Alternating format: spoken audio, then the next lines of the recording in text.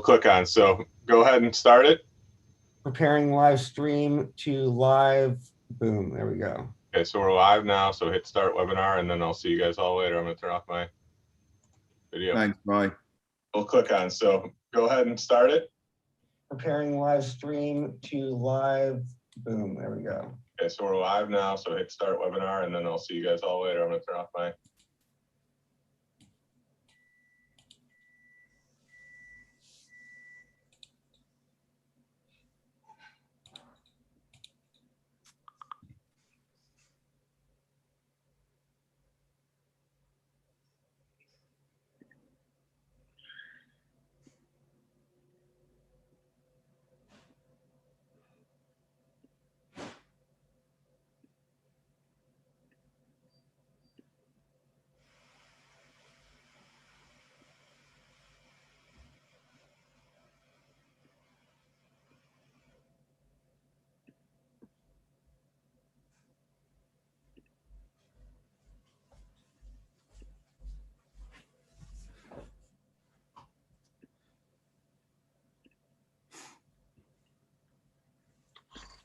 Good morning, everyone.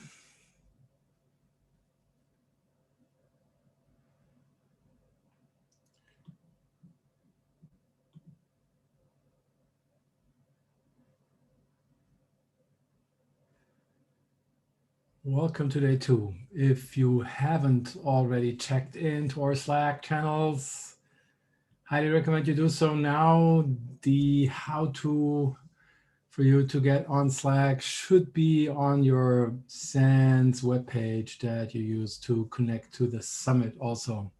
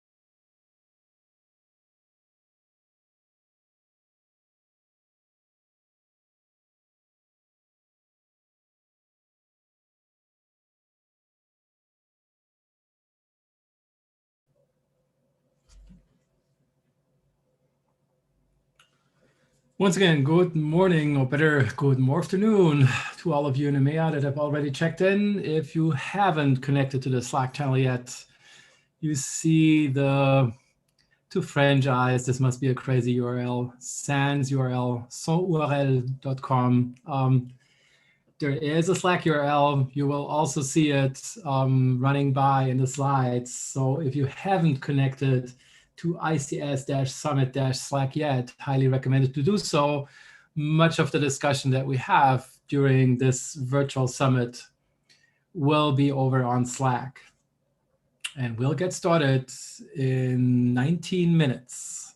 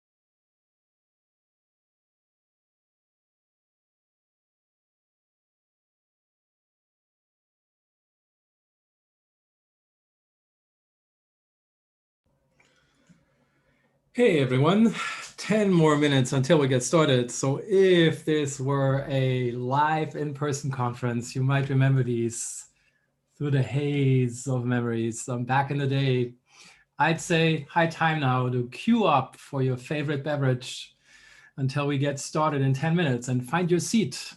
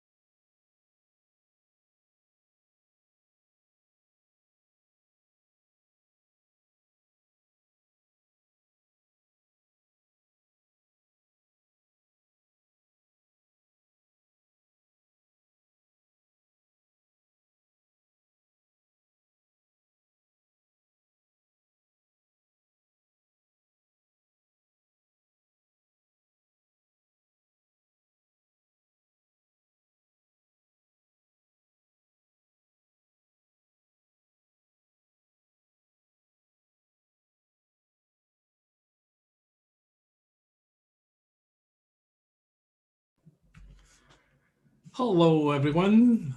time to get your favorite beverage and grab your seats. We'll get started in less than 5 minutes.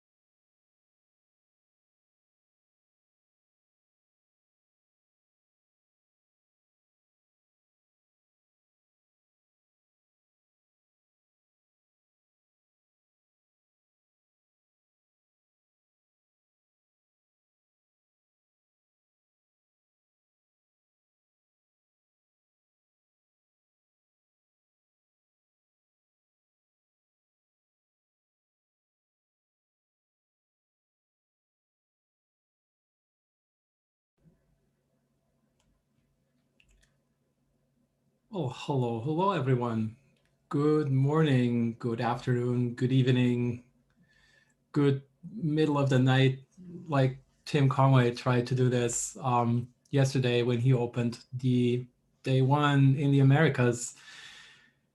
At my company, Dragos, we came up with a different idea a while back when I started a year ago. That might have to be with the fact that Germans are famous for coming up with crazy words. And over the weekend, I learned that during the pandemic, the German language has earned another 600 words. So my way of coping with the time zone dance is one word. Adjacent time zones, it works very well with good morphternoon, and that it is for you and EMEA. Crazy time zones, like, I mean, my heart goes out to my SANS colleagues in the US that are supporting this conference right now, getting up extremely early in the morning. All of you that get up at crazy times in the day to go on conferences with colleagues from all over the world. The hottest is getting up at like 1:30 in the morning, to me at least. So that would be good morphter night, which is probably the worst one to be in. And then there's morvening, which is not that bad, but inconvenient for both sides because it's breakfast and dinner that have to be postponed. So with these three terms, we have it all covered. So again, good afternoon, everyone. Welcome to day 2 of the ICS Security Summit 2021 in these crazy times.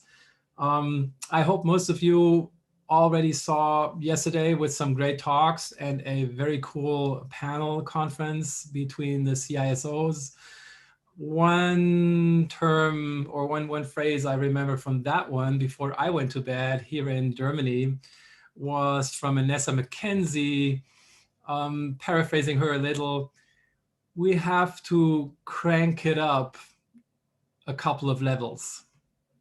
So we'll take that literally for the conference day 2 with some great talks lined up. But of course, this is also around what we need to do in this community. And basically, what we're doing today is continuing what we talked about yesterday. So quickly paraphrasing some of the main topics that we covered. We're all aware that there's a strong trend of digitization happening in the quote unquote, the industry. So we mean industrial. And yeah, the term is Industry 4.0. I don't like it, but that's what it is. Also, the past year has brought a lot of remote work requirements to everyone, regardless of what industry we are in. I mean, everybody has been working remotely. If you're on a Slack channel, you just saw the photo I posted from my home office. I've been stuck to this home office for 13 months now, almost. So this is just what it is. So we have to adjust to that in the industry. And as many pundits have already said over the past few months, some of these changes will stay with us even once we get out of the pandemic. So we'll have to start coping with that. And resilience and planning and coping with the security requirements and issues that come out of that will be a large part of what we have to deal with, probably on a more accelerated timeline than we expected before the pandemic. And when somebody like Anessa says that, she runs one of the best security teams in the industry I've ever had the pleasure of working with. That tells you something, that we really need to get the game up. One of the ways to do that is, of course, more people, better training, better educated teams, more collaboration all over, which is exactly what we're doing in these conferences and, of course, at SANS and overall in the industry. Trying to advance the slides, Guy. I think it says I have control. Here we go. So some admin remarks. And I mean, this is, right, code of conduct. We all know that, but I also know times are crazy.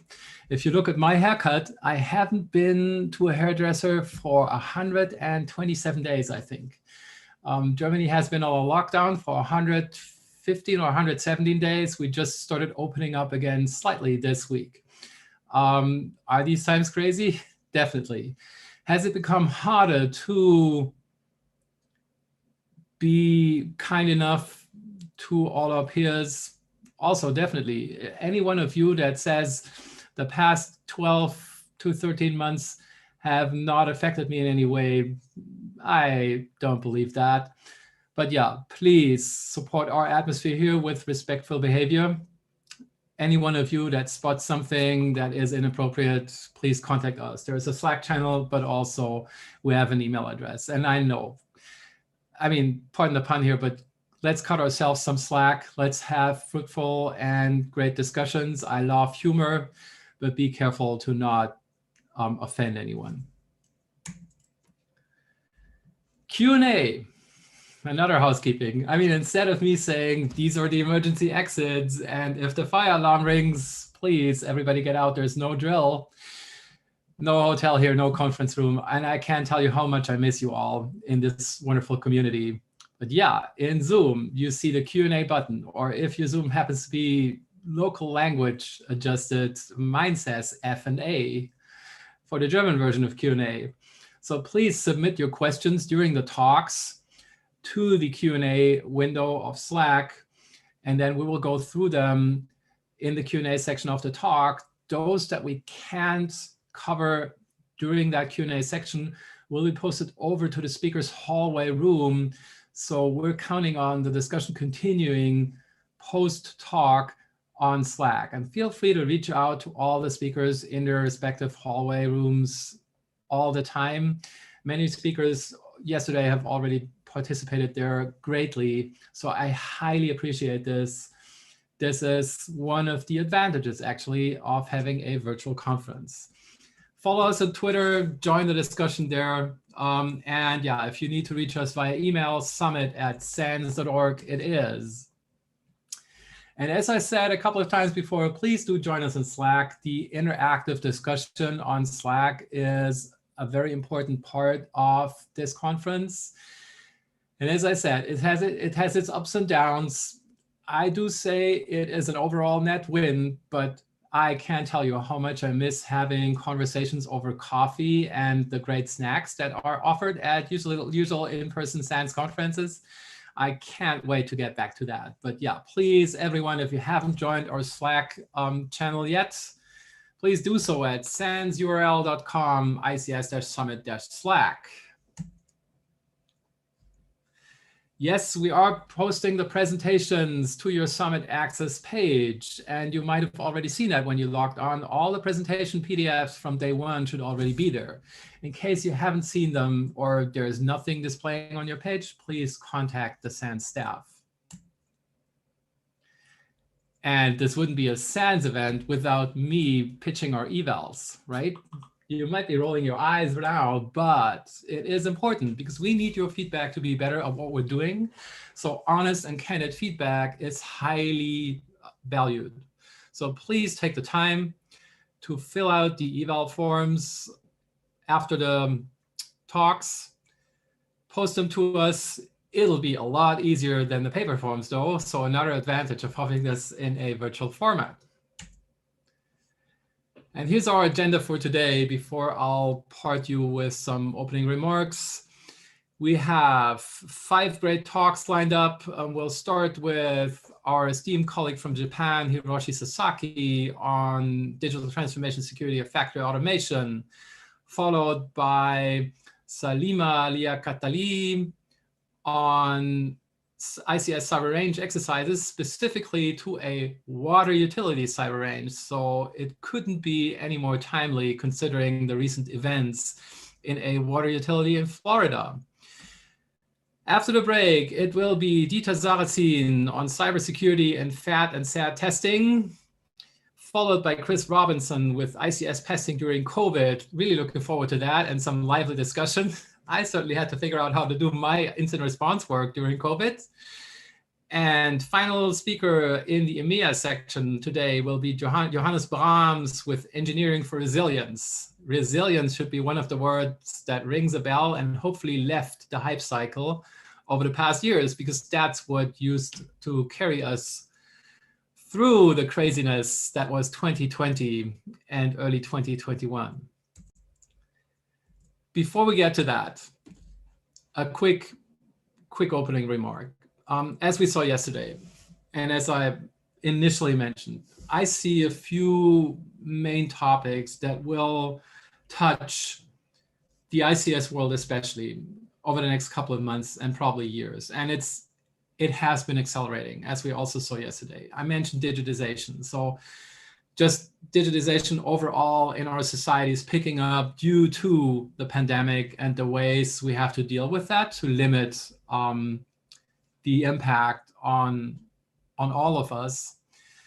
But also, as was said yesterday during the CISO panel, cost effectiveness. It is just a fact of life that we have to do every single year more work with fewer people. And the only way out of that is automation. We all know, those of us with a past in any kind of industry, but probably especially manufacturing and critical infrastructure, that more automation is not necessarily a net win, right? If automation fails, it fails on scale. If humans are out of the loop altogether, it can fail catastrophically. So we need to find the right balance, but we also need to find the right resilience to deal with at least necessary infrastructure during times like these. So these will be the challenges from here on out. Actually, when I got started on my journey with dealing with epidemics in manufacturing and how to deal with that, that was 2003, SARS. I don't know who of you remembers that. Back in the day, I was in the steel industry, and we had most of our construction sites in Southeast Asia and Far Asia. And then SARS happened. And from one day to the next, we had to figure out how to support our engineers from the main offices in Europe and China to work on construction sites without traveling there, because it was just too dangerous. So some of these discussions are actually old, but were put on the back burner because there were so many other things that we had to keep in mind and take care of. So I think it's high time that we now reconvene as a community and start figuring out what this all means and how to improve and learn from this once we start getting back to normal, which is happening as we speak, fortunately enough. And before I hand it over to Hiroshi, two more words of thanks. Number one, waking up in the morning with news on an earthquake in the ANZ region used to be one of the horror things before the world went crazy. So I'm really glad that I could read on Slack, both the SANS channel and my internal company channel, because I have folks working in that region that I highly value and that are not only team members, but friends, that everyone is safe. And finally, again, thank you, SANS team, all those of you in the background making this work, this conference. And I know you guys have been up at crazy times of the day and night to keep this running. So thank you all. With that, let me introduce Hiroshi Sasaki. He is with the ICS Center of Excellence in Japan. He has a background not only in IT security, but also in developing industrial control systems. So he is one of the few unicorns that we're all looking for that knows both sides of the house really, really well. Hiroshi will speak about digital transformation in security and factory automation. With that, I hand it over to you, Hiroshi. The floor is yours. Welcome to the show.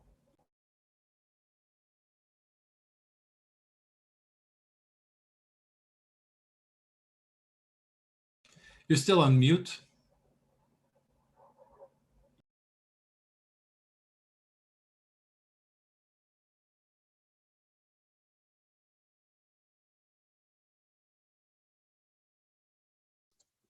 Can you hear me? Okay, good. Thanks so much. We can hear you now. Thank you. Okay, good. Thanks so much for your kind introduction. Let's start my presentation. So nice to see it's in Tokyo City. It's in the evening time. I'm Hiroshi Sasaki from Industrial Cybersecurity Center of Excellence, ICS Summit. My session title is DX Security of Factory Automation. DX stands for the digital transformation, which is a big marketing word now in Japan, and it's a similar concept of the digitalization. I'd like to focus on the factory automation today, but I believe the concept is applicable to the other ICS sector.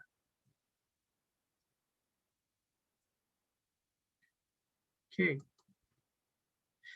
Before jumping into the main topic, as an icebreaking, I'd like to start to talk about the recent economical circumstances in Japan. The financial research in Japan reported the average profit is around 30% decline in comparison of the last year in Japanese 636 enterprises on the first section of the Tokyo Stock Exchange. Manufacturing company is around a 10% decline, and the non-manufacturing company is around a 50% decline. However, some manufacturing companies utilizing the following wind of the COVID-19 situation are growing fast, such as Sony, whose profit is a 90% increase. Apparently, bipolarization goes on among enterprises in Japan. So digital transformation is a big agenda for them to survive in the uncertain era. This is the executive summary of my presentation at first.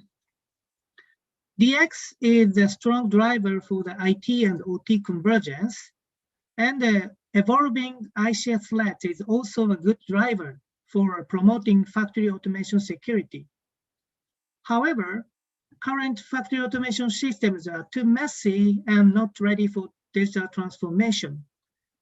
Moreover, there is a big gap of understanding among executives, IT, and OT people. It also prevents from promoting digital transformation and factory automation. As one of the solutions for these challenges, I'd like to introduce OT security workshop as a good practice today. It is a useful workshop for building the common understanding among them, executives, IT, and OT people, to obtain common goal and enough resources for middle and long-term roadmap. This is my short self-introduction.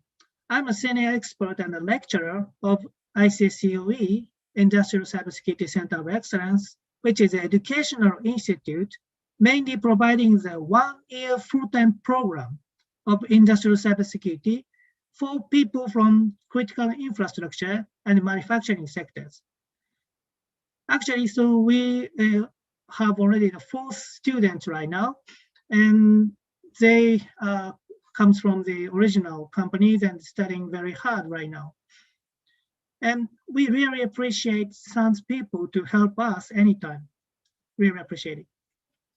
And I'm also supporting the Japanese government METI, Ministry of Economy, Trade and Industry. And I work at McAfee Japan, which is my main business. My mission is to cultivate the culture of industrial cybersecurity.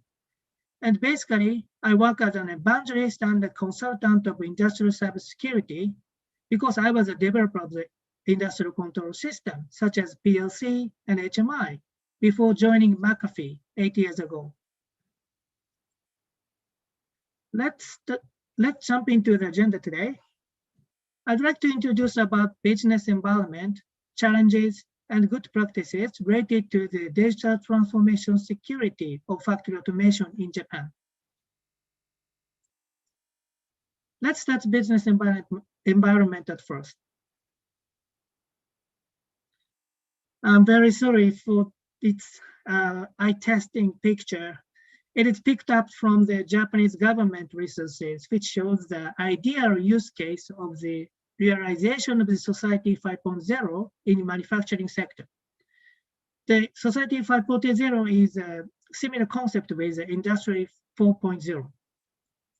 Government slides always looks like this anyway. In the figure, the factory is connected to the AI on the cloud and realize more effective production. Plus, it is also beneficial for the clients. Usually, new values are produced by IT and OT convergence, which has the latest IT technology in a factory and internet connection to the cloud. I'd like to touch a little about the effect of the COVID-19 to the operation in the factory automation. COVID-19 requests us stay home, social distance, and reduce transportation. It will force them to accelerate, connect to the cloud, remote product management, and remote maintenance. Apparently, that trend will increase the cybersecurity risk. On the other hand, we need to take care of the evolving ICS threats for protecting the business of the factory automation.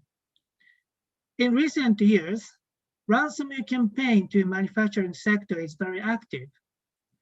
You might know very well about ransomware. The name is Snake or ECANS, which has the capability to terminate an ICS-related process, such as Historian, in the Windows OS terminal.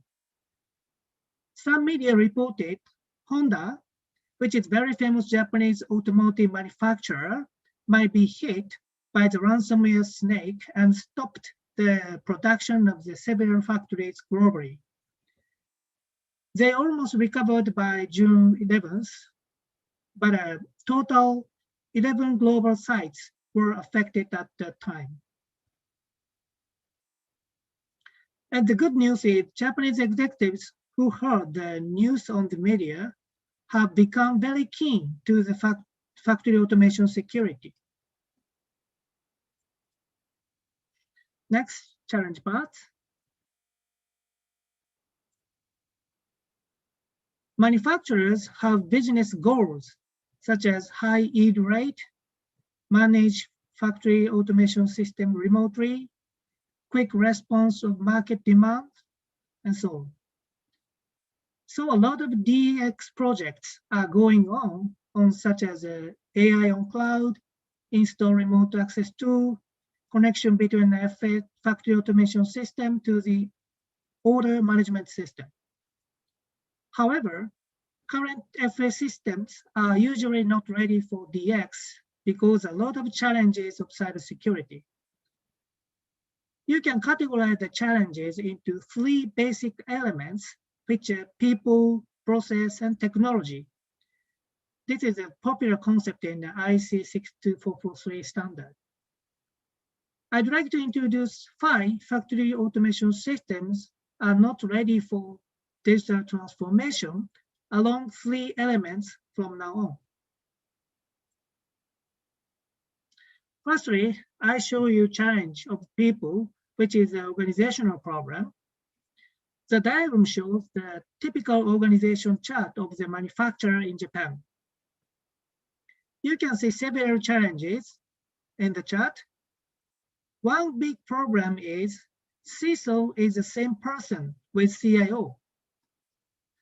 That seems like one person controls both accelerator and braking pedals of a car. In the project, the CIO is more interested than the CISO. So, cybersecurity project will give a low prioritization. Another problem is no one holds the ball for factory automation security. OT division usually has no dedicated team for factory automation security, and CSAT in the IT department is not involved enough to control it. So nobody in the manufacturer promotes factory automation security because it is not their work. Secondly, the challenge of the process related to the policy and procedure making. CSAT is usually ordered by executives to formulate the cybersecurity policy and procedures for incident response and factory automation. However, it doesn't work enough because it has little consideration for the operational process and assets in the factory automation system, which are managed by OT people. The gap tends to ruin the policy and procedure easily.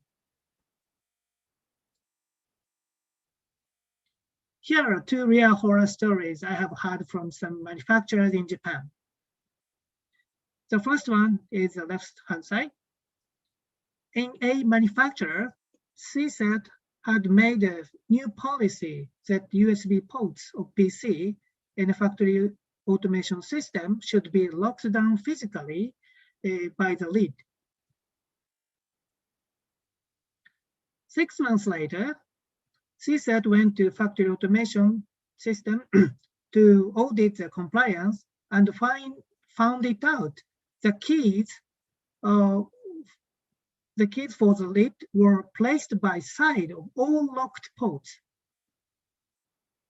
Actually, it is pointless, and not only pointless, but also reduce the operational effectiveness due to the key opening action.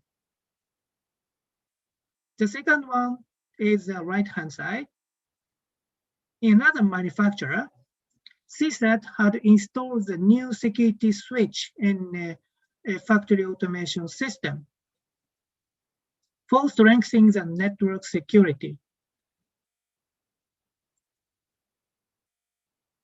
A few months later, CSAT found it out. All Ethernet cables connected to the old switch. CSAT asked OT people, why do you stop using the new security switch? We believe our protection is working well. Sorry. Go back. The OT people said, oh, we just forgot to undo after the investigation in the short stop of the production.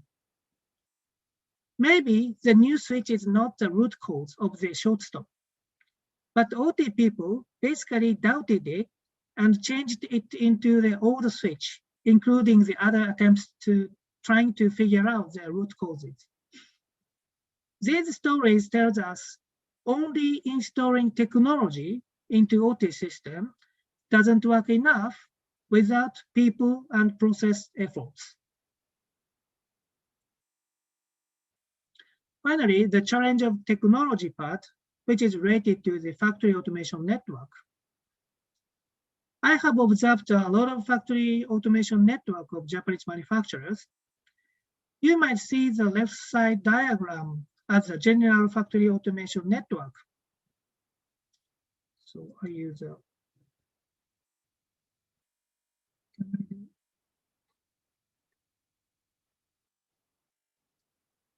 I can do it. For example, here is the enterprise zone network, IT network, and then you can find the factory automation network here and here, and you can find the control network, a control information network, and control network, and the field network. So this is described in ICS 62243 as five layers. However, the reality is not like that. You can see a lot of standalone PCs in the factory side, and sometimes find managed assets for remote maintenance. I was surprised to hear in some manufacturers, IT people believe factory automation system has no internet connection, but OT people install remote maintenance system recommended by OT system integrators and or vendors without consulting with IT people. Plus, the network is very flat, no layer structure in terms of segmentation. Sometimes IT and OT is connected via the server, which has two different network interfaces. So malware will be widely spread if the first infection is successful.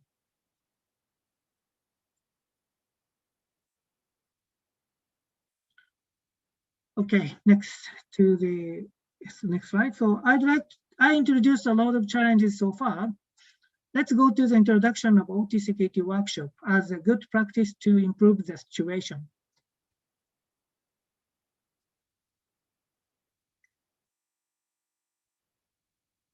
Sorry.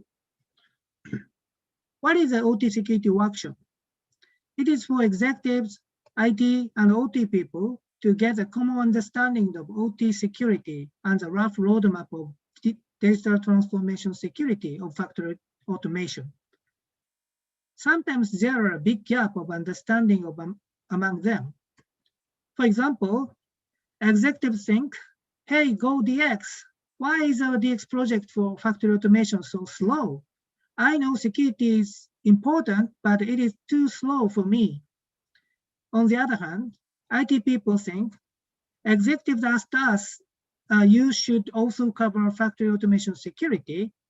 But honestly to say, I'm not familiar with factory automation system. Plus, I cannot believe their culture of OT people who they use unpatched old PCs. And OT people thinks, please leave me alone. I don't like change anything. Security patch is awful for the availability of the factory automation system. So we need to fill the gap and set up the common language to achieve the enterprise goal. The workshop is planned for the purpose.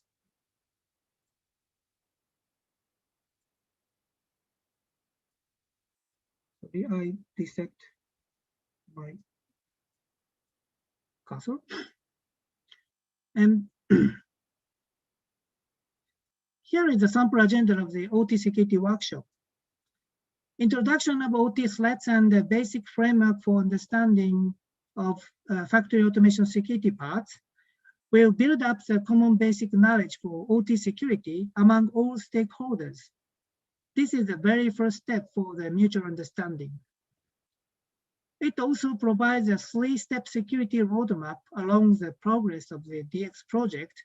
I show you the detail later. It will roughly takes 1 hour or 1 hour and a half.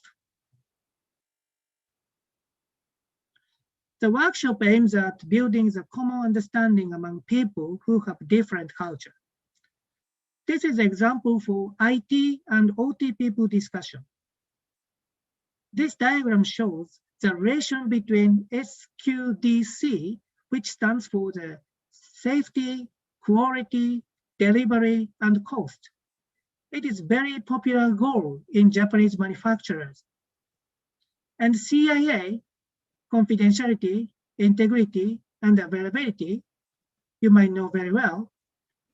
So SQDC is the factory automation goals of OT people are always conscious of.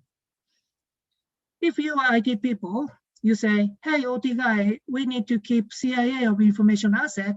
Please follow the policy and procedure. But OT people don't take care of it because it seems not to be related to their goals. So we utilize this diagram to explain why CIA is important for realizing the SQDC goals. It will help IT and OT people understand each other. This matrix shows more detailed relationship between SQDC and CIA. You can see how the loss of CIA will harm on SQDC, safety, quality, delivery, cost. For example, you see the quality column in the matrix. Poor quality of product, including the recall situation, might happen due to the integrity issue by malware infection to the control terminal PC. The discussion would help IT and OT people convergence. Here is a short review of the NIST cybersecurity framework core function. Some people say it is too heavy for manufacturers to handle the NIST cybersecurity framework because there are a lot of control requirements. But I use the framework core for the rough discussion because the 5-function core concept is easily understood by all stakeholders, even the executives.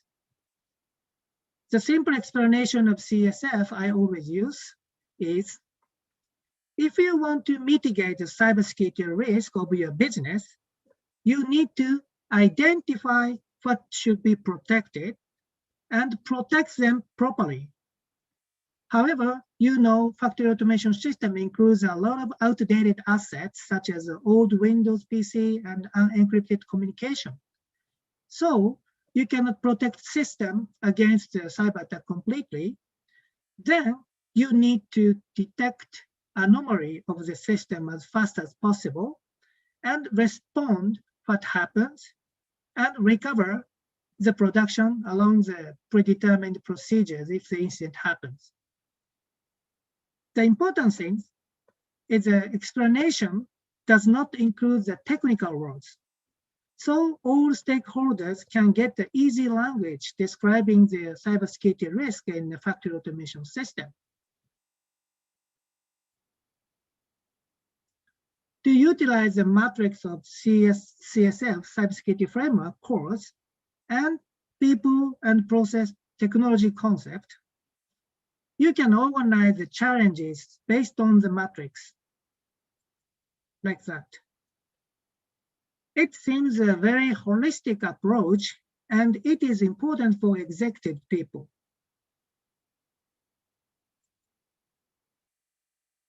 After getting the common understanding of factory automation security, we help them to consider how to realize DX project with cybersecurity step by step. I recommend them to do 3-step approach of DX security.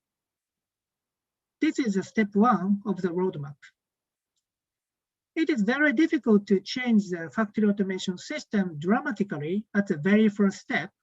So we focus on the improvement of the people and process part at the stage, such as define the reliable organization for factory automation security, educational for third team, operators, and executives. This is for the people effort. And update the asset management, formulate OT security policies, and these are the process part. In technology part, you can see the application whitelisting in the matrix, but it is a good countermeasure in the OT circumstances, but usually it is difficult to change the OT system due to the availability matter. So it is an optional measure.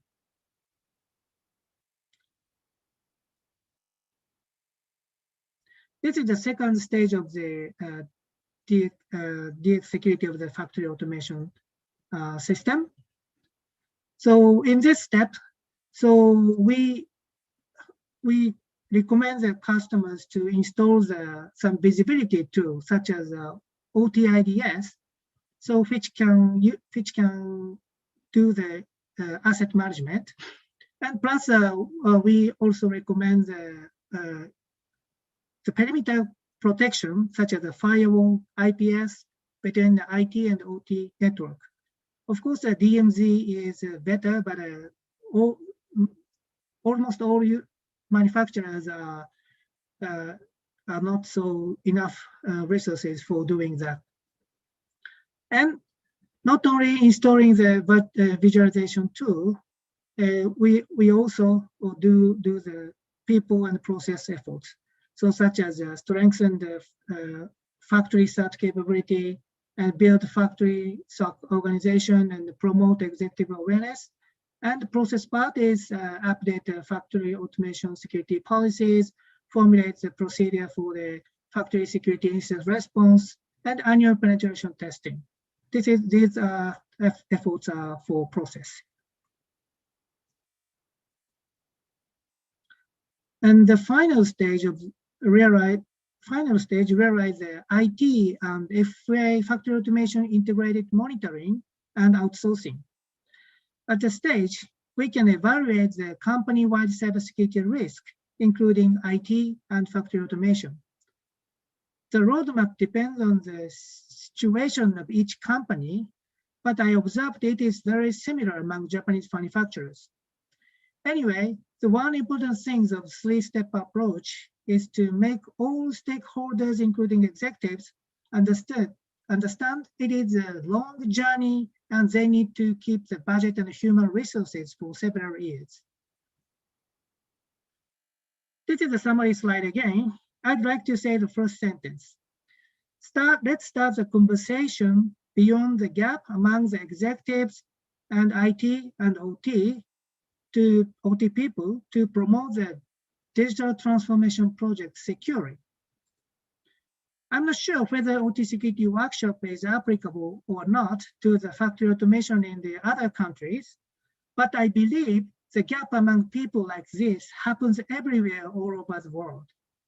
So please refer to the concept of the OT security workshop and utilize it in your business. Anyway, bipolarization will be promoted more in business circumstances in Japan. Without doing the conversation, it is difficult to survive in the uncertain era. Thank you so much for your kind attention. So this is the end of my slide. So any questions and comments are more than welcome. Thank you so much. Thank you very much, Hiroshi, for that great presentation. I was actually glad I had turned my camera off because I was nodding my head so violently sometimes that I looked like with my crazy pandemic haircut, I looked like a headbanger when I was nodding to what you said. I mean, I couldn't agree more with some of the things you mentioned. So, and there are a few questions. So I'll take the liberty though of the moderator to ask you the first one. So imagine you had to pitch this to me in the famous elevator pitch. So we have that elevator right. And I know in Japan, they're much faster than here in Germany. So you have 30 seconds to convince me why it is important to conduct a workshop like this in my enterprise. So what is your number one argument for starting this like tomorrow? Actually, it is difficult problem, but I think the one important sentence is executives need to take care of the business. So that if something happens in the factory automation, so you need to apologize in front of the media. So this is a very good key sentence for affecting the executive people in Japan. But actually, it depends on the country's culture. But this is one strategy for me if I have 30 seconds in the elevator pitch. Thank you very much for that. And I can certainly alleviate to the fact that, yeah, I mean, maybe the apology itself has some cultural differences, but taking the blame in front of the public is probably one of the worst things a CEO has to do anywhere in the world. So I could not agree more with you. So going over to some questions that were asked in the channel. First one is the workshop mentioned one offered by you, Hiroshi, or by SANS? I mean, I can answer it's not a SANS workshop, but so to elaborate a little more on the question, where can people learn more about this workshop and how is this actually offered? Actually, some Japanese manufacturers, more than 5 or 6. I have already done 5 or 6 manufacturers, including the executive people and IT people and OT people. Is this a correct answer for your question? I think it's a good start. Thank you for that. So what I would recommend is those of you asking that question, number one, download Hiroshi's presentation, go through it, and then contact him to how you could conduct such a workshop on your own or with his support. And I actually highly recommend to everyone, get that presentation, walk through it, and talk about it with your team, because there's so many important points, especially when it comes to the different points of view from IT versus OT. I mean, as you said, Hiroshi, during the conversation, during your presentation, especially CIA versus SQDC. SQDC. And yes, guys, if you Google SQDC, it is not about the Société Québécoise du Cannabis, although quality of product is important there as well, pardon the pun. But the point is that just requirements and objectives are very different between IT and OT. And Hiroshi had just a very more elaborate and diplomatic way of placing that than usually Rob Lee and myself have it. Like Rob was usually telling the business is not in the business of sending emails, or me yelling at people in a very German manner, leave OT alone, IT, you have no clue about what this is. But the point is understanding the different requirements. So yes. So another question that came up in the channel is, can you elaborate on why you would choose the NIST framework compared to other frameworks, for example, COVID or SGP? Actually, the COVID is, I like it because it shows the separation of the governance and management. Actually, I usually use it, but I always use a NIST cybersecurity framework, but because this five function core concept is easily understood by the executive people because they don't understand the cybersecurity technical words. So if you use some, for example, the IPS and so antivirus and so EDR, so they don't care about it, but they can understand identify, protect, and detect and respond and recover. These words are not so technical. So I use this NIST framework for explaining these people to have the common understanding of all stakeholders. Thank you for that. So to paraphrase, start simple, follow the KISS principle, keep it simple first. I think makes a lot of sense. So to put in a follow-up question that just came in.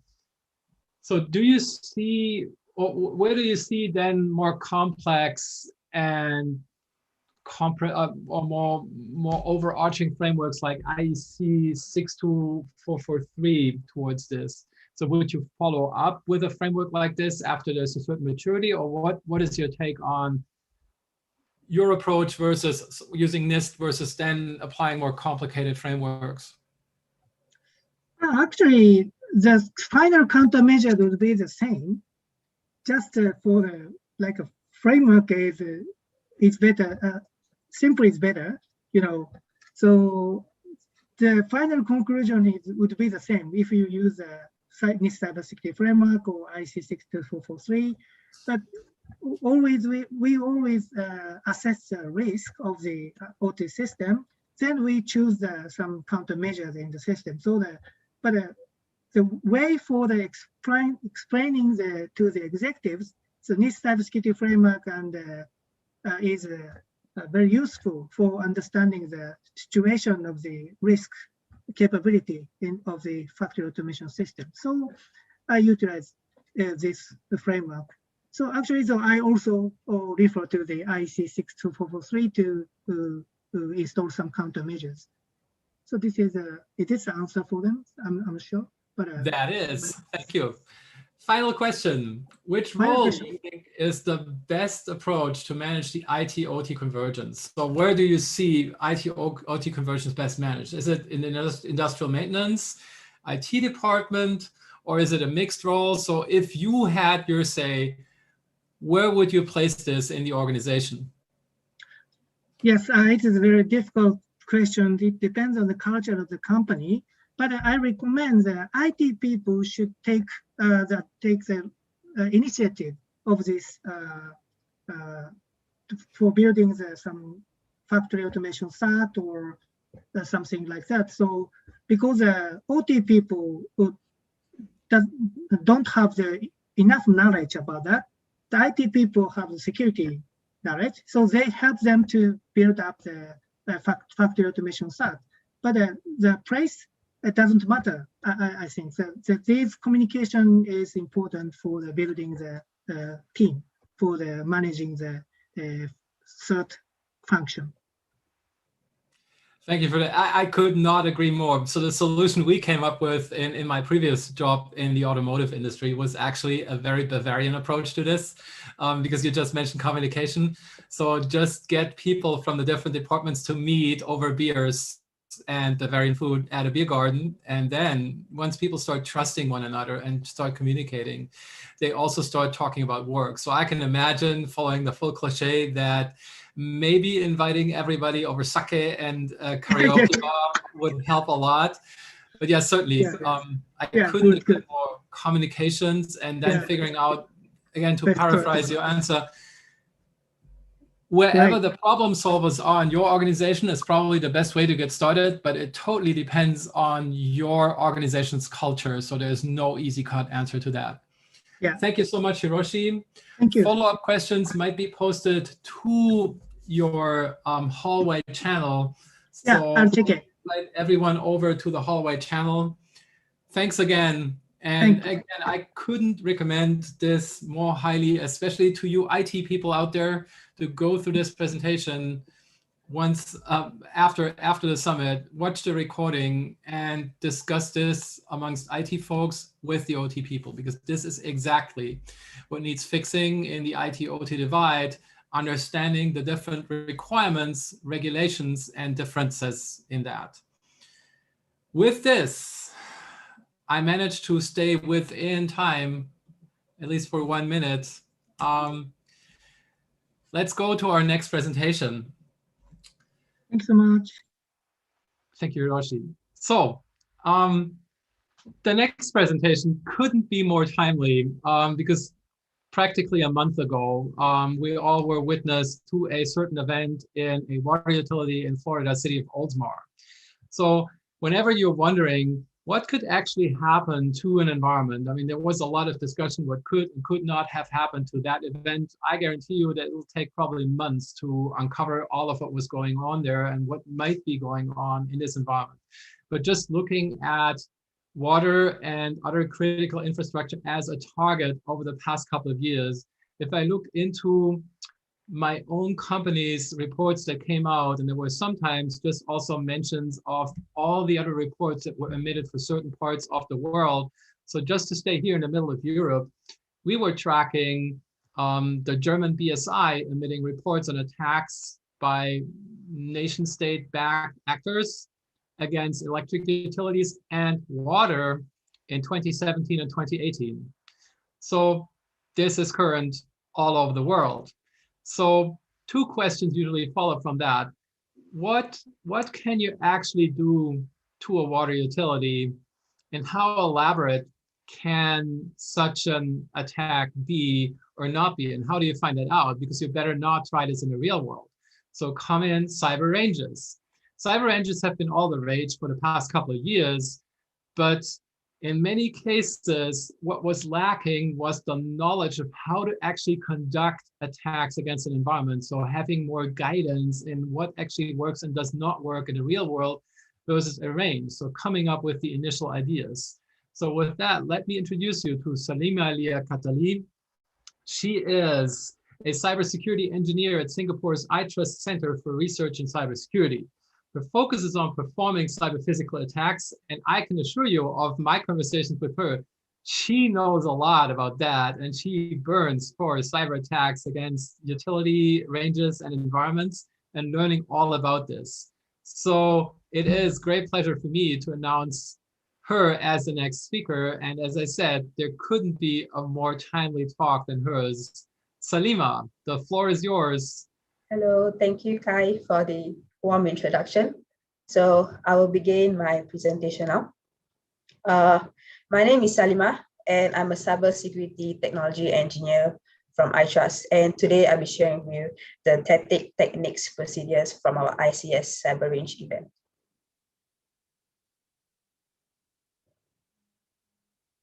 Yeah, so before I go to the more juicy part of the content, let me briefly explain what is iTrust and what we do. So iTrust is a research center. We are based in a university called Singapore University of Technology and Design, SUTD. And our focus area is research on cybersecurity pertaining to cyber physical systems and in IoT. We also provide training to both internal and external parties. So we actually have some collaboration with other agencies to have training in this area. And also internal, where we have a postgraduate course called Securing Cyber Physical Systems. So we actually train students to have more knowledge in this field. And obviously, we conduct cyber range exercises, which is what I'll be sharing with you today. The distinctive value about us that set us apart is we focus more on applied research instead of theoretical. And we are proud hosts of 4 testbeds, which I will share with you later on the slides. In iTrust, we have a lot of talented people. So whenever there is a problem, we usually come with a multidisciplinary approach instead of a single discipline. And since it's an academia setting, we work with a lot of students, including undergraduates and postgraduates. And due to the nature of our research itself, we work with a lot of industry collaboration as well.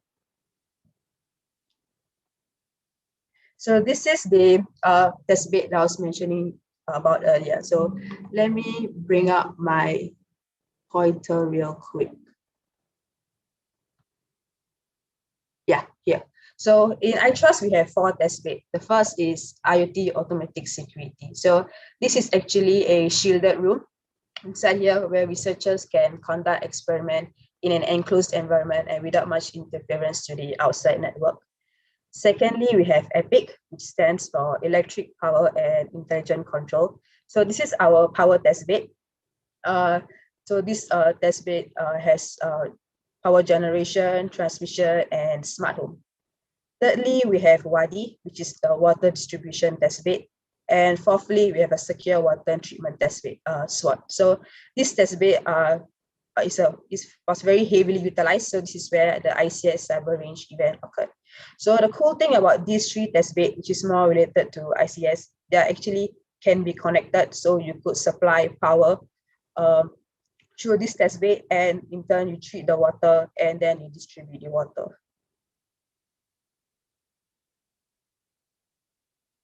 So what happens when a water system got hacked?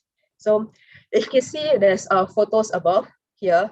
These are actual incidents that occurred in our lab, actual flooding incidents. So there's been case where researchers forgot to turn off a certain attack or basically didn't this attack to cause flooding. So there are a few cases where our whole lab got flooded. As you can see, water being spilled out and coming out of the lab to the control room as well. So flooding of tank is one attack scenarios that we observe in the water treatment system. So CISS. So this is the cyber range event that we're talking to you about. CISS stands for Critical Infrastructure Security Showdown. OL stands for online. This is iTrust's 4th installment of technology assessment exercise. It was conducted over 2 weeks in July 27, from July 27 to August 7 in 2020. So we invited red teams and blue teams to attack and detect respectively. The previous exercises were held physically. So we actually flew red teams down to our lab and asked them to attack the infrastructure. But because of COVID, this wasn't possible. So it was a challenge for our team, but nevertheless, we brought this whole system online.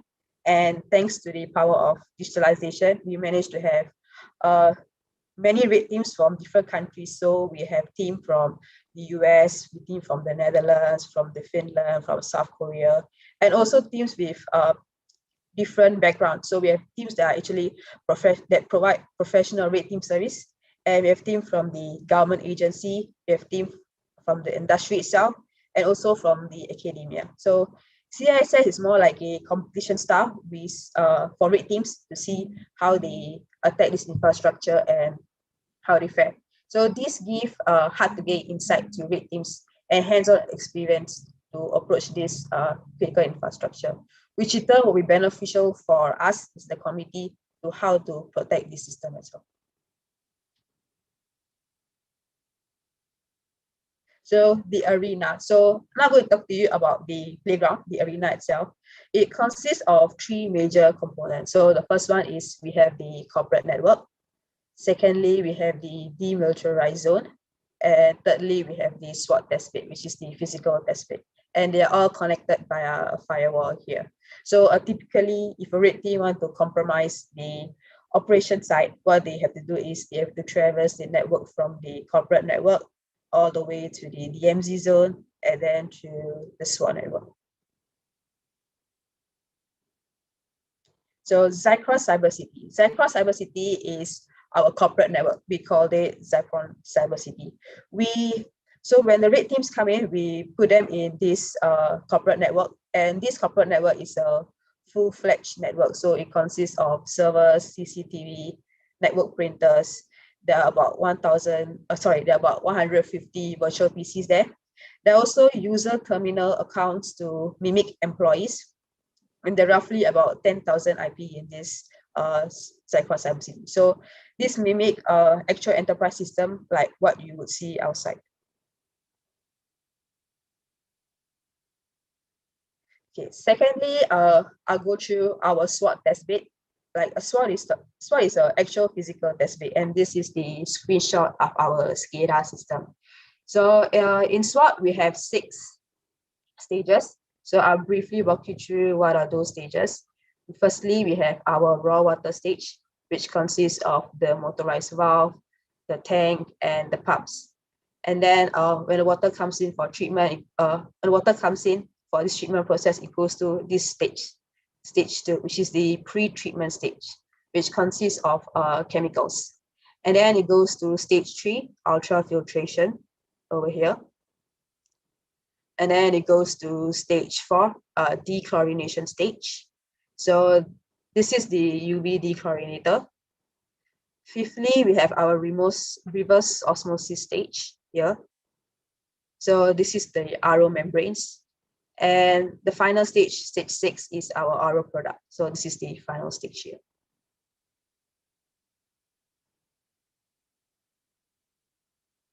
Okay, so the gameplay. So how did this game was carried out? So for this event, we had 17 red teams with a maximum of 6 players.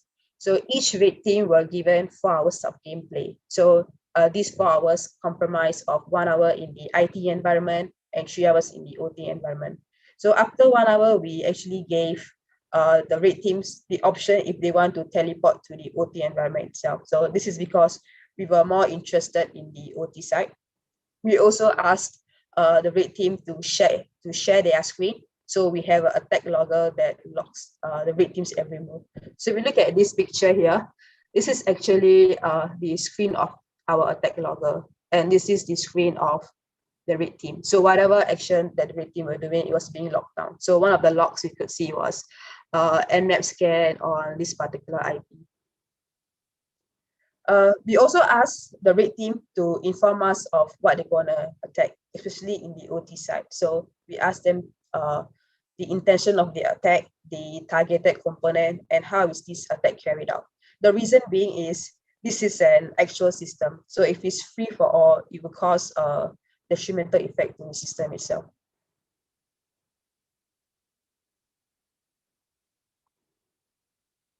Okay, so traversing the network. How do red teams typically could traverse the network? So like I mentioned, there's 3 components to this gameplay: corporate network, the DMZ zone, and the SWOT network. So the red team starts from the corporate network. There are actually special services that could be exploited that enable them to traverse to the DMZ zone. And in DMZ zone, there's actually an FTP server, which then can be exploited, which further enables them access to the OT zone. And once you are in OT network, you could find ways to damage processes. With that said, actually now the team successfully managed to compromise and penetrate the network. This is because the gameplay was only 4 hours. It was quite short, and a lot of teams wanted to teleport to the OT network. Nevertheless, there were a lot of teams that were very, very close to compromising.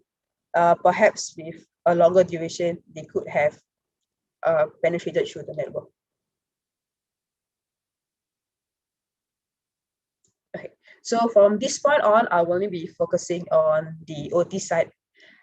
So once the team comes to the OT network, either by teleportation, when I mean teleport is we actually physically unplug them from the IT side and plug them to the OT side. So from there, this is what we observe. So this is how red teams do their attacks, and they're trying to make process changes that are affecting the PLC, sensors, or actuators. So what we notice is attacker, the red team, use some enumeration method to compromise the GUI, HMI, or SCADA, or the engineering workstation.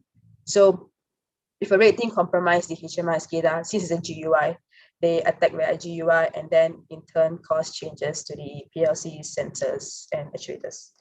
If the red team managed to compromise the engineering workstation, this is where the PLC code happens to be, they can attack via the PLC code, maybe make some modification or upload a new malicious code, which in turn affects the PLC, sensors, and actuators. And we have a small team of insider. So this is the internal team. This team was responsible for launching attacks to validate the blue team. So the purpose was to see how blue teams fare in this and these attacks.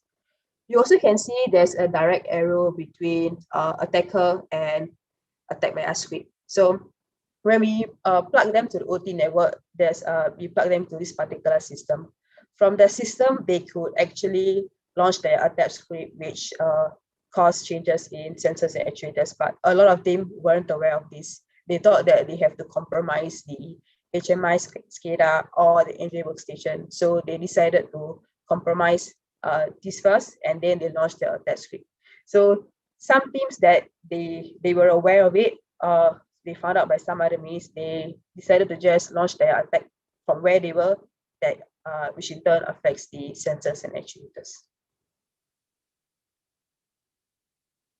Okay, so now I'll explain some example of how a red team compromised the SCADA workstation. So like typically, what you need to do is first need to know the IP of the SCADA. So the red team identified the IP. They found out that the SCADA workstation was a Windows 7 PC, and that could be exploited via Eternal Blue. So they exploit the system by Eternal Blue, and from there they use a Mimicat tool to get the credentials. And once they got hold of the credentials, they connect to the system via RDP, and from there they have access to the GUI. And once you got access to the GUI, you pretty much can do a lot of things to this plant. So another example, the previous example was about using Mimicat tool. This time around, the red team used net user in Metapreter. So similarly, the team identified the IP. They exploit the system via Eternal Blue exploit. They use net user in Metapreter to get the credentials. And once they got hold of the credentials, they connect via RDP. So this team did a step further. They actually log out the actual admin by changing the password. So now the actual engineers there were unable to log into the system. And then they control this work through GUI, which in turn, they can make a lot of damage to it. So another example, exfiltrating of files. So similarly to Mimicat tool and NetUser, this team did by exfiltrating files. They identify IP. Similarly, they exploit the system via Eternal Blue. They exfiltrated files, and this time around, they added a new user, a new privileged user. So they use this user credentials to connect to via RDP to the system. And once they connect to RDP to the system, they log out the admin by changing password. And from there, they got hold of the SWOT GUI, and then in turn, they could cause changes to the process.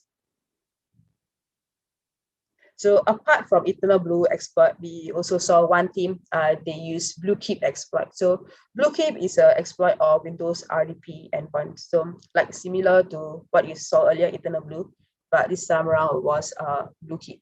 So the screenshot here was actually taken from the red team. The red team used the MSF console to carry out this attack.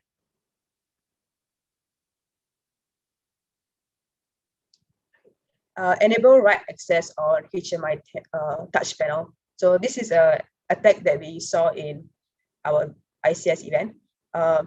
So in SWOT test bed, there's this HMI touch panel inside the lab itself. So this touch panel is mainly for your viewing purpose.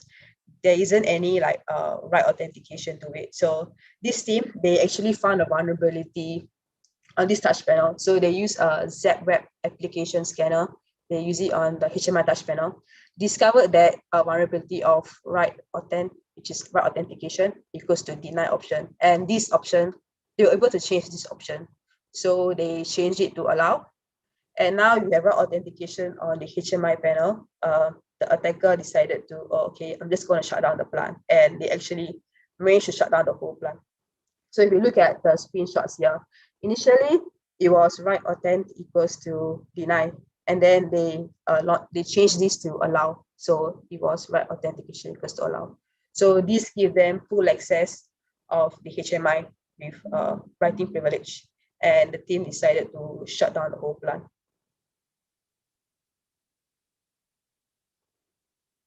Okay. Packet injection. So one of the more common attacks that we saw is packet injection attack.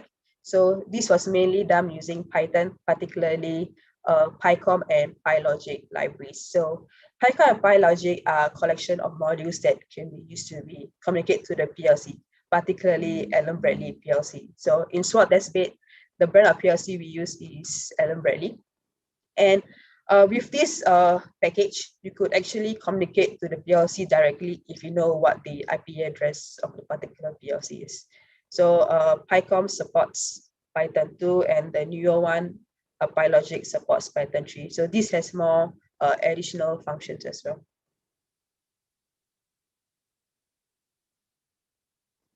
Okay, change via GUI. So initially, I share with you some examples how red team managed to compromise the GUI, like from compromising the SCADA. So what really happens when this red team compromises SCADA? So these are things that we notice. So they actually try to change the actuators or the sensor value. When I mean change the actuators is they want to turn a certain pump on and they turn it on, or they want to close a certain valve to block the outflow, they close the valve. And change the sensor value could be changing the level of the tank or the sensor reading itself, or the chemical sensor reading itself. Another thing one red team did was they changed the set point. So if you look at this picture here, this is the screenshot taken from our SCADA. So LIT 101 stands for Level Indicator Transmitter Stage 1 First Tank. So over here, you could see there are alarm set points for high, high, high, low, and low, low. The high is at 1000, the high is at 800, and if you notice, the low is at 0. This was not the original value. This was actually being changed by the attacker through the GUI. And obviously, once you got hold of the GUI, you could stop the plant, like what you saw with the team that managed to compromise the touch panel itself.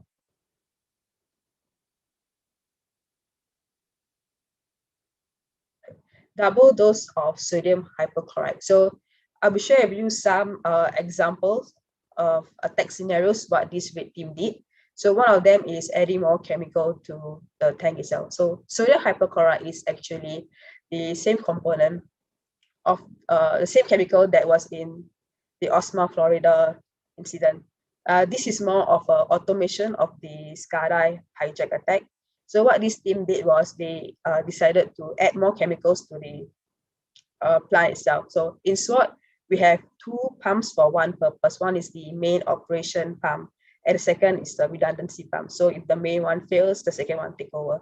So this team, they decided to turn on both pumps, which in turn caused double dose of these chemicals to be fed into the test bed itself. So this, you actually could see increase of the chemical sensor reading. So I briefly walk you through this code here. So this was done using PyCom, like what I mentioned earlier on. So you're talking to the PLC directly. This is the PLC IP. And this, you can notice here, read tag and write tag. So this read tag is reading the sensor reading, chemical sensor reading. And write tag here is they're trying to make turning on the pump. So if you can notice here, P205, P206, which is the pump .auto. Initially, it was in auto mode. They set it to manual, so they set it to 00, and then they turned on both pump P205 and 206. They turned it on to on. So CMD stands for command. Okay, one way you could make this attack more stealthy, which we have observed before, is not only do you turn on the chemical pumps, you could also spoof the sensor reading itself. So if the sensor reading is spoofed, it's very hard to very hard to detect.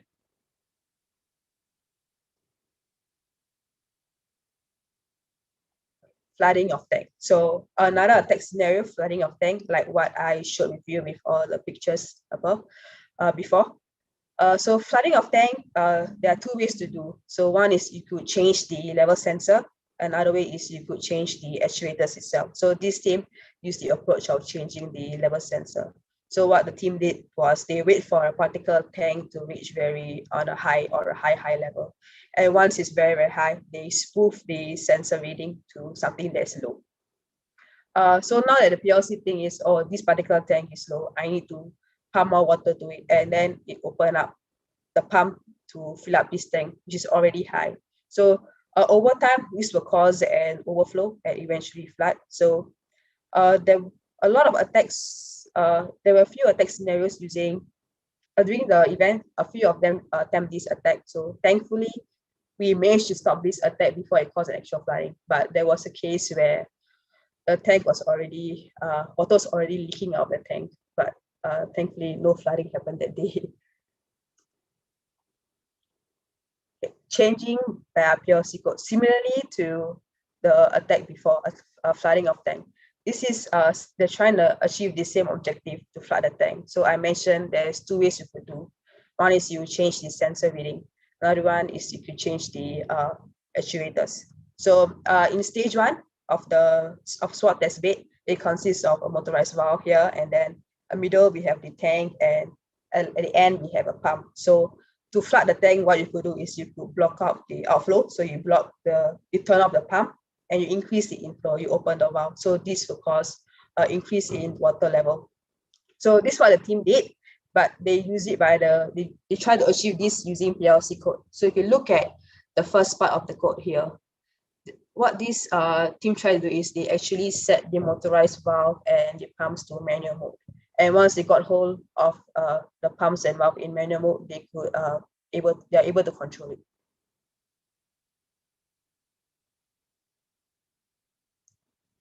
Bit in the middle. Okay, bit in the middle is a very high sophisticated attack. In fact, this is my personal favorite attack, I would say. So in iTrust, I spent a quite number of time coming up with different attack scenarios, coming up with different attack vectors, and a significant amount in level 0 network, trying to launch attack in level 0 network. But this attack was something new. I didn't know this was able to be done. So it was very interesting, hence my personal favorite, I would say. So I'll walk you through what this attack does. So similarly, like a man in the middle, this is the bit in the middle. So it's the attacker inserted a malicious tag, a bit into the PLC within itself. So now this caused direct communication between the PLC, between the RIO and the GUI, SCADA HMI. So this bit blocks the particular routine from execution, and values are not being updated to the HMI tag. So whatever you see in the GUI are not being updated. Then the attacker then use a Python script to launch this, to change the value of at level 0 by turning on the pump and change the conductivity sensor. So I will explain in more detail in this screenshot here. So when I say bit, this is what I mean. So this RU_BY, this is what the red team inserted, malicious tag. So there's two parts to it. First was taking hold of the PLC ladder logic. So if you are not familiar with this, this is PLC ladder logic, which runs the PLC program. So this is the bit that's inserted. So once this bit is inserted, this whole thing will get executed. So this is the first part. And the second part is using the PyCom script. So similarly, it's using PyCom, talking to the PLC directly. This is reading the chemical sensor. Over here, right, RU_BY. This is writing to this tag. And once he wrote to this tag, he was able to write to, he could write to the level 0. So this is DO_P_201_start. This is the tag in level 0. DO stands for digital output. So he set it to 1. He also set the redundancy pump to 1. And then after that, over here, he decided to set the conductivity to 4,000. So AI_AIT. AI here stands for analog input. So this attack is highly sophisticated. It's very similar to Stuxnet, similar in a sense where whatever is happening in the physical side is not being reflected to the GUI. So in the GUI, you see that you can see that the pumps are actually not turned on. But when you go to the SWOT test bed inside and the stage 2, you see that the pumps are actually in fact turned on. They're just not being reflected to the SCADA. We know that level 0 attacks are very, very hard, and also most intrusion detection mechanisms are from level 1 and above. So this kind of attacks are very, very hard to detect and could be easily go under the radar.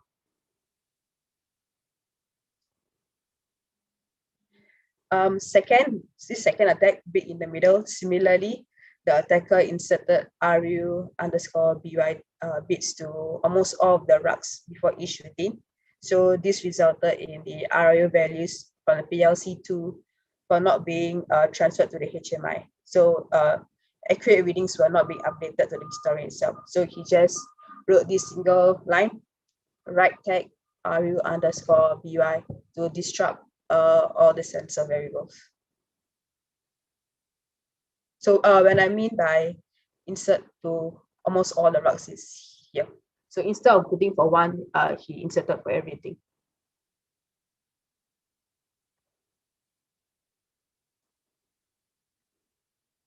Yeah, so in conclusion, so we noticed that damages to process are mainly done by 4 ways. So firstly, by the GUI, either through HMI or SCADA, or the secondly is by changing of PLC code or uploading new malicious code.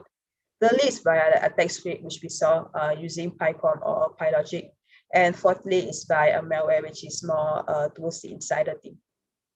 We also noticed that red teams have a better understanding of the OT system, tend to perform better.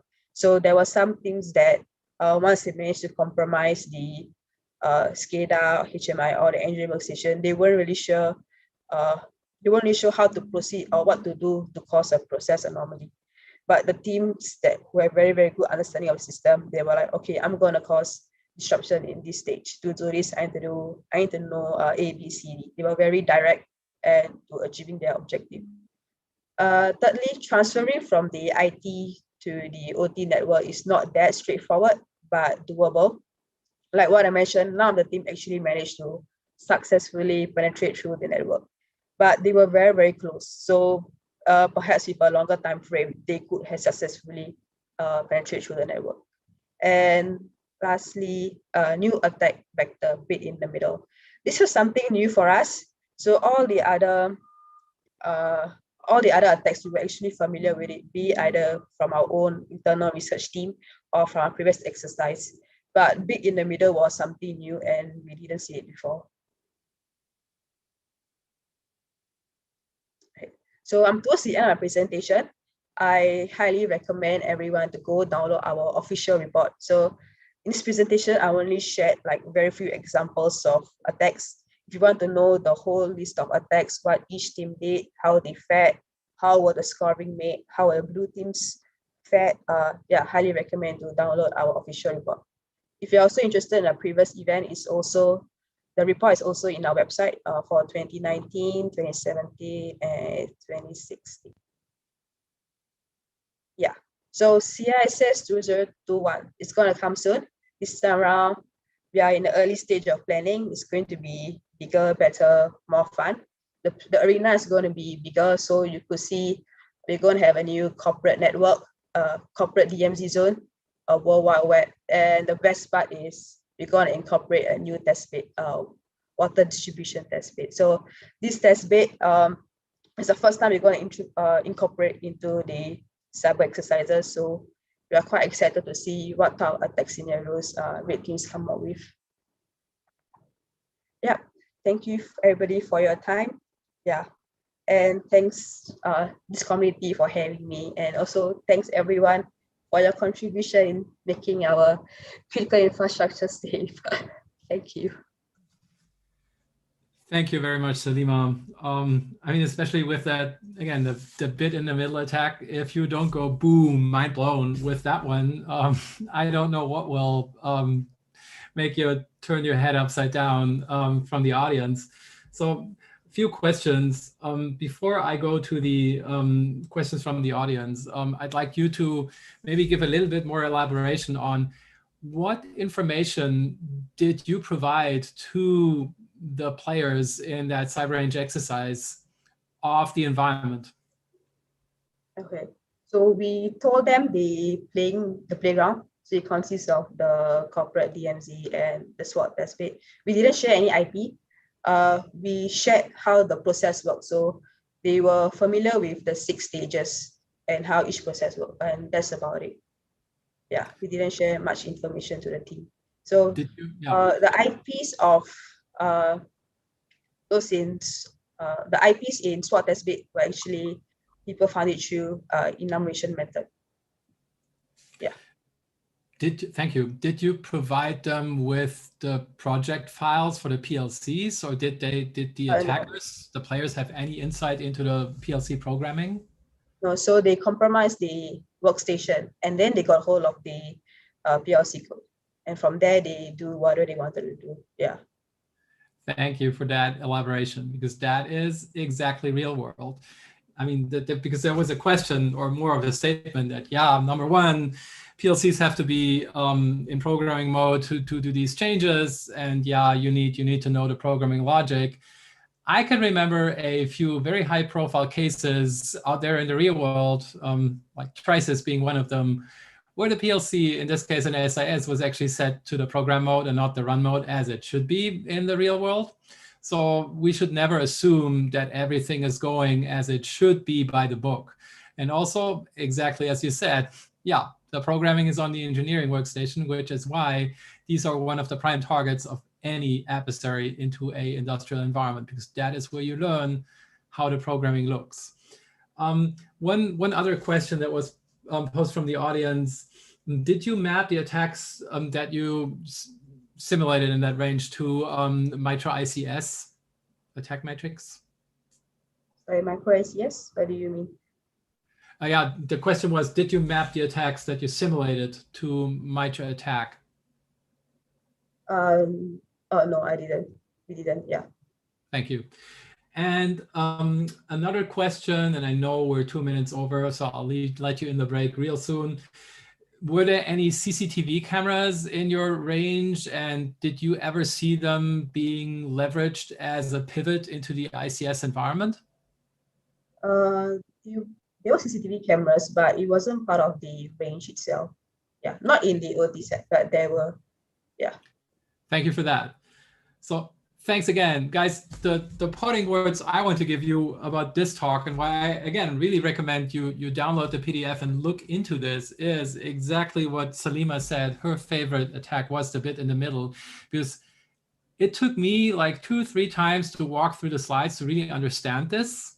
And I've been doing this for too many years, I care to mention, because this attack very well shows both sides of the coin when it comes to ICS. I mean, number one, the way you need to think about PLCs and how these processes in this programming works, and the rungs with ladder logic and deterministic processes. So you need to have an understanding how to jump into that process, but also, and this is the side that ICS folks need to learn, at the end of the day, these are commands in a transformed programming language. So why not jump in there and change something? But only if you take these 2 approaches together and understand how they actually interact, these 2 different views of the world that is ICS components, this is when this finally starts making sense. So thank you for this, because I think, frankly, this was, to me, the mind-blowing aspect of you. So I fully agree with you. This is really, really cool. Thank you, Salima. I was a bit surprised myself when I see this being launched. Absolutely. I mean, this is one of the things, like, this is conceptually another level. So if you finally wrap your head around how this works, exactly like you mentioned, this just opens a whole nother realm of what could be possible once you start wrapping your head around it. So guys, I highly recommend you follow up with that with Salima in her hallway. That being said, we're on a let's say 10-minute break because I went over 5 minutes. So let's be back here 20 minutes to the hour. Enjoy the break. Looking forward to see you back soon. Yeah.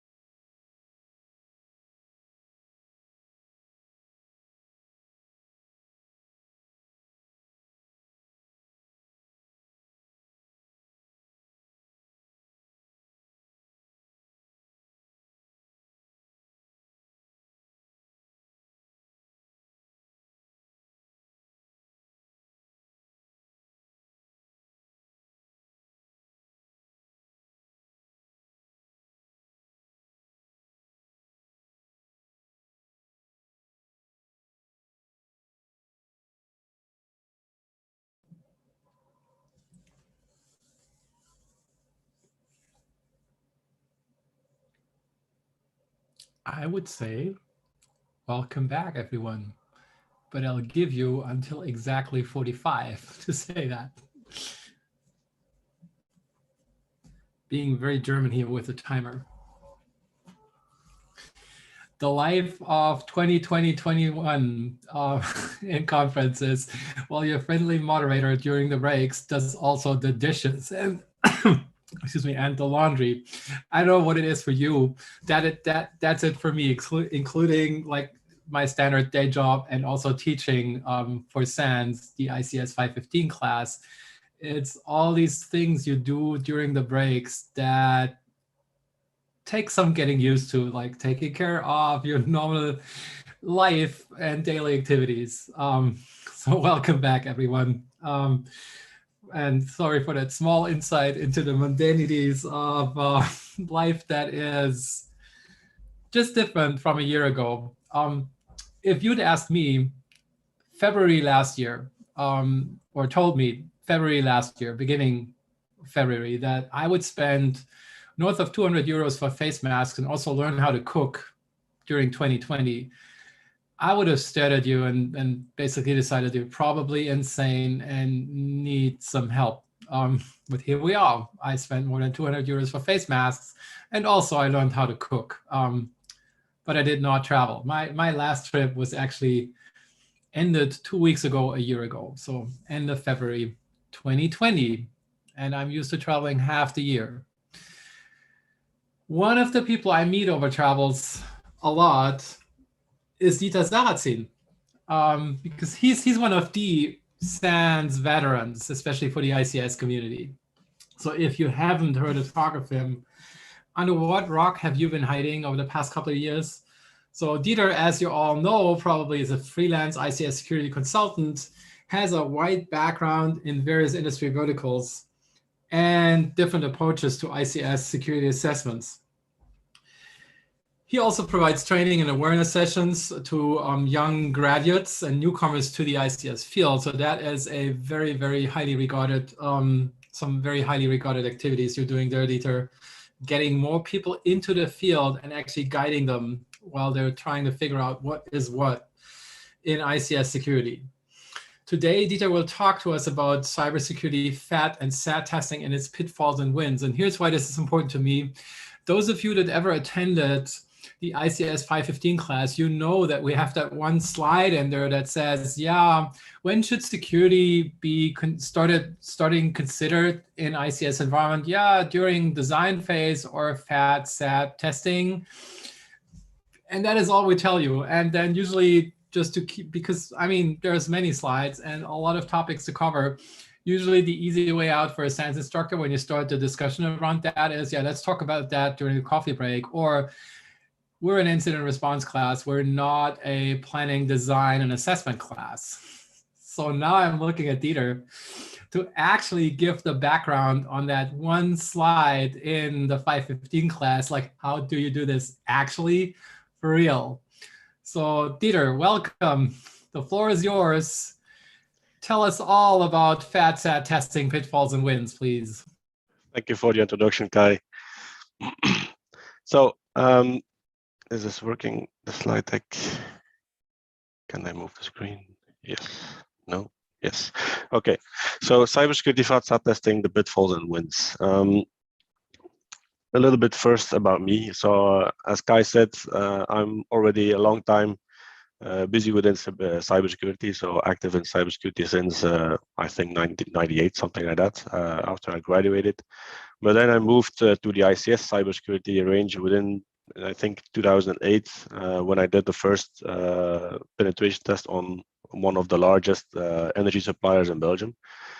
But mainly what I do is challenging ICS vendor solutions and performing cybersecurity FAT and SAT testing in ICS.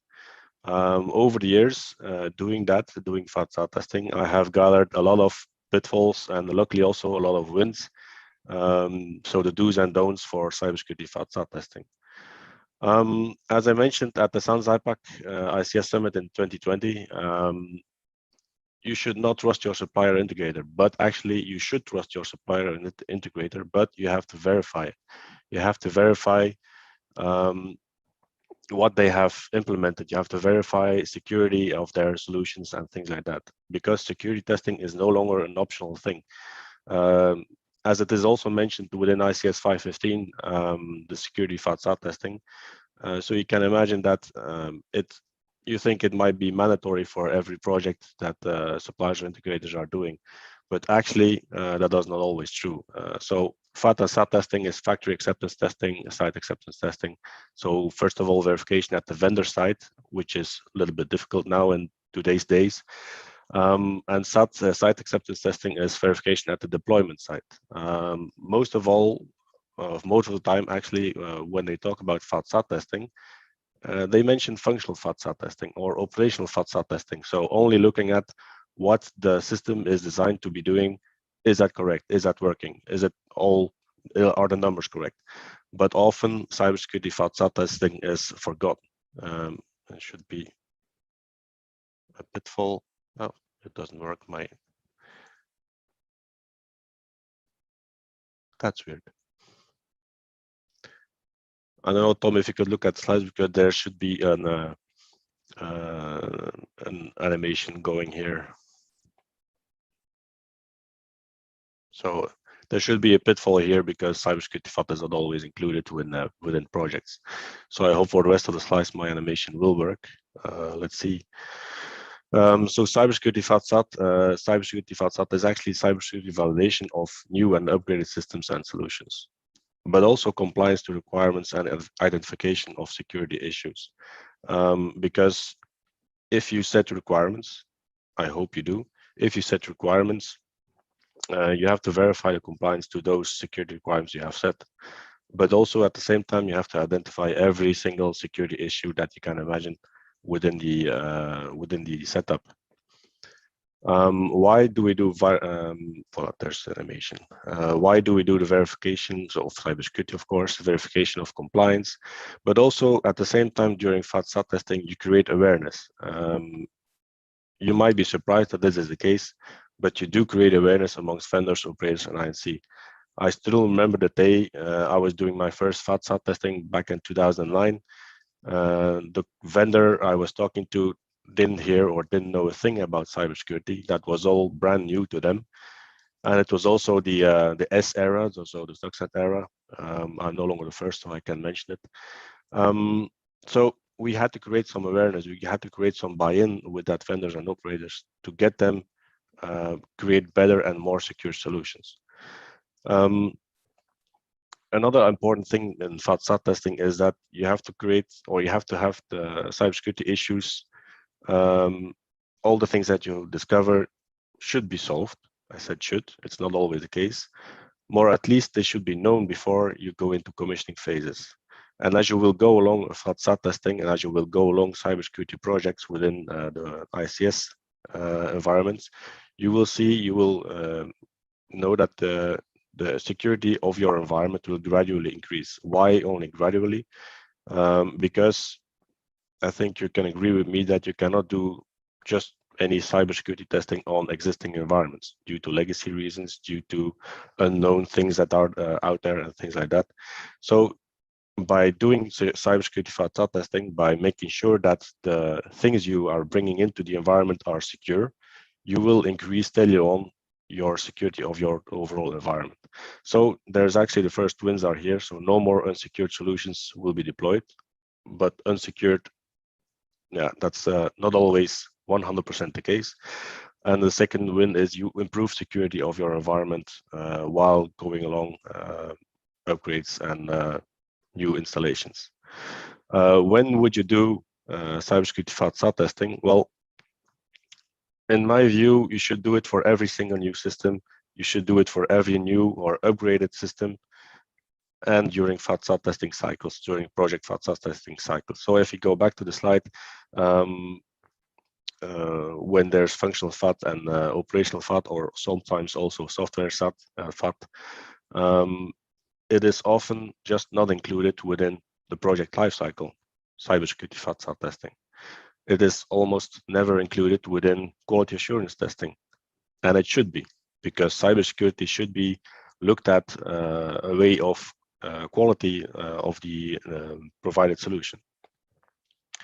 When would you do FAT-SAT testing? Well, this is a big debate. I can agree that some people might not agree with my point of view of this, but at least the pitfall number 2 that I can mention here is that you fail to include it in the planning. You fail to make sure that security testing is included. So if you look at the very simple project lifecycle flow, so procurement, engineering, construction, commissioning, and operation, most of the times the functional FAT, operational FAT is doing construction, so at the vendor site. And most of the times the SAT testing is done at the commissioning phase, so at the customer premises. But actually, if you look at the security part of it at the bottom, you will see that I put security requirements and risk assessments all the way during procurement phases already. Because actually, this is where it all begins. You set your requirements, you set your security requirements. And of course, if you don't have any security requirements, you can't meet those. A good way in starting the requirements, or a good resource in starting the requirements, is the ICS 62443-2-4 standard. And you also have to keep in mind that the security testing within the procurement phase is actually a paper verification of what the vendor promises to be doing on security elements. So he might say, yeah, we will do patching, yeah, we will do patch management doing, for example, for Windows systems, a resource environment. We will have antivirus installed, we will do hardening and all that kind of things that he promises. But this phase, it's only a paper verification. It's only check, yeah, okay, it's done, it will be done. Good, perfect. Another element that you should do during procurement is start doing risk assessments on the provided solution. So you start doing risk assessment by determining criticality of the installations that will be brought in. Is it critical for the business processes? Is it critical for the whole installation, or whatever? What's the criticality? So the criticality determination is a very important element here, because that might determine the further FAT-SAT testing process. Another important element to keep in mind here during procurement, with the security requirements, you have the ICS 62443-2-4 if you use it. If you have your own set of requirements, that's fine too. But based on what is promised by the vendor or the integrator, you should adapt your testing protocols. So later on in slides, we will see that you have to have your default SAT-FAT testing protocols. And in this phase, during procurement, during verification of the security requirements, you can adapt or modify that test protocol to make sure that you cover everything that's in there. During construction, what can you do there? Well, the most difficult decision here is to take is when actually within the construction phase, within the FAT phase, will you do security testing? So there's debate, do you do it before or during or after functional FAT? In my opinion, there's a win here if you do security FAT testing during a functional FAT test. Why? I'll tell you why. Is that when the operators or the engineers are actually doing the functional FAT testing, they are really working with the system. And at the same time you do security FAT testing, they will see the behavior of their new system towards security testing. To give you an example of a security FAT testing I did back at Siemens on, I think it was T3000 DCS environment. We were doing security testing and they were fully busy with doing the functional testing. And suddenly one of the engineers yelled out, "Hey, stop, this is not working anymore. What are you doing?" I know, I'm just doing port scans. Oh, we lost that yada yada PLC. So, oh, okay. That's something good to keep in mind, because of course, during the SAT, you should not retest that particular PLC anymore because it's already in a almost productional environment. But it's very important to know for the overall availability state of that system, because if that PLC fails by just doing a port scan, well, that's a red flag actually. You also see there in the middle the actual testing, review, and changes phases. So you have this is actually the workflow within the cybersecurity FAT testing itself. You do the actual testing, then of course, you create a list of issues you have identified.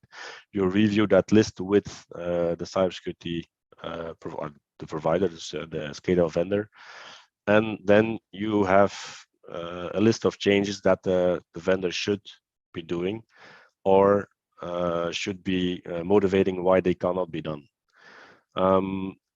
It's more than likely that you have multiple security FAT test cycles during construction phase.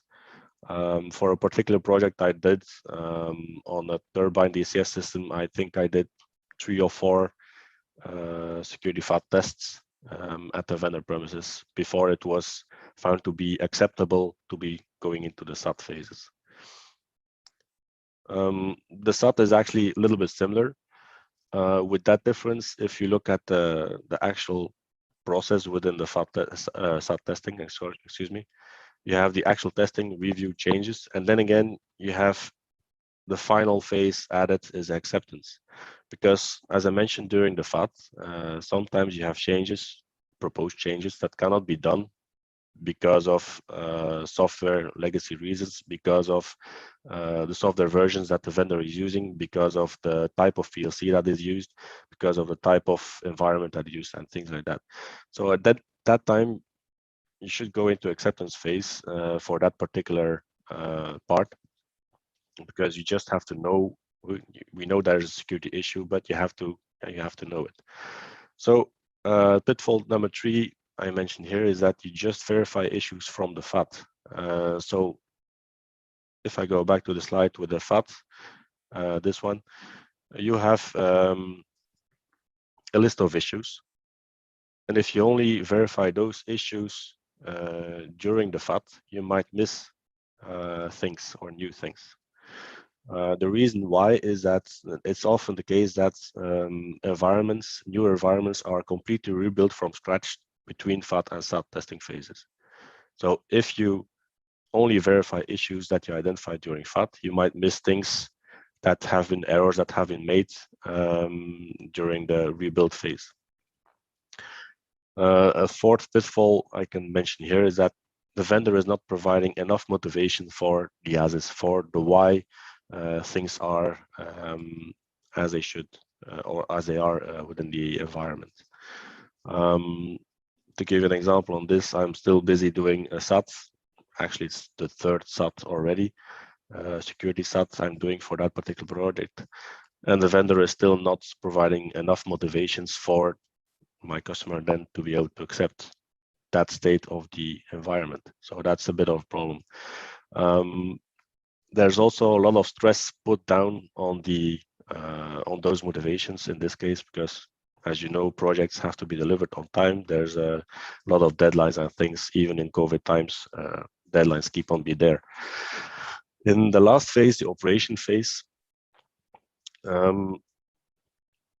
there's a residual risk determination phase, because as you have seen during the previous slides, you might have a set of issues. Those issues might be solved or might not be solved. There's motivations why particular issues cannot be solved. So now in the operation phase after commissioning, you should determine the residual risk to make sure that you cover or that you catch every remaining thing that you identified in the previous tests. The determination of the residual risk is to find out what can be done within the current environment where the newer system will be brought into, what can be done in that environment to make sure that that risk, identified risk, cannot be exploited or cannot be causing harm to the rest of the installation. So there's decisions to be made on risk. So either you accept the risk that is there, if the risk is really negligible, you can just accept it, or you should mitigate it, or you should deter it, or you should transfer it. So making sure that you have certain decent insurance. But insurance within ICS environments based on cybersecurity, I didn't see that often yet. A big win here is that you include operations and INC teams, because they know the environment best. They know best what the residual risks could mean to the rest of the environment.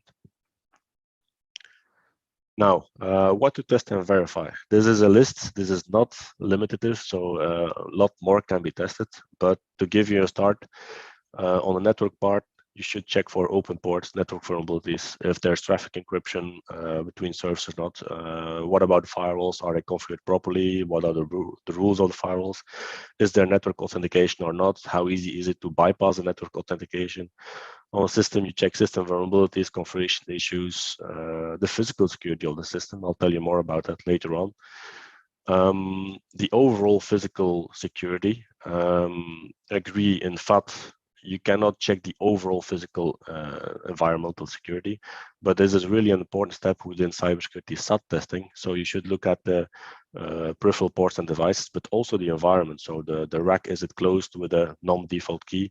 Is a room okay? Is it batch protected? Is there HVAC in the room? Is there camera detection in the room, and so on? And the overall site location, is that properly protected as well? So on the application sites, a lot of times it is forgotten that there's more and more web applications within ICS environments. So not everybody looks at those web applications. And of course, also operator jail configurations checks that I talked about in the earlier slide or earlier presentations. So the pitfall 5 is not covering everything during cybersecurity FATSAT. So that's why I mentioned that based on the requirements and the promises of the vendor, you should adapt your default testing strategy. Pitfall number 6 is that there's no baseline to verify against, no hardening baseline to verify against. Then you just take the common baselines in cybersecurity, but that's not always enough. And a big win here is that you identify other environmental security issues which could impact the other installations on the sites. On the following slides, I give you some more technical information on how to do testing and verification. So open ports, you should make sure that you include both TCP and UDP on all ports. On vulnerability scanning, you should make sure that you scan all ports, you perform SSL verification on all ports. And if depending on the vulnerability scan you use, you should make sure that you include SCADA plugins. When I do testing in FATSAT testings, I do at least 3 scans unauthenticated to see what's the situation from a just somebody who plugs in point of view, authenticated to make sure I cover everything on the system itself, and unauthenticated with safe checks disabled. Do mind that's only within cybersecurity FAT testing that I do those disabling of the safe checks to make sure that you cover denial of service scenarios to the environment. And most of all, it's important that you verify the output of the vulnerability scanning tools that you use, because sometimes authentication fails or other things fails and things like that. To make sure you cover the traffic encryption point of view, you can, if it's a managed switch, you can use span ports or you can use EtherCAP or BetterCAP to make sure that you verify traffic encryption. Of course, most SCADA protocols like Modbus and stuff do not have yet traffic encryption, but I'm talking more about secure shell, for example, is used or not instead of telnet. Is there SQL encryption and things like that? So it's important to look at. On systems, this is a list that I put down of things that you can verify or should verify. Notice that there's 3 dots at the bottom. That is not limitative. At least verify operating system version, patching, firewalling, interface settings, remote administration if it's used, and things like that. It's important that you are really thorough in checking the systems, what you can imagine. I also mentioned operator jail breakout possibilities. I talked about this in an earlier presentation, but this is making sure that if there's operator jails, so if the operators are limited in what they can do on the systems, make sure that you verify if you can break out of those operator jails. Sometimes it's very easy, sometimes it's a little bit more hard. In the SAT exercise I was talking about earlier on, this the 3rd security SAT test I was doing for that environment.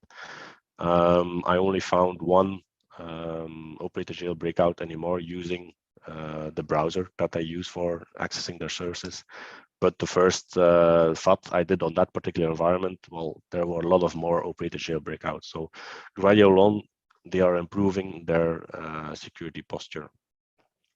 On industrial devices, you have firmware versions, protocols, default username passwords. That's a easy way in sometimes, most of the times.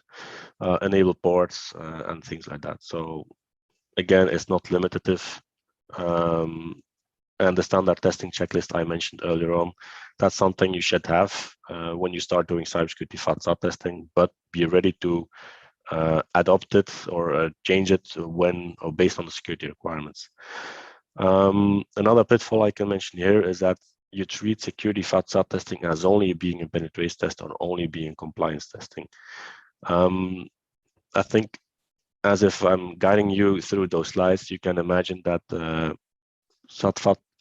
FATSAT testing is way more than just a penetration test or just a compliance test. It's actually a combination of different elements of both combined into one big exercise. How can you do FATSAT testing? Well, you connect to every single network that you can find on the installation you have a test. You connect to every single network interface of all the systems to verify if these are disabled or not, if they have to be disabled. Connect to every single device interface. So the console interfaces, USB interfaces, other peripherals, so serial interfaces as well, and things like that. And you should include every possible viewpoint from that environment. So local networks, adjacent networks, or remote access possibilities. One of the pitfalls I mentioned here is that you do not consider differences between FAT and SAT. So it's often the case that in the FAT environment, there's a certain remote access for the vendor to be to have easy view on the FAT environment, but the remote access in SAT is through the organization's environment or through DSL or whatever. And if that's forgotten, that might be an easy way in for attackers, of course. A win here is, I found that a win at least, is determining how easy it is to reach a system or environment if you take all different viewpoints into account. I mentioned you should connect or try to connect every or use every single device interface. There's a few examples I show here on the slide. So the network interface, first of all, verify if these are disabled, fixed IP, or not configured.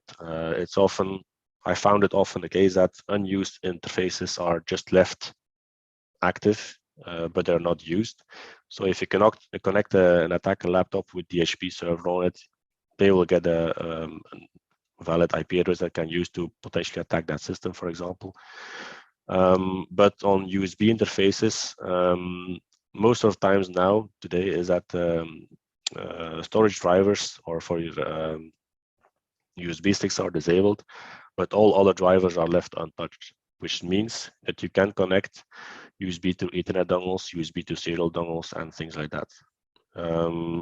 When you, for example, connect USB to Ethernet dongle, if you have a hardened system shown on the left, you use an USB to Ethernet on a free USB port, you will get a new interface with everything enabled by default. Using DHCP, again, if you connect your system with a DHCP server on it, you might have access to that particular system. Even it's so that if there's SCADA protocols configured on the system, they will be enabled on the new interface as well. On the physical part, so I mentioned that physical environmental part is also really important to do in the cybersecurity FATSAT testing. This left one, there was a nice rack. It was locked with a non-default key, luckily, but I forgot there was an opening at the bottom, at the top, that you can unscrew parts of it and put your hand in it and touch the console interface, for example, and connect the cable, and voila, game over. You're just an Ethernet connector dongle, and this is a free right in free Ethernet port that you can connect to. So make sure that you cover everything for the particular environment you are testing. Then, of course, we entered the remote FATSAT era in the last year. Remote FATSAT can be done because of pandemic reasons, of course, but also due to economic reasons. I know there's debate ongoing on how you can do it. I know there's another presentation coming up talking about this particular issue. But doing a remote FATSAT testing exercises can be dedicated or using a dedicated testing device that's phoned home to the tester's system or environment. Or you could use a secure KVM access using ILO or iDRAC or RDP or whatever. Sometimes it's using a video chat session that they walk around with a camera and make sure that they show you everything that's out there. But do be aware that not all FATSA testing within your default testing protocol might be possible. So in my opinion, physical FATSA testing is still the best. A way of working around that limitation is that you do FAT testing just before the systems, just before the SAT and when the systems are on site. The problem with that is that you might, or that the vendor might not be able to do any changes anymore to the environment. And there's a big pitfall here is that you increase unwanted connectivity for high secure environments. Depending on what environment you need to test, you need to verify, you increase having another connection into that environment that should not be existing. And of course, a big win is saving on time and project costs. So it's a debate between security and economic reasons and feasibility of what you can do. Or you can just simply combine FAT and SAT into one single exercise and hope that the vendor can also make the necessary changes to the environment. And of course, the security FAT/SAT reporting is one of the biggest thing. The reporting phase is the most annoying thing for testers, I know. I feel the same way too, but it has to be done. So the pitfalls here and the wins here. So the pitfall is not including all performance tests and results. What I mean with this is that you have to write every single thing down that you have tested, every single result down that you have tested. This is really important if you are dealing with some regulating organization. That's more the case within heavily regulated sectors, but that's really important. Another pitfall is that the project team is not sharing results with the vendor. Happens a lot. That the project team at the customer side has the results, but the vendor has never received the results of the FAT testing, for example. So you do the SAT testing, you have the same issues all over again. So which means that the vendor hasn't done anything. So you start slapping on the vendor's head, but actually the project team didn't share the results, so the vendor couldn't do anything he didn't know. But that's also not completely the case. He should know that what he should be doing. The wins here is that if you use the report iterations showing the progress, so the report of the FAT, you use it again to report the SAT things and you show the progress. So that's a big win for your customer as well, and for the management of the customer. And another win is that security FAT/SAT testing can be reproduced, because it's not always you who will be doing the same testing all over again. So that's also something to keep in mind when doing cybersecurity FAT/SAT testing. Other aspects, standardize your approach. Be ready to educate vendors, operations, and INC, and embed cybersecurity FAT/SAT testing within project quality assurance processes. The biggest win is that security testing should be embedded within every single project lifecycle or project management lifecycle. Planning of security testing is no longer optional in my point of view. And last but not least is build and create a cybersecurity testing strategy. So make sure that your existing environments are regularly tested while keeping safety in mind, of course, and operations. Do cybersecurity testing on every single new and upgraded equipment and environment, and have or potentially have your own testing equipment team or advisory emulation ready. And I think this was the last slide, but always make sure you include the logical, human, and physical elements. So logical, of course, is the systems and network vulnerabilities. Human aspects comes more into play when doing the SAT testing, and the physical parts comes into play during FAT/SAT testing as well. Play the what if game. That's really funny when doing security testing. Thank you for your time. Thank you very much, Dieter, for finally clearing that up. FAT-SAT testing. There are quite a few questions, which I think is good news. So people actually do care about testing, which is to me, I mean, Perfect. that is really news. I mean, I love the physical side channel attack photo you had in there. Like the door is locked, but you can go through the air vent / cable access of that rack. Yes, always I might works. or might not have done that a few times in my career. Even with that particular rack, I don't know if you can quickly go back to that slide. There's one element I can tell more about that one is that there's a gaze front of that rack. I don't know if it's going quickly back.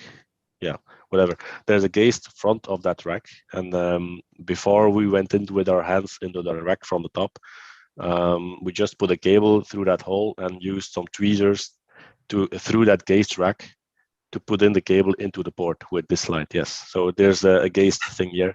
So we used some tweezers to put it in without our hands. That was fun to do, actually. Yeah. Oh boy, we should swap so many stories over beers. Let's get to the questions, though. And I mean, we definitely need a beer, especially Duvel once we go back to Brussels. Yes. So question Certainly. number one, do you have tips when discussing security from a supplier or integrator if security knowledge is very low on the contracting party? Like they want security, like especially like spray on security, like if you with my air can. So what's your take on that if there are no clear requirements?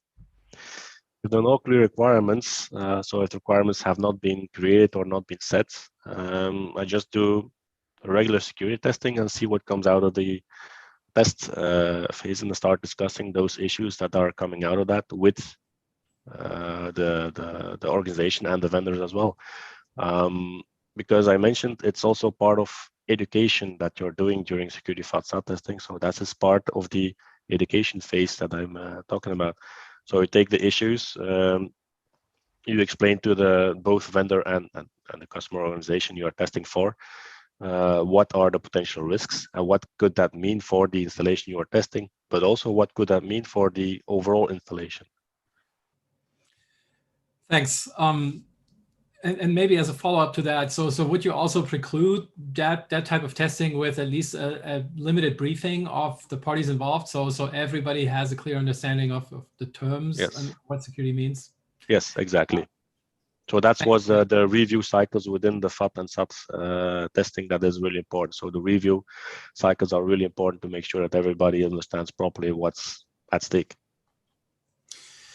So there are quite a few more questions, and since we're a little bit up on time, I'll ask the team to forward them to the hallway. But let me end with one that goes pretty much to like monitoring solutions and tools. So under what test verify bracket would you put OT monitoring solutions like Nozomi, Clarity, which provide data on vulnerabilities? So this is about like vulnerability scanning or passive vulnerability sniffing in these environments. So how would you place that in a test of this type? First of all, you have to make sure that you know what you want to monitor. That's one part. And then you have to test what the monitoring solutions is catching. When you do, for example, port scanning, simple port scanning, when you do, for example, vulnerability scanning, is that monitoring tool catching that already or not? What's the reaction? What's the response configured within that monitoring tool? But then I would take it a step further, is taking actually samples, not connected to the full environment, to the ICS environment, but I would take that monitoring tool apart and use real samples of a malware, launch it through an isolated network and see what happens with that detection capability. What does it do with it? What can it not do? I think it's a really important question because I had the case where I was together with a customer evaluating some monitoring solutions, and only one of those solutions detected WannaCry, for example. That was shocking, but was the case. These things tend to happen. With that, I mean, my recommendation would also be, I mean, number one, and this comes from a guy that works for a dirty vendor, always, as Dieter says, test all the tools from all the vendors, and then includes mine Yes. with, exactly like Dieter said, real world data, not just the PCAPs you get from the vendors for show and evaluation. And also take into account what we learned in the previous talk from Salima. The FAT test might be, so the FAT test might be the one point where you can actually use your site as a range. So having a red team go in exactly that point in time. So as you mentioned, during, so not opening the discussion here. So my hate word in the automotive industry was non-functional requirements. Yes. Security is a functional requirement because it messes with your process. So have a red team go in during the FAT, have them have a go at how to disrupt your processes so you see what's actually happening when the process goes sideways. Remember what Mike Hoffman talked about yesterday, like the most important aspects of a plant usually being those secondary systems that keep the plant up and running: process air, electricity, water. Exactly. Right? Like what Dieter showed in the images in your fantastic slide deck. These are the things that take the plant down, like not messing with the robots. That is Hollywood. Yep. Exactly.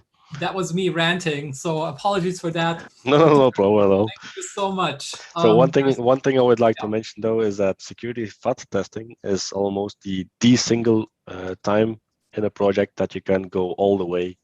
So I call it full Monty testing, so you can open up every single register you have. 100%. So I hope there's a lot more follow-on discussion in your hallway. Guys, please. I will have a look. All the remaining questions of Dieter in the hallway. Thank you again, Dieter. With that, Thank you for your time. Thank you. Let's head on to the next talk. So as we get into that, my personal story of COVID. So I didn't get it. No, actually, I looked it up on the phone. The last time I took an international trip was a year ago, February 20 to 21st, flying back from Drago's HQ in Hanover, Maryland to Munich. That was the last time I took a trip, apart from like 2 visits to my parents over the last year. And usually I'm there like every 2 months. So that tells you something about the situation that we had here in Europe. I mean, all of you felt that, and all of you all over the world. What happened a week later? Europe shut down. We had incredible problems flying our staff out of engagements that we had in Northern Europe and somewhere else in the world. I remember the last week of February, the SANS message coming out from the other Rob Lee. Instructors, drop everything you're doing, fly home right now. Last days of February in 2020. A week later, early March, we shut down all Drago's offices in the United States because of the pandemic. And then a week later, we started talking about how to figure out how to actually service our customers, how to help them in their worst days. In my case, when it comes to incident response, how do you do remote incident response for critical infrastructure sites all over the world if the need arises? And I gave a couple of talks at SANS events about this. So with this, let me introduce you to Chris Robinson, who's going to talk about ICS pen testing during COVID. So exactly going through this mess that we've all been through, hopefully coming up with some good solutions for us. He's a principal security consultant at BlackBerry. If you're wondering why BlackBerry, because they bought Silence, because I was looking at that also like, oh, what the, didn't they used to make those phones? No, it's a much more differentiated business these days. With this, handing it over to Chris, let's talk about pen testing during a pandemic. Great, thank you, Kai. Hopefully everyone can see and hear me. No, yeah, that's true. I feel like BlackBerry still is. We're still trying to get that name back up there. I think everyone knows it. They're just not as familiar with them doing security. But we're in a lot of things. But yes, I was for Silence for quite a while. I will tell you that just sitting here listening to the last 2 talks have been incredible. Salima and Dieter did a great job. But you know what? At the end of the day, let's just skip all that and let's just test some live environments. Let's just go with it. I'm just joking. Obviously, I would, always prefer to do this in a test bed or some lab environment. But we did have a couple of opportunities this past year to do this during the pandemic. I would like to do these types of projects on site when I could be next to the equipment, next to the operators, next to the people on the ground, and really kind of understand and have an understanding of what, like what's the equipment is and what were the, how the people are and what are the risks of doing this. Unfortunately, we didn't have that option this year. So I'm, we did go about it. And while, we only had 2 projects, I was supposed to have a third, but that one was actually going to be on site. So we didn't have a chance to actually to perform that one. But, that one did get canceled. So I only had 2 that I did this year, but I felt that there was enough good information there that I could share with you and my kind of experience in testing these 2 environments that I thought would make a good talk, and hopefully that you can take something away from it. So just let's see here. Do I have control? Okay, that's okay. So, okay, here we go. So, like Kai said, I am a principal consultant at BlackBerry, formerly Cylance. I've been doing ICS security. I switched over from in about 2012, 2013, I think is when I first really kind of made that switch. Previously, I was doing IT security for Sempra Energy. I was on the IT security team there, just dealing with enterprise type of issues. Then they came down and asked for us, for basically a team of us to take over the ICS security. And so that's when I made that transition from IT to ICS. And so I've been doing it for, I don't know, about 9 years now. I am one of the instructors for ICS 410. I've been doing that for a while now. I actually took ICS 410 the first time in 2014 and got my GICSP at that. Justin Surreal was there. I've worked with him quite a bit. So I do that. In fact, I had to do a couple of these exact types of setups here during the pandemic, teaching ICS 410, and I've actually really enjoyed the format, the online format. I thought it's done a really nice job, and it made it really kind of easy to reach out to people. I'm also one of the course authors for ICS 612, and you might not have heard a lot about it, but I think it's a great follow-on after you've taken ICS 410 and then 515, where you kind of learn a lot of the basics about what our control systems are, and then you learn how to defend those. ICS 612 really takes it to that next level and really gives you all that hands-on type of information, and really gets you to play with and interact with actual control system devices that you would actually see out in the field. There's 4 of us on the authors. I mean, you'll see some big names. I feel lucky to be with them. Tim Conway, Jason Dealey, and Jeff Shear are my other co-authors. They did some heavy lifting. I focus a lot more on the offensive labs in that course. So that was really something I really enjoyed doing. It was unfortunately, because it's so hands-on, we haven't been able to really do it, during COVID. But I am currently living in London. So I know you probably don't pick up on the British accent, but I am an American over here in London. Been here for about 4 years now, so really enjoying it. So a little bit about the background, and of course, just another picture of me, just in case. I think I included one on every slide. Here I did this. Like I said, we did do 2 remote ICS pen tests. Like I said, if I had my choices, I would rather do these on site next to the people on the ground. But unfortunately, that wasn't the case that we could do that. But these were live production networks. This was not. We did not have test environments. We did not have any kind of maintenance period to do these during. These were actual live production environments. The first one that we did was a large food manufacturer. It was on the West Coast of the U.S. They were about to go into high season in their production. They were trying to fit this in right before that they went into their production season.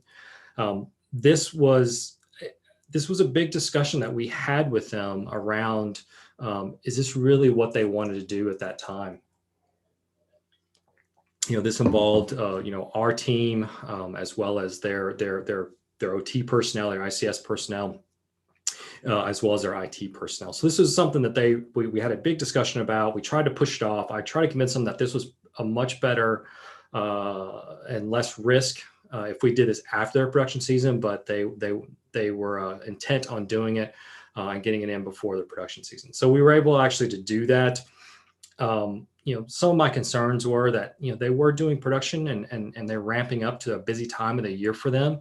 I was worried about interrupting operations, even from the simplest,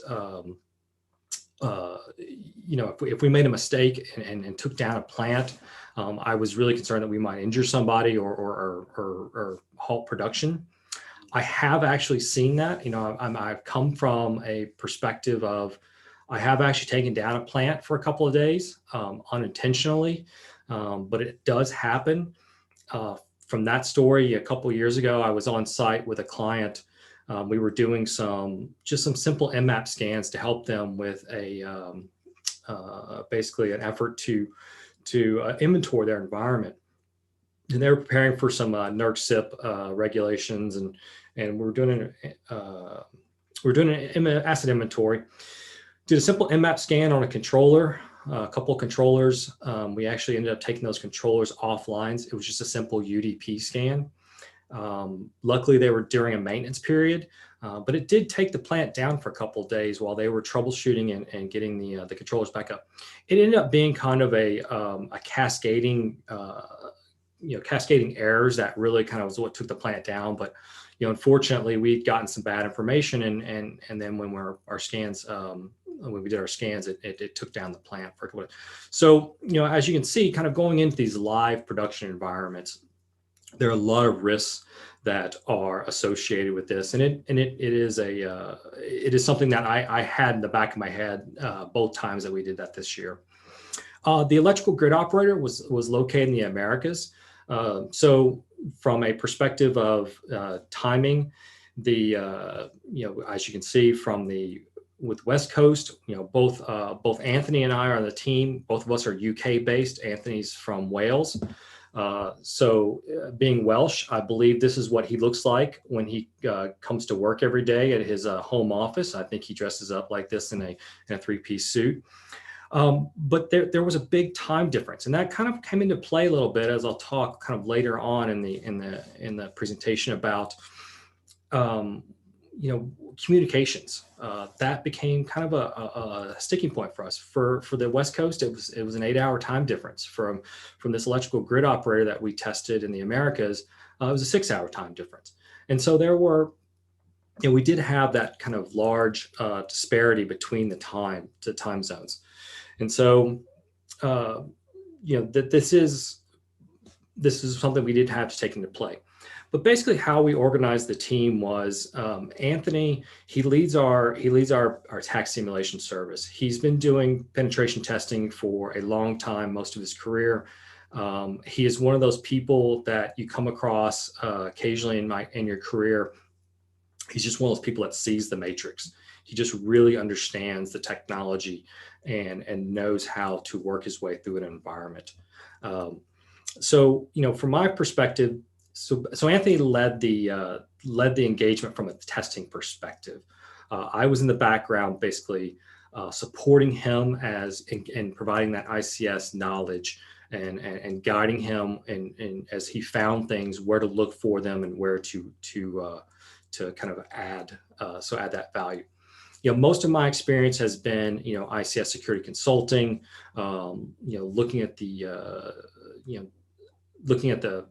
security these environments and how I can, help my clients improve them. I don't get a lot of opportunities to really get, hands-on and test these. So the two previous talks I thought were great talking about that. I love, I have tested in environments, in lab environments, but I've also done FAT as well testing. And I think that's really, it's a great benefit because it is time where you can actually really bang on the equipment and not have to worry about, am I going to interrupt operations? Am I going to break something? Am I going to, potentially put somebody at risk of, an injury? So that is, that's really kind of how we set it up. Anthony led the testing, and I was in the kind of the background helping with the ICS. So the next slide here. So I've been talking about penetration testing. That's not exactly what we did in these two engagements. As I was brought in, and the first from the electrical grid perspective, when that client, I actually wasn't involved in any of the initial setup of that. So I didn't have this chance to really talk to them much about that. But when we were engaging with our client, or the food producer on the West Coast, I was part of the initial discussions to get this all set up and configured. So what they were asking for was a penetration testing of their ICS environments. I really steered them away from that, and I'll kind of explain a little bit about that here as we kind of talk more about this slide. I steered them much more towards the adversary simulation. And as I kind of wrap up my conclusions, I'll kind of explain, a little bit more about why I did that. But if you're not familiar with kind of differences between the two of them, I will give you kind of a difference between Anthony and I. So whereas Anthony will walk up to, say, like if he walked up to a door, where he is going to work and use his knowledge to lock pick the door and open it up. Me, on the other hand, I'm much less skilled per se in the penetration testing that he's been doing it much longer than I have.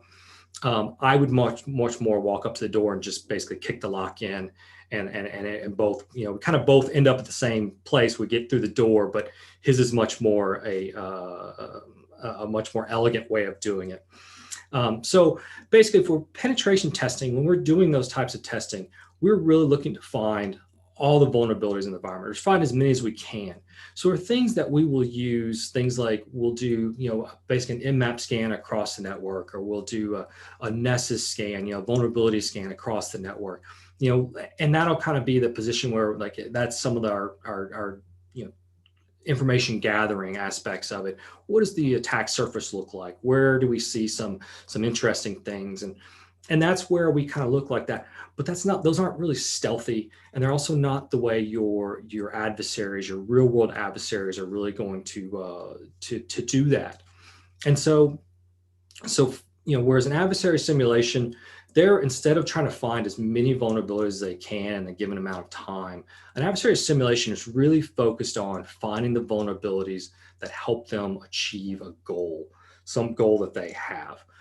For us, it was, I'll talk about it in a couple of slides here, but a goal for us was really looking to see if we could bridge that gap from the enterprise into the ICS environment. And that's where we were really going with these testings.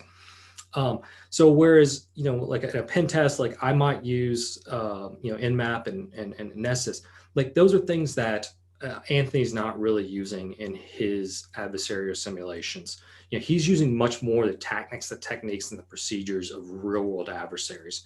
He's being as stealthy as he possibly can. And I'll talk a little bit about that in a bit as well. And also with penetration testing, as we're preparing for the engagement and getting, kind of getting everybody on board and everything like that, we usually talk to the defenders as well, just to let them know, hey, we're going to be in your network. These are the things that we're going to be doing. If you see any kind of weird behavior, or if a system goes down, just know that we're doing things. And hopefully it's not us, but in general though, you do need to be aware that someone is out from outside of your network that's in there. Whereas an adversarial simulation, the defenders usually don't know about the engagement. We purposely keep them in the dark. And the reason being because this last bullet on both these columns here, penetration testing is about testing your defenses. Whereas an adversarial simulation, we're focused more on the defenders. And so, that is, we're looking for, can your defenders Can they detect that we're in there, and can they basically respond properly? And so that's why for these two engagements, we really focused on the adversary simulation.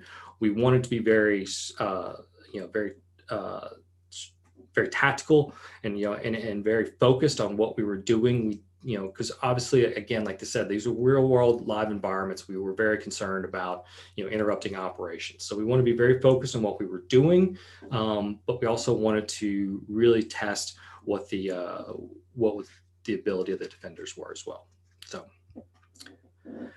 So testing overview, we basically started from an assumed breach. We had the client run a malicious payload on a workstation that had no privileged access or anything like that. So the assumed breach is basically, we're just assuming that, given an adversary enough time, they will basically breach your environment and get a foothold in the enterprise. And so that's basically how we started from that. That just saves us some time from having to breach the perimeter, the outside perimeter, and so we started from a position on the enterprise network. So from the perspective of how good did we do? Well, Anthony got domain admin on the enterprise under 6 hours. Both projects, he just ripped through the enterprise. It was actually scarily fast. But so you might be thinking like, well, what does that mean for the ICS network? We're separate network. We might have some connection to the enterprise, but in general, like hopefully we've architected it well and you've separated those two environments. Well, from the electrical grid operator's perspective, that domain admin access on the enterprise, that got us access to the ICS network. They had remote access solutions that we had because we were able to compromise these accounts. That gave us access to their VPN, and our VPN had multiple different options, and you could actually gain remote access directly into the ICS network. They also had a shared architecture, so as soon as we started pivoting throughout the enterprise, they had shared a lot of their architecture between the enterprise as well as the ICS environment. And so making that bridge across was pretty straightforward. It was pretty easy. For the food manufacturers plant, we were able to get domain admin under 6 hours. It was scary, but they had actually done a really good job of basically separating the enterprise and the ICS networks. So after a while of us testing and really pivoting throughout their enterprise, we weren't able to actually bridge that gap between the ICS into the ICS networks. So we took a different perspective. We basically had them run the payload, the malicious payload, on I think it was an operator's workstation in the it was some workstation in the environment. I'm not sure if it was an operator one or not at this point, but anyway. We compromised that. It made a call out to us, and from there, that's where we did our testing for the ICS network. So why were we so successful? Besides Anthony just being a great tester, we had some findings that we had some more findings, additional findings, but these are the ones that I thought were shared between the two of them. But these are also things that I see a lot in my my consulting when I'm working with my clients and stuff, that these were what enabled us to basically to be successful at what we did during the engagement. Excessive use of privileged accounts. From the food manufacturer's perspective, all of their domain users had local admins, had local administrator access to, I think it was 77 different systems.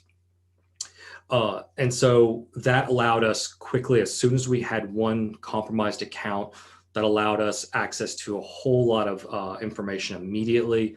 We were able to start performing different. We were able to connect to different systems, and ultimately for the food manufacturer, I believe we found we were able to, using Bloodhound, We found the compromised account that we had. We found a system that it was logged into that had a domain admin account.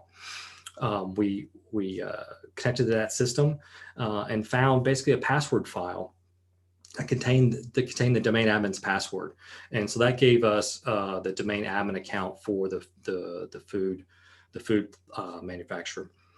For the electrical grid, I believe it was we were able to.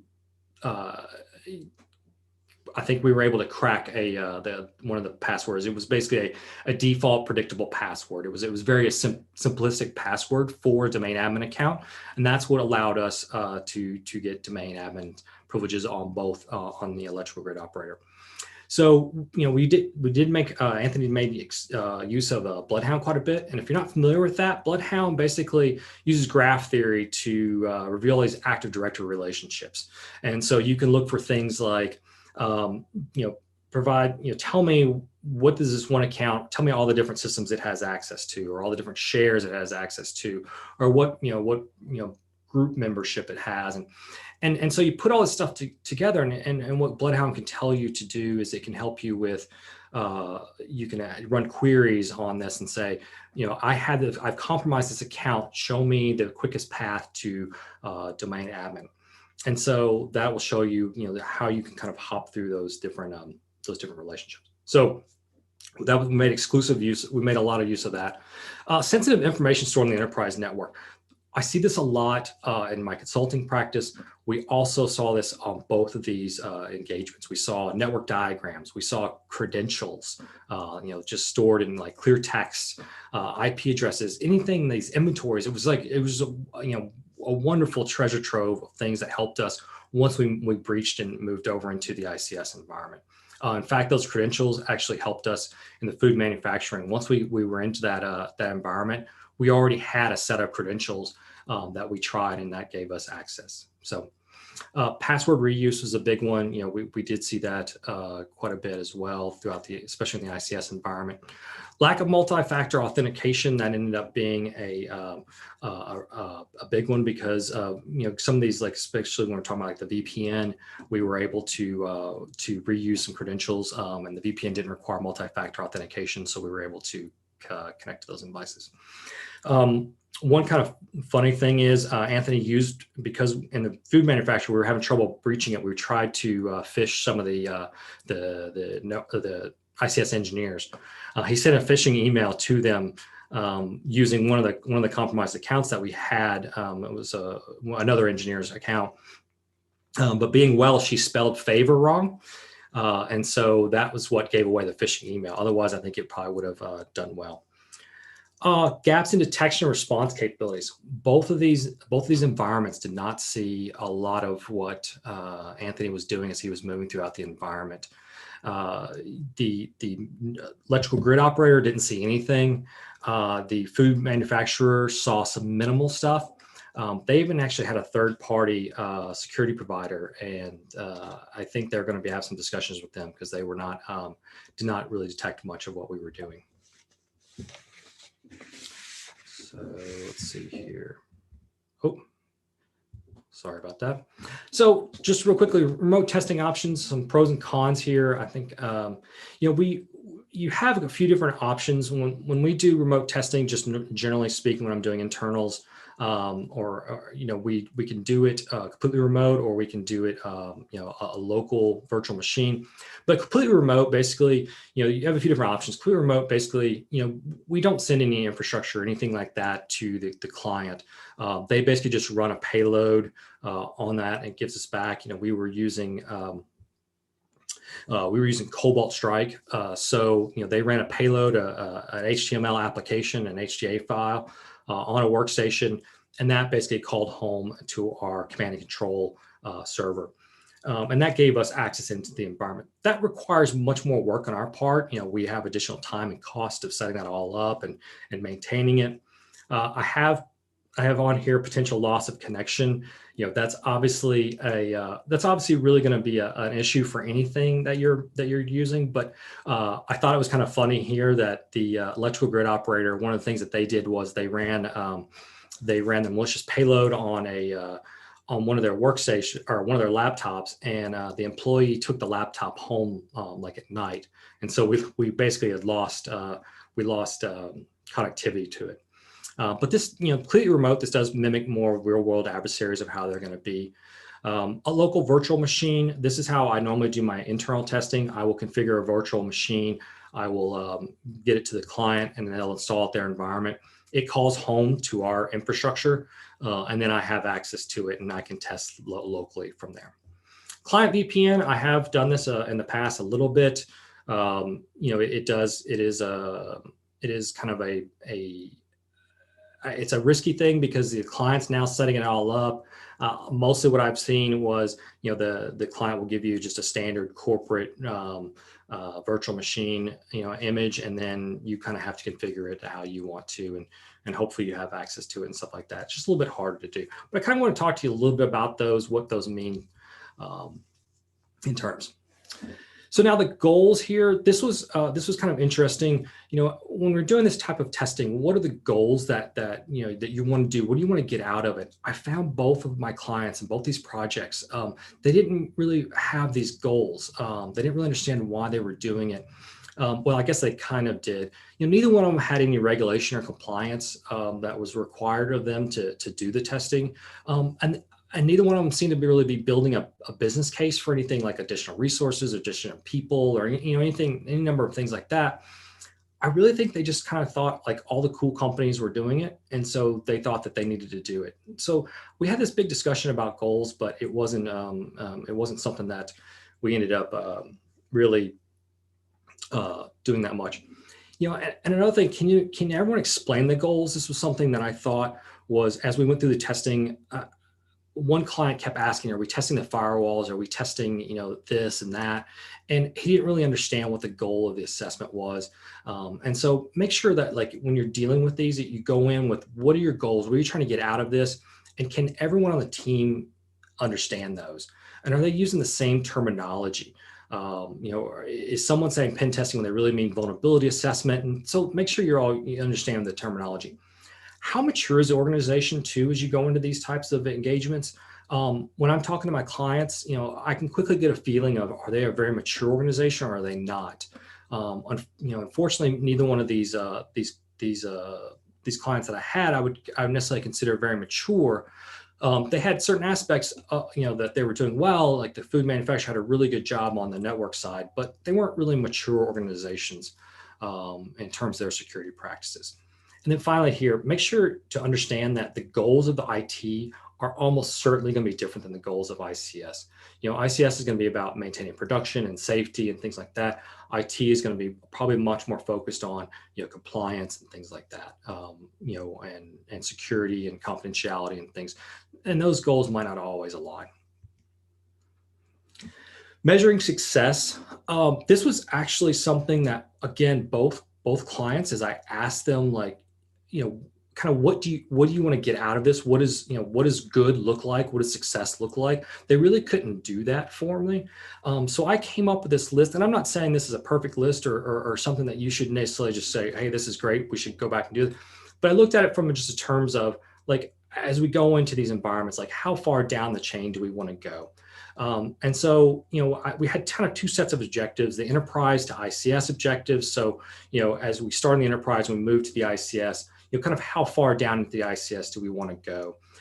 So that's what, these are kind of focused around. And then ICS to enterprise, I took this as more kind of if you were to get, say, some sort of, ransomware or something that was introduced into the ICS environment, could that ransomware call home? And so that basically, as we got into these ICS environments, we wanted to see if was there another way for us to basically get out of the environment. And so that was really kind of what those objectives were kind of focused around. And then ultimately we had some discussions around how to prove those objectives are met. Just what kind of evidence are you looking to collect? Defining the scope and rules of engagement. These are, this was a big discussion that we had, especially around adversary simulation, because you really want to focus on, what's in scope, what's out of scope, what do we plan on doing, what are we not, and so we had a big discussion around this, especially around as we got into the ICS environment. Doing this on the enterprise environment is probably a little bit easier because you usually just get a kind of a range of IP addresses and maybe like, hey, don't touch the system. But other than that, like it's usually pretty open.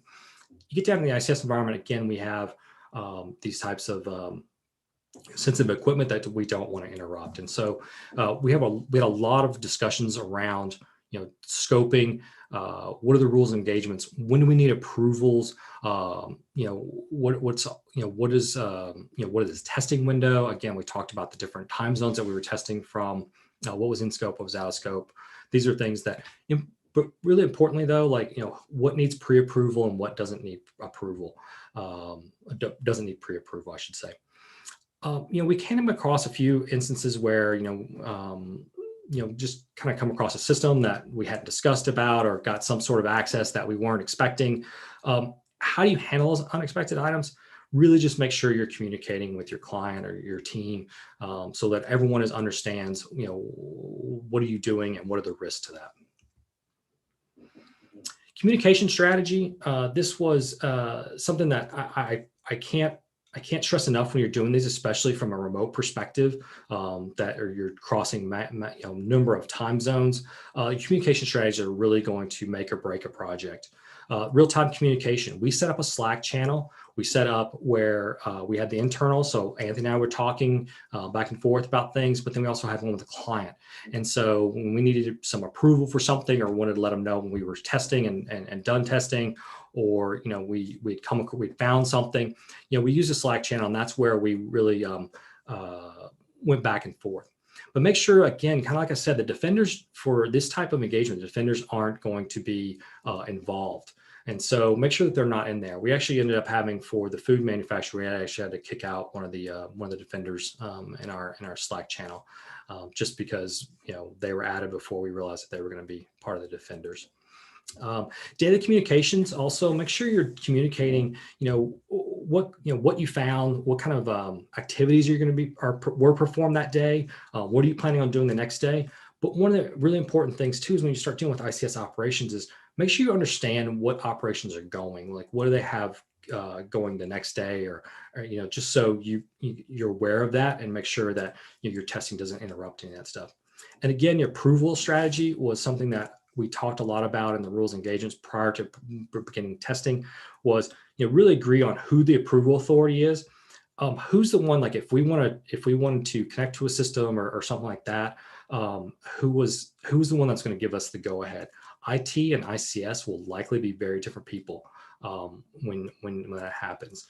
You do not want an IT person necessarily giving you the go ahead to test some piece of equipment in the ICS environment.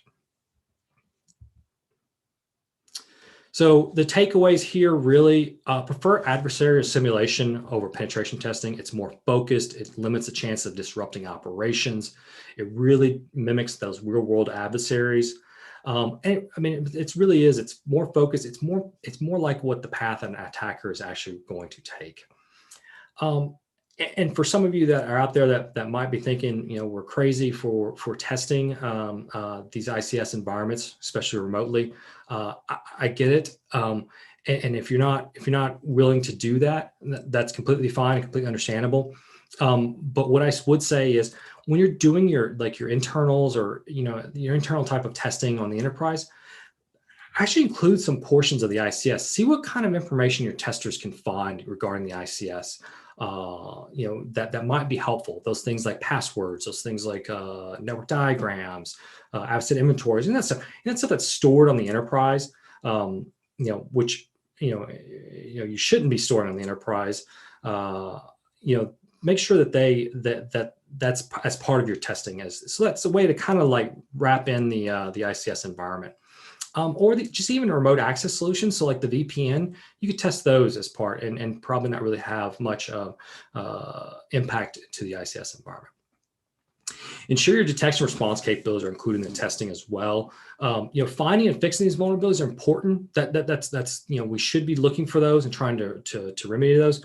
But detecting and responding to compromises is critical. I mean, ultimately, I think Rob Lee yesterday during his talks talked a lot about, it's not really, it's it's no longer, protection doesn't really work. We need to be able to detect and responding to these compromises. Leverage the testing though to improve the skills of your blue team. So like at the end of the testing, even though the blue team necessarily wasn't notified about the testing, provide them with the indicators of compromise so they can learn from it and improve their detection capabilities. So make sure that goals and measuring success are defined and understood by everybody. This was actually a lot harder than I was expecting. I really thought this would be something that as we kicked off these projects, that my clients would know what their goals were and what they were going to try and measure success. That wasn't the case. And it took a lot of conversations for us to kind of come to that and understand that. And also realize that goals in your measuring success will be different between IT and ICS. So if you're doing this type of testing, recognize that, the IT and ICS will have different. I can't stress this enough that scope and rules of engagement are really important. This really, if you're doing, especially these live environments, what the rules of engagements are, and what expected, everything. So, and then ultimately at the end of the day, communications are critical. You really have to keep everybody informed and make sure you know who has the approval authority for that. And with that, that is it. I hopefully didn't run over too much. Sorry if I did. Thank you, Chris. Yeah, with that, you're playing it right into the German to keep us back on the timetable. We need to be on the time, right? Yes. Kidding aside, even in Germany, I hope there's someone from Deutsche Bahn amongst the audience that will correct me. And guys, I love you. You know that. But yeah, even in Germany, by Deutsche Bahn definitions, 10 minutes over is not running late. And okay. Something about our train system. Thank you for your talk. And I do have one question, and then we will push the rest of the understand. Hallway. And that is, for me, it's more about like the context and your experience from these engagements and doing them fully remotely is what, and there might be differences in enterprise versus ICS. So what's your take on, if you take this on fully remotely, was there any loss of context, and did that or not create some difficulties for you or add-on difficulties in these engagements if you weren't able to directly interact on site with the client and the site per se? No, I think with the real-time communications and doing the adversary simulation, that I think kind of with the combination of those two, I think allowed us to really focus in on what we wanted to accomplish. And so while I would have preferred to be on site, like I said, I think we were able to accomplish everything remotely and without any kind of disruptions to operations. And so did we lose a little context? Maybe, but I don't think ultimately it really hindered the testing. I think we were able to accomplish everything that we wanted to do. And I think that worked out well for us. Thank you for that. And I think there are a couple of follow-up questions regarding rules of engagement and how to make those clear. I think, guys, these are actually the really important questions. And also, like Chris, you mentioned in your talk, like actually the client having an idea what they want to accomplish with a pen test. The number of pen tests that I encountered in my career where the client didn't really know what they wanted out of the pen tests. And the ask was just, yeah, we need to pen test, is more than zero. So thank you for mentioning that. And yeah, I'm looking forward to the follow-on discussion in the hallway. Great, thank you. Thanks again, Chris. With that, we're coming to the end of the EMEA leg of a session of the ICS Security Summit. Our last speaker, last but not least, will be Johannes Brahms. Resilience is one of those words and terms that might have been very overused, and everybody's rolling their eyes over resilience when it comes to security, especially ICS. So here's my quick take on it and why I think it is one of the most important aspects of everything we do. And as an asterisk to my take, yes, I did put in some years of work in automotive for business continuity. But being an incident responder, we follow the mantra of 2 is 1, 1 is none. So basically resilience comes under everything that we do as incident responders, because we see everything break out there in the field when we're engaging. But also looking at my past year, that other level of resilience that is even more important to my job and basically keeping me functioning these days is having the mindset of knowing enough to get through things no matter what. And that these are my two takes. So I'm really looking forward, Johannes, to your takes on engineering for resilience. To give a little bit of background on Johannes, he's a senior advisor for ICS cybersecurity at Royal Haskoning DHV. And I hope I didn't fully butcher that name. Taken my family comes from Denmark originally, like 300 years ago, and was kicked out of the country for butchering the language. No, different reasons. Your focus, Johannes, these days is exactly on cyber resilience by design and what is good enough and how do we architect this into our designs. With that, looking forward to your take on resilience. The floor is yours. Thank you, Kai. I expect you can hear me now. Now I hope that I can control the screen as well. Yes. So that's the title of my talk. Engineering for resilience is two important words in the title of the talk. On one hand, engineering, which is a methodology that's being used when you're designing complex systems. And on the other hand, resilience, meaning knowing what to do when you're compromised, knowing how to limit the impact of a compromise. But before we go into the content of the talk, let me first introduce myself. I studied electrotechnical engineering way back, and I worked for KPN, a telecoms company, for 29 years. 18 years of those I was an IT project manager, so I have an IT background as well. And since 2015, I'm involved in cybersecurity in industrial automation. In the first few years, I worked at a project for the Dutch Highways Agency, where we went to all the sites and investigated security and safety. And since 2017, I joined Royal Haskoning DHV, an engineering company. And I have a few cyber-related certifications. In 2015, I did the ICS 14 with Justin Searle and Eric Cole, and a couple of months later, I got the certification. And last year, I'm proud to say I also got the CISP certification, and also know a little bit about 62443. So that's the basis. Now, the company I'm working for, International Engineering and Project Management Consultancy Company. So we employ consultants, engineers, project managers, etc. We have about 6,000 colleagues over 140 countries. We are one of the top 50 engineering companies worldwide, 650 million turnover in 2019, and we lead in sustainability and innovation. And we have global expertise.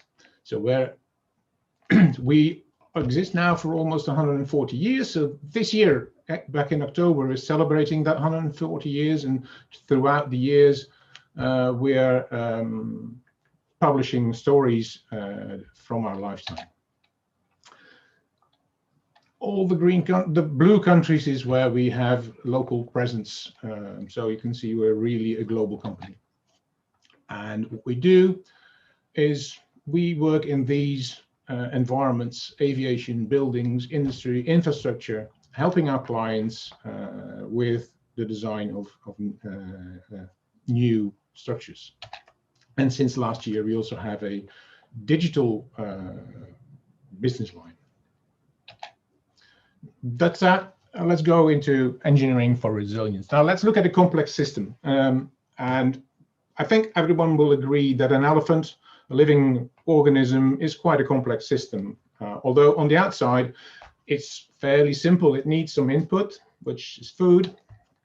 It processes that input, we call that digestion, and it produces wanted output, labor sometimes, and it may also produce unwanted output. But when it gets sick from wrong input, we can use that unwanted output to diagnose the cause of the illness. And when we look at a complex infrastructure system, again, it's similar. It needs input, although this time we're talking about commands, clicks, and sensor data. It processes that input, we call that computing, and then something happens. It activates an actuator. For instance, it opens a bridge. And it also produces in some ways unwanted output. Log data has been ignored for far too long, and it too can get sick if you give it the wrong input, and wrong input being erroneous commands, viruses, malware coming in, ransomware coming in, crypto mining even coming in. All that has happened in the industry. And initial diagnosis can sometimes be done from the log data. Now, look at an example of a tunnel system, which is more complex than quite a few people in the world would think. There's quite a lot of drivers that see a tunnel as a hole in the ground with lighting, and they can drive through it. But there's more to it than meets the eye. There's a lot of stuff that's visible to drivers, and there's a lot of stuff that's invisible to drivers. So to give some examples, drivers will see traffic lights, traffic barriers, and traffic management indicators. They will see maybe the height measurement that's trying to prevent lorries that are too high to enter the tunnel and damage it. Then there's ventilation systems, which is sometimes difficult to see, but you can still see them. The illumination already mentioned, that is clearly visible. And then there's cameras in the tunnels, but they are quite well hidden. There's a broadcast installation if you're driving through a tunnel and your radio keeps on playing, or when there's something's happening and the operators send messages. Then there's escape doors, and believe it or not, I've spoken to people that have driven through tunnels and have never seen those escape doors that are there every 250 meters. And there's aid stations for when something goes awry in the tunnel and you need to extinguish a fire. But there's also a lot of stuff that drivers can't even see. If something goes wrong in the tunnel, it needs to be detected. And if there's a fire in the tunnel, then everybody needs to be able to escape. And it would be handy if that escape route is safe and not filled with smoke, so you have an overpressure system in the escape route. And there's drainage systems to get fluids out of the tunnel. There's air quality measurement. There's a firefighting system.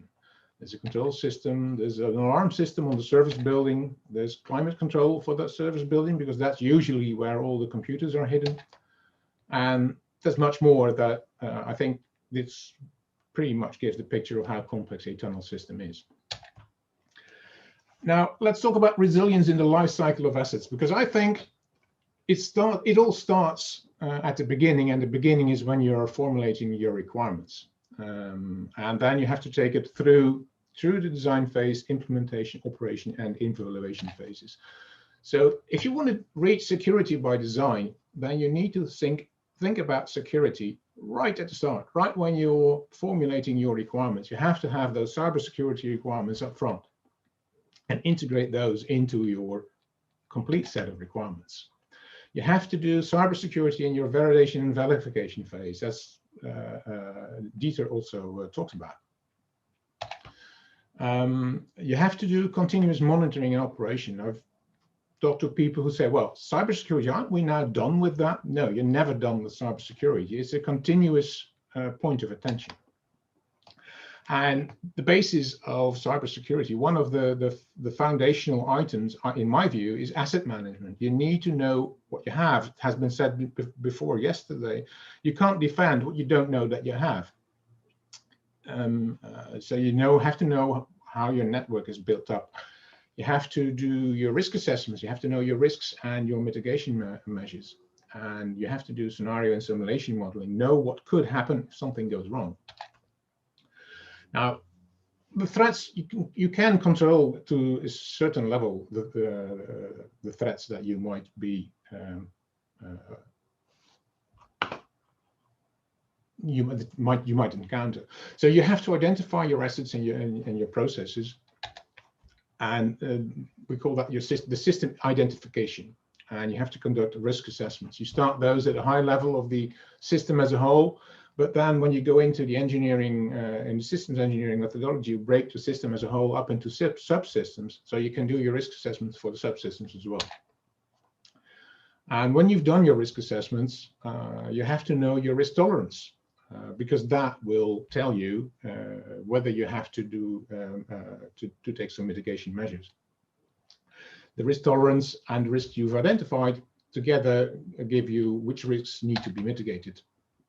And that mitigation, you need measures. You need to formulate them, you need to implement them. And when you've implemented them, you need to assess the new situation in order to see whether you were successful enough or additional measures are needed. Now, what kind of threats do we have in the infrastructure?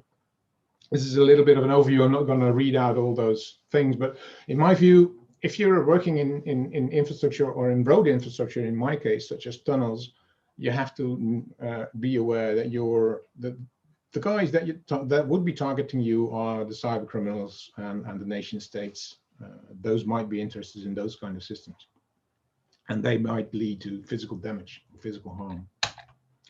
So the traditional approach of designing and building such a system, we design a new complex system, we build and test it, and we put it into production, and usually for 10 to 30 years or 50 years even, as I heard in the talk yesterday where somebody wanted a contract for 50 years.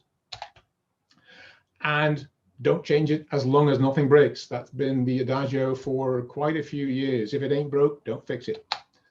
So we just wait for something to go wrong, and when it goes wrong, we have to find out what to do. And when we have found that out, we can remediate the effects of something gone wrong.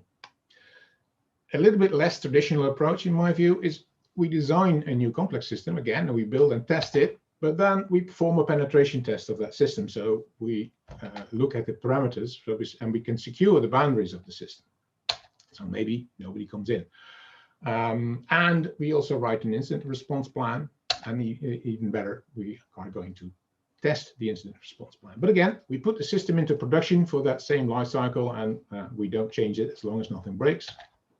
We monitor the log data, and again, another item in many infrastructure environments. And as I said, we practice the incident response plan regularly, so we know what to do. We know which people to contact when something goes wrong. And again, we wait for something abnormal to appear in the log data, and then we put the plan into action. Now, what I would like to see is the resilience by design approach. So you design your complex system with security in mind from the get-go, and you perform a high-level risk analysis of the entire system. We decide on the risk appetites, and then you decide on your security level target. That's a term from IEC 62443 for those who are familiar with it. And you incorporate those mitigating measures into the design. Some of those measures you can only incorporate into the design and are very difficult to incorporate afterwards. So, something like input validation is something that you need to think of when you're designing that software. We build and security test that system, and that's much more than penetration testing, because penetration testing looks at the system from the outside, and security testing looks at the system from the inside, and for instance also looks at input validation stuff. Does something go wrong when I give a system input that it doesn't expect? We can, of course, do the penetration test, and we put it into production. But as we have thought about security from the get-go, we've also built into the design the possibility to have it updated during its life cycle. So the don't fix it when it's not broke adagio is out the window. We now keep it up to date. We apply patches when necessary. Not each and every patch that comes by might be necessary, but if need be, you can update. And we monitor not only the log data, but also the network traffic, because that gives you much more information. And we expect something to go wrong. We expect something to appear in either the network traffic or the log data. And again, that incident response plan that's put into action when something goes wrong. Two models from IEC that I find very illustrative. We have owners. They have put value in assets, and they want to have an acceptable level of risk for those assets. On the other hand, we have threat agents, and they want to abuse or damage those assets for some reason. So they give rise to threats that increase the level of risk to those assets. So the owners, they need to have countermeasures to reduce that level of risk again to reach that acceptable level. Now, another model that is that helps is the threat risk versus information security assurance model. We have again the owners, the threat agents, and the assets. So the threat agents, they give rise to threats. And they use vulnerabilities and weaknesses, so we require countermeasures to minimize or reduce risk to the acceptable level. On the other hand, the owners, this is the threat risk assessment field. Now, the owners, they require confidence in those countermeasures, and they get that through assurance. And for that, they need assurance techniques to produce that assurance, and the evaluation gives evidence of that assurance, and that's your information security assurance field. Now, as I said, we're going to do risk analyses, and we have to identify the system under consideration, and at first that's the system as a whole, and later that can be subsystems. So we have to identify the main components of the system, describe their functional roles, interfaces, and contexts. We use a risk methodology, and the standard doesn't prescribe one. It just says do a risk assessment. And we have to identify those threats. And therefore, for that, we can use threat modeling, attack trees, etc. And for each threat, we have to formulate risks. That can be multiple risks for a threat. And I'll show a couple of examples of that later on. And we have to estimate the likelihood of occurrence of an attack as well as the likelihood of success. And that gives the probability of the risk. And we have to estimate the impact of the occurrence of the risk. And then you can do two things. When you can compute everything, you can do it quantitatively, but it's very usual to do it qualitatively. So we use heat maps. Now let's talk about those heat maps using an example. You see a house here which has an obvious weakness. There's a hole in the roof. So yeah, that's a weakness. And the threat is that the interior gets wet. The impact is that you get interior damages. Now, here's a heat map for the probability. And one of the things I'd like to stress, if you use heat maps, you have to define those terms. Low, medium, and high, they have to have a definition because they might mean something completely different in a different organization. And please don't put values there like 1, 2, and 3, and then start multiplying those values and saying, well, then if it's a high likelihood of occurrence and a high likelihood of success, then we reach the very high probability, which is 9. That is like multiplying apples with pears and saying that you're getting a strawberry out of it. Now, the impact analysis is back to our house with the hole in the roof. There's the weakness again and the threat. Now, there's a likelihood of occurrence. In the house in the desert, then it doesn't rain very often in a desert, so the likelihood is low. If it's in Holland, it rains quite often, so the likelihood is high. So when it rains, the hole will leak. The likelihood of success is still high. Now the probability, if you look at the heat map, then in the desert the probability is medium because it doesn't rain very often. And in the Netherlands, the probability is very high because it rains very frequently and very heavily. And the impact then is interior damages. So we get to the next heat map where we go from probability to impact. And again, the advantage of using heat maps like these is this one is diagonal, but you can decide, for instance, that for a catastrophic disturbance, no matter what the probability is, it's always catastrophic risk. So it doesn't need to have this diagonal organization. And again, define those levels very clearly. Again, now the same house again with the hole in the roof, impact analysis. Now the probability was medium when it's in the desert. But if the house just contains old furniture, then the impact is very low because that old furniture, well, you don't really care about it when it gets wet. But if let's say you have a low level of risk. Now, if the house contains a valuable collection, then the impact is very high. And I think there might be more things you'd want to do to a house that contains such a collection. So the risk level is catastrophic. And unless you decide to accept a catastrophic risk, I expect you want to take a mitigating measure, for instance, fix the hole in the roof. Now, a more realistic threat in an industrial environment is that unauthorized people gain access to a SCADA system. And there's two possible threat vectors that I'd like to talk about. They gain physical access or they can gain logical access to that SCADA system. And from those threat factors, you can formulate risks. For instance, if they get physical access, if they obtain the key to the technical room, then they can get physical to the system and they can shut it down, for instance. Or when they use such social engineering to gain access, for instance, tailgating, or they go in and need to say they need to repair something, they can get access to it. Or they can just plain old break into the room.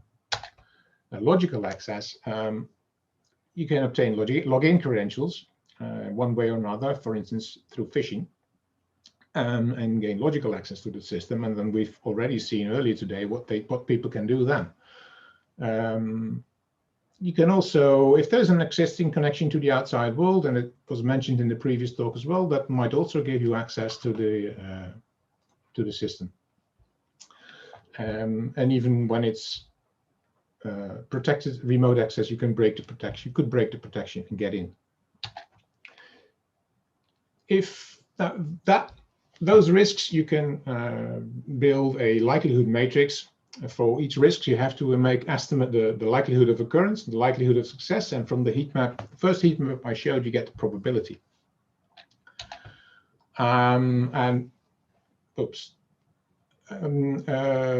This is from a risk assessment I did with more than the six risks I showed earlier. You can plot those on the heat map, and then you get an idea of where you're at with your risk level when you're in an unmitigated situation, and which is pretty dangerous. Now, then what? Based on that high-level risk analysis, we define mitigating measures, and we have to realize that those mitigating measures might partly mitigate multiple risks, and some risks may need multiple measures in order to be reduced to that acceptable level. And those measures, they can be organizational, they can be procedural, they can be technical. So that needs to be a balance between those three categories. In my view, if you only do technical, you almost might as well not do anything, because if you don't educate the people, if you don't have the right procedures in place, it's not going to work. And so you have to map those risks and measures to those risks in order to know the relationships. When you have to make choices because the budget doesn't allow for all the measures to be taken, then you have to know which measures have the highest impact and need to be done first, and which measures might be postponed until a later date because they have less impact on less risks. And you have also to map those measures to the subsystems in your system breakdown structure in order to know what the effect is if you can't implement some of those measures, and you have to maybe put in compensating controls. And that's where you go for the detailed risk analysis on the subsystem level. Now, as I said, there's organizational measures. You need to identify the responsibilities. You need to look at the contracts. You need to secure your supply chain. There's configuration management, there's key management. Procedures, you have to think about information security. And again, referring to an earlier talk, if someone can easily find the documentation for your ICS environment, then they can take that home and study it before they launch that attack. There's security awareness. You need to do something about that, and that's more than just giving a presentation. You need to repeat that. You need to maybe do more stuff than that. There's also secure software development, because security is in the software as well. It's not just the physical security. It's not just the networks. If you look at the OWASP top 10, and people say, oh, OWASP, that's web application. Yes, true, but a number of those techniques can also be used against industrial software. So you have to look which of those top 10 threats are applicable to my industrial environment, industrial software as well. Change management, reporting, business continuity has been mentioned, incident response has been mentioned. And then you get into the technical stuff that you have to do.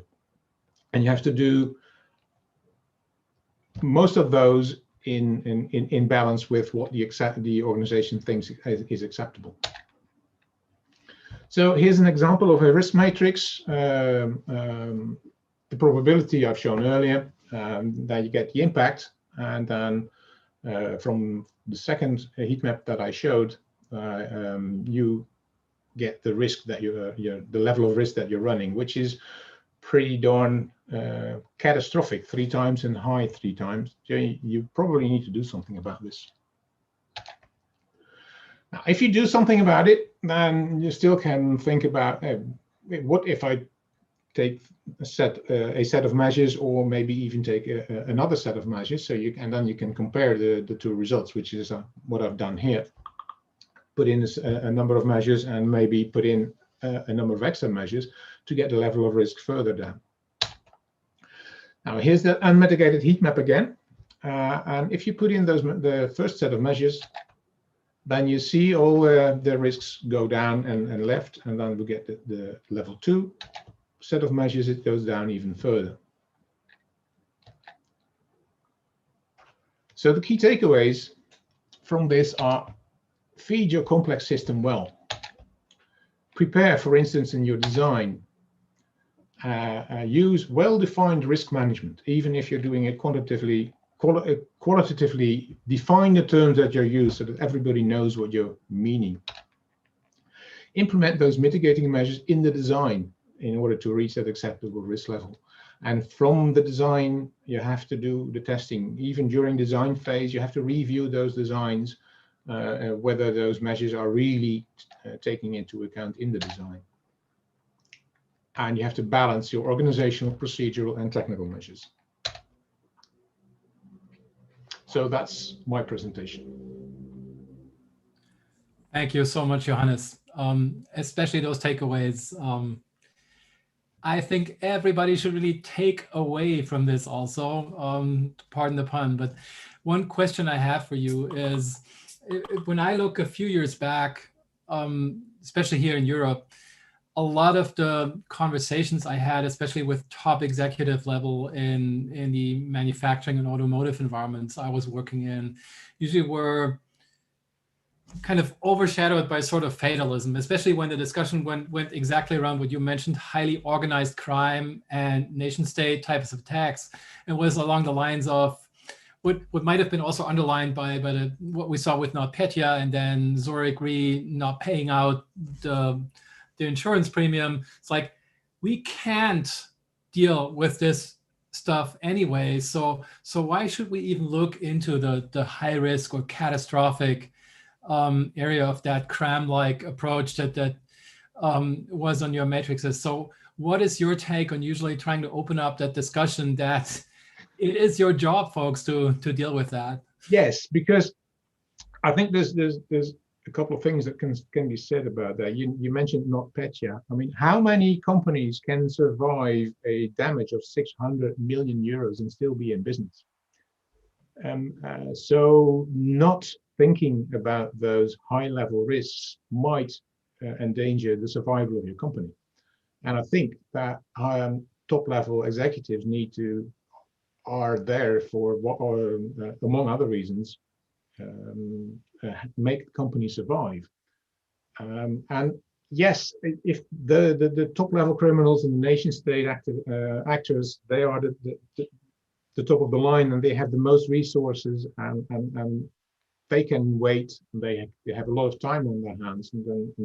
But then again, if you make your environment harder to break, you might not be the first that's being broken. I mean, if you're running in Africa, for instance, and there's a lion coming after you, you just have to run faster than the guy you're running with. So doing nothing makes you an easy target, makes you a sitting duck. And I don't think that's a very good strategy. Thank you for that, Johannes. With that, I'm taking it over to questions that were asked in the channel. So here's the first one. Engineering for resiliency sounds like an industrial version of the chaos monkey approach by Netflix, so that continual process of whacking things and see how they break and then improving them over time. Do you envision this will become somewhat similar, the resilience approach that you were outlining in your talk?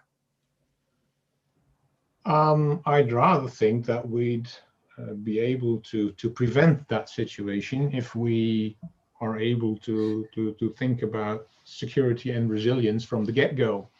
If we are able to build in the stuff that the defenders need in order to be able to defend a system, and to build in the stuff that you need in order to be able to update the system, then make the defender's life easier, and you're not going to be running around whacking a monkey. Thank you for that. And yeah, I couldn't agree more. I had kind of a similar discussion, I think the other day with some colleagues, where it was about like, usually we learn from those huge accidents, right? I mean, it should not be the Sevezos and Bhopals and 3 Mile Islands and Fukushimas that force us as quote unquote the industry to move forward. And actually the example I was giving to that colleague was, so I have a pilot license, so I'm somewhat of a crazy aviator, flying hot air balloons. But the most important takeaway for me in aviation is exactly that whole culture around how to learn from mistakes, not pointing fingers at anyone at the get-go, but investigating why something happened and what can we do to avoid this exact thing from happening. So iteratively trying to get better, fully aware that we will not solve this 100%, but we can at least make this one thing go away by enhancing technology or process or whatever. So iterative approach, but not rebuilding from the ruins every time. We have that Deming circle for a reason. Continuing improvement. Exactly. Yeah, CIP used to be the other big term apart from non-functional requirements that I referred to earlier in the automotive industry. And yeah, again, I thank you for especially outlining that in the risk matrices, which should drive home the point that security goes along with safety and is not a non-functional requirement. It is actually ultimately a functional requirement. As Tiff once said, can a safe system be secure when it can really be safe when it's not secure? 100%. Thank you so much, Johannes, for your insights here. Guys, follow-on questions, please, in the hallway room. With that, we're coming to the end of the EMEA session. So I have a few more minutes to wrap up, and maybe the gentlemen from the US, like Rob and Tim, are you already on board and want to join me? Good morning. Servus, Rob. Good morning. Hey, Tim, how are you guys doing? Tim was here crazy early on. Must have been something with the name, because another Tim that I know fairly well logged on as well in the other Slack on my work channel and was like sending me crazy stuff like at 0 hour in the morning. What's it with your Tims? Yeah, Tim is like embracing this like a roller skating lock-in. He is here and cheering everyone on, so it's good. I missed one talk, and it was Kai's opening. I've seen all the rest. Wow. So I'm glad, because I wasn't really awake at that. But hey guys, quick wrap up of what we saw today. And there's basically, I mean, everyone. So now this is now the German talking about the required reading. So everyone, please download Hiroshi's and Johannes talks about like how to get started with risk assessment and having that important discussion, especially what we learned early on this morning in EMEA time, when Hiroshi talked about his approach to having workshops inside the organization about how to actually get started with a ICS security program. The important takeaway there with outlining what the requirements are in ICS, so SQDC, safety, quality, delivery, and cost, versus the CIA approach that usually ICS folks roll their eyes on. Wow, that is how you get started. And especially we here in the E part of EMEA being a little bit behind the curve compared to the United States, Australia, and some of the Gulf states. That is where we should get started right away. But then also having that risk discussion, especially what Johannes outlined with the risk matrix. That was my bread and butter for a couple of years doing continuity work, and exactly the conversations that we had at the end of his talk, I went through numerous times. So guys, there is no non-functional aspect to security. It is a function, because if security fails, your function, your process will break in very interesting ways. And that's what Salima showed us with the cyber range. I mean, how less interesting can it get? I mean, how spectacular can some of these breakages be, especially with that bit in the middle attack, which again, to me is the pinnacle of how you show the very deterministic, lateral logic driven aspect of how a PLC works. And that is sometimes very hard for us IT trained folks to wrap our heads around, that, yeah, it's not like if I press this red button, something should happen. It is something will happen all the time in all the same steps and milliseconds. But breaking that also, like pulling down that fifth wall and looking at these processes from a programming perspective, so the steps you go through and then starting messing with it is actually where it becomes interesting.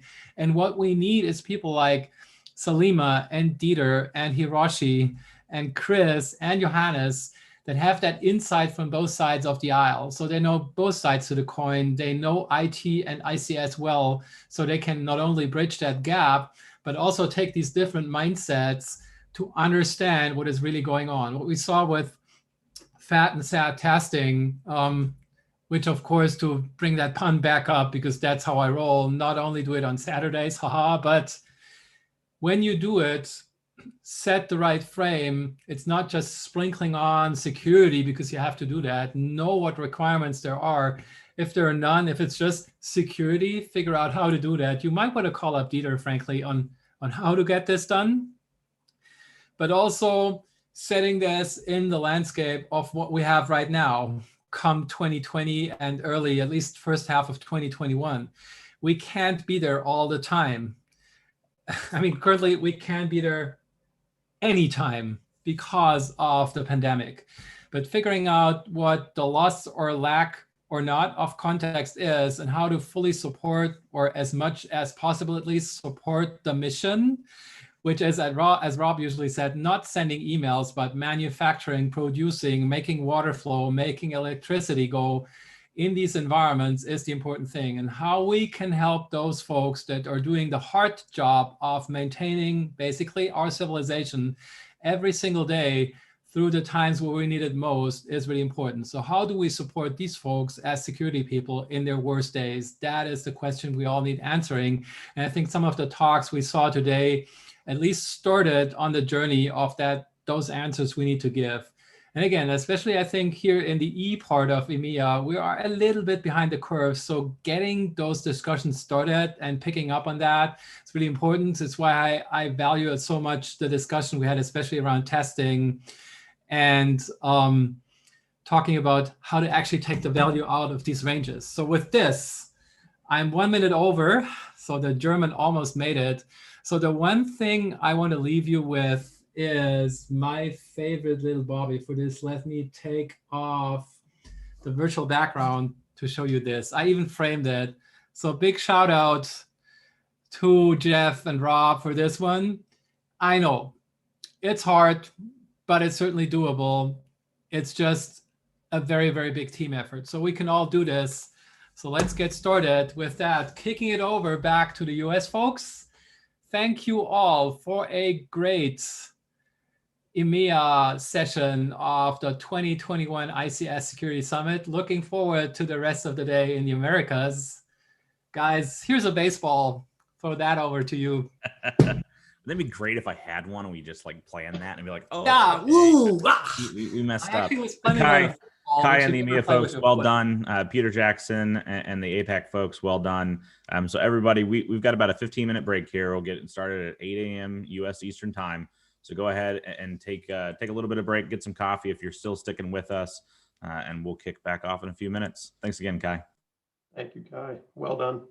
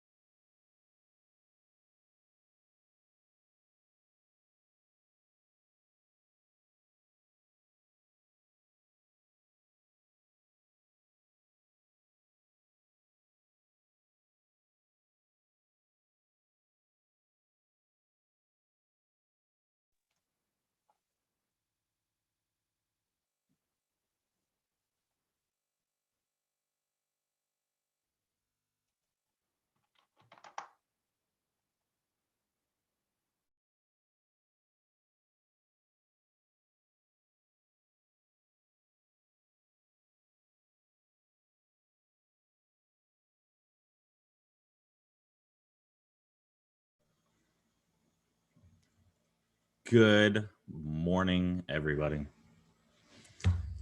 Hello, Rob. Hello, Tim. Are you ready? I am ready.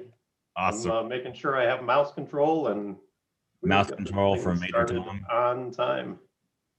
Everybody else can mute their video. I see an individual joining Get off the video, Tim. early. All right, I am going to try my mouse control. I have it. Yes. Okay, everybody. So I want to thank everybody for coming. I know we are starting a little early with our awards and recognition elements of the agenda. And I'm just going to provide some background for what we're going to be talking about here in this first session. As many of you know who are joining, we are kind of from a critical infrastructure and asset owner and operator and any other organization in this ICS community. There's been a long ongoing kind of challenge in workforce development for decades, as we kind of look for that unique hybrid skill set across IT technologies, OT systems, cybersecurity, operations, depending on whatever sector you're in, and then specifically also engineering and compliance and kind of emergency response and a lot of things that are really, really difficult to sort of learn and grow into throughout a career, but we need people in those roles very quickly. And we've needed greater numbers as we've added more digital assets and we've interconnected more systems. And kind of this need for these individuals, and not just in current practitioners, which was kind of the real-time need that needed to be addressed, but also looking towards pipeline. As an industry, we saw a lot of retirements and a lot of that kind of great capability and knowledge of how these complex systems work. People kind of reached the point in their careers where they were ready to retire and rely on the systems that they built and hope that there's people to fill their shoes. So let me move into the next year, which is, kind of looking across these different time horizons of kind of the real-time practitioners or the people coming into this space, and additionally individuals that have kind of been in that role and helped lead this industry. As I've seen kind of Mike Asante throughout his career in a number of different roles, look at these different types of challenges and look at these industry challenges. And I watched him, and in some cases I had the opportunity to work with him as he kind of worked tirelessly across the community to address not only the pipeline challenges of how early and where do we obtain, and how do we sort of start to grow and build, but also address the needs of current practitioners. And those are two things that, working in critical infrastructure, we sort of knew. The people that were obviously responsible for maintaining these systems, we wanted to make sure we were developing and giving them the tools, technology, and resources they needed. And we worked with universities to try to, what can we do to help encourage kind of enrollment in engineering programs? And what can we do to make sure cybersecurity and kind of those elements are a part of it? But again, kind of as an absolute industry leader, Mike saw those things, understood them, and did everything he could to shape them. But he also really wanted to take opportunities to identify and recognize the people who have helped shape and lead the industry as an important element as well. For the first of these three elements we're going to cover today, so we will be joined by Mr. Alan Paller, who is the founder of the SANS Institute. He is such an integral part of our ICS story. And honestly, this is going to sound strange, but a personal hero of mine. Just with every interaction I've had, I have always learned and grown personally and professionally. Every time I work with him, meet with him, talk about a difficult problem. And Alan, like Mike, has a profound capability of seeing these big challenges and really just an uncanny ability to find the right people in the world with the right mix of kind of passion and brilliance.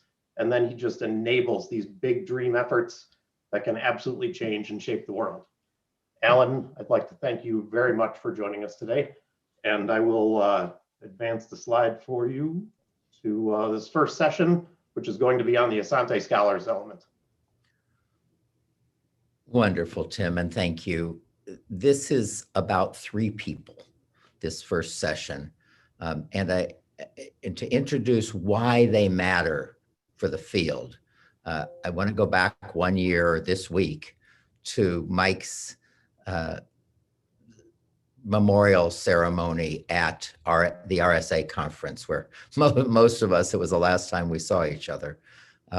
And just remind people who were there what the reason is that Mike wanted to create a pipeline of these extraordinary people, the first three of whom you'll meet today.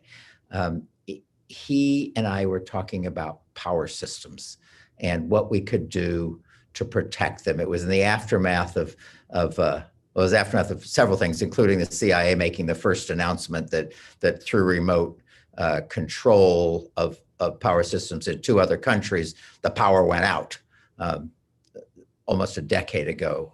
And we were talking about what it is that actually can protect these systems. And we talked about it a lot of times, and he made the critical game-changing statement to me. He said, when other states, other nations decide that they want to take on the United States, they start with an unlimited budget, not a budget, an unlimited budget of whatever it costs from the head of the nation. And with an unlimited budget, they buy every known hardware and software defense, every known, because they're commercial. And to the extent they're not commercial, they find ways of getting copies of them. And they use those to craft the tools that they're going to deploy, both for reconnaissance, but more importantly, in time of war, for disabling the power systems, because that's how you do warfare. And because they have bought every known defense, we on this side cannot depend only on our defenses. And I said, well, what do people do? And he said, the only defense in that situation is an extraordinary practitioner who not only has a deep understanding of cybersecurity, but also is completely aware and knowledgeable of the environment, the technical environment, the networks, the systems, the applications that he's defending or she's defending. And if you want a hard job, Alan, help us find those people. And that was the beginning of what has become a program that was first mentioned publicly at his memorial program. And now I'm going to tell you a little more about it, even though it's not going to be public, even though people are flowing through at a very high rate. It's not been publicly announced as a big national program that it is. So let me introduce first of all, let's go to the next slide. Or are we on the next slide? I've got this extra slide up in front of me. Come back one. These kids, in order to be that extraordinary person, had to go through a 5-step process. And you're sitting here watching it, so you already know what it is. But there's a typo on this slide. That 6,000 was actually 13,300. I put the 6,000 on it, and I was looking at the wrong cohort. So it's 13,300 people who tried out. Of those, 440 got through it. And what we were looking for there was not whether they were a hobbyist and knew how to hack things. We were looking for very high aptitude. We have an extraordinary aptitude test that'll find people who can be good. But more importantly, at that stage, if they had the aptitude, were they curious, and did they have grit? Did they have the tenacity to get through this extraordinarily challenging game? You can call it a game if you want, but you can learn to reverse engineer binary code in it. So it's a game, but that had the ability to find the best. And then they had to do the foundations curriculum. This is what sort of all the people who lead cybersecurity teams understand is the great challenge, which is a lot of people get into the field without knowing networking and operating systems and Linux and programming, and they have to teach them. But if they haven't ever learned it hands-on, sometimes they never become good. So they had to go through every single area. We call it anatomy for surgeons. You can have a surgeon who knows how to cut, but if she doesn't know anatomy, she's just dangerous. So this is the anatomy for cybersecurity. And then they were interviewed for professionalism, and that got 250 down to 100. They had to complete 2 tough SANS courses in the certs, and they had to get honors on the certs. That's how you get a 4.0, is getting honors on the certs, the certifications. And then they had to choose ICS as their specialty area and get better than 90% on the exams for that area. So you can see if you start with 13,000 and you get 100, that's what we're looking for. And these are 13,000 people who thought they might be good. So that's who these people are who you're meeting. So let's meet them. Let's go to the next slide. Christy Capelli just epitomizes what we were looking for. She found ICS when she saw what was going on in the electricity grid during an academic decathlon about 6 years ago, and decided she was going to do something about it, do something about the vulnerabilities. She went to Berkeley, one of the top schools in the country, with a degree in applied math. She won this competition, was one of those 100, did extraordinarily well on it, and she's currently employed in I'll just say an important position in Washington. And she hasn't stopped learning. That's the characteristic of these people. They don't stop learning when they get to a certification or degree. She's getting a master's degree in computer science at Johns Hopkins. So that's an example of what you're looking for. Remember what she had to do. She had to beat 13,500 other people in a very technical challenge. So she starts with the technical foundations. She had to be curious and tenacious and learn very fast. She had to have a personality that people would want to hire. It's just, they're extraordinary people. So if Mike were looking at me now and saying, well, did you do it? I would say, yeah, I think we did. I think we did exactly what you wanted us to do. Let's go on to the next one. Craig, who is with us, Christy couldn't be with us, but Craig Orslowski, who is with us, was working at Georgia Tech in the IT help desk. That's a wonderful pathway, because it's the pathway that most people used in the early years. But he became a security researcher, and he's leading the ICS security research at Georgia Tech now. And I think he wants to get on with a job of actually going to work in the industry where he can make a direct difference on protecting them. And our third winner is Rihanna Zuby, who had a professor who said, your password's not good enough, and she, having a hacker personality, explored that. Let's just say explored that problem. She won the scholarship. She was turned on. Thank you, Leslie Carhart. She was turned on to the physical cyber connection with Leslie's blog, I guess. And now she is being interviewed. And if the person who's interviewing her, who's on this call, doesn't hire her, my guess is someone else will in the next few hours. So you might want to go ahead and do that. Those are the 3 people. They come through a huge pipeline that is highly refining at every step, as you saw. I'd like to go to the next slide, because I want to show you how that program is today.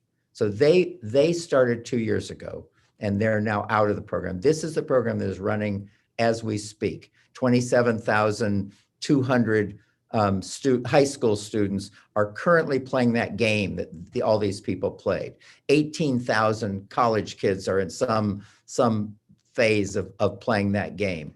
Our expectation is, this is just this year's cohort, that 3,400 of the high school students will qualify for the national championships, and we have an open enrollment for college kids in the national championships. They're in separate cohorts, but they're vying for $2 million in college scholarships. College of their choice for the high school kids, the college they attend for the college kids. The college kids get $1,000. The high school kids get $2,500, exactly the same as the National Merit Scholars get. And the 3,000 who do best in that will also be invited to the Cyber Foundations Academy this summer, where they will learn all of those foundational topics, the anatomy of cybersecurity. We're anticipating that some of them won't want to go on. They will be doctors or lawyers or something. That's fine. But we think about 2,000 of them will choose to pursue applied cybersecurity in their colleges. or at STI, which these three winners did. But they will choose to do it, and we'll support them wherever they go to school. And we think we'll get a yield of about 80% of that and have 1,200 out of the 27,000, which is a really good yield. It might be lower than, I mean, out of the 45,000, it might be lower than that. The question came up, I've got 60 seconds left. The question came up at Mike's ceremony. What can we do? What do we do to help? And the answer is you can do 5 things or more, actually. But one of them is we are looking to build a huge library of videos of people who work in cool jobs in cybersecurity who can tell their stories so that every high school kid who's interested at all in cybersecurity can go in and find out what the jobs are like, how people got there, and see people, real people in cool jobs all over the industry. And also, more importantly, if you have any relationship with high schools and colleges in the fall when the new cohort opens, we'll ask you to help get the word out for kids to try the game. There'll be 3,000 winners, and many of them will be in your city. The second thing you do is celebrate them. The third thing, a really important one, is you can help us validate all the topics in anatomy. We have 400 organizations who've said, yeah, those are the things that our professionals say they should have learned or they have to learn in order to be competent. But we think we haven't gotten it all. So that's an important one. And there'll be panels of employers during the Foundations Academy. When we finally find the near winners, we're going to need help on interviewing them. And to become named a cyberstar, you have to build a tool that other organizations can use, and we'll need help with that. So if you want to help, I will put something in the little box that has notes in it, whatever that is, Tim. So you can write an email to that. But if you just search for CyberStart America or Cyber Fast Track or National Cyber Scholarship Foundation, you'll see lots and lots about this program. So thank you, Tim, for the time, but mostly thank you to these 3 people who chose it. By the way, we got to get the number 3 up from 3% of the 100 to something like 25% of the 100. We don't know how to do that, but we'll work on it. Alan, Tim? thank you very much. This is just amazing honor to Mike and his legacy, and the things that he was really, really passionate about always came down to the people that did the work, did the jobs across these industries. And just thank you so much for letting us do this amazing stuff. Anything you want to put in chat for us, we will move over to Slack, so it's available to anybody that wants to research through this or find it later. Anything you want to pin in that chat window, we can absolutely make that happen. I had the opportunity to meet and talk to the scholarship winners, and again, just amazing people. Not just kind of the slides don't capture what wonderful people all 3 of these individuals are. And as you indicated, I imagine they are all going to be at this conference for many years to come, and soon will likely be on stage talking about their experiences, what they're doing in work, hopefully in leadership positions years in the future, and bringing in more people that are Asante scholars into their organizations. Thank you again, Alan. You're welcome. Rob, hello, Rob. So the second piece of this, 3 train awards focuses kind of on the practitioners who are in this space now. And Rob, with the great work Dragos pulled together on the ICS CTF, you absolutely and your organization have earned the honor of acknowledging all of the winners for this event. Thanks, Tim. No, it's been great. I've always had kind of like the split personality of it, where I'm at SANS and at Dragos, and we've thought for a long time about how to join forces and do things right for people. And what we found is that the best way is to create content for the community, and things like the CTF. What they excite me is it's not just about ICS security practitioners, although that is definitely a major highlight of it, and to give you all an opportunity to play around with data sets. As Tim noted yesterday, for a lot of us in ICS security, we can get in and out of the plant. We can go and see the rail line. We can go see the maritime operations, but it's hard to get data. and it can be an extremely challenging thing to get data with like attacks and examples of attacks in it, unless you just don't do security, and then you're going to get there anyways. Like you'll get data with attacks in it. You're like, we didn't install a firewall. Congratulations, you got a new CTF. But for most of us, it's important to put it in a range and not treat it from a live environment. And so it's just really, really exciting to do this. But what I really love about it is all the folks that are not ICS security professionals, and they get to come in and see, hey, just from digital data, there's a lot of things about my skills that can translate, but there's a lot of things that are different. And then you go beyond the technical data and you start talking to the operations side of the house, and you get and understand the mission, and you realize the whole world is different, but you're welcome in it. And it's always just such an awesome opportunity to bring folks sort of laterally into our ICS community. Can you go to the next slide, please? So the first thing, or maybe I have control. Yeah, the first thing I just want to give a special thanks to the Sands and Dragos team, individuals by name, and for those that were significantly contributing. There was a lot of people in the wings helping out, as pretty common between the two organizations. So a lot of support across the board, just a lot of the NetWars team and similar helping out. But a special thanks to the folks here who really went above and beyond in making the content, spending tons of time setting up industrial ranges, setting up equipment, rehearsing attacks, taking captures, etc. So for those of you that enjoyed the CTF, which saw a little over 1,300 people participating, you will hopefully find one of these folks in the future and be able to have a good chat or a handshake, because they put a ton of effort into making that CTF enjoyable for you all. Reed put a ton of effort into making it painful for a few of you in the 400 questions. Aaron did a ton of work. Austin, Chrissy, everybody on here, just fantastically well done. Next slide, please. All right, so we did this at the CTF. We captured kind of the winning teams and individuals, but we wanted to make sure that we threw it up on the screen again in case that you weren't there that night as we closed it all down. So for those of you that participated in the CTF, this is how the team structured out. And so we ended up having a tie for first place with Equinor and Legal Assembly. Normally, we would say whoever got there first is the first place winner, but that's normally when we're all sitting there in person and you all start at the exact same time. But the reality is the two teams started at completely different times because of time zones. So we thought it appropriate to say it's a tie for first place between Equinor and Legal Assembly.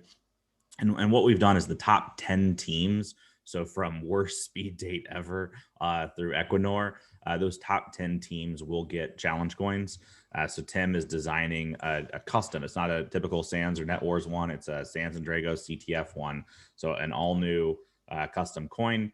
If your username and registration in your portal is accurate, that is where the coin is going to be going. If it is not accurate, please go update your information in the portal so we can be sure to get it to you. But you will have challenge coins out for every member of the team for the top 10 teams. Next slide. From an individual's perspective, we had quite a few individuals that got to the 400 points. The fun thing about that, though, is normally NetWars is essentially 6 hours, 3 hours on night one, 3 hours on night two. This was a 12-hour NetWars so that people from different time zones could jump in. What we found, though, is like a lot of people ended up spending the 9 to 10, sometimes 11 or 12 hours to get there, but they got there. And it was just really impressive. And so what we did is correct me if I'm wrong, Tim, but I believe it's the top 25. So everybody that's listed here on the screen. Is that right? That is absolutely correct, Yep. sir. So the top 25, everybody listed here on the screen will also get a challenge coin for doing this. And the way that we came to those numbers, normally it's like the top couple teams and like top 5 participants, but that's usually have an audience of about 100 people. And so we just basically pegged it at 5%. And so the top 5%, which ended up being the 25 in the individuals and the top 10 in the teams out of the 14 or 1,300 people, you'll all be getting challenge coins as well. So again, just an extraordinarily well done job. These were not an easy CTF. We made level 1 and level 2 very approachable in terms of education and similar. By level 3, it was starting to challenge you. By level 4, it was getting painful for many. So that was by design. We wanted to give you a good challenge, and many of you just knocked it right out of the park. And for those of you that didn't score in the top 25, it's so difficult to step up to a CTF, especially in a work week and all the stuff that we have going on, and say, I'm going to try out something new. You know, I'm going to challenge myself and see what I can do. And so even just by signing in and going through at least a couple questions, you should be extraordinarily proud of yourself, and for partaking in that CTF. I've gotten a lot of questions in the chat about like, are CTF answers going to be released, or the data sets going to be released, et cetera. They're not. The Sans Dragos disc event we did in April of 2020, we did do that. We released solutions, we released data sets, but a lot goes into these CTFs. I think I ballparked it like $150,000, but as I started adding in people's time and similar, it's well beyond that. So it's probably a $200,000 to $300,000 worth of time and materials and everything to make the CTF. And so our hope is to be able to use it a couple times again. So please don't be uploading packet captures to your favorite, Wireshark community forums and similar. Don't be uploading the data sets, et cetera. We hope to take this to events like GridSec and some universities and get 2 or 3 uses out of it for the community. But all in all, hopefully it was fun for you all. It was a lot of fun for us. And again, job well done. Next slide. All right, back to you, Tim. Well, actually, I'm gonna stick on for this one so I can troll. Yeah. I was gonna say, don't go anywhere. All right, so this is something that we started a number of years ago. Again, kind of as I mentioned in the opening here, Mike Asante had talked about this for some time, kind of a lifetime achievement award, a kind of recognition of people who are just doing amazing things in the industrial control system community. And he got to kind of award the first, and the second to Art Conklin, who was on the board of people kind of nominating and reviewing future.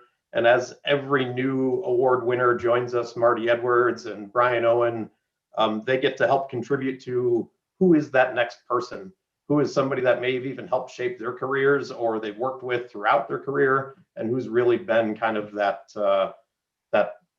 individual that is leading the community. And a key point here is Mike did not want to wait for people to die to give them an award. Like he was real persistent on that, of like, don't wait until people's careers are over. So this Lifetime Achievement Award is not, these people are retired and done. It's these people are making huge impact. And it's not the typical, like at the end of the Emmys or whatever, like this person's like done and washed up. But and the reality with our individual is a car almost tried to take him there, but he's resilient, as is our infrastructure, and so he's still with us. But he is definitely, most certainly not done. But he has had huge impact. So that is correct. Here we go. So just a brief statement on the award. The main objective, kind of recognizing the individuals who have contributed, exceptional efforts to enhance industrial control system security on an international scale, and who actively strive to bridge the gap between IT and OT. There's a link here for kind of the previous recipients this year, and the reason I've asked Rob to stick around, both of us have really had an opportunity to work with this individual throughout our entire career. And I am personally really, really thankful to be the one to name that the 2021 award winner is Mr. Tim Roxy. So big round of applause for everybody who is joining us today. And Tim, I'm going to go through a couple of slides here, and then I will turn the mic to you. But I'm going to try my best to not get you emotional before I have you go hot mic. So I'm going to say some things you may just want to mute your speakers. All right, so couple of items. Just since we're not together, I had to go dig up an old picture of me and Tim together. This was either in Albania or in Georgia or in Ukraine or somewhere else overseas. I'm not sure where we were when we took this picture, but it was somewhere abroad.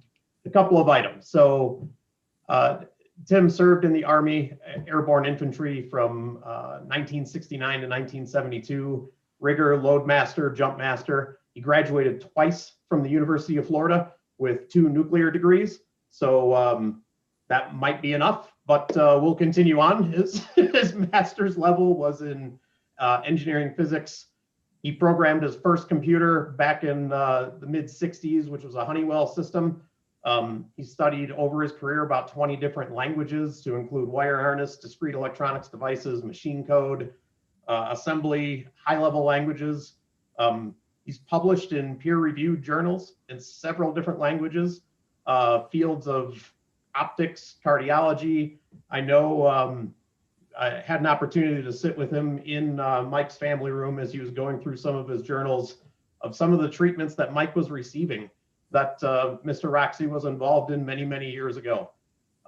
He's worked kind of 40 years in the nuclear sector. He helped establish multiple information sharing and analysis centers, or ISACs, as industry firsts, established the first threats and countermeasures unit, developed a program for the ES ISAC back in the North American electric sector.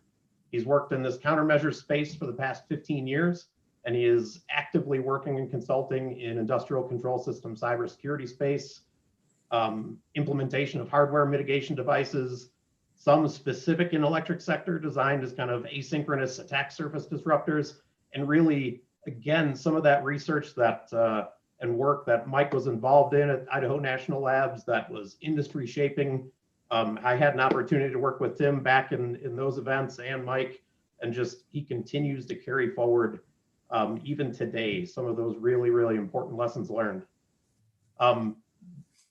Other than some of the very interesting research that he's been involved in years and years ago, and an item that as you get to know Tim, you find out his heart, you find out his passion, you find out kind of a lot about him. And he's also been involved in kind of establishing some emergency homeless shelters in Maryland back in the 90s and still operating today. Project Echo houses about 40 residents, which is unique in a lot of, for those who may not be familiar with some of these efforts, there are some that allow for complete families to come in, and this specifically is one of those. Not for profit, definitely kind of earned a lot of recognition from a lot of different civic organizations. This man has been through a number of things in his career and his life. A lot of people will call him a friend, will call him a brother, will call him a leader, a colleague. The 1,000-some people on this phone or on this session right now, I would imagine a large percentage of you have interacted with Tim Roxy at some point in time in your career. I also have the unique opportunity to do this. So when Tim retired from NERC, Mike sent me a note as I was running the presentation to kind of at NERC walk through kind of Tim's retirement. And I pulled together a bunch of slides about the most interesting man in the world. And Mike sent me this specifically to add into the slide. And I think it's appropriate to have here as well, kind of in this recognition of your kind of ICS award. Mike's statement: Tim has given his sweat, love, and support, and the world has been a better place. I can't pen what you have meant to me, my friend, with the greatest admiration and love, Mike Asante. Tim, I'm going to open the door to you to allow you to say any comments you have. You have all the time in the world. Rob and I can close our opening session a little shorter, so we open it to you. Don't feel rushed in any way. This is me escaping out of Idaho National Lab, one of their rooms. I think that they mixed the beams here because they have cleaning supplies inside a server room. But you know, that's another story. I totally appreciate the words, Tim and Rob. It has been a long career, and it's been fantastic. I particularly loved listening to the first two sessions on the young people. 3 awesome recipients for sure, and the amazing Drago Sands combination on the CTF. How much fun would that have been? My first computers, of course, cybersecurity wasn't even a thing. Our memory was diode tubes, pretty much, and or ferrite core. And hacking at that time was unknown, but bugs were known because occasionally we would have to sweep the ferrite core panels to get rid of the cockroaches. It was in Florida, don't you know? And they'd get down in there and get zapped, die, cause memory errors. So it has been a long life. and it's been phenomenally wonderful opportunity. Here, after what 5 decades now of being involved in either biomedical research, bringing engineering physics concepts into various verticals, I now find myself still engaged, remarkably enough. And it is wonderful to see the new people and to work with the younger folk. Of course, that's easy for me to say because most folk here are younger than me now. I think in the demographic, I'm on the tail end. But I'm alive and kicking, and I see some fantastic names here. Alan, very great to see you again. Alan and I first started doing things together many years ago. Just really nice to see your name pop up on a Zoom. But huge kudos to Tim Conway. It has been an absolute pleasure working with you. You were the first person that I almost jumped across the table for to shake your hand when you came up with that really cool technique using 2 serial relays to stop an asynchronous attack. And you looked at me across the table and said, "Are you trying to do an Aurora attack on my generator?" And I'm like, I smiled, I beamed. It's like, you read it, you understood it, you connected the dots between cyber and grid physics. You get the winner chicken dinner. And it was phenomenal. And Rob, you and I have done some interesting things in strange places. I would travel the world and pull back malware samples from various people that I would beg, borrow, or steal from, and bring them back in. And Rob was one of the go-to people here that I would share my meager little bit of stuff. And it was phenomenal. I've spent the last probably 5-6 years of my time at NERC, which was 10 years, really as standing up the threats and countermeasures. I found early on that this is a different career back in the military days, but I found early on that if you make friends with the victims, if you go there and talk to them and you can truly feel their angst and pain, then those victims will look at you as someone who can possibly help you. And I found that in South America and Guyana. I found that in Poland. I found it in other Eastern European nations. 7 trips to Ukraine where I met many people. And I would bring back, people would willingly give me the real data from their attacks. They would sit down and patiently educate me on what this Polish writing on this network diagram meant. And those experiences of bringing that information back fed into White House efforts, fed into Department of Energy efforts and others. Rob Lee, Applied Physics Lab out of Johns Hopkins University.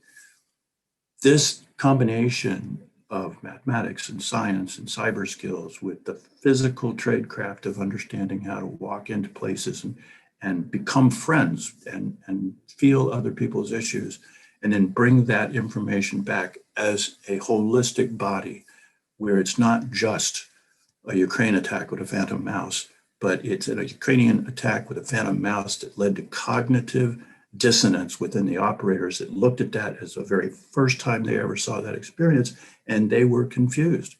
They were like, what in the hell is this?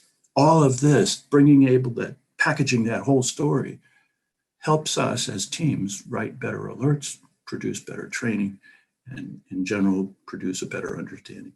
All of that to say that ultimately, we live in an incredibly complex world, and there are certain things that my good graces and luck, my physics, my mathematics, and other backgrounds allows me to look at these things slightly differently. I don't ask endpoint cybersecurity questions now about, is my firewall well enough off? Is my staff trained well enough? Mikey and I used to sit down and look at each other, and he goes, I have 1,000 people that are watching me. Whatever I do online, there's 1,000 people. And these governments, he was right, these governments that are against us, they do dedicate time and effort to following us. So there wasn't a lot that he did that was not noticed. There wasn't a lot that I did that was not noticed.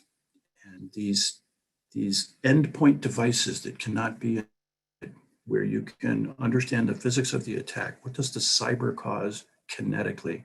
When you understand that, then you can look at the local physics, which is where this has to take place, and design a diode-based, essentially, logic system that does not use a computer logic. It uses something a little different.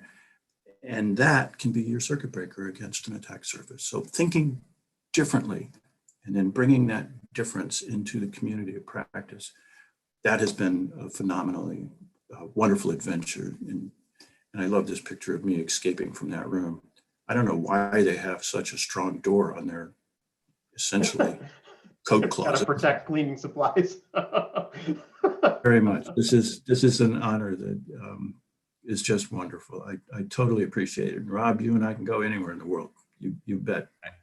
So much love for you, Tim, and how much you've done for this industry. And I think in moments like this, it's always nice to celebrate all the people we love and stuff. But like what I also like, hopefully not being too coarse, is there's some real jerks out there and some people that did not want people to succeed, and yourself included. And it was just like bugs on the windshield. It didn't matter. It was always up and let's go and let's get the mission done. And I've always admired that about you. And so I'm thrilled to see you get this award.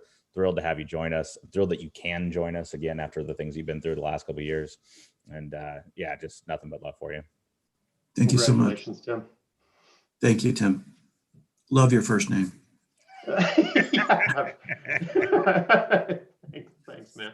Thank you, All guys. right. Appreciate it. Thanks, Tim. We are going to march forward. So we are surprisingly again on time. So, this is so weird. If this was in person, we would not be on time for anything. Absolutely. No, so that's fantastic. Look, just as an opening remark here, as we're getting everybody on, you go ahead and go to the next slide. I think couple things. So I know many of you have probably seen this before, but we're doing it at the beginning of each session. So this is the official opening of day 2. So I just want to remind folks that if you haven't been to SANS events before and you've been taking part, hopefully you get the point. This is more of a family event than it is anything else. And so with that being said, we definitely appreciate that. As far as I know, we've had no issues so far in the summit. I appreciate you all acting as adults. I generally remind my staff and my folks as well that if you can't work, if you can't not be a jerk in a professional environment, what the hell are you doing going out to a power plant or anything else? Like, if you can't maintain quality in Slack, I'm not going to trust you around a control system. And luckily, all of you have just been phenomenal. So thank you again for this, but make sure that if there's any issues whatsoever, you contact conduct@sans.org or hit the Slack channel there. People are actively monitoring it and making sure. And we just, as this community expands, we're bringing way more folks into it, which is just wonderful. And we need a lot more diversity in the ICS community, especially. And so making this as a welcoming place as possible, it's just absolutely part of the goal. So next slide, please.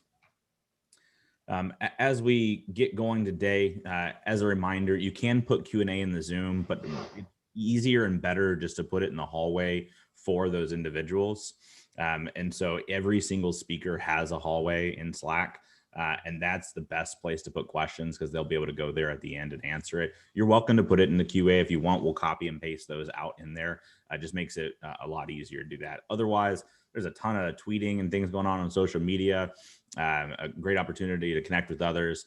And later today, as we close out, we'll throw a SANS ICS forum link up there as well for people to come and join us all year round. The Slack is only open during the event, and the forum is open all year round. And so a good opportunity to do that. Next slide. And, just another discussion about Slack. That's fine. I think we can kind of go to the next one as well. I will say the Slack interaction and engagement has been fantastic. Been wonderful. Yes, there's absolutely. I don't think I've seen a question that has been brought to a speaker that hasn't been responded to and answered. Just anything you're looking to have answered from a presenter. They've been very attentive in Slack, and all topics are being addressed. It's been wonderful. Awesome. All right. And so today there's 2 tracks. There's the main track, which is your speakers that are going to be delivering the content that's on the agenda. There's also a second track, which is the solutions track. And the way that we've done it is there's little add calendar links on each one of these sessions so that you can jump in and out of both sessions as you see fit. You might find a talk that you really want in the main track, similar, and be able to jump back and forth. The solutions track are sponsored vendor talks. But what I always coach people kind of at SANS and my students is to say that when vendors show up to SANS, they know they have to bring some of their technical practitioner people, and they know they need to be prepared for technical discussions because our students are practitioners and folks that are highly engaged in this community. So I actually really enjoy the vendor sessions. You won't find me walking around like the trade show floor of a major conference looking and talking to vendors. I do in the solutions forums at SANS because they, like I said, they show up very well prepared for in-depth technical discussions. And I usually learn something about what they're doing, and they try to have a content-driven kind of education approach to their pitch. So many of you are at a place where you're looking for help. I think the practitioner is the main focus of everything we do. That being said, it's helpful to have tools and resources and help along the way. It makes you more scalable. So be sure to take a look at what's over on the solutions forum and jump over there at least some point in the day, find a talk that resonates with you and jump over there. So that you can find all that, by the way, in the Summit Access page, and you'll be able to go through all those different ones. It's a different Zoom link, but again, you can just jump back and forth. Next slide. And then as we've noted and then had like our little passive aggressive Slack bot anytime you type slides, which I think is the greatest thing ever. Everything is being recorded. All the slides are being made available. All the talks are recorded. All you have to do is go to the ICS Summit Access page there. It'll be made available sometime after the summit. And I think sometime after that, likely the videos will end up on YouTube as well. So make sure that you go back and look at a lot of that content, because I know there's so many people like taking notes and similar. It's all recorded. We can get it to you after the summit. Next slide. All right. It would not be a SANS event if we did not tell you to do your evals. It's like the ongoing joke at SANS, but here's the trick, folks. People actually read every single one of them. So we absolutely care about your feedback. And for those of you that have suggestions, that's great. But here's the other trick. And so I've taught at SANS for 6 years now or so. And the evals are always about the same. It has good content in terms of unique to you. And this is like actual good feedback. And then there's my hotel chair sucks. The temperature in here is not great. The food, I don't like this day's food. Turns out those bottom 3 sections are now on you. So I don't really care to hear about your office chair at home. You can skip through that portion of the eval. But if you can give us things you like and don't like and things that you found enjoyable, and especially feedback to our speakers, the reality is a lot of these folks have never spoken in front of an audience this large. And I think this is wonderful, where some amazingly talented people are in the agenda, and they're like friends of mine that I think they're peers and practitioners and wonderful folks. And like 3 people yesterday messaged me, I'm real nervous about this, and they killed it. But the reality is it's nervous speaking in front of thousands of people. And so it's a great opportunity for them if you would be willing and kind enough to take a little bit of feedback and tell them, hey, here's the things that I thought was really great in your presentation, or here's something I would tweak, or so forth. That's just an awesome opportunity for them. They put a lot of work into these presentations. Please do take time to give them some feedback as well. Next slide. All right. So what do we? Oh, yeah. Before you go into the day 2 stuff, let me take a minute and just, for those who have attended day 1, day 2, and then you went off and enjoyed dinner and sleep. There are, as we've referenced, all of the talks are recorded, and you have access to the recordings through your registration. So I just wanted to highlight, after we ended yesterday, we continued with more talks being led in the Asia Pacific time zone. The chair for kind of that set of talks, Peter Jackson, I attended all of those talks in the evening hours here, and there is definitely some awesome ones that you really need to go plug into. Just really encouraging you to pursue some of those talks that you may have missed. So Peter's opening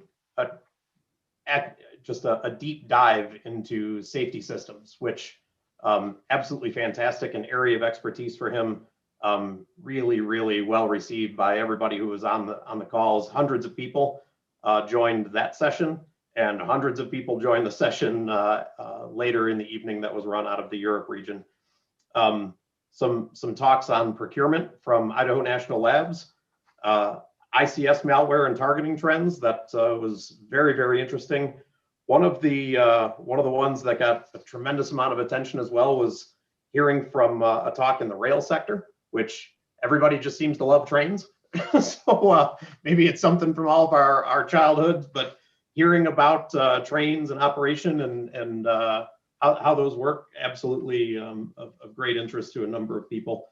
As kind of those talks wrapped, then we had a little bit of a break, a couple hours, and then we started in the EMEA time zones. And that set of talks, again, run by Kai Thompson. So these two individuals, Peter Jackson and Kai Thompson, both of them have won our ICS Difference Maker Awards for their regions. And we just couldn't be in better hands to say, you guys chair these events, and they knocked it out of the park. Both of them, their intro, kind of their talks, the interaction with the presenters, absolutely encourage everybody to go kind of view some of these in the EMEA sessions. A talk from factory automation and manufacturing sector. So if that's an area of interest for you, great presentation there. Lessons learned from cyber range. Not only just kind of the cyber range element of this, but a lot of discussion around what was done in that range and what did they see kind of the red teamers do, and some specific kind of attack approaches to industrial control system devices and manipulating kind of logic or manipulating the process in unique ways that I believe we can all learn a little bit from.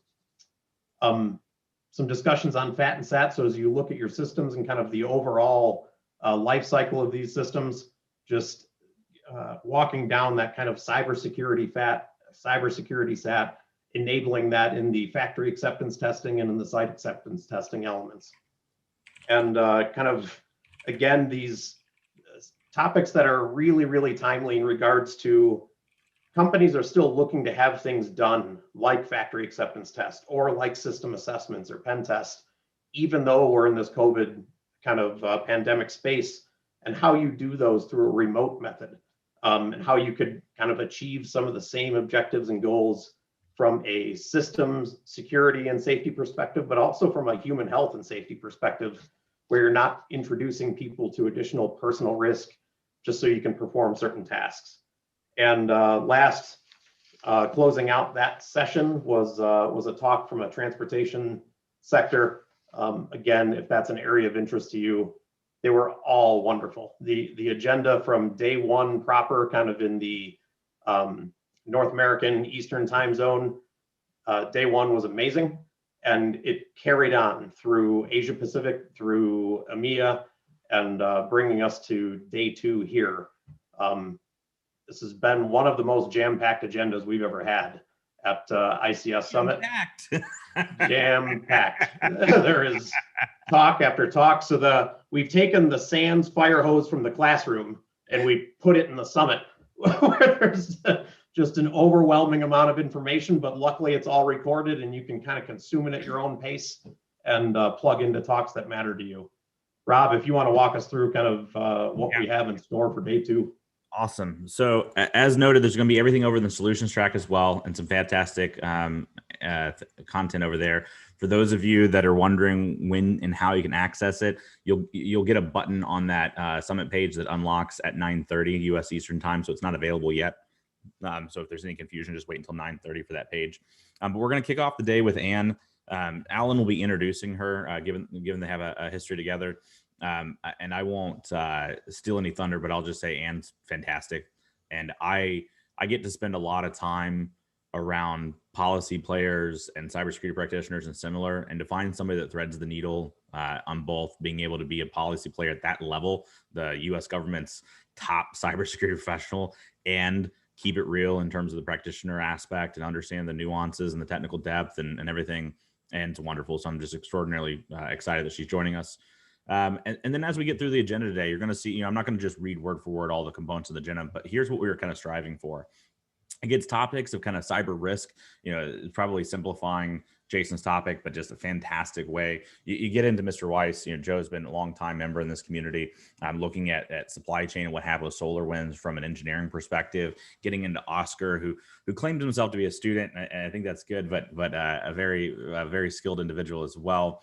And later this afternoon, though, some of the talks that I'm also getting really excited about is we've seen a lot of stuff happen in the water industry. And as we looked at the SANS summits in the past, there's a strong electric focus in a lot of the SANS summits because the electric community is generally a big community. They share lessons learned really quickly and insights, and they're like, hey, let's go talk about this one on stage. So they've been more willing and able to get on stage and talk and share their lessons learned.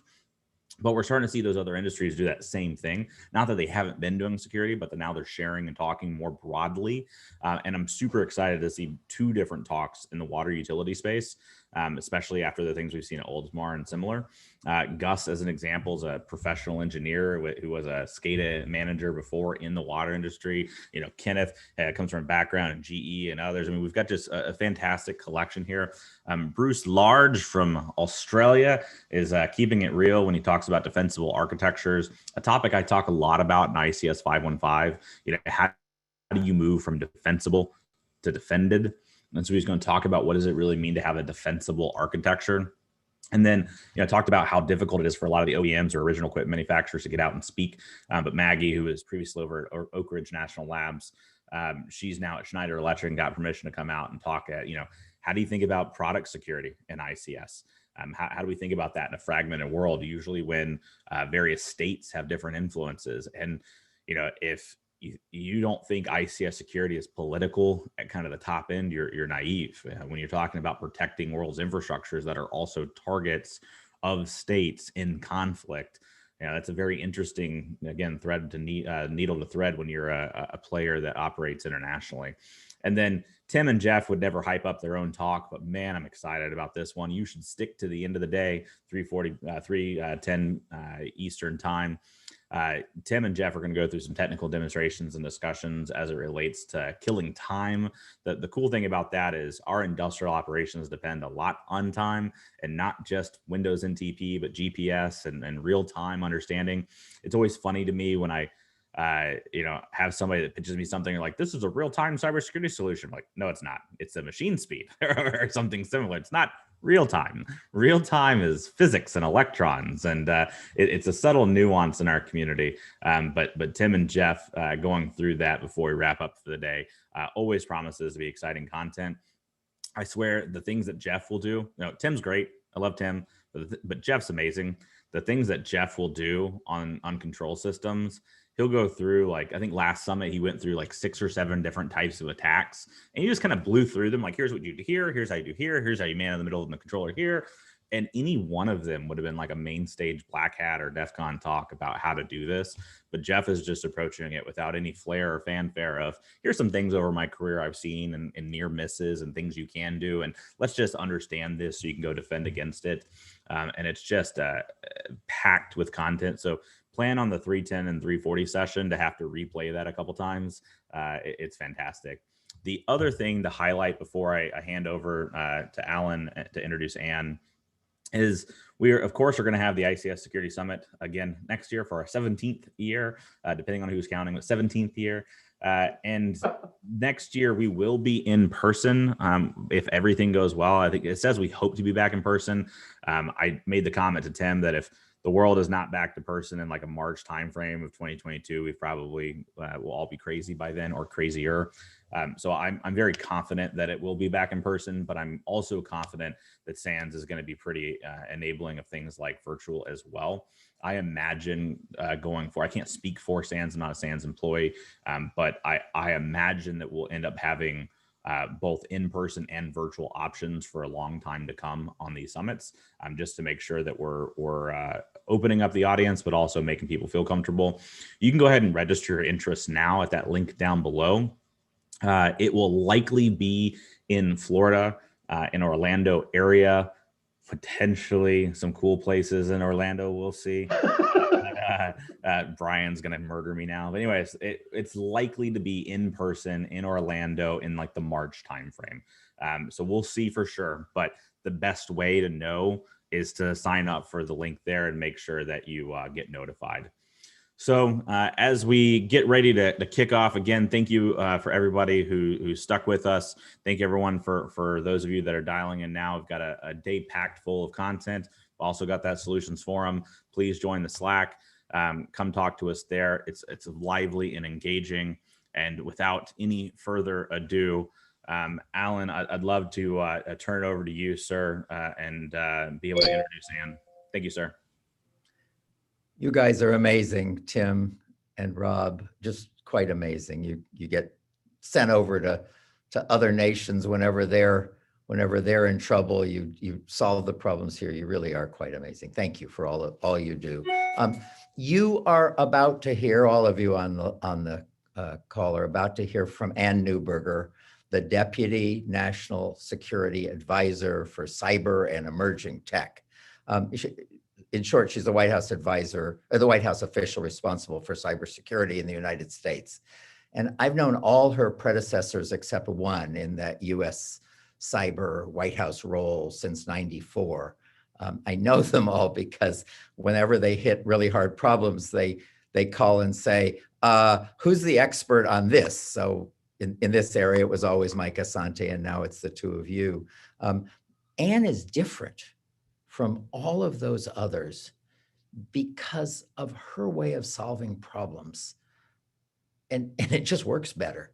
She brings a rare combination to national leadership that allows her to build trust among the people who need to come together to make a problem or to solve the problems.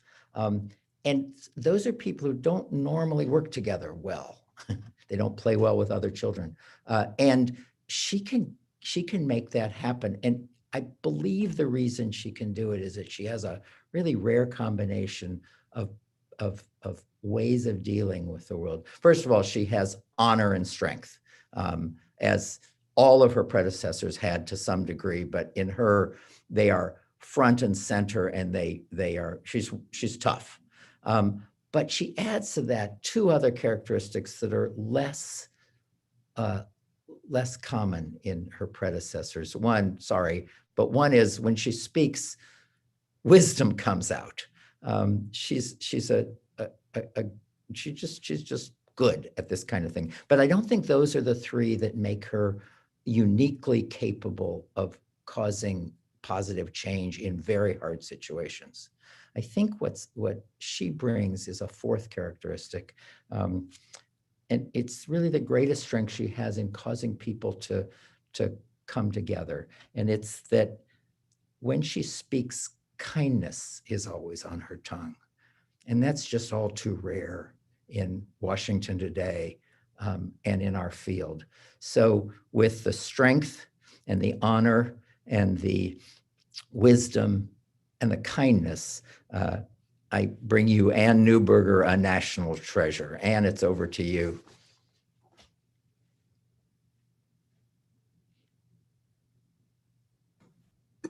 Hi, Alan. Thank you so much for that introduction. It's a very kind introduction, speaking of kindness. I've had the opportunity to know Alan for many years, and indeed to call him on any number of hard problems. And to Alan's point, some of them were hard technical problems in our field, in all of us communally. There are many hard technical problems, but many of them were the interrelationship between culture and thinking and technical problems. And how do we all rise to the occasion when we have a challenge and do what's needed to be done to make a difference, and leave the networks we manage, the responsibilities we have better for our successors. So Alan's been an advisor and an insightful source of wisdom throughout the 20 years I've been working these issues. I feel so grateful for that. So thank you so much for the kind intro, Alan. And a second thing Alan has always emphasized is how much, yeah, we've got technical challenges in cyber, but people are the key. And if we can recruit and attract enough great people from diverse backgrounds, their personal backgrounds, their professional backgrounds, there's nothing too hard for us to overcome together. And that's an important lesson. And I thank you so much for that. And I thank you for today's opportunity. And then to Rob and Tim, it is inspiring to hear the way you all are a resource for so many facing hard challenges. I know you've both been a resource for us, as I'll talk a bit about as we think through the administration's approach to OT security and how we can hope to improve OT security in partnership with the community here. So I thank you both for the work you've already done in just the first 6 weeks of this administration to help us and all of you here. So thank you so much for the invitation to address the ICS Security Summit.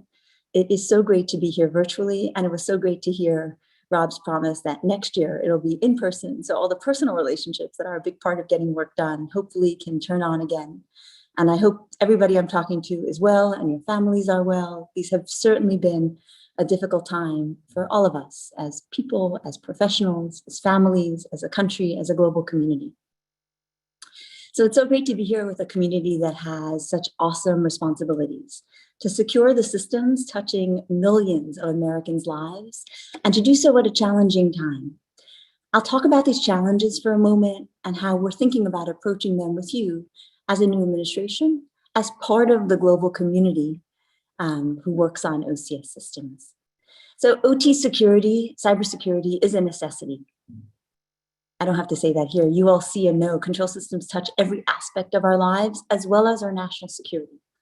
Many of those systems weren't built for the connectedness we have today, that growing connectedness, and many of those systems weren't built for the threats they face today. As we know, both public and private sector entities are increasingly under constant, sophisticated, and malicious attack from adversaries, foreign and domestic, criminal and countries alike. Because of the difference in mission, impact, risks, threats, and culture, a deliberate and specific OT cybersecurity approach is required to secure our industrial infrastructure.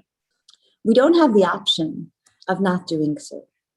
As a first principle of cybersecurity, whether OT or IT, it's both. If you can't see a network, you can't defend a network. And if you can't see a network quickly, you certainly don't have a prayer of defending a network. And that applies, as we said, to both IT and OT networks. So the administration recognizes that as a community, we have to be able to see and block malicious activity in critical industrial control system networks across energy, gas, electricity, pipelines, water, and chemical critical infrastructure sectors. There's growing vulnerability in these systems, there's growing connectedness to IT systems, and we certainly see criminals and countries having intent to compromise those systems. We're working on a plan of high impact activities that are executable quickly, focused on the ICS and related operational technology that touch the largest numbers of Americans' lives first as a first phase, or impact national defense across gas, electricity, pipeline, water, and chemical. So those are the two attributes we're using to scope and get started. There's yet one more lesson in this space about how we address integrity of systems as we're learning from the SolarWinds supply chain compromise, where numerous sites across the industrial community, including power, water, and manufacturing, were compromised at the ICS OT network layer, where there was limited, if any, visibility of the problem. And as we know, right, many legacy ICS networks are not structured to maintain detailed logs of network activities. That was one of the things that was eye-opening for us as we started combing through the lessons from SolarWinds and seeing how much logging has to become routine practice and where it's easy to do, where it's possible to do, and how we ensure we do that. Because the absence of such logs both impedes efforts to determine where ICS networks have been compromised by malicious cyber operations, and it also mitigates our ability to actually address the malware that could create system failures. So more to follow on the details of the plan we're putting together. We've recruited somebody from the sector to join our team at the National Security Council at the White House because we wanted to ensure we had practical OT experience directly involved as we built our plan. When the US government moves without that practical experience or without that industry involvement, we're not as effective as we need to be. So we want to ensure our work is fully informed by the work you all do and the realities you all see the actual operations and experience you all have. So I'm excited about the details of that plan and the timeline. We're looking to actually work with you to build out some outcomes. So let's take a step back for a moment and talk about what's at stake. You know, the recent Florida water incident was a great example. In February, as this group knows, a hacker remotely breached a Florida city, Tampa's water treatment system and increased the sodium hydroxide to potentially deadly levels. Fortunately, the breach was quickly detected and employees adjusted the controls to safe levels before any contaminated water reached the community. As you all know far better, the detection of the malicious activity was not by means of cybersecurity, but rather serendipity and a really good person doing their job really well. That plant operations employee happened to see the computer mouse pointer moving on the screen and acted quickly. But the breach and the way it was done highlights the critical need to address the convergence between operational technology and information technology, and to also address the need for rapid visibility, technology that can see and block. So that's the technology. And then there's us. We have to fundamentally shift our mindset from incident response to prevention and invest our time and our resources accordingly. Today, the cost of insecure technology is born at the end, when we have incidents and we need to do cleanup, or when things occur. I truly believe it'll cost us less if we build it right at the outset. And that's something we're thinking about, particularly as we look deeply at the lessons of SolarWinds. And we'll have an upcoming executive order that will focus on building in standards for software, particularly software that's used in critical areas. The level of trust we have in our systems has to be directly proportional to the visibility we have. And the level of visibility has to match the consequences of the failure of those systems. I'll say it again, because I think it really needs to be a goal we have together. The level of trust we have in our systems has to be directly proportional to the visibility we have. And the level of visibility we need has to match the consequences of a system failure. And we all know that trust today is often built on instant or deep experience, not the practical visibility of sensors of a network that keeps us updated. And the level of visibility doesn't always match the consequences if that system fails. You know, I often think of an example. I'm a New Yorker, and a number of years ago, when the mayor of New York wanted to address poor sanitation in New York City restaurants, the Department of Sanitation had been reporting on it for a while, my understanding, and he was trying to really fix it, address it. And they mandated that a rating of the cleanliness in restaurants, ABCD, something similar, had to be posted in the front window of every restaurant. So if Alan and I were going for coffee, and there was, a cafe, Bob's Cafe had an A in the front window, and Jane's Cafe had a D in the front window, where Alan and I would go for coffee. And it immediately put money on the problem, right? When restaurant owners started to see that they were losing sales based on the cleanliness of their restaurant, that visibility fundamentally illuminated the problem. And that's where I'd love to get to in cybersecurity. Today, as a network owner, if we're trying to buy a technology, network management software, we have no way to know the cybersecurity practices that were used in building that network management software, or the level of risk we're introducing to our networks by buying a particular software versus a competitor one. That's what we need to change. Because if we have that visibility, whether it's software bill of materials, a shout out and a thank you to Alan Friedman at NTIA's work in that, or other areas, then we can make decisions that put money on cybersecurity and say, we value it because we value it based on the risk or lack thereof or less thereof it is introducing to our network. And I think fundamentally that transparency, that visibility will help drive improvements in the risk we all see and reduce this continued scale of compromises we see. Just this morning, right? We're all focused on the Microsoft Exchange, back to an IT issue, vulnerability, and how to address it quickly, whether for those who are already compromised or those who are quickly patching to address that as well. This issue of understanding what's in our systems is at the root of some of the executive orders which were issued recently. For example, the Commerce Department issued an interim final rule to implement Executive Order 13873 that was designed to address foreign adversaries exploiting vulnerabilities in the ICT and the comms and telecom supply chain, and to protect the vast amount of sensitive information that's stored in and communicated through comms and technology products and services. And indeed, it was to define 6 categories of products, including critical infrastructure and comms software. So with that, this, as I know virtually, this community is a global community, public, private, US, allies and partners, countries around the world. And it takes a global community to protect community infrastructure. So from an administration perspective, we're continuously focused and committed to improving our coordination and collaboration with the private sector and our international partners to develop, promote, and protect critical technologies that touch our critical infrastructure and those around the world, and also to counter those adversaries that seek to use those technologies to undermine our economic prosperity and our national security. So in closing, there's much to be done.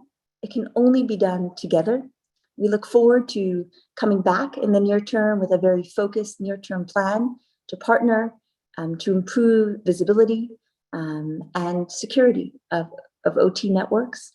Thank you for what each of you do each day to deliver the amazing power, clean water, and other just profound aspects of our lives each day in an environment where many of those systems weren't necessarily built to make your jobs easy. Thank you. Looking forward to working with you. And I think I'll sit down with Rob for some discussions. And it's always more interesting when we get to hear from Rob. So Rob, over to you. Not at all, but I think you still have a couple moments for those questions. And so if you have to jump for anything, of course, feel free. But I've got a couple of questions that came up during your talk. First and foremost, just in a sort of a fawning way, I'll say thank you again so much for being here. It is unreal to me, and Tim and I were sort of messaging each other back and forth, to have somebody at your level in the White House advising and have the technical aptitude that you do, the insights in OT security. I know you probably don't want a lot of compliments, but this is the type of stuff that allows us to get people motivated about this field. And so I'm just really excited that the administration appointed you to that position. I'm really excited that you answered the call. For anybody that doesn't know Anne's background, I encourage you to go read her background, every single point in her career, answering the call to go do something bigger and better. And I would describe you as a true patriot in kind of the best sense of that word for our country. So that means a lot to me, Rob. Thank you. And thank you. So my first question, just to get us started here, is literacy for cybersecurity in this administration seems unusually high.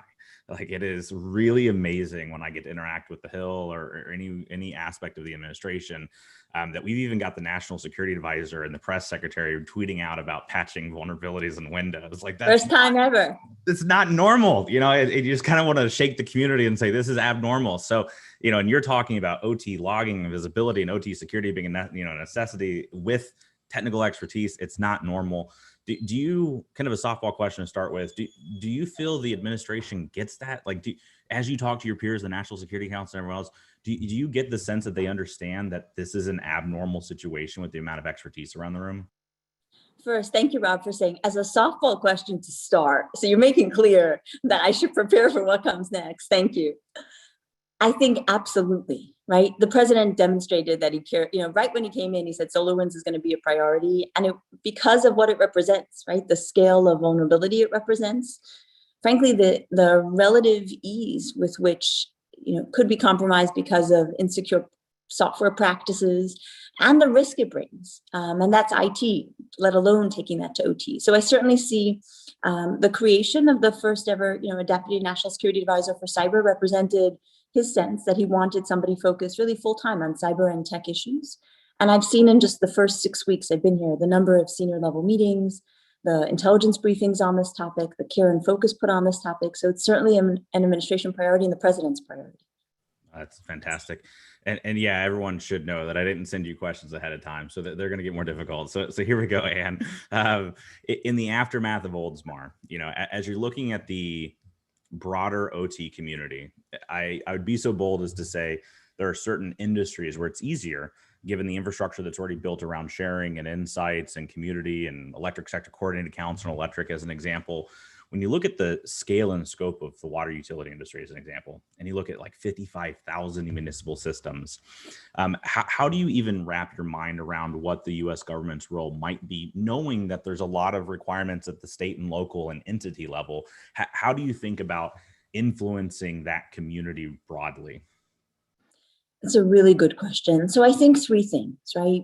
One is talks like this one, right? Rob, you've got the whole community rallied here, right? And talks like this one saying OT security, IT security matters. You will face as a community increasing threats. It's not getting better, it's getting worse, right? Because there's more connectedness and there's more entities, whether it's criminals, whether it's folks who just want to have some fun, whether it's nation states who want to message or potentially deter a government from doing certain things because they feel that they can show impact to average Americans' lives, right? So first, above all, talking to that community to say, folks, it's important that you address this.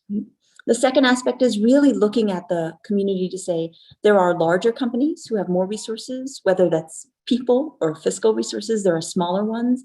And let's ensure that we talk with the private sector and really understand the uniqueness. To your point, power is different from water, which is different from chemical, and understand the uniqueness of the private sector, the aspects, the public commission aspects of that. We've had some initial discussions with the EPA.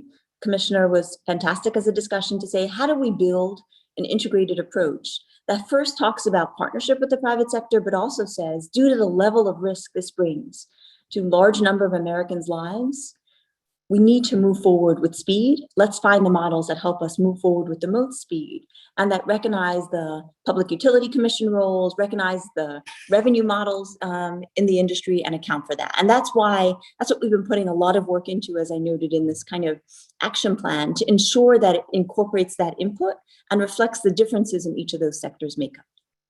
No, fantastic. And kind of building off of that, when you talk about chemical and electric and water, I think it's very fair that there's going to be industries out there that say, what about us? Like, we're extraordinarily important. We even have in the chat, some representatives from like the agriculture industry, like, man, we're dependent on ICS. And kind of easing into this question, I'd note that one of the things I've seen fail before, and hopefully this isn't too coarse, but I've seen previous administrations and policy folks come out and say, we love everyone, we love everything, we're going to do everything, and then they don't do much. And so the boiling the ocean aspect definitely doesn't work. However, it's a difficult needle to thread to say, this is where we're going to focus because of these priorities. And we love you too, and we want to support you too, but we got to place our energy somewhere. How do you think through that challenge of communicating to other industries where you're focusing and why you're focusing there? So as we all know, in solving a problem, I find the most effective way to approach it is to scope it, get momentum, and do a series of 90-day spins on that, right? So when you're trying to initially get a train moving, you get it moving. You don't put the full number of folks you want on the train, or you don't load it up with all the cargo. You focus it on what is the most significant problem, the one that we really have to address in the near term. And the principle we're using touches the lives of 50,000 or more Americans, kind of as that first threshold we're using. Let's start with that, get the train moving. And once the train has momentum, we then have second phases and third phases and fourth phases. So this is not a black and white plan. It's more a matter of scope and setting multiple steps, learning at each step, right? We learn by doing, and then applying those lessons with each successive step. Perfect. And yeah, not to give you validation that you don't need, but having seen it tried a couple different times in our wonderful OT security community, I don't see how it can work otherwise. So the direction that you all are taking, the scoping it down, the health and safety focus, the 50,000 people more, it's the first time I've looked at policy decisions being made for our community and going, holy crap, this might work. Like this is exciting. So, but we need everybody's partnership. And Rob, your input particularly has been fantastic, right? In that, because as you say, the practical operational experience of trying these things in these complex environments needs to be a part of it. Absolutely. So, and kind of building off of that a little bit, and then I'll take the questions in a different direction. When we with the expertise, with the scoping, with the people you have around the table, it's definitely a we have the ball moment, but that also means we've got to run with the ball. And I think you made a comment previously to me, which was, I kind of read these studies that are the same every 5 to 10 years of this is a problem, let's fix it. And I'm just wondering, not speaking to any specific action plan or anything like that, but like when you leave office, what does that success look like to you on this topic, where you sit down and you go, man, I put a dent in this problem? So I'm curious to hear your answer to that question as well. But here's what I would say. The dream we all have when we come into a job is, I want to leave it better for the person who follows, right? I want to leave the country a little more secure because of the work we've all done.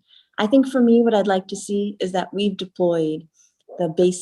identified the key sites that we really must understand well, either from a Touching Americans Live or a national security perspective, and that we've, in partnership with the sector, deployed rapid detection and blocking for malicious activity in a way that gives us confidence that we have the visibility to know if something malicious is intended and can block it in real time before it impacts the way we know control systems can uniquely impact.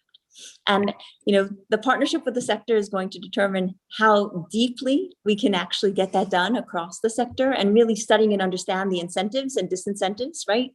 Financial incentives, cultural incentives that we need to shape. But that would be my thought. And I'd love to hear yours. Like, how would you frame out what must we get done in the next year? No, I think what you're approaching is fantastic. And I talk a lot about visibility and the insights, largely because trying to talk about how we should address problems that we don't see is all anecdotal. And I don't think that helps anybody, and it opens up these fights. And without critiquing any agency, you'll see DHS report different numbers to Congress that DOE reports, and so forth and so on. It's like we're not drinking from the same trough. And so when I look at it, the things that you all are doing that excites me is it's a true, like, let's move the defense needle as well, but it's a, what is the ground truth reality? Let's actually figure this out and know. And I think a lot about SolarWinds with that, where we're still going through hearings on what's the true scope of this, and everyone's focusing on SolarWinds and Microsoft. There's a lot of other players wrapped up in the supply chain discussion, and not one of those congressional hearings talk about OT and the challenges of the fact that we don't even begin to know what all was done in those ICS networks. And so I think your focus on that part of the problem and engaging the community is great. I also, without speaking poorly of any other previous attempts, when they've rolled out without talking to Electric Sector Coordinating Council, without asking the American Water Association, without talking to, that's when we can trip over each other. And I've been excited to hear from CEOs of power and water companies about, hey, this and person, and we were talking, and it's like, holy crap, you're everywhere. So it's been wonderful to see. So an interesting one, a little bit of a turn. I think when we look at ICS security, we want to definitely see more people involved in our community. We want to draw more people, but for anybody looking around the average profile, we would be naive to not notice that it's a bunch of white guys for a lot of industrial. As you think about bringing people into the field and helping with an amplification role, there's a lot of work we got to do, and it's not all the White House has to solve everything. But when you look at the White House's role and kind of bringing in the diversity into cybersecurity in general, making those pathways, obviously just you being in your position is so fantastic. But how do you think through that kind of responsibility in that position to welcome folks in our field and make it feel more inclusive? I love that question. So 2 thoughts. One is Alan just actually sent me a note, I think it was last night, sorry, the days sometimes merge together, about the National Cyber Challenge and the work he's done and the diversity of the individuals coming in as part of that challenge, which I think is huge, right? Sometimes there's a mental barrier to cyber, where folks are like, oh, it's a lot of math or et cetera. And it's kind of like, no, it's really cool problem solving. So if you can get over that barrier, folks get a chance to engage with it and see it and find the fun in it. I think that's huge. So I want to give a shout out to Alan's work in that way. I think in a related way, one of the things that I find so cool about cyber is that for some folks, the right track is a college degree. For others, there are so many certification and training and other ways that you can acquire and show your skills, including your practical skills, that folks can just jump in, right? So it almost doesn't matter what your what your formal training and formal education was. And I think for people coming from various backgrounds, for whom college may not be the right path for various reasons, there's a equally great path to really be successful in this field and to get hands-on, whether it's hands-on experience, whether you want to do policy experience, whether you want to, bridge kind of the mechanical and the technical aspect of that.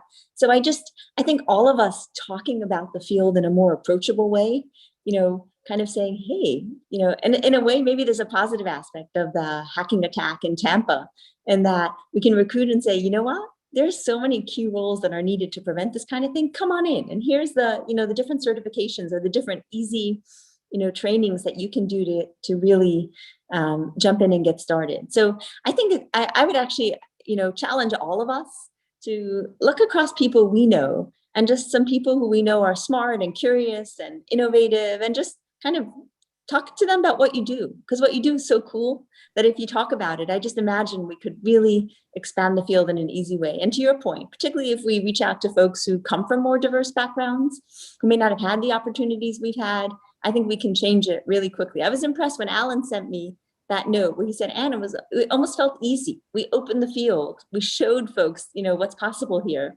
And so many came. Yeah, that's awesome. Perfect. All right. So I'm going to pull a couple of the questions that are coming in. This one's from a journalist, Sean. I see you sneaking into our conference. So that's okay. He's a good one. But they're all good, freedom, free press and all sorts. Anyways, but Rob just protected himself, guys. We love you, Sean. Anyways, so he's asking about the executive orders, and I'll put it in some context here. But I think, I happily offer it up to you, but I don't think necessarily about speaking about upcoming executive orders. But I think there's his heart of his question is around kind of the goals and what it's aiming to accomplish when you start looking at executive orders in this space, knowing that in the previous administration, there was a couple executive orders issued that related to things like supply chain. And, I think it's fair to say that the intent was well received of let's look at this problem. I think the rollout of that executive order was problematic at a time that the sector was facing new regulations with NERC. For the electric sector, you had DOE and FERC doing their own thing. You had the administration putting out its own executive order. So not putting anybody down, it felt like it was a little uncoordinated. So how do you think about executive orders as a tool and what you're doing in the future with them? That's a really good question. So first, to be clear, the executive order I was talking about really reflects some of the lessons we learned from SolarWinds. So it's not directed at this particular sector. So there's two things I was talking about. Those are more things like addressing the way we do more coordinated incident response, addressing the issues we saw with sometimes public-private information sharing, and frankly, addressing the issue I talked about, which is security standards for critical use software, right? That sense of we don't know, and the visibility into that, right? How do we get some visibility into the software we buy and the risks it's bringing in, particularly those that have admin privileges and are really, foundational to a given network. But back to the point about this sector, I think that's why, as we're building our action plan, focused initially on OT security, we're doing so much of that engagement, right? We've talked with various entities. I'll give a shout out, of course, to Tom Fanning, and he's always a source of tremendous insight. We're talking to several individuals. I won't give others a shout out, more to follow on that because I haven't asked, to get those insights, and the SCC to talk as well before we actually launch that plan, to kind of ensure we're getting that voice and we have common goals and we talk about the most effective ways to execute. Because I think, look, we need urgency to address things that sometimes, I can say this with love as a community, we sometimes kick the can down the road and things don't get better, folks, right? The trend is not getting better. So we know we need to address them with urgency, but we're committed to getting that partnership and pursuing it together with urgency.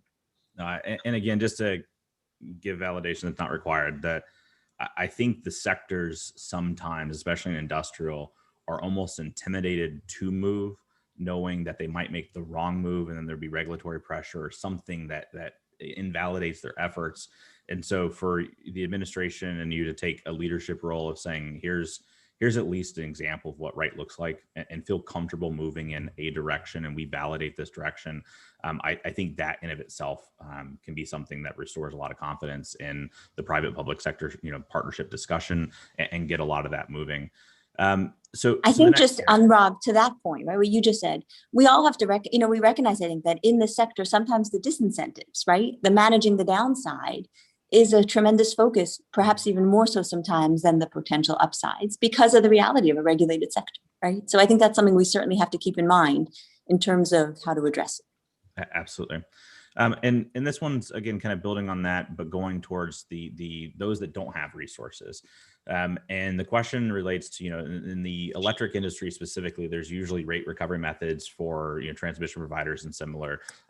Public energy companies usually have some mechanism, but there's disincentives as well. But when we look at the cooperatives and some of the municipalities and the smaller players, the non-for-profits, how do you think about bolstering their ICS security or creating an ecosystem where we can figure out how to take care of our local towns' electric and water? It's a really good question, particularly as you noted earlier in water, right? Where there's just the numbers, we're talking thousands of entities. So I think here are our thoughts, and we're going to be doing a lot of engagement on exactly this issue to better understand how to scope. We're starting with the larger utilities, both because of the touching more people's lives, but also because they have more resources and more experience. And then, frankly, there's something to be said about the economies of scale for the industry as well. So if we can build out those economies with those first larger players, and then talk with the public utility commissions and discuss, the initial capital expenditures versus the O&M aspects of that. That's a key part of the plan we're thinking through right now, because to be effective, we eventually want to be able to have that visibility and assurance across the full ecosystem, but it's a really large ecosystem, and understanding who are the core stakeholders, who are the stakeholders we work with from the US government, so that there are voices in the sector who give us the sector's perspective across the spectrum of the players in the sector is equally important. And we're, in some of the utilities, that's easier. In electric utilities, that's certainly easier than in water.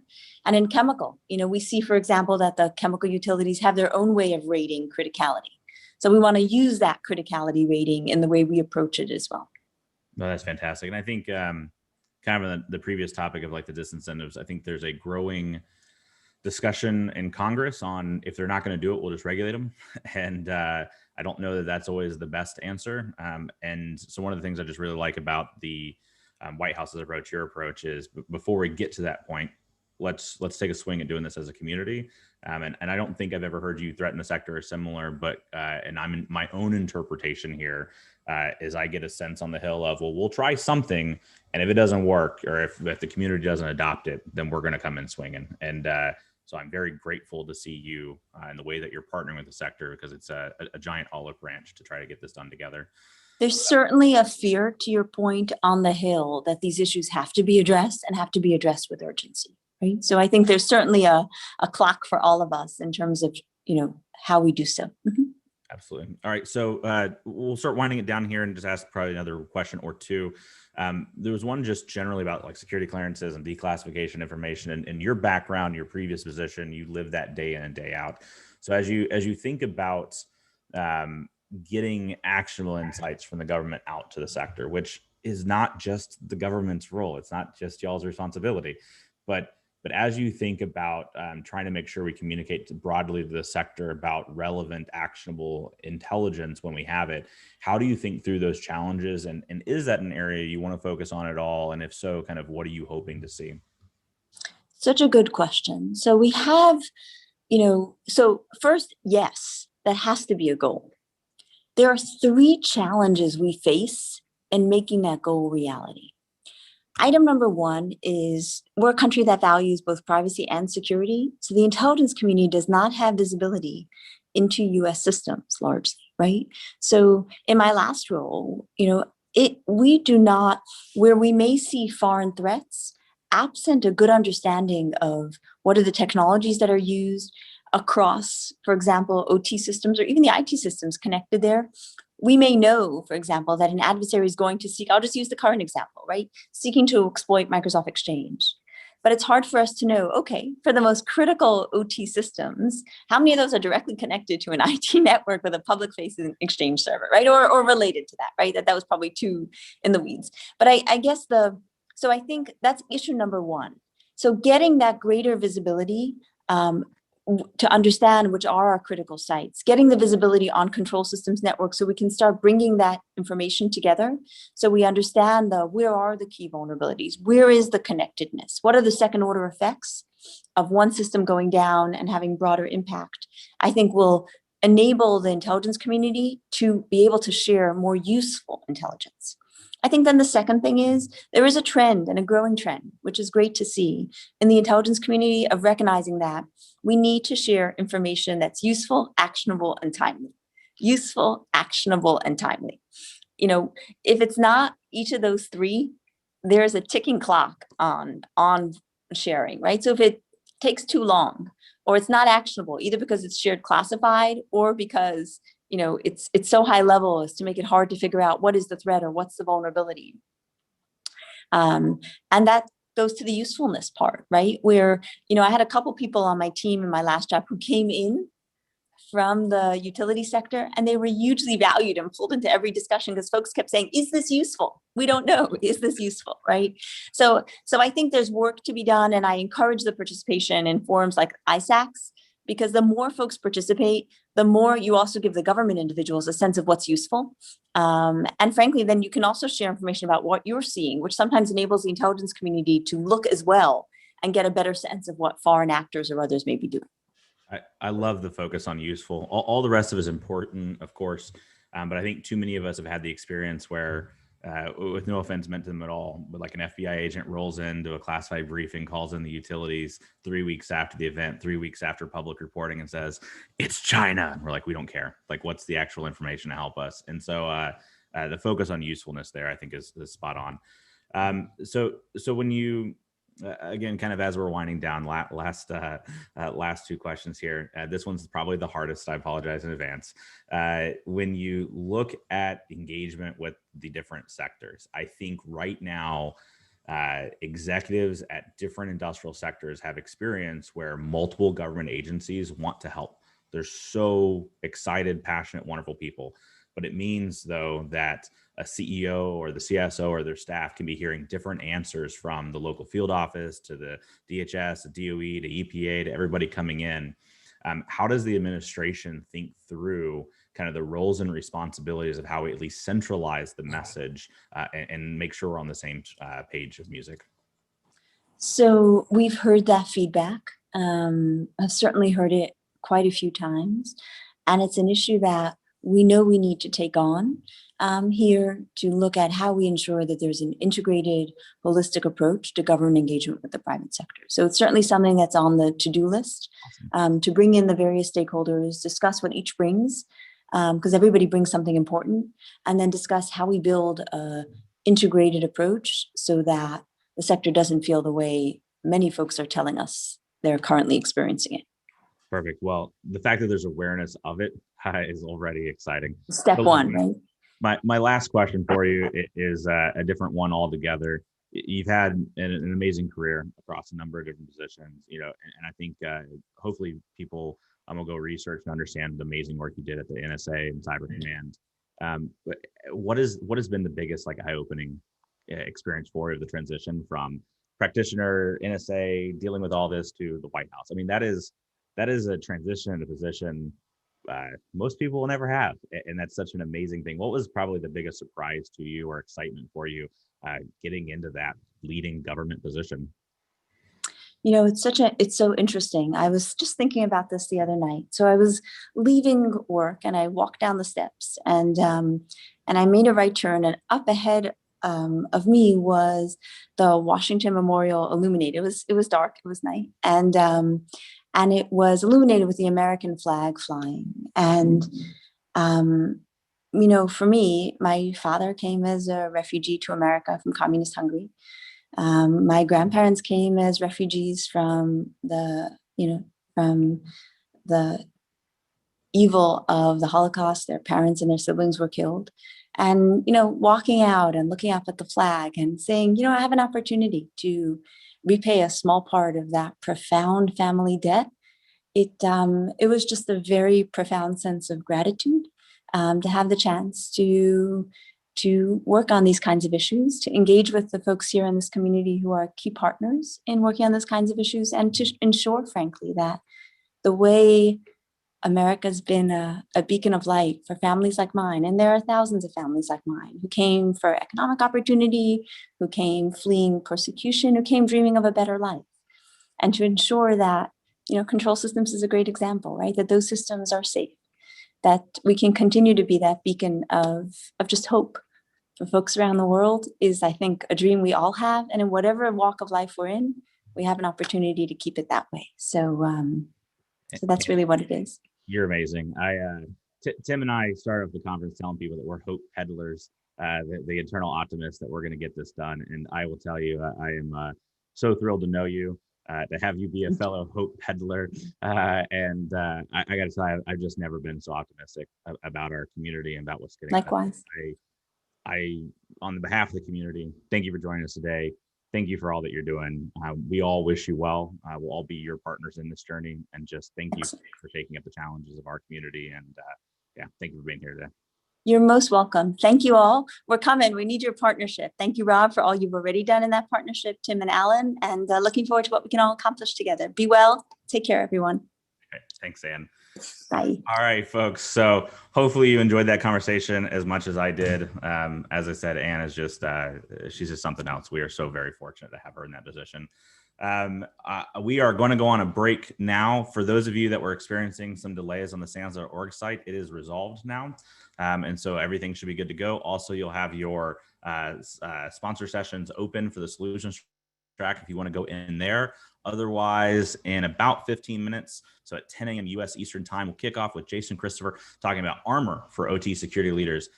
He is a unique individual in the fact that he can take a cyber risk management discussion at a technical level, make it practical, make it actionable. It's going to be a fantastic discussion. So be back at 10 a.m. Thanks, everybody.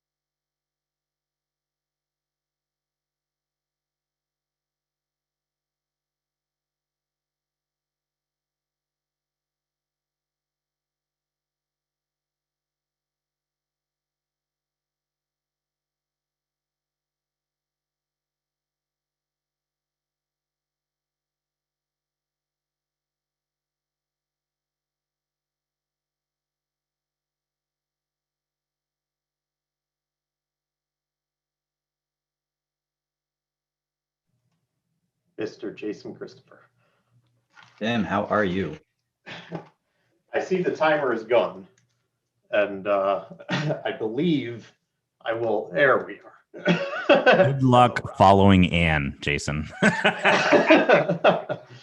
I was thinking of the entire time. I'm like, oh, this is gonna be great. So who wants to talk about cyber risk now? No, Tim, you can introduce Jason. I just wanted to troll him. Yeah, that's since I work with him, you get to say nice things about him. Well, I think we all work with him. Yeah, So yeah, that's true. Yeah, actually, he's one of your instructors. We'll both introduce him at the same time. So our next presenter is Jason Christopher. Rob mentioned the topic as we went into break. We both of us, Rob and I, so Jason, a SAN certified instructor and a Dragos employee. So he's got a foot in both. And he's been in this position throughout his career, where he's been working for FERC, working for a Department of Energy, working with asset owners and operators. So he's kind of in all parts, helping create challenging issues for utilities and then helping solve them with utilities. And has an entire history of that, and really just been kind of an absolute kind of involved in every part of what asset owners and operators have to deal with, face challenges, making the systems better every step of the way.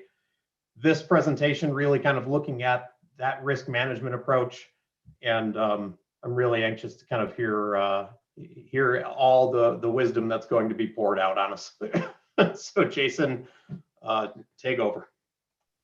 Awesome. Thank you for that really kind introduction. And as soon as I see slides and get mouse control, I'll move forward. But I will say that a lot of what you're about to see is, and this is where it's probably the nerve-wracking part for me, is like, this is like months of work talking through what asset owners are doing and seeing even the presentations that you've already had so far, right? So I'm going to tie some threads between what has already taken place from Michael Hoffman's presentation on crown jewels analysis, also things that you would have seen overnight for those of you in the Americas during the day, during your other sessions. Peter Jackson's presentation, really solid if you haven't seen that yet, on the safety conversation, as well as Johannes did a great one on risk that I'm going to pull forward some of the topics with. So I don't know if there's the buttons for me to have control. At least I don't see them. Ah, there they go. They work. Okay, I won't spend time on my slides about who I am because there's a lot of great content that I want to get to, but I will say that this comes from, again, a sort of background of not only what we've seen in the federal government side, so some of the conversations that even Ann had about how sector-specific agencies, which is where I worked at the U.S. Department of Energy, look at risk, but then also what do we do as asset owners? How do we have this conversation about what it is that we should be investing in is sort of a key critical component of this. Buttons work, buttons do work. If we go through this and you're still shaking your head or you're scratching it, you're saying, I don't know where to start, don't worry. There's actually some already sort of pre-baked material we did at Disc Sands way back in the month of May of 2020, which feels like both a year ago, but also like 10 years ago. And if you want to go through and look at the ICS Security Crucible, that's a presentation that you see on the YouTube video there. That's the URL. It's going to give you really this idea of a starting point for any ICS program, regardless of your size, regardless of your sector. And it'll also do it based off of a maturity model, meaning that's a crawl, walk, run approach. So no matter where you are, you'll be able to really figure out how you want to grow. And we used medieval weapons to describe them. So that's kind of cool, right? And I use that sort of conversation about medieval weaponry to talk about what we're going to discuss today as armor. I won't be using armor shields and all that stuff, but I will be using sort of that idea of how do we protect what it is that we're discussing and sort of building it into something we want to do with our financial officers, our safety officers, that executive suite that sometimes doesn't always have the right conversation about security. We're going to fix that today. But it means I need to start off with sort of like these esoteric questions, the sort of the existential crisis of, well, what is security when we think about this versus what is risk? Security, which is where we find ourselves living our day-to-day, is really the state of what is, right? What is our program? What are the controls we have in place? Whereas risk, which is where our executives like to sit, talks about the potential of harm to the organization. The potential of harm and the state of what is aren't always the same thing, right? And as a matter of fact, the way that we measure that and talk about it are going to be very different for those organizations. And no better way to highlight that than walk through a tale of two industrial executives as they prepare for their quarterly board meeting. Let's just pretend it's quarterly. And we're going to invite the CISO for one of these conversations. So they're going to this board meeting, which is a bunch of other folks who are going to describe either the health of the organization, whether it be a company or a municipality.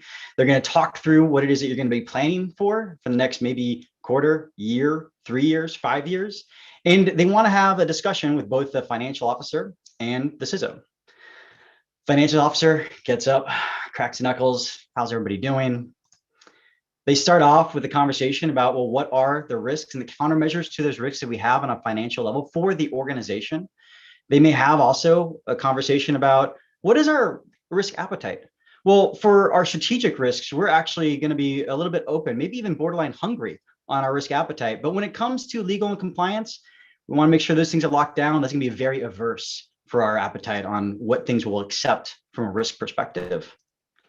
And they may even have this conversation about, well, where are the actual margins based off dollar values for those risks with some sort of forecasting or modeling into the future. They're coming in with almost Dow Jones industrial like charts and graphs to be able to describe what their risk is and how it is that the organization should respond to those risks.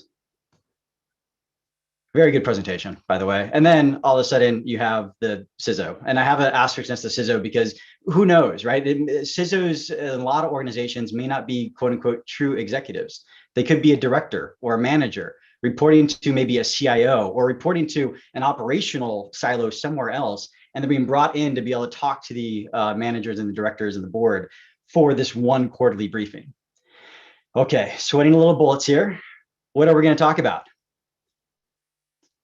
Code red, everything is messed up. There are 50,000 attacks on our firewall per day. Just this year alone, there are almost 18,000 vulnerabilities. And did you just read that last report? There's like a 30% increase in threats. I can't do this job. This is way too much stuff. And obviously, that's not a great conversation to have. And to some of my CISO friends who don't do this, I know that you're in the more mature category. But having briefed as many boards as I have, it's not surprising to see what CISOs will put in front of their board to be able to say, I need more budget. I need more resources. And the conversation here, though, unfortunately, leads to chaos. It leads to a reactionary, a knee jerk of, well, I've already given you this budget. What more do you want? How more can you expand this team so that it's not code red? Can we at least get to code yellow? I mean, code green may not be possible, but where are the things that I need to give you as a board member so you can be successful? Well, when a board sees this conversation, they immediately think that the risk does not equal the risk, meaning that the financial officer's risk, the way that they're describing the problem, does nowhere near the maturity of what it is that they're thinking about on the security side. Because those metrics that we showed were security metrics. There may be things that we'd use to describe our program, and let's never mind like 50,000 attacks on a firewall per day is probably the worst metric you could present to anybody. But there's this conversation about, well, what is meaningful for our security program may not be meaningful for risk, for that potential of harm. So how do we have a better conversation for that CISO? And again, I know that there are mature CISOs out there that don't have this conversation, but the vast majority of security leaders that present to the board, unfortunately, need to learn this problem the hard way. And if they go through and try to figure out, well, what are the pieces I need? They're pulling in frameworks or guidelines, maybe if they're lucky, and they are really obtuse, large documents, thousands of pages in some cases that are walking through requirement-like language of what it is you should be presenting or how it is that you should be measuring this thing. And that's not going to be useful, especially if you're starting to scale or these are the first type of conversations you're having with executives. I think there's one thing that was really cool about the CISO panel that we had yesterday was even the conversation about this potential and the things that they were tracking and the things that keep them up at night aren't necessarily the same things that the security team down in the trenches is looking at, right? Because we may be looking in our myopic view. And so if you're a manager that went from that very small, what's my vulnerability management plan to what are my risks, that becomes a larger conversation that you do need to gain some maturity around. So I am pleased to announce, as of today, if you actually go to this link right here, dragos.com/OT cyber risk, it's also in the Slack channel too. We've actually distilled those thousands of pages of frameworks and guidelines and standards for ICS in particular, and framed it as a way that you could actually have some armor. Augmented risk management for operational resilience, meaning that we actually augment existing practices in risk management. We don't need to reinvent the wheel. And so where we can, we took all those good knowledge and best practices from IT, but also from finance, also from safety, and made it so that we could actually make it for risk to equal risk when we talk about it with the board. So it is OT specific cyber risk guidance. I'm going to walk through the process momentarily. It's going to be based off engineering. It's going to have some of the things you'd expect to see if you're in a plant environment where you have PHAs. Great, let's use that. Are you a utility and you have business impact analyses? I will use those too. Wherever you have sort of that modeling and engineering expertise, it should be ingested into our cyber risk sort of perspective of the world. If you're new to risk, don't worry. This will walk you through how to create a risk management program for you based off the size. Even if you're a team of one, you should be able to crawl, walk, run into this in a way that allows you to grow. If you are a risk veteran, don't worry about that either. We're going to talk about the things that you may already be very experienced with and be able to apply that to industrial side, because the risk management conversation is not just owned by the OT security team. It's owned by several leaders across the organization. And there is a maturity model included. People who know me and know my roles in industry, I'm a maturity model geek, and I absolutely needed to be able to make sure that anybody could crawl, walk, run. You're not going to run from the start. You may be walking, maybe with a limp, I don't know. But we want to make sure that you can mature as you grow to address this problem. And it makes sense to link this back to things that we already have within the other confines of the organization, in particular, business continuity and disaster recovery. Because there is this sort of relationship back and forth. This is actually a great sort of concept from NISA documents where they went through and looked at everything that is applicable for business continuity and said, well, what can we do for cybersecurity? How can we make sure that the industrial side is also covered in that? Because they're not different. We shouldn't treat them differently, except in the cases where we need to focus more on those digital parts than maybe natural disasters. So what does that mean? What does that look like? Why would we start with business continuity and disaster recovery? Well, if you think about the assets, those are the same, addressed across both, right? The protection requirements and the control language may be a little bit different, but where we already have PHAs, where we have safety discussions, where we have LOPAs, all of those could be great to sort of say, well, what can we do with a cyber perspective around those? And I know that there are members of the audience who are probably already going to start putting things into Slack about how it is that you do this. There's a lot of great guidance that you're going to see in this document, referencing other external sources like ISA, for example. They also, across business continuity and cybersecurity, have shared goals. It's just that the sort of skill set is going to be different. I don't know many people who do both disaster recovery and security. So the skill sets are going to be different, but the goals that they have at the end of the day are going to be very similar.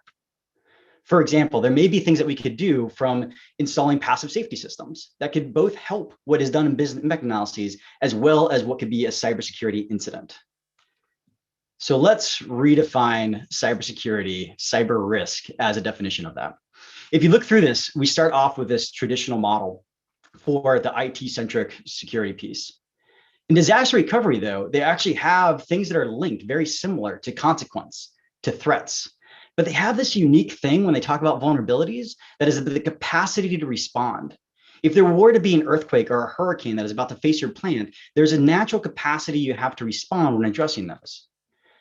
And so we just sort of took this, and we're not the first ones to do this, take this idea and say, well, what are the things that we can do to make sure that we have resilience baked into our conversations of threats and vulnerabilities?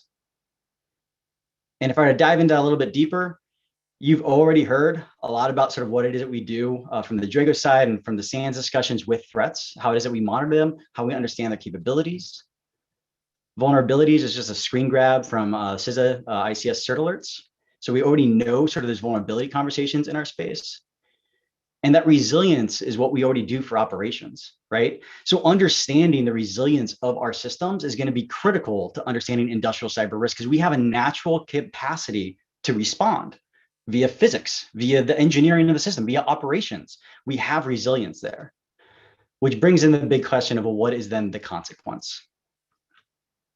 Not only could we have to redefine sort of the industrial cyber risk equation, but we also needed to have a little bit of a conversation as to what is the process that would be used as part of this framework. We started off with the ISO 31000 series. Now, for those risk geeks, this looks very familiar, right? This is the same framework that's used for legal risk, for financial risk, for safety risk. If you do risk management, you've done something with the standard. We've even adapted it in cybersecurity context for the IT-centric side in the ISO 27000 series. Well, kind of. I think it's actually, this is like a turtle nerdy aside. So this is what the drafting team did. And it's great work. I know how the drafting team got here, but it's still kind of funny because if you look at sort of understanding how this diagram works, what are the big things that change? Well, we do a risk assessment. And then in cybersecurity, we ask you, are you really sure about that? Is that a good enough risk assessment? No, then go and repeat this whole thing all over again. Then we ask it again after we treat the risk. Are you sure you treated that risk appropriately? If not, go back and do it all over again. It's kind of weird. Like compared to safety risk, we don't have that same decision tree, but we do for cybersecurity. It's like a gut check of, are you sure about this? No wonder so many CISOs are nervous about their job when our own risk matrices make us question what it is that we do. But we did ask, could we ICSify this? Could we make this something that was unique for ICS based off the equation we just presented that makes it more meaningful for asset owners and operators? The answer was yes. So I'll walk through this process. This will be sort of the bulk of the conversation in the white paper, how you walk through and frame the conversation before we even get to risk treatment. Because risk treatment is where most of us spend the day-to-day, right? Vulnerability management, segmentation, the controls. But everything above risk treatment is how it is you're supposed to prioritize and get there. So let's just spend a little bit of time talking through what it is that you would do to understand that from the perspective of, I need to know risk. You start off with risk characterization. Now, this is where we understand our critical assets. This is where ingesting things like PHAs, like business impact analyses, things that may not be traditionally viewed as cybersecurity. We ingest that and say, well, what would be an incident that could possibly leverage these things? And it's just really framing at this point. We're not getting into heavy duty risk conversations. We're just trying to understand our systems just a little bit better. Now, a lot of the cool stuff will happen with threat evaluations. Threat evaluations is where we start looking at what the capabilities are of threat adversaries. Where you start driving through a scenario maybe or two. You start trying to figure out, well, the capabilities that are out there, are they focusing on us as an organization, as a sector, geographically?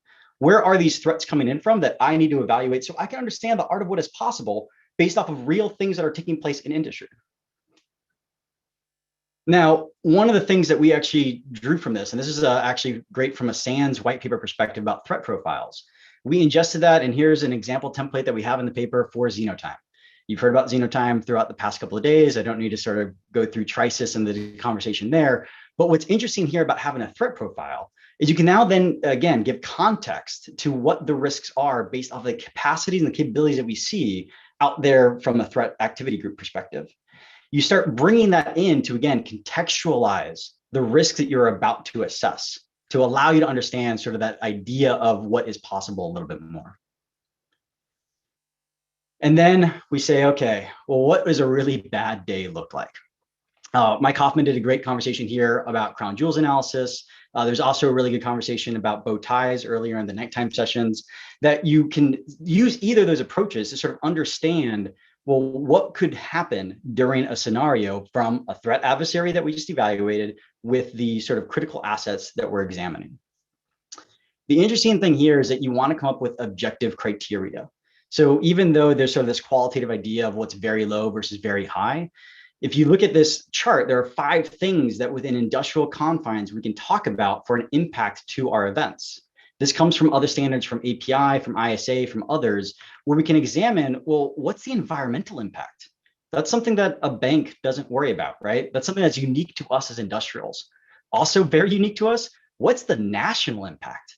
What are the things that may happen to the military industrial complex, that may happen to a town, that may happen to a whole state if we're not operational? And so you can start looking at this beyond just dollars and cents, but to actually understand what the impacts could be. I don't know a single plant operator out there who can't tell you, well, my boss knows the value of the plant shutdown for a day. and be able to multiply that out based off of what it is an impact could look like for that really bad day that we've been examining. And then rubber starts meeting the road, the risk evaluation piece. This is the thing actually we built so that you could sort of flow all the way down. Because if you talk to anybody who's really nerdy on risk, a lot of people want to get to quantitative risk analysis. They want to get to like the numbers of what that risk is. You tell me the impact is $70 million. Well, what's the probability associated with that? What's my annual loss expectancy? All these really nerdy, great risky things that can happen can't happen first. You need to start off with a very simple architecture review. Every site should have a very simple, these are the best practices we expect you to have. And you're doing a gap analysis. Are we there yet? Before you even say, okay, here's my qualitative risk analysis, the heat map idea.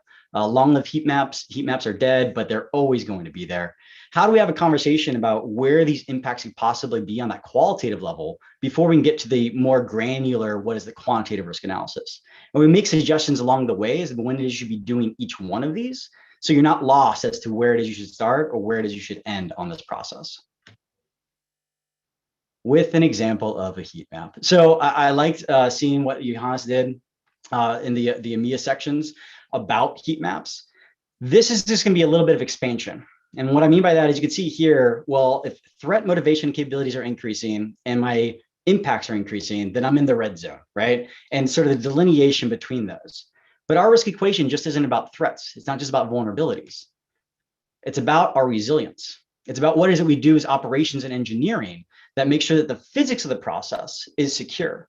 And so the more resilience we can add, the more we can find ourselves into that blue-green zone than we would be in sort of those worst off areas of the reds. This works with bow ties. This works with CCE conversations that Andy would have had, where you could take this sort of output and use it in a more granular process in a future state once you're mature, once you're able to get through those next steps. And then lastly, where we all find ourselves, risk treatment, right? This is our day-to-day. This is where we live. The thing that's interesting about where we live, though, is that we hardly prioritize it beforehand based off those previous steps. Everything becomes a priority, right? How many times have you seen a new newspaper headline come out and all of a sudden you have to do something with that, even though it may be lower on that risk scale compared to everything else that you're evaluating based off threats, based off the impacts that could happen to your organization. This allows you to contextualize that and gives you a little bit of a buffer between what is it you have to reactively do when dealing with risk management. The other thing that's weird about this, while we all live in this in the day-to-day, we all mostly live in the mitigation category. So if I blow up this idea of what is in risk treatment, there are 5 options here. Control would be mitigation, that last one. Let's say that your plant is sort of contingent upon a large refrigeration unit. Well, because of COVID, maybe you need to put in remote access. So I have a large refrigeration unit that needs remote access. So I could avoid that risk. Sorry, boss, we are not doing that. We can defer that risk. We can do that, but I need to get a better solution and understand what this remote access piece looks like. So why don't we plan for that in the future? We can transfer that risk. I totally loved your idea about having a new secure management thing for remote access. I'm not going to do that. Instead, I'm just going to get another insurance policy that will cover any sort of cyber damages from a physical event that could happen to my refrigeration unit. Okay, cool. We'll do that. Much better than the accept the risk. I liked your proposal. Totally not going to do it. We're just going to accept that risk because it'll never happen to us. Lastly, that control, that mitigation, you're going to do it and you're not going to defer. You're going to do it right then and there. Those 5 options, we hardly ever explore. We normally only explore the mitigation. We have a hammer and we're just constantly whacking. What we also don't understand is that no matter what we do, there will always be risk. Risk will never be 0. So the idea of residual risk will happen no matter what it is that you do. It'll always exist. And being able to talk to that, to a board especially, for them to understand that you'll never get this thing down to 0 is truly important when we talk about risk management. So what are the columns on the side? Because that's the process. That buffer to get to risk treatment, that context allows us to be able to prioritize things we never did before. But how are we actually monitoring those things? This is not sort of a one and done where we go through a cycle, we're good with risk, I'll see you next year during the next time we have to do this thing. There's going to be this constant conversation about what it is you do to monitor those risks. And the way that we actually suggest that, and you're going to see it in this guidance document, is through a risk register. Now, a risk register may already exist in your enterprise risk management thing, but the problem is it'll probably say like cyber in like one line, and it'll like have like I don't know, maybe not even a dollar value. It'll just say that's Bob's or Alice's problem. So a risk register for us, the thing that we've built out of this was taking those 5 categories from the cyber impacts and actually placing them right there, right in front of you. So you can sort of see what's the financial impact due to this risk? What's the environmental impact? What could be the national level impact if there were to be this type of event? Who owns the risk? And the thing I really love, cost benefit analysis.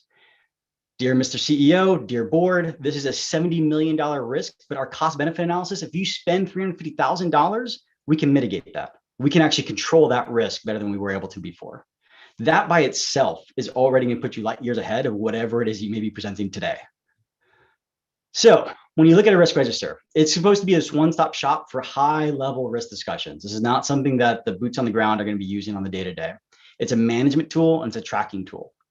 It is not static though. It's something that you'll always have to improve upon and is absolutely not magic. Just by having a risk register does not mean you magically have managed your risks. You actually have to do something with it, which is probably one of the larger lessons learned I've seen with people who have risk registers. Oh, we have it. When was the last time you used it? Aha, during that board meeting when people want to see things, we update things really, really quickly.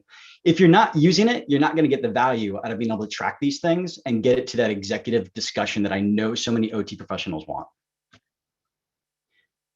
And the last piece here, risk communication. How are you actually communicating that monitoring aspect of things? How do you know that risk is equal to risk is equal to risk? Well, you would know that by having a common lexicon. We actually provide a couple of examples from industry, from Software Engineering Institute, from Cambridge University, where we talk through how do you have that language of risk so that you are speaking the same conversation as the safety folks, as the financial folks. We constantly say that security is safety. Well, if we're not speaking the same language, then it's not. So you need to adopt the language of others. It's not up to them to meet us where we are. We're the experts. We have to meet them where they are. And so part of that is adopting their language and having a governance strategy. Now, this is borrowed from COVID, a conversation about what should actually be on your team, from the idea of OT security and IT security being in an industrial cyber risk management committee that has links to the board and executives. But you also have other players in there. We've talked about third-party and supply chain risk. Procurement needs to be there. Human resources, is somebody clicking on the bad links? How are we going to deal with any insider threats? They need to be part of that as well. To build a committee then that reviews things in the risk register and at the end of the day has that conversation about what is risky for our organization. And lastly, sort of this idea that they need to all flow from the very top to the very bottom. Everybody needs to understand what's going on with risk. Again, it's not just the security program, what it is we do in day-to-day, but what is the potential harm that we're trying to prevent. So let's go back to the boardroom. Now that we have a risk management program in 30 minutes or less, we go back to the boardroom as that CISO. They're able to, before the board conversation starts, present on the risk register, give them that risk register, give them something that's in sort of this numerical value of the impacts, who owns the risk and what we're doing about it. You now have a conversation about resilience that's looped into your risk discussions. You have impact criteria that are objective, that are based off engineering impacts that will happen to your organization. And you have the latest conversation about threats. It's no longer a conversation about code red. You now actually have something that's manageable. And because of that, obviously, chaos does not ensue. As a matter of fact, they're handing you giant coins, human-sized coins, to say, just fix this. You did your job. You allowed me to actually understand what the problem was. And then they can have a better conversation about funding that. So again, that's a lot for 20 minutes. I like what Tim says. We're taking like the SANS sort of class mentality, the fire hose, and putting it into these talks. There's a lot more conversations here. So dragos.com/OT cyber risk. That's where you could pick up this entire documentation. Again, thousands of pages of frameworks distilled into like 30-ish pages. So you can sort of work through this as you want. Also, the year in review report. I know we've talked about that already, but that will give you that latest conversation about the trends that would be valuable for this process. And I would say that would be the end of my talk. But I promise folks, if you're in Slack, that there was another announcement beyond the paper that I just released. The conversation here is what to do if you're a manager and you're facing these problems. So I'm pleased to announce, and working with Tim, and working with Dean Parsons, that we are going to be releasing ICS 418, ICS Security Essentials for Managers. So if you are a part of any part of this conversation with management, if you're worried about how you talk about risk versus security, if you are starting off as a manager asked to step over, let's say you're IT security and you need to start doing OT security, we'll teach you the OT parts that you need as part of that course. Or if you're a practitioner and all of a sudden you're becoming a manager, we'll teach you that people have feelings beyond what RTUs will or will not do. And lastly, the continual educational process that's always there, how to improve yourself over time by having sort of a continuing education. If you're a manager in place, we got you covered too. That is going to go through beta process this year. We hope to be able to have students go through that, and look forward to being able to present on that later on with Dean and Tim. Also very exciting. New courses, new stuff, new frameworks and approaches. There are some questions awaiting you in the hallway channel, as you can imagine. I will grab a couple of different things, and we have about 5 minutes. I'll grab a couple of different themes. Before you jump in, Tim, I'm just curious, in the new class, you just walked through like a 44-page document, and you've been on the drafting committee of like C2M2, NIST, NERC, et cetera. In the manager's class, should people expect to be able to walk away doing what you just did, or talk through, or using that resource, or should, are you going to use those same kind of resources in the class? Yeah, so it's part of the build out, right? I think that the interesting thing will be for the class is understanding that they'll be for managers and they'll be reporting to CISOs, and the CISOs need to be enabled because they'll never have this context of industrial cyber risk before in most cases. And so educating on that will definitely be part of the course for sure. Thanks.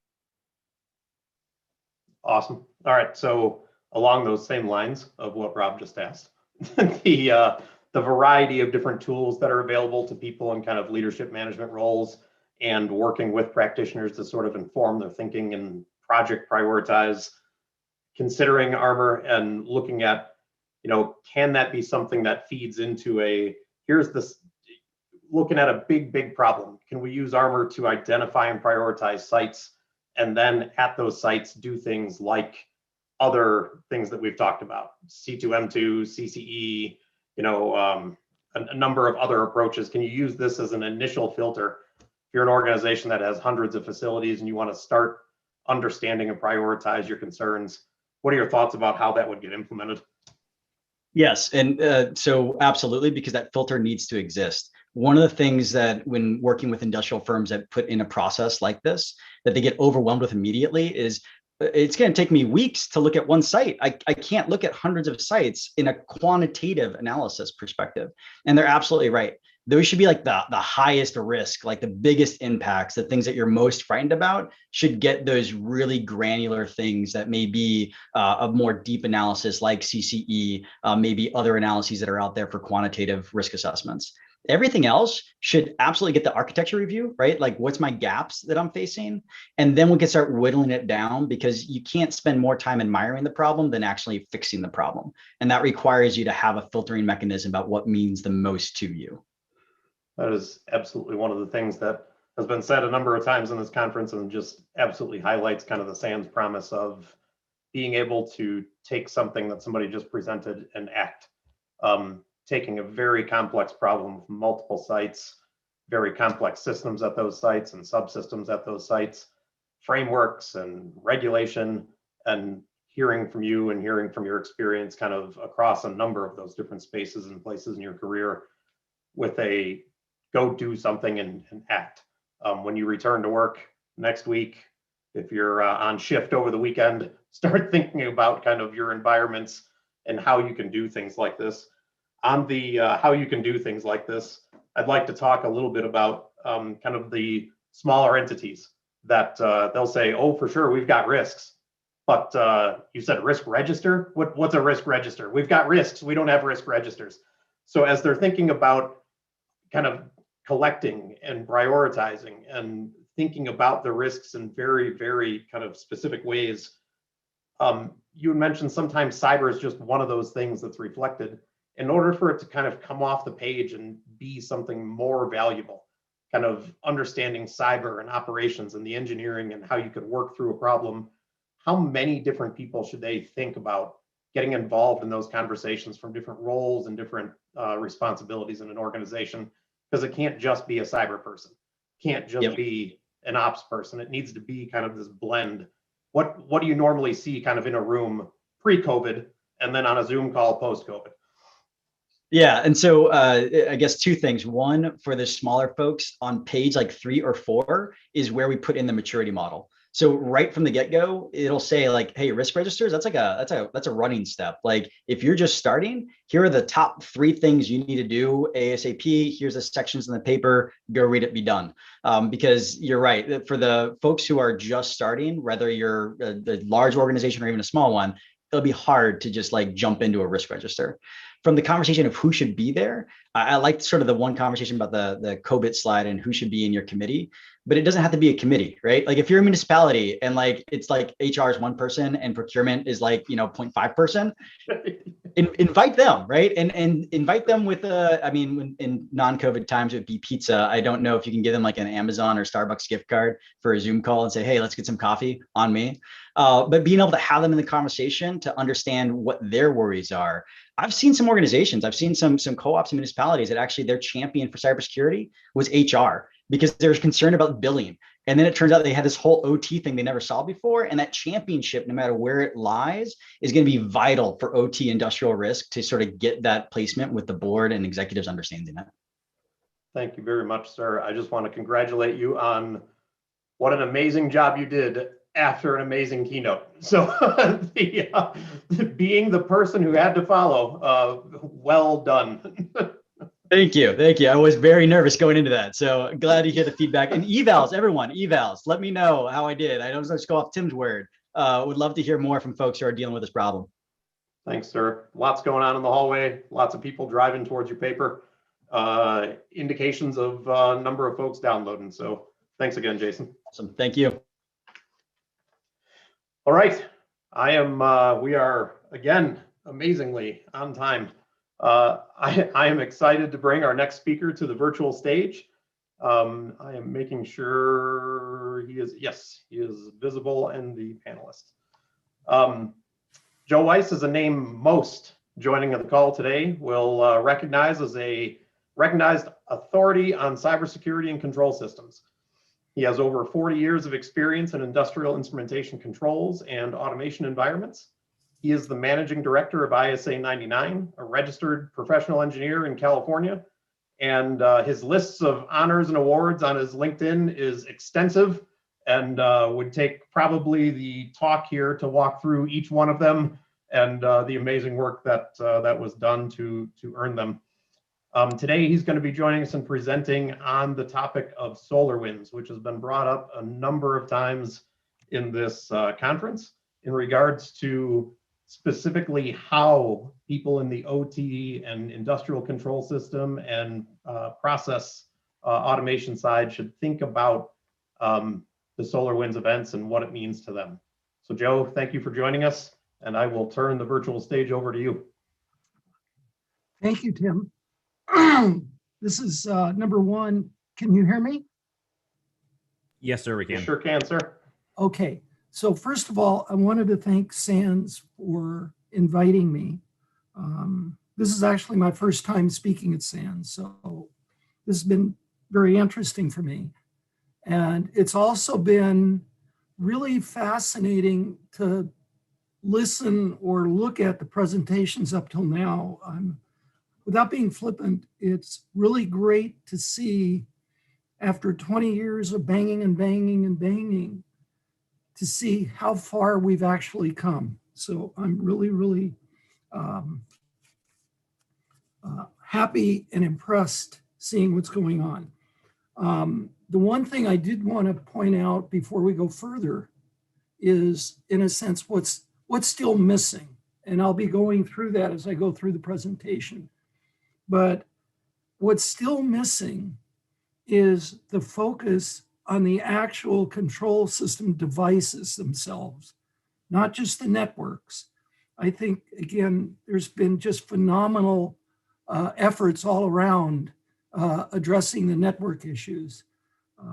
As a control system engineer, actually an instrumentation and controls engineer, my focus has really been on devices, and you'll hear that also as I go through this and kind of the SolarWinds issues.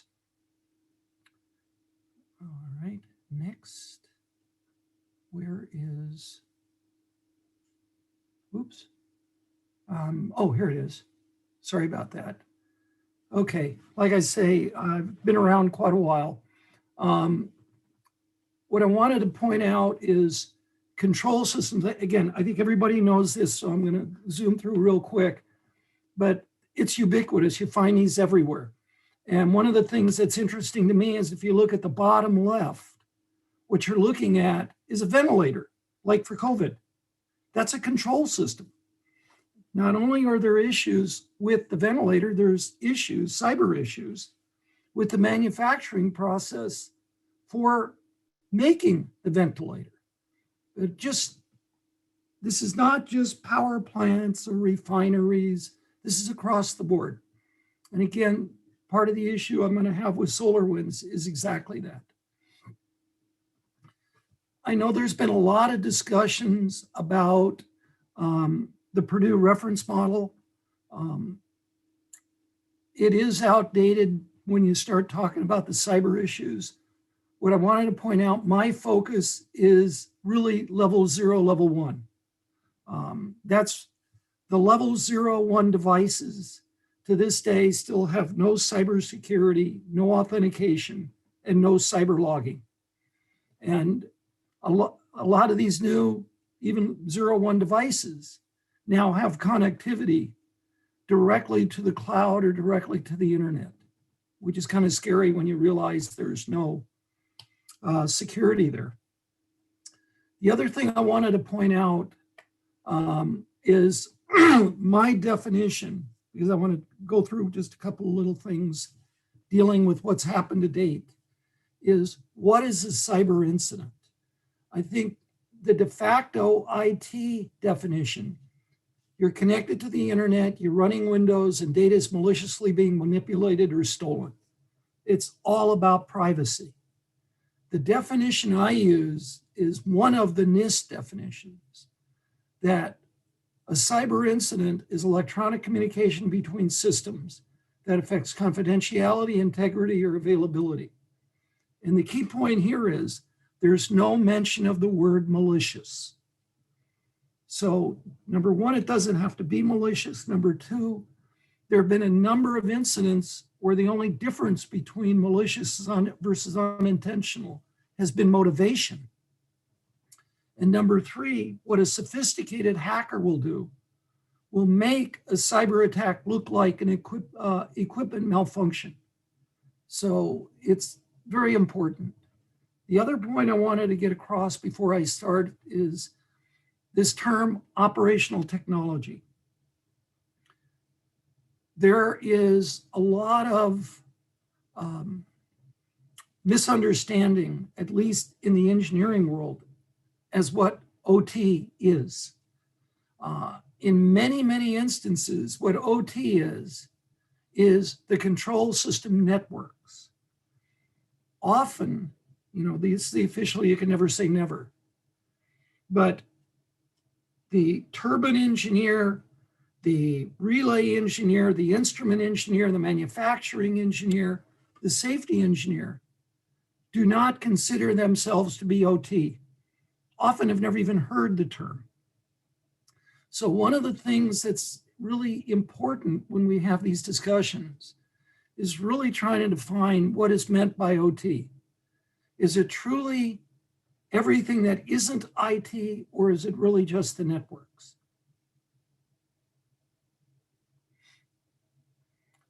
Now, this is my one techie slide. Again, all of this is going to lead into what does SolarWinds do and mean.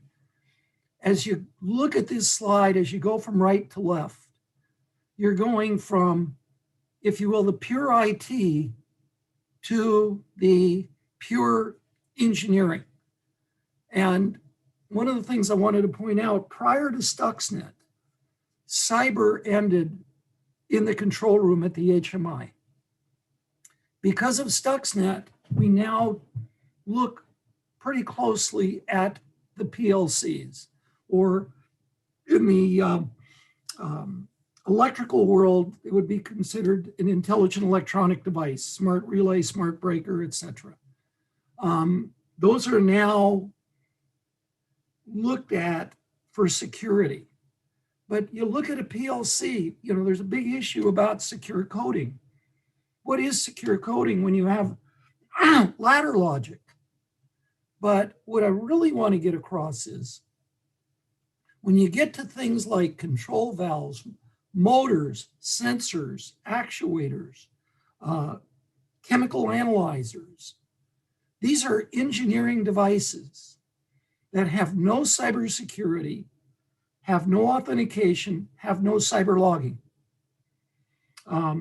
Additionally, our legacy devices don't have any cybersecurity requirements, because the cybersecurity requirements, like with ISA 62443-4-2, which is the component spec document, it just doesn't apply to legacy, and legacy includes what's being built today, devices.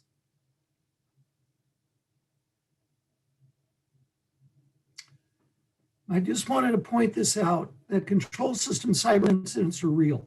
One of the things that I think does hurt the discussions in the boardroom is being able to point to real cases that have already occurred that have caused actual impacts. My database is well over 1,300 incidents to date. They range from electric, water, oil, gas, chemicals, manufacturing, medical devices, transportation, you name it. There's been over 1,500, excuse me, deaths to date, well over $70 billion in direct damage. Most of these incidents haven't even been identified as being cyber related. And that's part of the issue when you get below the level 0, or excuse me, below, if you will, pre-reference model level 3, is there is a need to train the engineers, not just the network people. Real quickly, what you're looking at, top left, was complete destruction of a turbine. As best as we can tell, and you'll find this a lot when you start talking about real incidents, as best as we can tell, because we don't have all of the appropriate quote unquote cyber forensics you would have when you're dealing with networks. What you're looking at there is complete destruction of a turbine. As best as we can tell, that was actually an Aurora attack.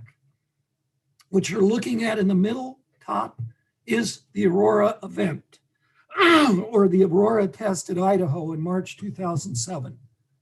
Upper right was the DC Metro train crash. That was the Red Line train crash that killed 11. Yes, it was control system cyber. No, it was not malicious. Go down to the middle, that's a San Bruno natural gas pipeline rupture. Again, yes, it was control system cyber. The Pacific Gas and Electric is now a convicted felon because of that incident. What you're looking at the middle is the Bellingham, Washington Olympic pipeline rupture that killed 3. What's interesting about this, 3 people went to jail. And this led directly to the bankruptcy of the Olympic Pipeline Company, which was a joint venture of Shell and Texaco. What you see on the middle right was the Marucci wastewater hack back in 2000. What I found interesting was following the Oldsmar event, there was an awful lot of discourse back and forth about the fact that no, Oldsmar was not the first water system. When I brought this up, somebody brought up that in 2017, there was a similar situation that occurred in the Netherlands. Lower left was the tilting of an offshore oil platform by hacking into the buoyancy system, which you're looking at the bottom middle. I always have a problem with this name. It's the Soviet Solzhenitsyn. I'm not sure exactly the best way to phrase it. That's a 6,400 megawatt hydro facility in Russia. And it turned out to be, again, it was control system cyber. They lifted a 1,000-ton turbine off its pedestal. This was complete destruction of a 6,400 megawatt hydro facility that killed 75. And what's scary is when this happened, Russia thought we did it. On the bottom right is a brand new Navy ship that didn't even make it from where it was built in Milwaukee to the Norfolk Navy base. It had to be towed in because control system cyber damaged the propulsion system. The key here is there is very, very, very little information sharing on incidents. Great information sharing on vulnerabilities. But the other point is there's not much use of these real incidents when you talk about design or training, and that really needs to change.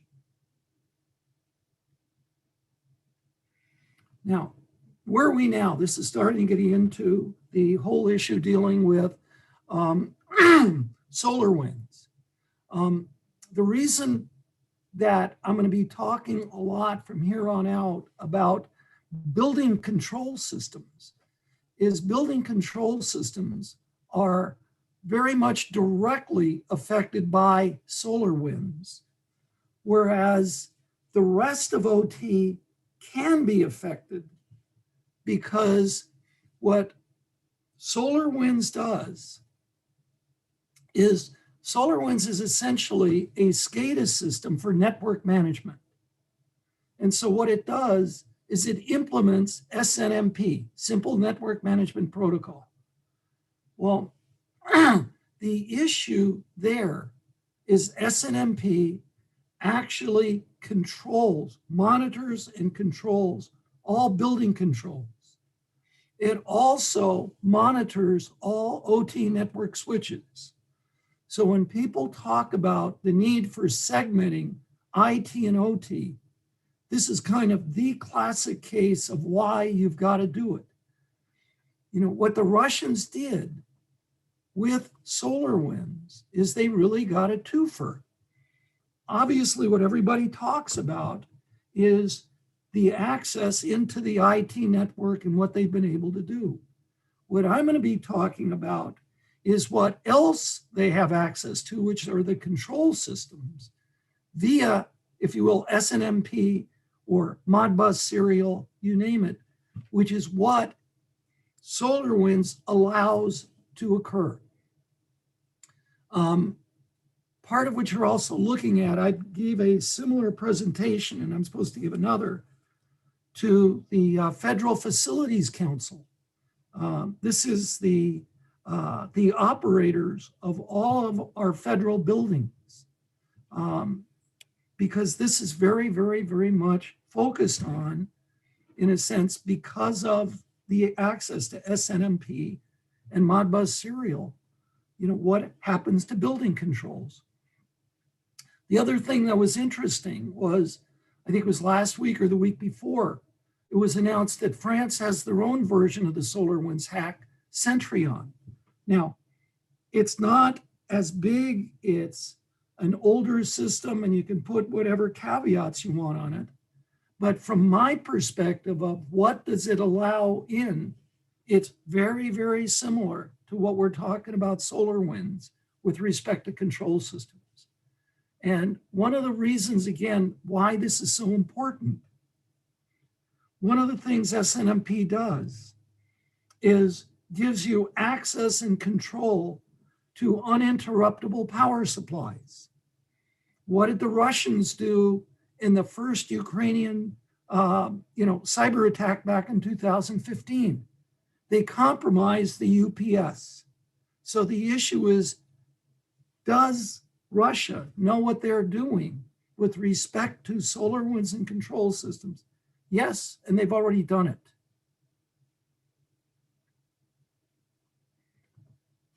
Now, the SolarWinds hack, this is something that all of you know, but I'll just throw it out anyways because it's where it puts us. As I mentioned, SolarWinds, it's the underlying network infrastructure. You know, anybody who works in network management has heard of SolarWinds.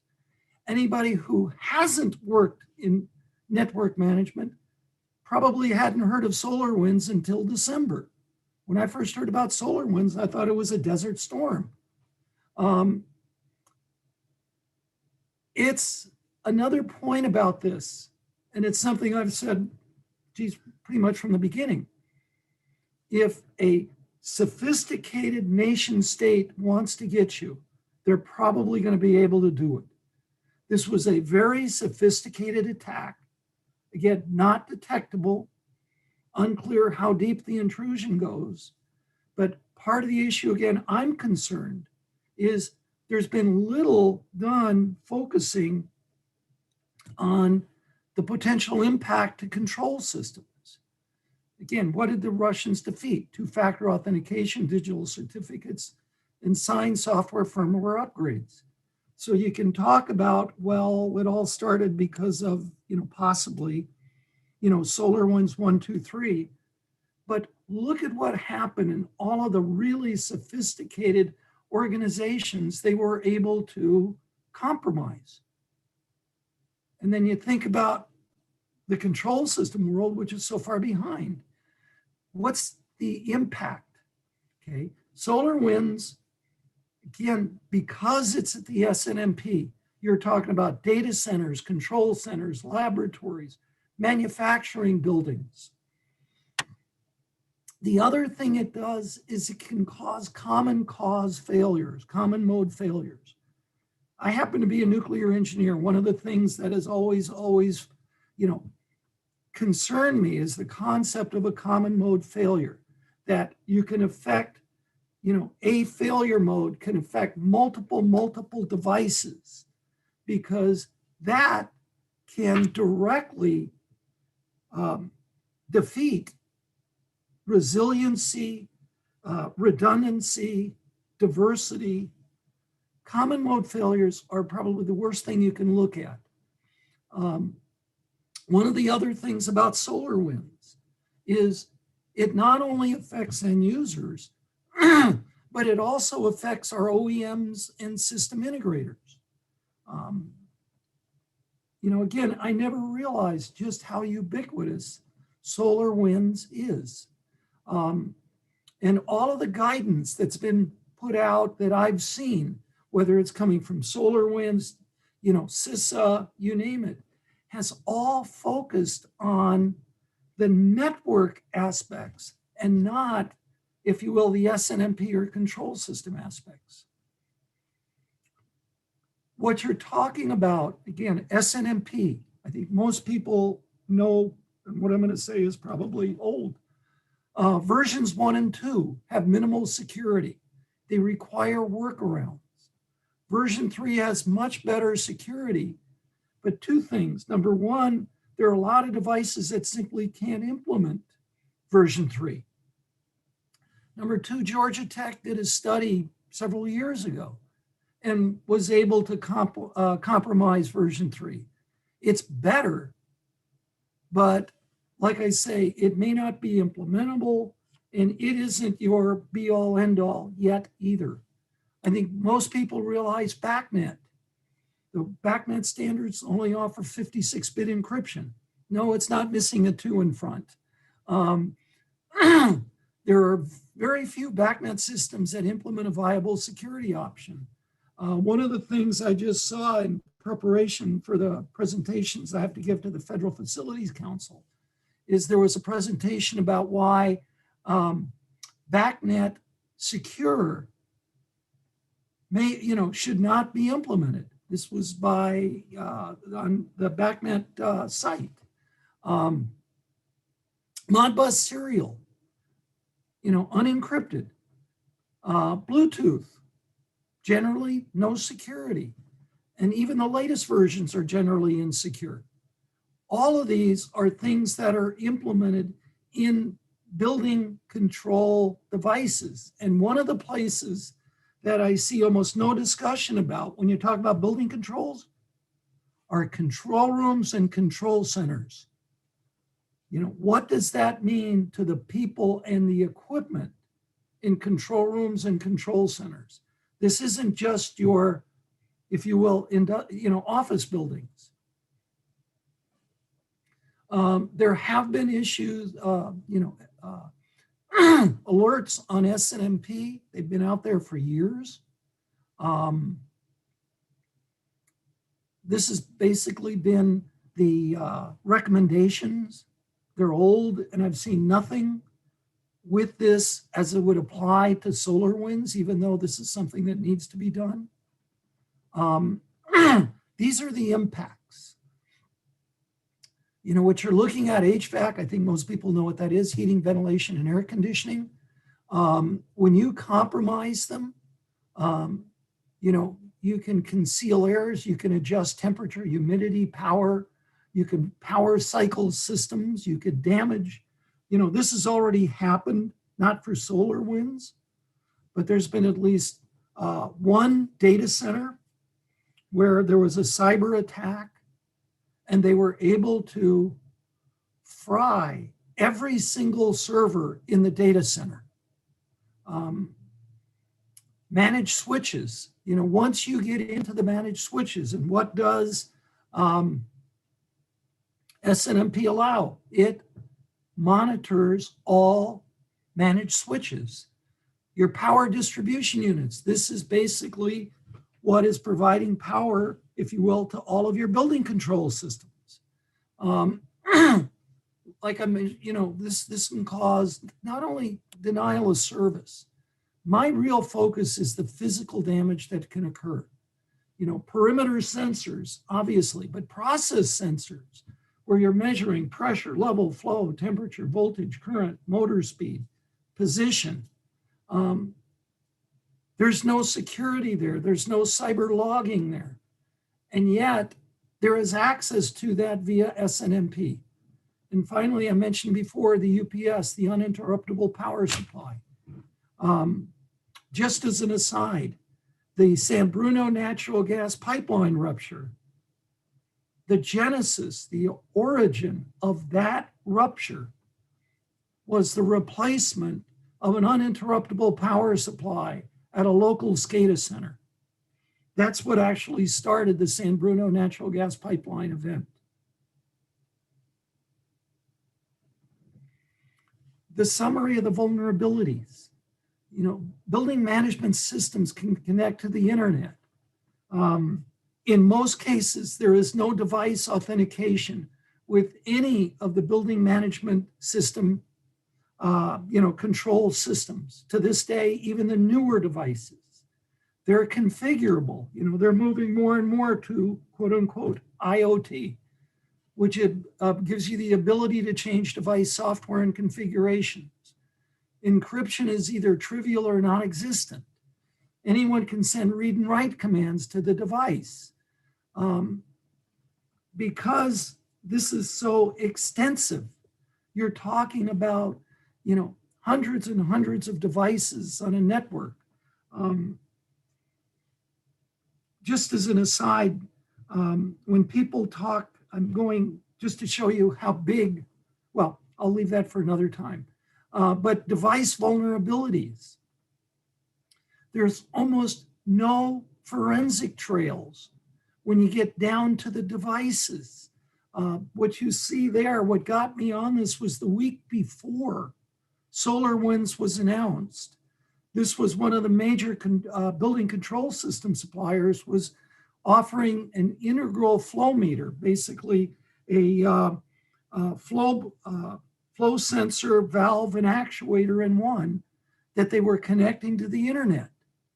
And they said, hey, we've got a password for the operator, but they never even considered any security at the actual device level, which meant once you were in, you could do anything. What do we do?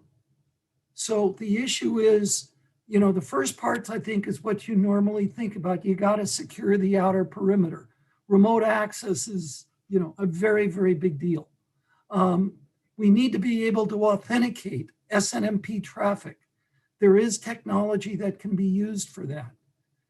One of the things that's missing is the ability to validate sensor traffic from the sensors to the controllers. This is at the discrete, or if you will, serial or analog layer. From the PLC out to the HMI, there's plenty of security technology out there. The concern is what happens as you're going from the sensor to the controller. And there's work going on to look all the way down at the atomic level of the sensor to really provide authentication and verification and sensor accuracy. None of that exists today, to this day. People and process, again, I'm repeating much of what I heard because what I heard was really good. It requires a community of effort. The supply chains, both people and equipment, need to be validated. One of the problems we have is there is almost no cybersecurity training for the engineers, the equipment suppliers, and the system integrators. Certainly none based on actual control system cyber incidents. There's almost no control system cybersecurity policies based on actual incidents. These are different. These are things we never considered. And the need to implement the CISA recommended SNMP workarounds. The last thing I wanted to mention is what has been missing all along, when you start talking about procurement language. There is no procurement language to this day for control system devices. There wasn't in 2010 when Idaho put together the procurement documents.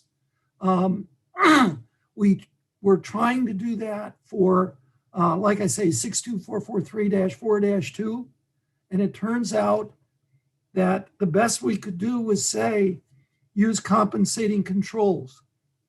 I am on a ISA 84, which is process safety, ISA 99 cybersecurity working group, where we're looking at, for the first time, what should be done for security all the way down at the safety level. This is what is missing, because it turns out these devices, particularly all of our process sensors, especially all digital sensors, have built-in backdoors that must function. That's the only way to maintain them. What do we do about hardware backdoors that are required to be there? And with that, again, thank you very much, Sands, for allowing me to participate. And I would be happy to answer any questions. That was awesome, Joe. Thank you so much for coming and taking part of this. As you well know, I met you at the very beginning of my public career, sort of leaving the government, and I've always been a fan and always appreciated your insights. And it's just been a thrill to get you at the SANS conference finally. So thanks for taking time out to do it and sharing this. I think we do have a couple minutes for questions.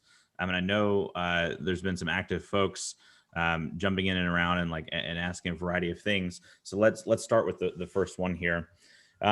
So in terms of authentication for sensors, and you may have addressed this a little bit, but are there any examples in things like 61850 or security standards for how IEDs can authenticate themselves, or is it just generally not being addressed?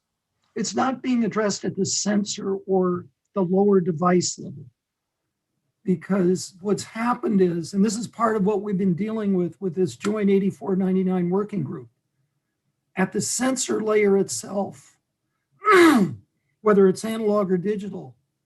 For example, there's no token, there's no anything else in there.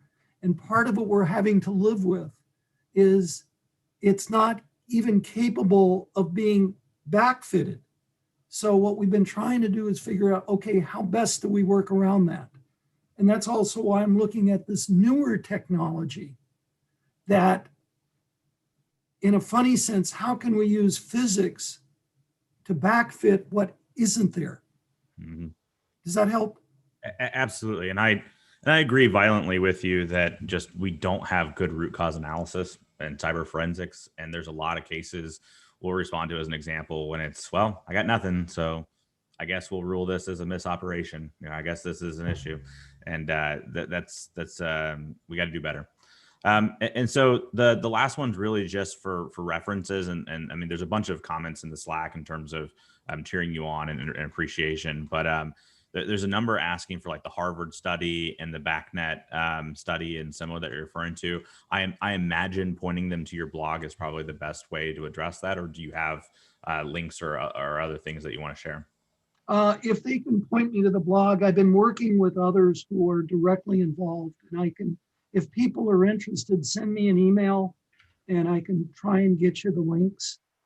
Perfect. You know, right. yeah, So, sorry, I was going to say, for what it's worth, when I do all of this, I try and reach out to people that are most intimately involved.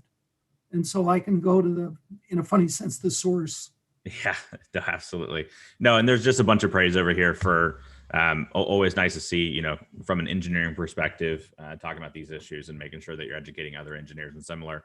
I think it's spot on that there's got to be things done from a tech side, but there's also just got to be a lot of education done on the engineering that they just never have prepared for this before. And I remember sitting down talking to you over the years, and you're talking about, I believe it was like your father-in-law working with like Oppenheimer and like all these amazing stories. And it's just such a beautiful and amazing engineering community. And we've got to do more to help them be successful. So we're at time, but Joe, I just want to say again, thank you so much. For the folks that want to reach out to Joe, he's got his email there over in the Slack channel. I just reposted his blog.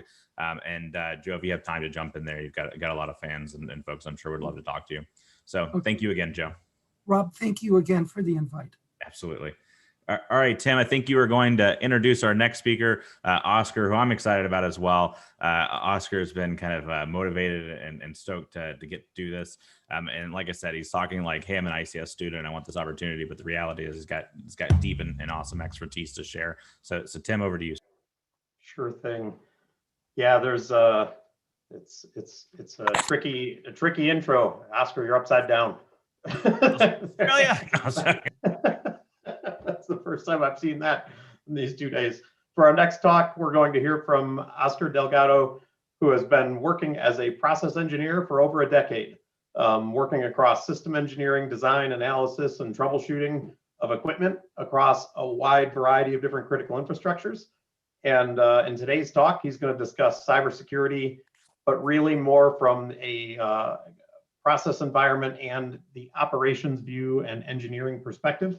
So with the years of experience across the number of different environments that he has worked in, and that experience that's going to be brought to us here in this this presentation, it is definitely kind of interesting to hear the self as an ICS student. But many of us, you know, we're uncomfortable if anybody, you know, when we're introing somebody and we say, well, they're a subject matter expert. A lot of people kind of opt out of that that designation, and they say we're constantly learning. Every new facility we go to is tell us how you do what you do here, and it's a continuous learning environment.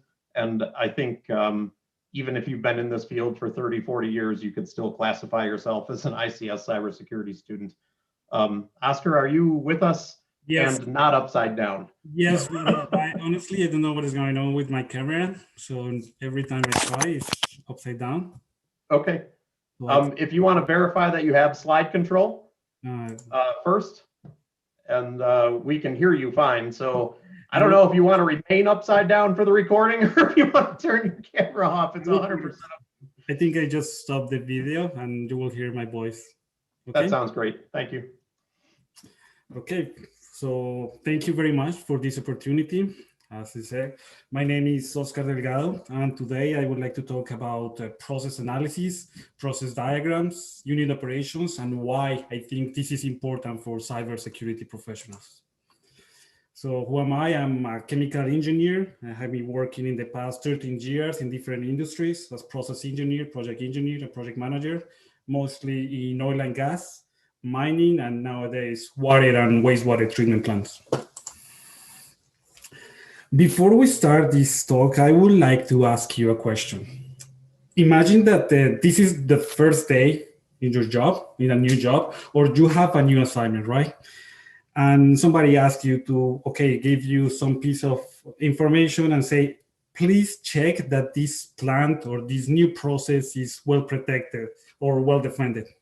So the question is, what is the first thing that you will do as a cybersecurity professional? And if you want to type the answer, just take 1 minute to think about it. And I start with this question because I have been asking the same questions to several people in the past months. And for me, it was kind of surprising when I heard that understanding the process was not one of the top priorities, right? So there is a difference between IT and ICS, and the ICS has this physical world attached to it, right?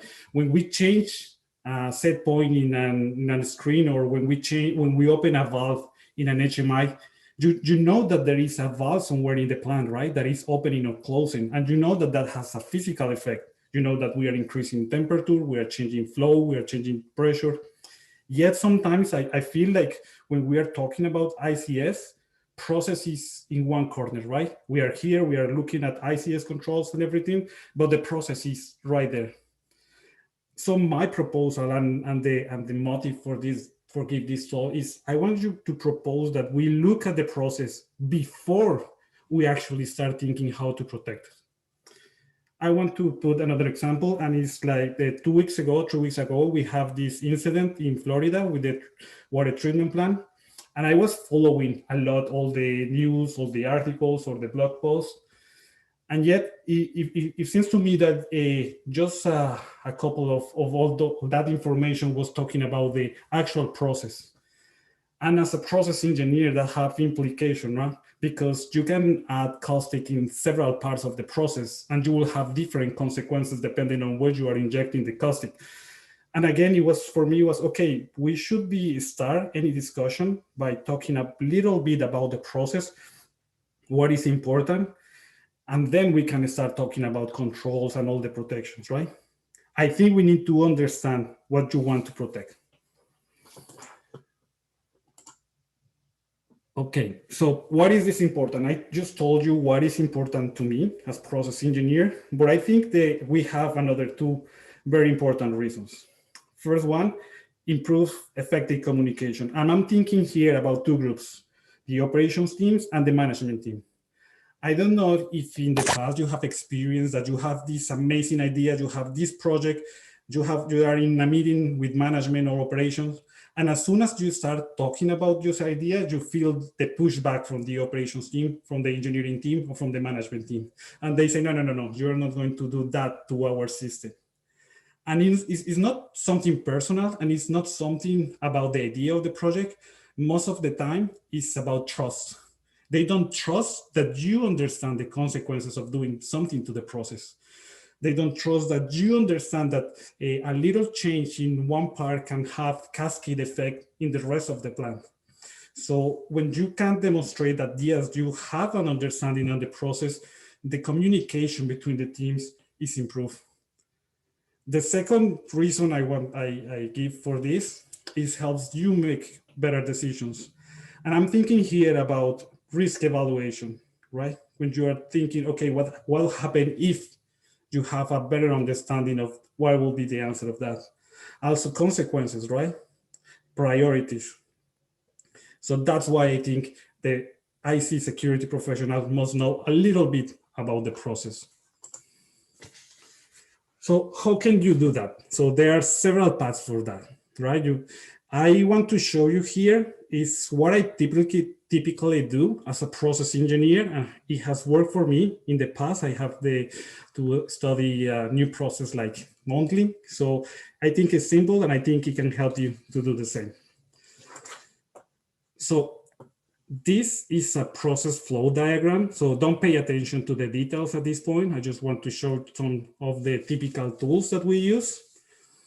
If I give you this piece of information, how long do you think it will take you to understand what is going on here?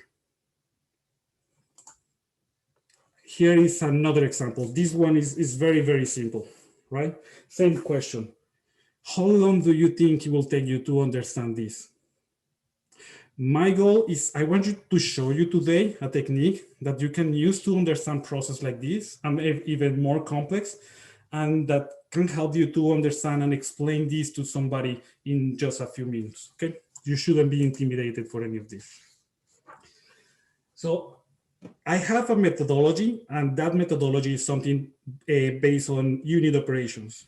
The big idea here is we don't want to look at the details, right? There are so many details that we need in a complex plan, and that could be like a rabbit hole. What we want to do is to look at the big picture, like the big puzzle, and see what is common. So unit operations. Think of that just as Lego blocks, right? Those are building blocks.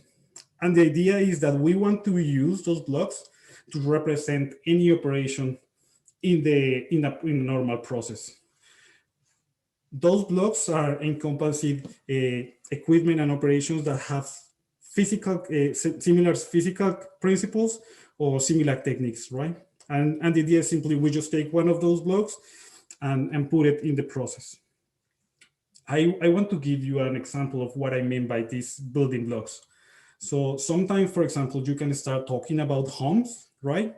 And you can start talking about the heating system for your home or the air cooling system for your home. And this home can be the building block, but it actually could be a house, could be an apartment, could be a trailer, a ranch.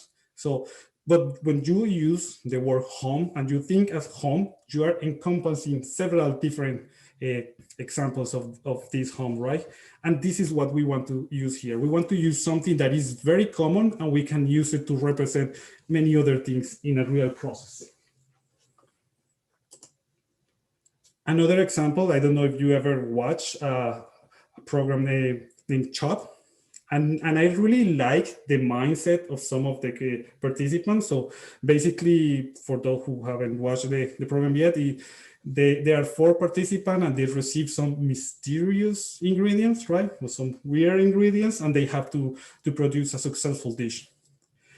And if you listen to the interviews, sometimes they don't know about this specific ingredient of something, but they know about the group, right? So they don't know, okay, I don't know what is this, but I know it's a vegetable. So, and I know how to deal with vegetables.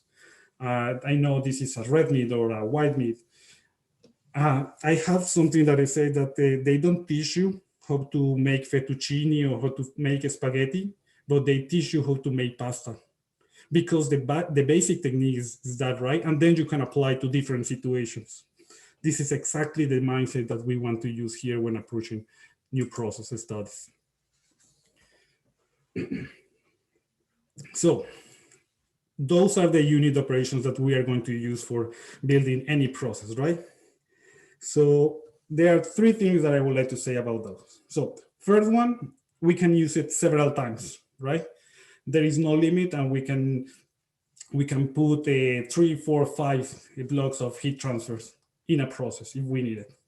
Second, we can use it for different purposes. So for example, again, heat transfer, I can use it for cooling, I can use it for heating, for vaporization, it doesn't matter. And the third thing is, I like to say that we can use different colors, meaning that we can put a little bit of information in each block and give us like additional information and additional details about what is going on with the process. And I will give you examples of this in the next slides. Before giving the examples, I need to talk about chemical reactions, because technically the chemical reactions are not unit operations. So they are different, they are very interesting, but they are not unit operations. For our analysis, we assume that it's just another building block, right? So now we have 5 blocks to use, and we are going to simulate any process using those blocks. So the first block is going to represent anything that involves movement of a fluid. It could be liquid, gas, or could be two-phase, right? You normally see these fluid mechanics as a pressure difference. When you have a zone of high pressure and a zone of low pressure, you see this movement. So we want to use this block to represent anything like that. This fluid mechanics is very, very common in any plant, even if sometimes it's what we call utilities. So sometimes you will see like the principal process has fluids, but sometimes it's just the water that go into the office. So you will see this block very often. This PFD I showed you in the past, this is the styrene production, right? So what I'm going to do is I'm going to use this, and I'm going to start plugging in here all the building blocks, And the idea is at the end of all these 4 or 5 blocks, we will see a process with a different eye. So our first block, I don't know if you notice the difference. Okay, let me try it again. So this is the original one. Now, well, we see here in the middle the brick green square, but other than that, what I did is I used my block, my fluid mechanic blocks, to hide the complexity, right? So this block is interesting because instead of showing here, what we want is to hide the things that are below that. So just one exception is if the equipment is very, very important. I'm thinking, for example, the gas compressor in an ethylene plant, or sometimes the pumps in water injection pads. Those pumps are really, really high pressure, high capacity, and very important, very custom pumps. You want to use the blocks. Otherwise, this block kind of hide everything that is below that. The second block will represent anything that is related with heat exchangers, right? So we see this heat transfer as a change in temperature or as a change in phase. So anything that involves change temperature, change in phase will be represented by these blocks. We normally say that those are heat exchangers, but if you go to the plant, you will hear different names. You will see that some operators say the reboiler or the top condenser, the side condenser, the side reboiler. And this is basically just based on the location of the plant, on the location of the process, but everything is just a heat exchanger. And the key term here is temperature difference. That's what you want to look when you're using this block.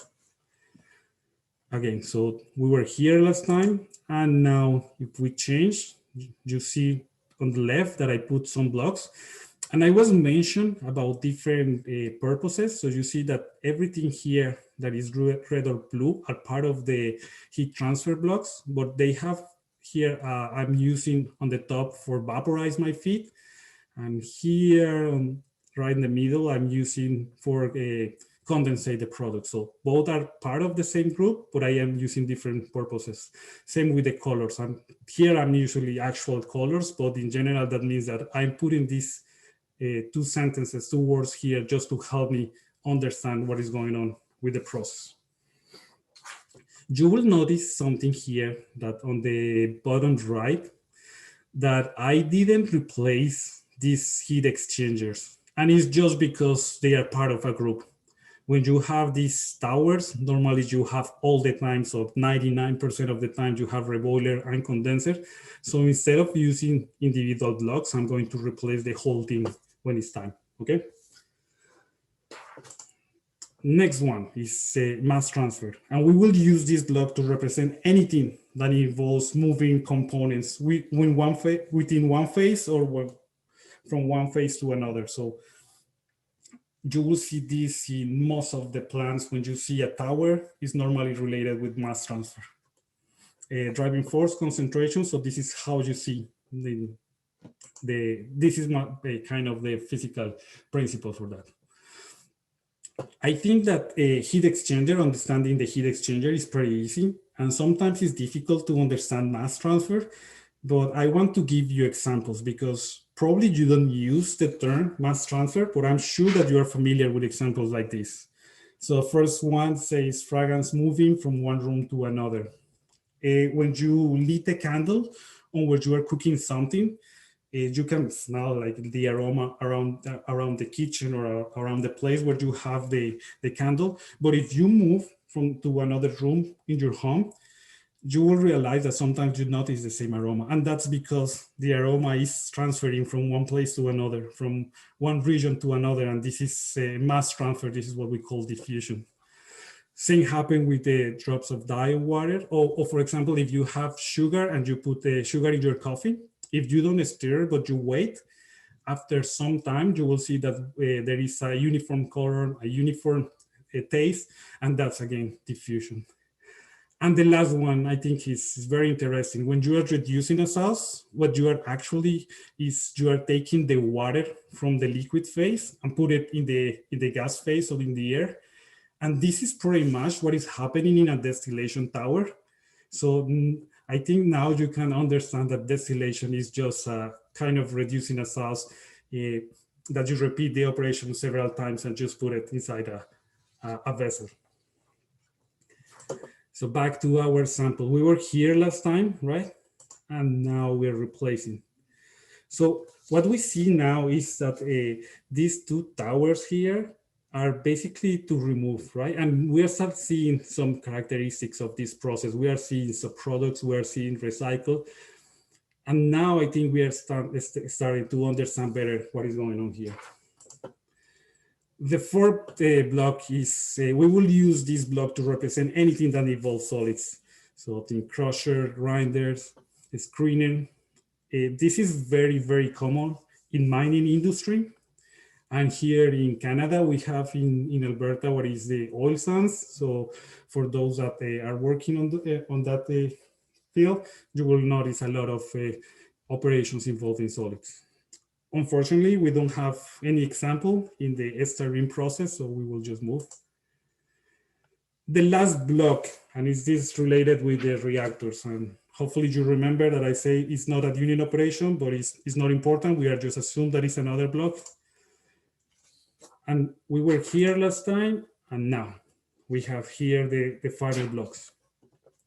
So I want to take 1 minute to explain this process. Very, very simple, right?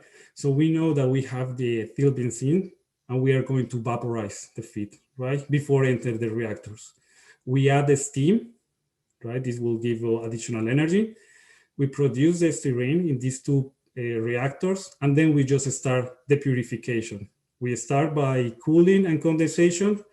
We have this three-phase separation, so we remove hydrogen and water, and then we pass to the yellow section to the right, where we are removing the light components, benzene and toluene, and then remove the ethyl benzene that hasn't reacted yet, and we have the styrene at the bottom. So that's the whole process. So by now, I hope that I answered two questions. So the first question was why is this important to understand the process? And the second was how you can understand one process. And I just gave you an example of things that you can do to understand the process. So what I want to do now is to show you, okay, you have this diagram. What can you do with that? What is the type of information that you can extract from that? And as I said, this is how we started, right? We start with this PFD, and we ended with this. So I just tidied up a little bit the diagram, but it's exactly the same diagram that we saw in the past. But we can start taking information and making conclusions about this. So the first thing I would like to highlight is here in the middle, you see the styrene production, the two blocks, and I know that this is my production zone. And then I know that everything to the right of these blocks is related with product, and everything to the left is related with the raw materials, right? What is this important? Sometimes you have process that the product is very, very expensive, right? So you know that any leak in the purification zone will be a cost for the plant. So when you are doing your risk evaluation, you are doing a consequence analysis, you will consider that. Same happen if, for example, your product is very, very nasty. So it's very dangerous for the environment or for the plant. You want to know from when you start seeing that product in your equipment, right? We can start using this same diagram also to see the interdependency and the order of the operations. So I know just by looking at these diagrams, I know that I need to vaporize the feed before I can enter the reactor, right? And I know that I need to cool and condensate my products before I can enter to all the separation phase, right? So I know what is the order of the operations, how I can affect a subsequent operation if I affect, for example, attack one of these blocks. I can also see the subproducts and the byproducts and the materials. So for example, I see in the three-phase separation, I see that I'm taking hydrogen and water, right? Just by looking at this diagram, I start thinking that probably I have different requirements when I'm talking about the hydrogen and the water system, right? Probably for hydrogen, I need to think about explosion-proof instruments. I need to think about area classification. I know it will be more of a risk. Maybe for the water, I can do more kind of standard instruments. So things that you can do from here. And the last thing I want to show is I talk a little bit about priorities. And if you see here, we have 1, 2, 3, 4, 5 blocks that they are somehow related with heating, right? We see here for the vaporization, the product heating, and then the two associated with the distillation towers. If I were an attacker, I will say that if I attack the steam system for this plant, I probably will cause a lot of problems, because you see that this steam is cascading through the plant, right? So any problem that I can create on this steam will not just affect one equipment, right? It will affect pretty much the whole plant. I can probably disrupt the entire production just by attacking that one. So when I'm thinking about priorities, I will say for this specific plant, the steam should be a priority, should be reliable, should be very robust, and something that I want to consider in all my scenarios. So I just show you how to do those analyses, but the good news is that most of the times you don't need to do it. You only need to ask for it. So what I was doing is I used this concept of unit operations to show something that is very common for process engineers, but not very common for the other disciplines, and is the block flow diagram. So what we do with this block flow diagram is do the same. We don't want the details and all the specifications of the units. What we want to see is the whole picture. We want to see, okay, what is going on at very high level. So there is, here I put an example that there could be thousands of piping and instrumentation diagrams, hundreds of process flow diagrams, but they are just a few things, block and flow diagrams. And this is something that I have experienced in my day-to-day job. And what I want to say is normally this is not included with the engineering deliverables, but it's there. And if you ask, and if you are just process engineers, there is a good chance that you will have it there.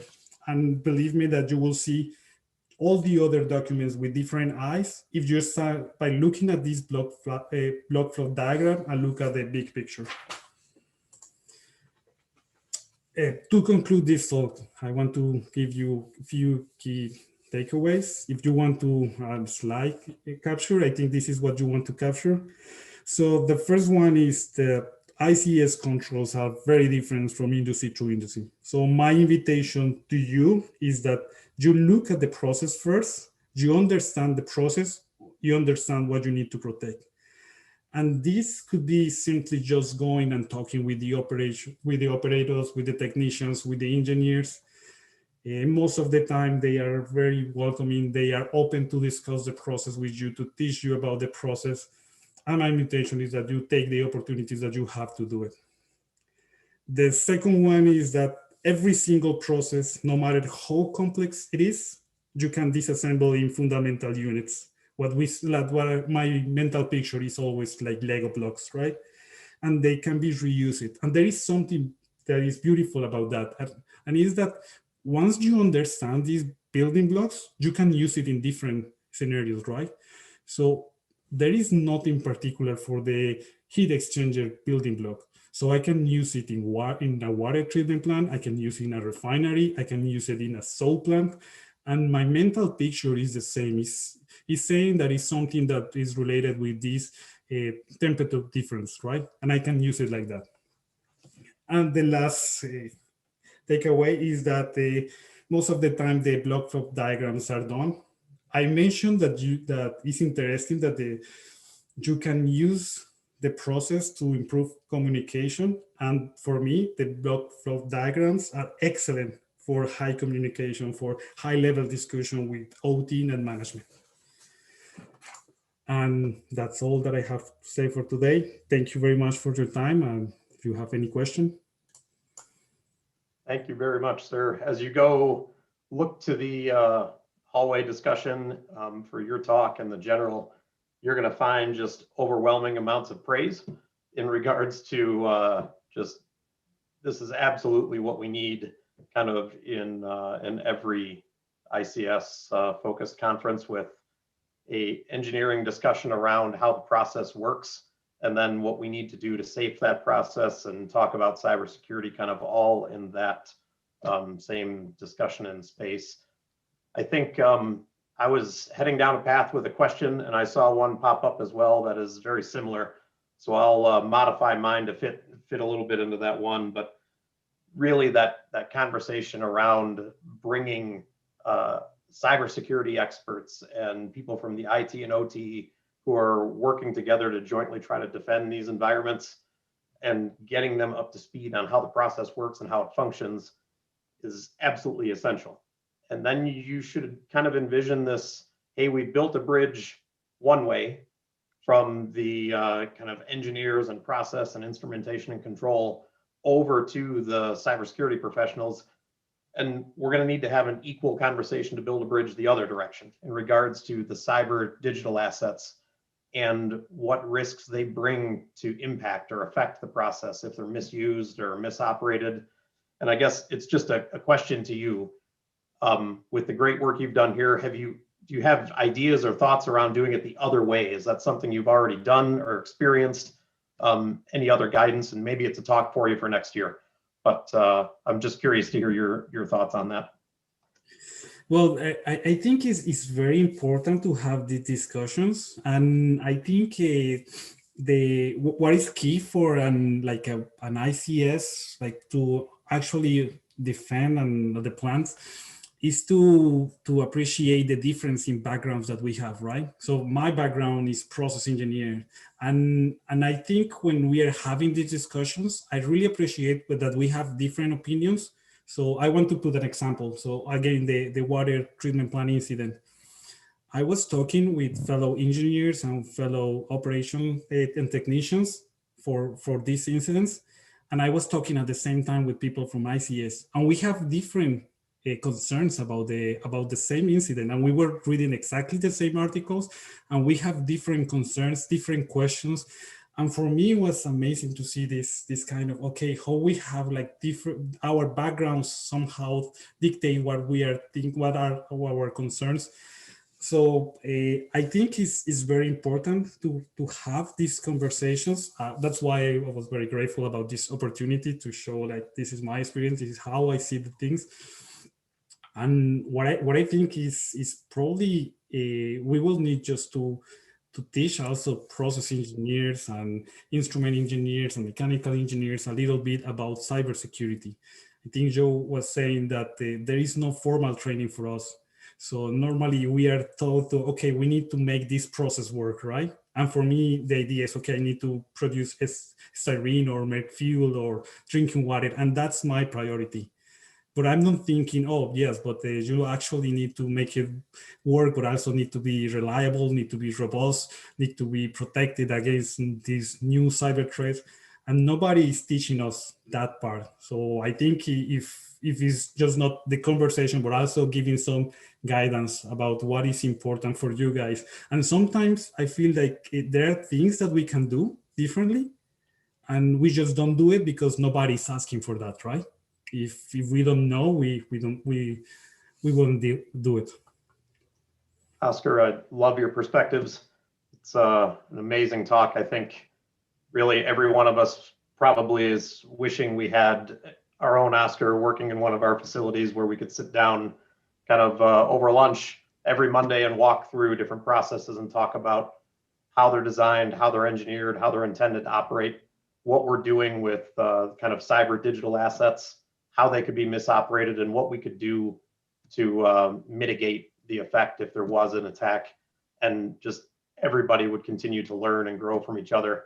All of us can hopefully count on seeing you at a number of ICS related summits and conferences, and we can pretend like we get to work with you through your presentations. But absolutely appreciate your thoughts on this in the presentation. It was fantastic. Thank you very much. Thank you very much for this opportunity. Yep. All right, we are, again, surprisingly on time. We're going to go into a 15-minute break.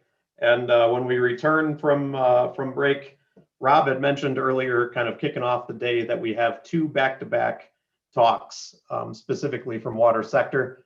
And with recent events and just kind of hearing perspectives from people who are in that space and what their thoughts are on the events that occurred, and kind of looking at it from different perspectives of asset owners who that's the sector and that's the area that they called home, and sort of walking through protections and architecture and the things that can be done. Really excited to have those 2 discussions. And then after those 2 talks, we'll move to our lunch break. Again, acknowledging that everybody's not on the same time zone and wouldn't be enjoying lunch, but we'll be back at the top of the hour in approximately 15 minutes.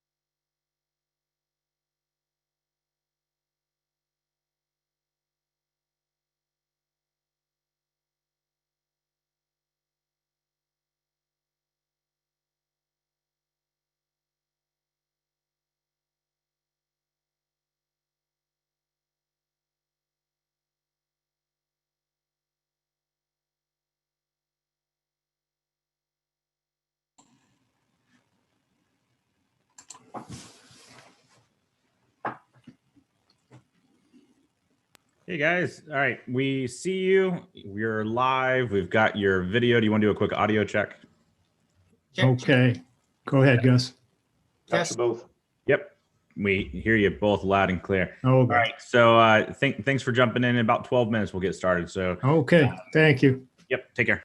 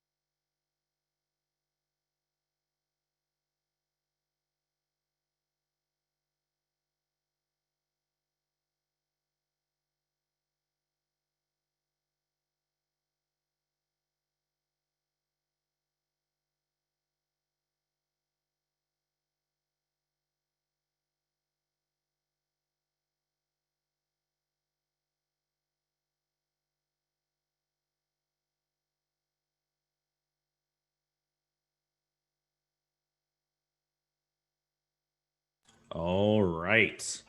So we've got an exciting talk up next. Now, look, I think I've said that I'm excited about every talk, but in reality is the content has been really, really good, which in one way is probably self-grandalizing to be like, yeah, Tim and I put together a good schedule, but that's the easy part. The content from the participants have just been insanely good.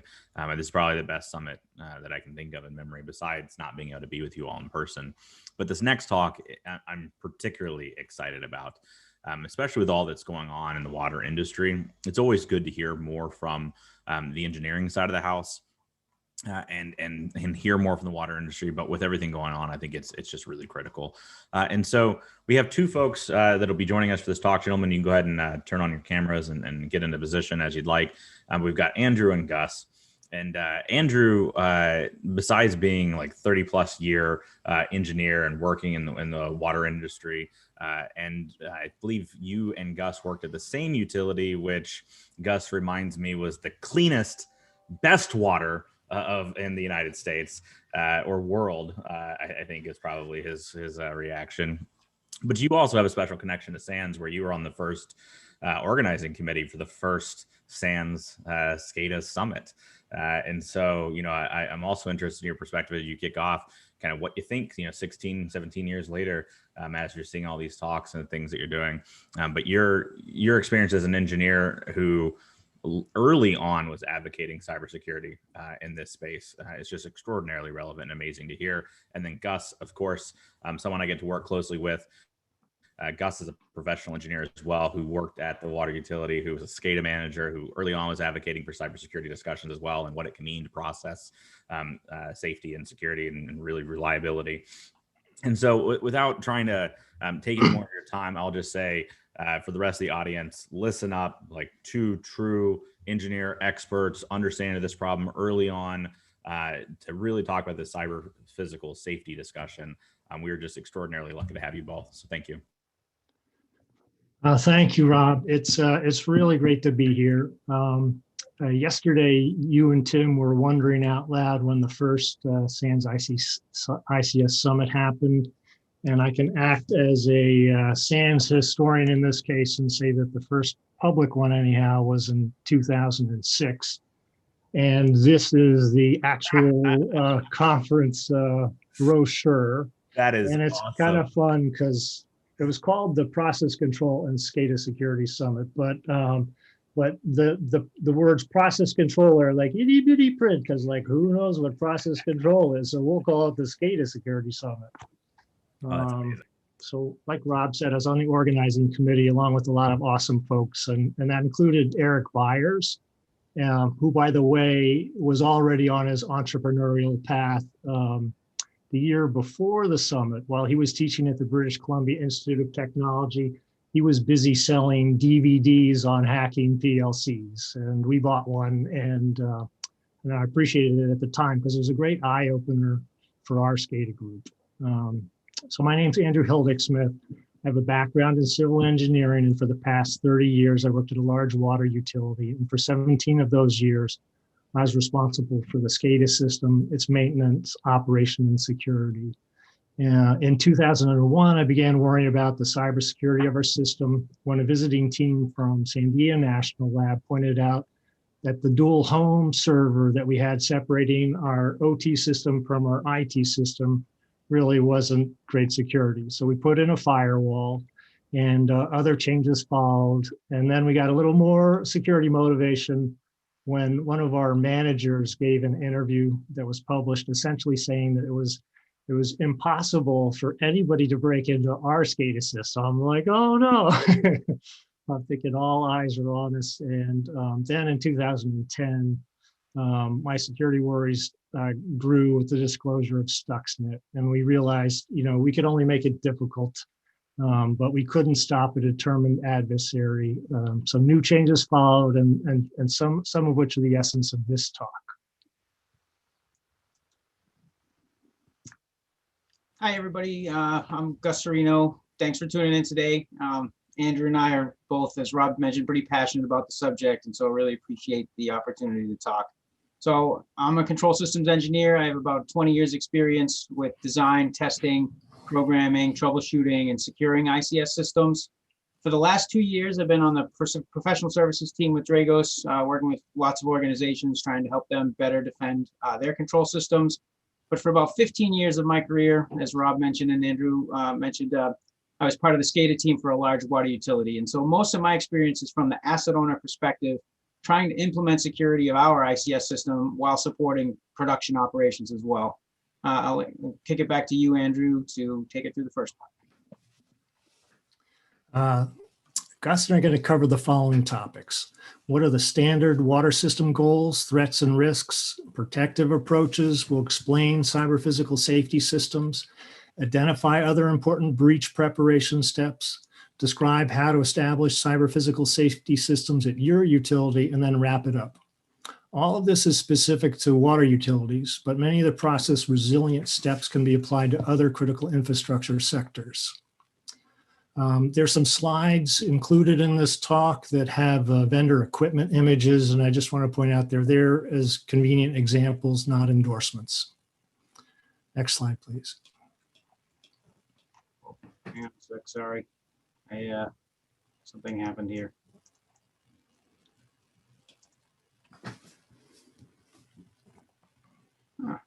What the heck?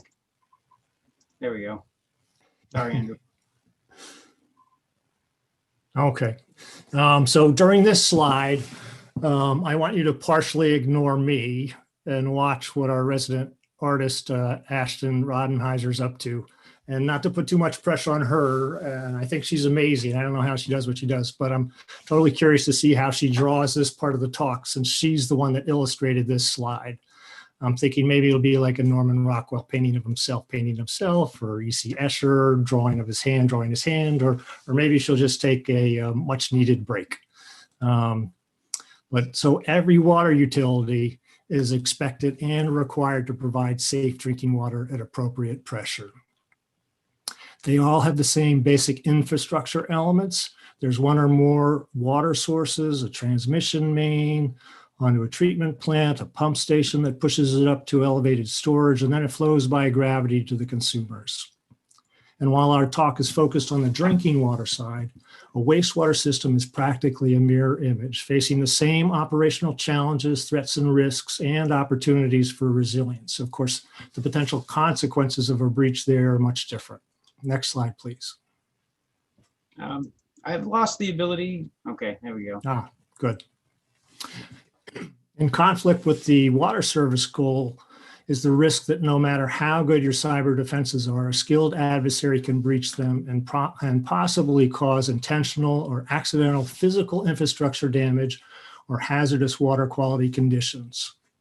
What is significant for all of us is that with every year, there's a growing level of sophistication and an increasing pool of adversaries with the skills to execute serious targeted attacks. It no longer takes a state actor. A couple of years ago, I asked an ICS security instructor whether his class of college students had the skills to pull off a sophisticated control system attack. His answer was yes. Next slide, please. Recognizing that a disruptive control system breach is possible, water utilities need a fallback cyber breach goal, and that is to maintain a reasonable level of water service and to restore full service as quickly as possible. We can do that if we can prevent physical damage to the system, if we're prepared to operate manually, and we can securely restore the control system. Next slide, please. So what are the parts of a water system that are vulnerable to disruptive or destructive cyber attacks? They're some of the same things that normally fail during water system emergencies. Fortunately, that means utilities have experience with responding to these problems and may already have redundant components or backup plans in place. The three broad categories are pipe breaks, water quality issues, and equipment failures. An example of what can happen in a normal emergency can happen in cyberspace is the case of extreme overdosing of sodium hydroxide into the Spencer, Massachusetts water system in 2007. Nearly 100 people went to the hospital with rashes or burns. It was caused by a human error compounded by an alarm problem, but it's very similar to what the intruder tried to do at the Oldsmar, Florida water system last month. Next slide, please. In this talk, we'll focus on high pressure events and the risk of breaking pipes. And an important reminder is that every water system is different. They share similar features and equipment, but the individual risks are unique. Some systems may face a risk of water hammer, which is a high pressure spike caused by a rapidly closing valve. Utilities can assess whether they might have that kind of risk with a surge analysis. Another possible overpressurization risk is having too many pumps come on at once. This could damage weaker pipes. Utilities can assess the existence of that risk with system hydraulic modeling. Now Gus will talk about protective approaches. Thanks, Andrew. So number one up here represents all the things we need to do as defenders to secure our control systems from a technology point of view. Things like patching and network segmentation and firewalls and VPNs and hardening and all that stuff. And if we need to do them, they're really important, of course, but these defensive strategies are applied to the technology side of the control system and to ultimately to secure the process from the technology side of the ICS system. Many of us in engineering, we emphasize the importance of securing the control system from the physical side as well in a parallel effort. When I say the physical side, I'm talking about the control system interface to the process, the pumps, the motors, the valves, the instruments, not the network side. Of course, these strategies only need to be applied when it makes sense and when the risks posed are outside what's tolerable for the organization. So traditionally, process control included systems that would automatically regulate the process to be within normal operating pressures. And so Andrew said in water systems, that's maintaining pressure or keeping the treatment process stable. The idea is as the process changes, the control system compensates to maintain stability and normal operation. If the process conditions are not kept within those bounds, the system generates an alarm that prompts an operator to take corrective action. If the process continues to deviate, then automatic shutdowns and protective functions engage, but those protective functions are usually within the primary digital control system. In some cases, with particularly high hazards, safety instrumented systems or SISs are designed into the process, but they're typically not deployed in drinking water systems. The idea of an SIS is usually it's a digitally based control system distinct from the primary control system. It has independent monitoring and shutdown capability to safely stop a process before harm is done to people or personnel. And then as a last line of protection, mechanical things like pressure relief valves, rupture discs, overflow channels, and things like that are there to prevent catastrophic damages. These layers of protection and process control engineering haven't traditionally accounted for ICS-focused cyber-induced hazards. We've seen enough cases where the attacker bypasses digital protections, gains access to the control system, and abuses the automation to disrupt the process. And so even if there's a protective function programmed into the control system, when the attacker has access to manipulate it, those things can be defeated. So organizations can apply cyber physical safety systems to address this, but there's a need to understand basically three things to get started. What are the acceptable bounds for normal process operation? How is the control system built to support that? And what's possible through cyber means to disrupt it? In the cases where an operator, if they were alerted in enough time to an abnormal operating condition, then they can intervene and prevent unacceptable consequences. In those cases, an independent alarm system outside the mechanism of the primary control system can provide that function. In other cases, operator intervention may be too late or not enough, and so a cyber physical safety system is required. Those mechanisms outside the primary digital control system function either actively or passively to prevent those high consequence impacts. In either case, we need to understand and pre-plan our response actions when any of these events occur. So as I mentioned, in some cases, it can be enough or preferred to simply back up the situational awareness of the operator with an independent alarming system.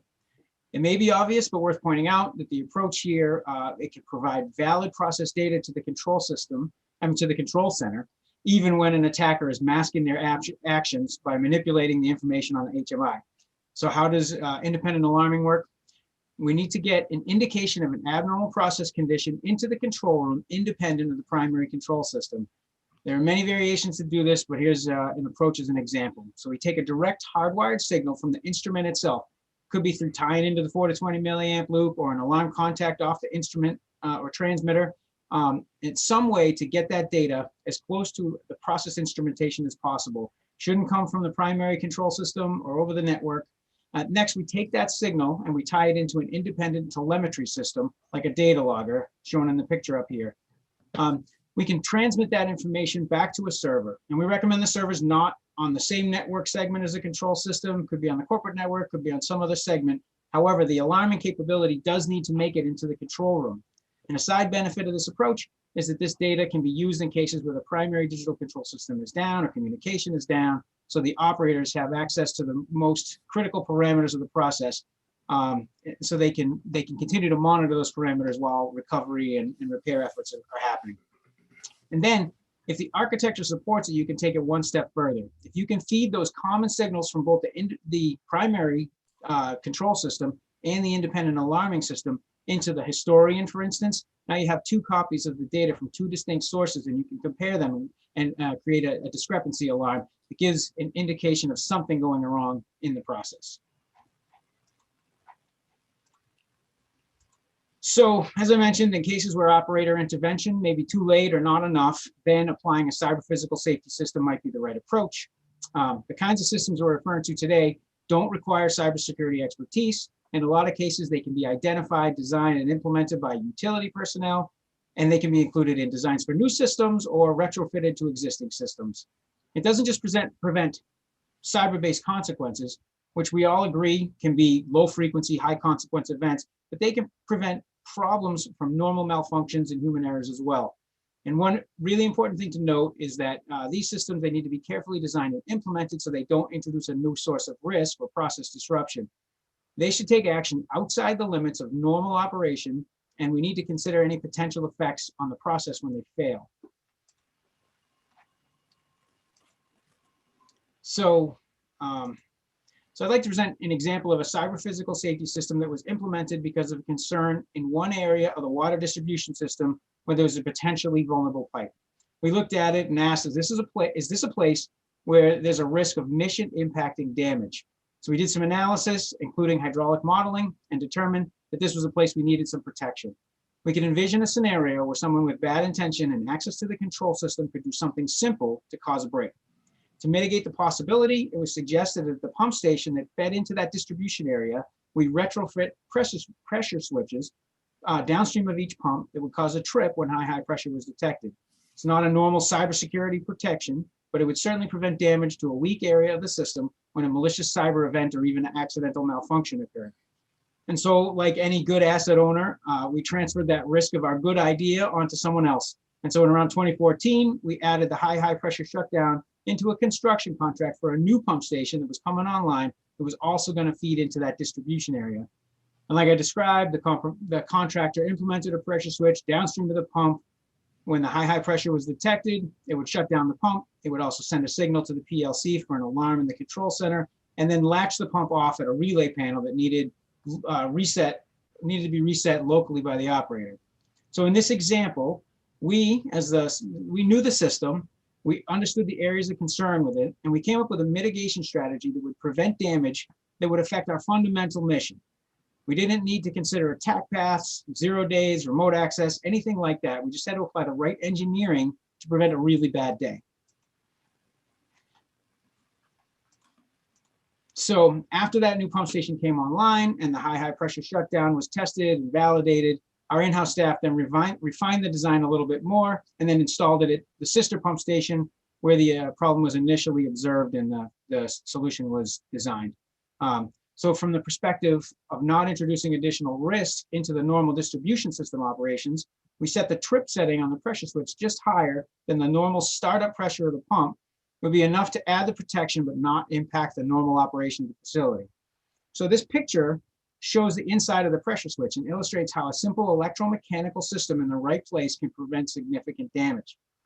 One important point to make about these systems, again, is that organizations need to incorporate them into normal maintenance cycles, calibrate them, test them periodically, include them in operator training so they're understood and they're remembered and they work when they're called to engage. And so beyond that example, a couple other examples of mitigation within water systems to prevent equipment under control from causing damage, actuators. So these are the machines that move valves. They have gearing and other components that control the rate of travel for the valves. And so as Andrew mentioned, water hammer is one concern in water systems. If you've ever had a chance to observe an operator changing valves in a system, they do it very, very slowly. One of the main reasons for that is to prevent water handling. And so we tune the automatic control of those valves to also operate slowly for the same reason. However, if the gearing of the actuator is such that it's capable of traveling fast, there's a setup there for water handling. And so our recommendation is that organizations go back and verify that the gearing of their actuator is configured properly to limit the rate of travel to only what's needed for normal and emergency operations and not faster. From a cyber physical perspective, if an adversary can manipulate that valve to move fast enough, there's potential to do damage. And then another example is it's often a bad assumption to assume that industrial equipment is sized perfectly. It's also not a good idea to assume that maintenance activities will go according to plan, as we know, right? So sometimes those circumstances come together to help us identify when there's a need for a cyber physical safety system. We know of one situation where a problem occurred with an hydroelectric turbine, where there was a calibration going on for the instrument that controlled the flow into the turbine. What happened was the automation called for more flow into the controls. The automation called for more flow, and the control system opened the wicket gate beyond what's normal. If you're not familiar with a hydroelectric turbine, a wicket gate is a series of adjustable vanes that allow flow into it. In this case, when it opened too far, the turbine went into overspeed, high vibration alarms happened. It was okay, but a bad situation. And after the incident investigation occurred, the end result is the mechanics ended up welding a block onto the piston that moved the wicket gates, so that regardless of what the control system called for, the turbine was physically limited in how much water it would permit to enter the unit. So, like, we know that these are not new concepts, they're not rocket science, but they can be really effective in limiting some of the worst case scenarios that come from accidents or malicious cyber activity. And so this one last example, I wanted to talk about the recent Oldsmar incident. And so first I want to say that Oldsmar was not unique in having insecure remote access to the control system. We find this more often than we like, honestly. But the operator was on the ball in this case, noticed the incident in real time. The city's officials then shared the information publicly. And so as a community, we're really fortunate to have this near miss as a learning opportunity. We can use it to highlight the need for discussions around secure remote access to control systems. And that in many cases, we need to have cyber physical protections. Said it several times, in situations where there's a possibility to harm people by manipulation of the control system through cyber means, we need to consider a prevention on the physical side of the attack vector.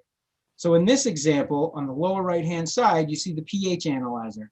As I described, similar to the independent alarming section, taking a hardwired contact from the high output on the transmitter can be wired into a relay panel that it simultaneously halts the sodium hydroxide pump and sends in parallel alarms to the PLC for the primary digital control system, as well as an independent alarm to the control system. So this example covers both independent alarming as well as a cyber physical safety shutdown. This would have prevented an even more complex attack than what occurred at Oldsmar from harming a consumer. So Andrew and I, and a lot of other engineers that we've collaborated with over the years, support the idea that physical protective systems are something that should be more commonly considered in control systems for water and other industries. And I'll pass it back to you, Andrew, to talk about some other resilience mechanisms in response. Okay, thanks, Gus. Gus has just described how cyber physical safety systems can help prevent physical damage or hazardous water quality conditions. In order to fully achieve our breach goal of providing a reasonable level of water service and restoring full service as quickly as possible, we need to do a few more things. They include identifying and isolating core processes and control elements in order to protect their process functions, establishing a plan for manual control in order to maintain water service, and being prepared with the cyber incident response plan so we can securely restore the control system to full operation. Next slide, please. There are certain processes and equipment within a water system that are essential for basic service. They need to be identified and protected from the rest of the OT network, which we assume will be breached. A good approach is to connect the essential processes to the rest of the water control system with direct I/O. So hardwire using 4 to 20 milliamp signals without a network connection. The same approach should be taken with essential control elements, such as critical pumps and valves. This may take away certain maintenance and monitoring capabilities, but it preserves the device for manual control if the IP network is compromised. Keep in mind that integrated Bluetooth and Zigbee communications built into a lot of this equipment may create a vulnerable bridge to equipment that you've already isolated in other ways. Also, HART protocol and other non-IP smart protocols may introduce unintended access. Next slide, please. The second breach preparation step is being ready to manually control the water system. Under a breach scenario, when the full control system cannot be trusted and has been intentionally shut down by the utility, manual operation of the water system is required to maintain at least basic service. That service might be at a reduced pressure or quality, but at a bare minimum, it needs to provide firefighting capability. In a simple scenario, you can have one operator at a pump station manually turning on and off a pump while another operator is at the water tank calling in updates on the water level by converting values from an analog pressure gauge. Water treatment is more complicated. Ideally, components of the water system can run in a local auto mode that retains some of the automated features and puts less staffing pressure on the utility. This could be established through a single loop controller or other system automation that is independent of the full SCADA system. And it's super important to practice manual operation and to do this in incremental steps and under calm conditions. Next slide, please. A third important breach preparation is cyber incident response. It's required if you want to restore full automation and get back to full service as quickly as possible. It provides an essential path for understanding the extent of a compromise, how it occurred, and preventing its return once the system is restored. I won't go into details of this slide, but I do want to repeat an important point that Ron Brash made yesterday. Keep spare devices on hand, as you never know when you might get bricked. Now we'll switch gears and cover how to go about implementing cyber physical safety systems at your utility. Next slide, please. We think there are 4 important steps to establishing cyber physical safety systems: getting together the right people, setting the stage with the right mindset, identifying the critical systems and vulnerabilities in your utility, and creating and vetting cyber physical safety systems that match your need. Next slide. Gathering the right people. This is the most important part of the process. And that means getting together the people who understand the water system in different ways, including operators, engineers, managers, maintenance staff, process control staff, and someone with a hacker mindset. The great thing is that everyone in that group has a different perspective on the water system's operations and vulnerabilities. They have their own responsibilities and concerns. If just Gus or I attempted to do this on our own, it would not be a success. You need the insights that come from diversity. Next slide. Everybody in the group has to adopt the mindset that an adversary can do anything they want to do. It actually takes effort to get that point across. Nothing is off limits unless physics prevents it. It's as if you have welcomed the adversary into your utility, given them a complete insider's tour, pointing out system vulnerabilities along the way, and then said, have at it. Next slide. The group needs a moderator to help keep them on track and focus while they mentally work their way through the complete water system, identifying critical components and unacceptable consequences as they go. Next slide. Once any serious adverse events are identified, you have a group of experts at hand that can work through possible solutions. Ideas need to be critically examined to make sure they are simple and, as Gus said, that they do not introduce new vulnerabilities of their own. Next slide, please. Okay, we're coming down the home stretch. What Gus and I have talked about are measures to take to protect the water treatment and delivery process. There are other related approaches that you can look into. One is CCE, which is promoted by Idaho National Lab and was presented by Andy Bachman in a 2018 paper and at this summit. Other methods include cyber process hazards analysis and crown jewel analysis. And by the way, I heard a rumor that if you tweet Andy Bachman with a message that says CCE rules, he'll send you a free copy of his new book. So he's going to have to confirm that, though. Next slide. We all recognize that a determined adversary can achieve many goals. We highlighted approaches that a water utility or other critical infrastructure organization can take to maintain a reasonable level of service and return to full service as quickly as possible after a serious control system breach. We recommend establishing simple, independent cyber-physical safety systems that can prevent damage to critical water infrastructure and hazardous changes to water quality. Fortunately, these safety systems can be designed, installed, and maintained by in-house staff without advanced cybersecurity skills. They can be both inexpensive and successfully retrofitted into existing systems. A valuable complement to cyber-physical safety systems is independent monitoring and alarming. This can protect against process masking by an adversary, possible damage from slow consequence process changes, and identify dangerous water quality changes. After a serious process control breach, an adequate level of water service can be maintained and full service can be restored if we can protect equipment and infrastructure from damage with cyber-physical safety systems, keep core processes and elements available for use by sufficiently isolating them from network hazards, keep water flowing by establishing and practicing manual and local auto operations, and finally getting back to full service securely by establishing and practicing cyber incident response. This is a lot to do, but the great thing is that it's doable. It takes advantage of a broad mix of staff and their skills and helps keep your process resilient in a world with cyber threats. Okay, next we have some references and an opportunity for questions.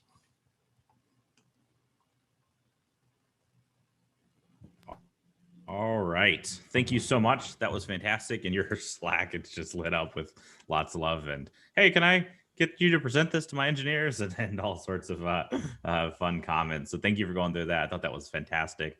I'll go ahead and start hitting you with a couple questions. The first one is really looking at kind of those independent kind of safety systems we were talking about putting in place, the protection systems. The questions, kind of the intent of the question is, it can be really hard to create the events that would test those without damaging the system or just like getting into an operational environment where you're allowed to. So how do you think through testing them or feeling very confident in what they're providing? That is a tricky question. You're absolutely right. Especially retrofitting to existing systems. When you're incorporating them into designs of new systems, it's certainly a lot simpler during the commissioning process. But in retrofitting, especially where you have potential causes of breaks, so it's really about bench testing instruments if you need to, understanding, measuring what the real process parameters are when you're starting up, for that pressure switch example, for instance, starting up the pump and understanding what that pressure profile is through startup and through normal operation, and then bench calibrating those instruments so that they activate when you need them. You obviously can't test the real thing. It's a little bit of faith there. You're absolutely right on that. So it's good faith though. Science. Sorry, go ahead. I was thinking maybe another example of if you look at the Oldsmar case, and you might, Gus had given examples of like monitoring, independent monitoring and interlock, but you could also say you could design the pump size, right? So you might have the wrong pump size now, but you go back and look at what you really need. And for sort of that size town, you might be pushing about 25 gallons of sodium hydroxide a day. And so you can size your peristaltic pump to match that, with a little bit of buffer. And when you figured out the real details, and it's more complicated than that, but then you'll typically have N+1. You'll have like an extra pump, and you can practice using that extra pump with just running water through it. And so there are ways to do things on live systems. In at least water utilities often have an extra device, that +1 device. No, perfect. And that makes sense. And the next question actually goes right back to Oldsmar, which I think you were already getting to. I think there was a lot of discussion of, well, we're just lucky the operator saw it, but that's not exactly true. I mean, there's a lot of protection built in the system anyways, and then manual testing and all sorts of wonderful things. But on the other side of the spectrum, there's plenty of the, oh, you can't do it because there's so much. And it's like, well, we have accidents anyways, and there's this balance.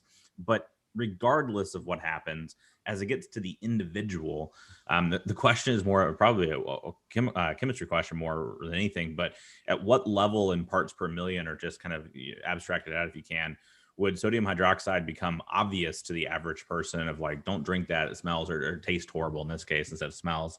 And at what, or is it just a point at when it's bad enough you're already experiencing burns or similar? Yeah, I don't think either of us know the real answer to that, but we can sort of extrapolate that instance at Spencer, Mass. It's a pretty similar sized town to Oldsmar, and their normal dosing over the course of the day was 25 to 30 gallons a day. And in their case, they had a very concentrated slug that went in over the course of the night before the regular water pumps kicked on and pushed it. So all this can sort of visualize small numbers of gallons, and if the you're in the 30s gallons over the course of a day, but you put it in all at once, that was the amount that people got physical skin burns and rashes. And so I don't know what parts per million or parts, what percentage that is, but that can help you kind of imagine. Yeah, absolutely. No, that's fantastic. Gus, anything before we end out? No, I mean, none of this stuff is not easy, but organizations are the best suited to be able to do this because they understand where the weak spots are. They understand, the operators know what they're concerned about doing.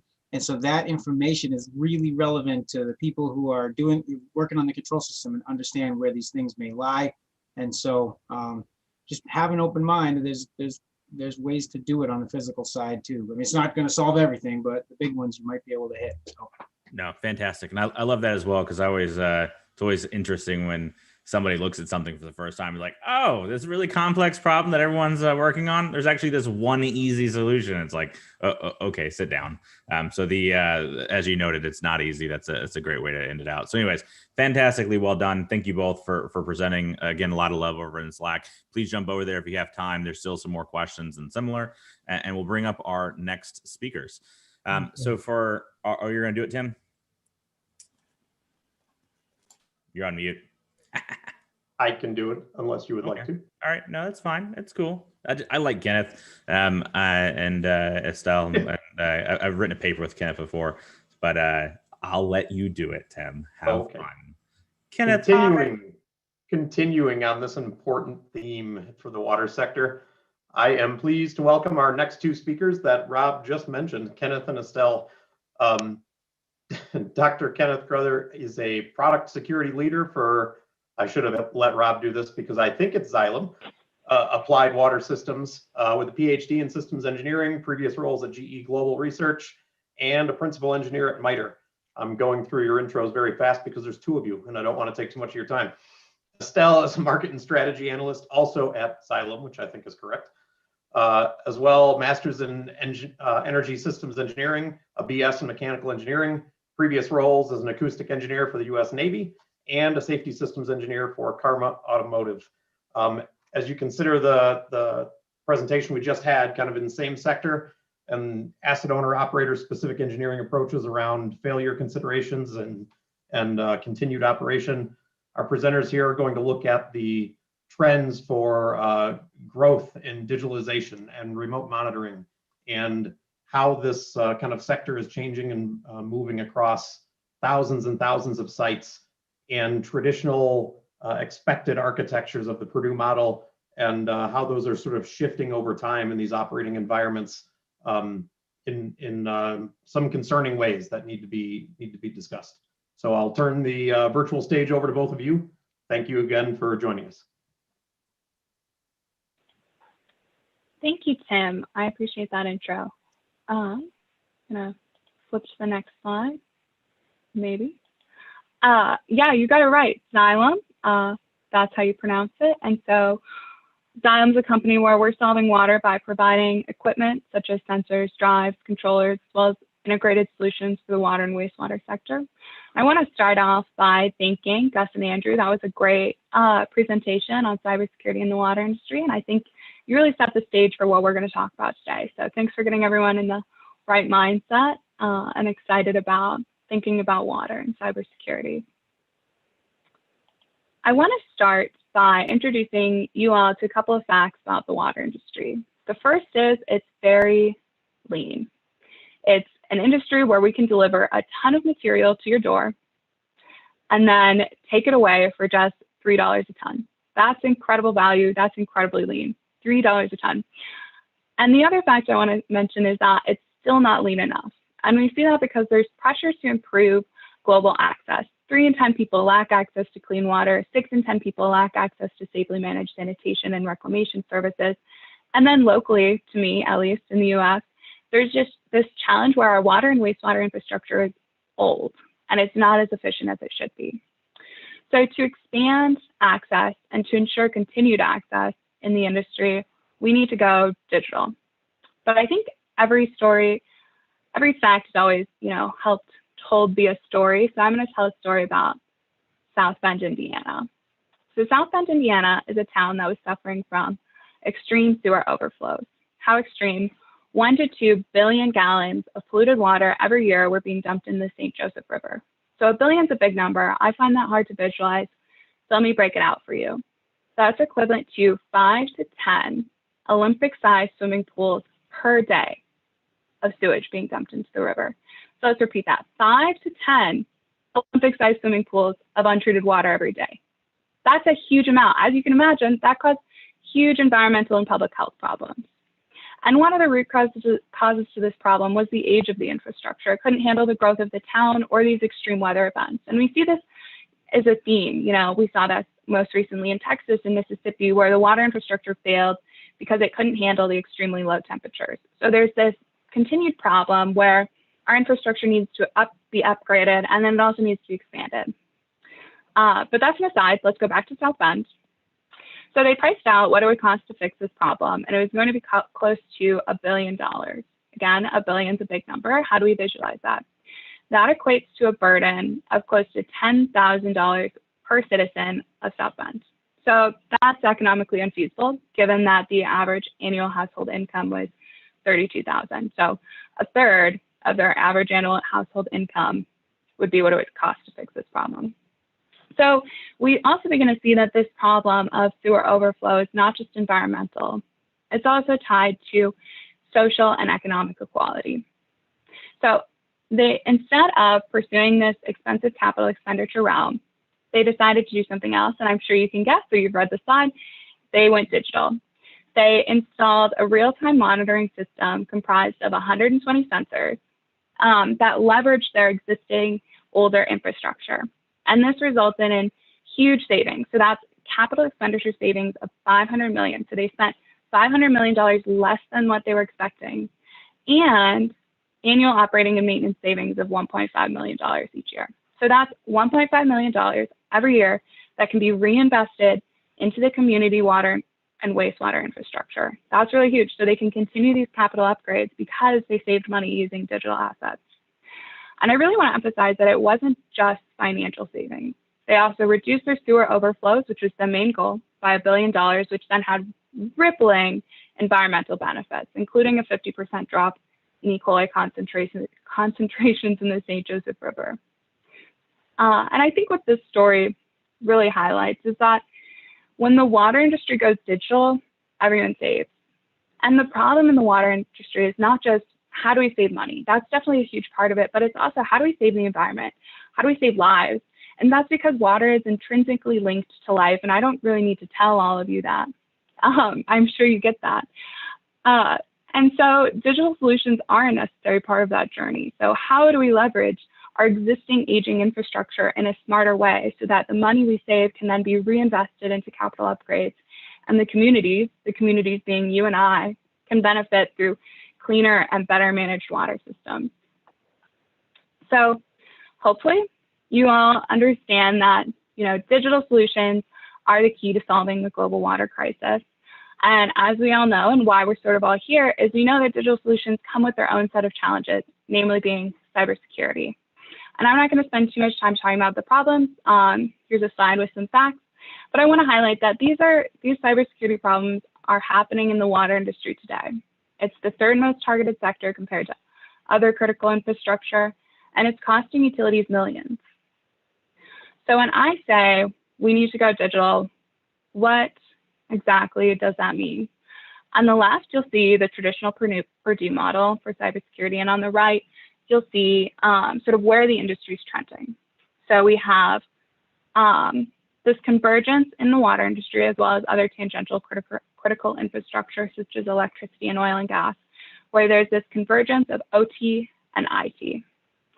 So these low-cost IoT and smart sensing devices are enabling the transfer of data from the utility offsite to a vendor gateway and cloud solution. And then that data is optimized and outcomes are produced. And those optimizations and outcomes are passed back to the utility for implementation. And that's really huge. We're building infrastructure and solutions that can centrally optimize a number of utilities, which drastically increases the leanness of the industry. So like, again, we go back, leanness. When we become more lean, we're saving money, we're saving lives, we're saving the environment. This is really huge.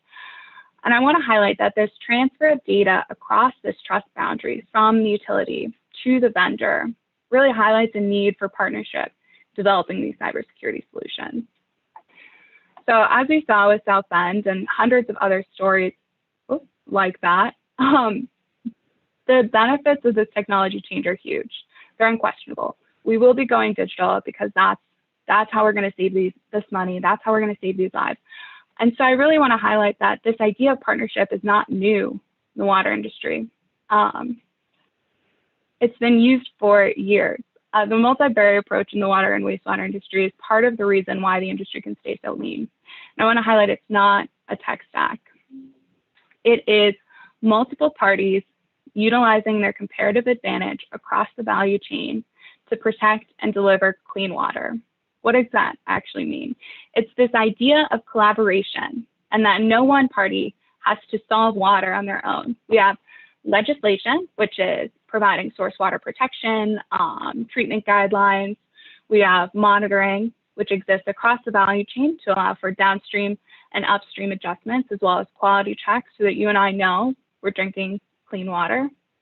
And then treatment, which has multiple tech steps for redundancy to ensure water is treated and delivered to us clean, and then water is removed from us and then delivered to the environment clean. And then the thing that sort of connects all of these is this robust transport and delivery network that delivers water to you and then takes water away and delivers it to the environment. So there's this shared goal, which is delivery of clean water. And I think it really raises the question of how can this multi-barrier approach serve as a model for how we can implement cybersecurity solutions in the water and wastewater industry. So I want to sort of turn it over to Kenneth to continue that train of thought. Yeah, so since this presentation is kind of a call out to the ICS security community to come help us solve this problem, we wanted to make sure that it was really clear this context in which the water industry is operating. First, this idea that the water industry needs to be lean. I don't think we want to pay more than $3 per ton, even though that is significant savings compared to any other sector. And then the second thing I want to emphasize is that the water industry has been solving these types of problems with this multi-barrier approach. And before you go too far and think that this is exactly the same as defense in depth, I want to emphasize what Estelle said, that this is more than just a tech stack. This is the water industry recognizing the comparative advantage of different players and pulling the energies of those players together in order to solve a problem that's bigger. The problem in this case is protecting safe drinking water, protecting the sanitation of our environment by reclaiming the dirty water appropriately. And imagine how expensive water would be if the utility, for example, had to drive the legislation to protect the source of where the drinking water is coming from. Or if utilities that shared similar, water sources, a similar aquifer or a similar watershed, aren't collaborating for monitoring capabilities and sending downstream and upstream their readings.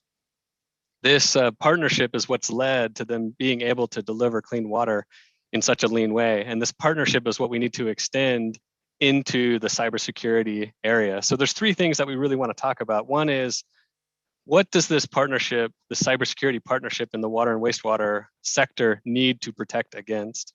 So we want to talk a little bit about the threats.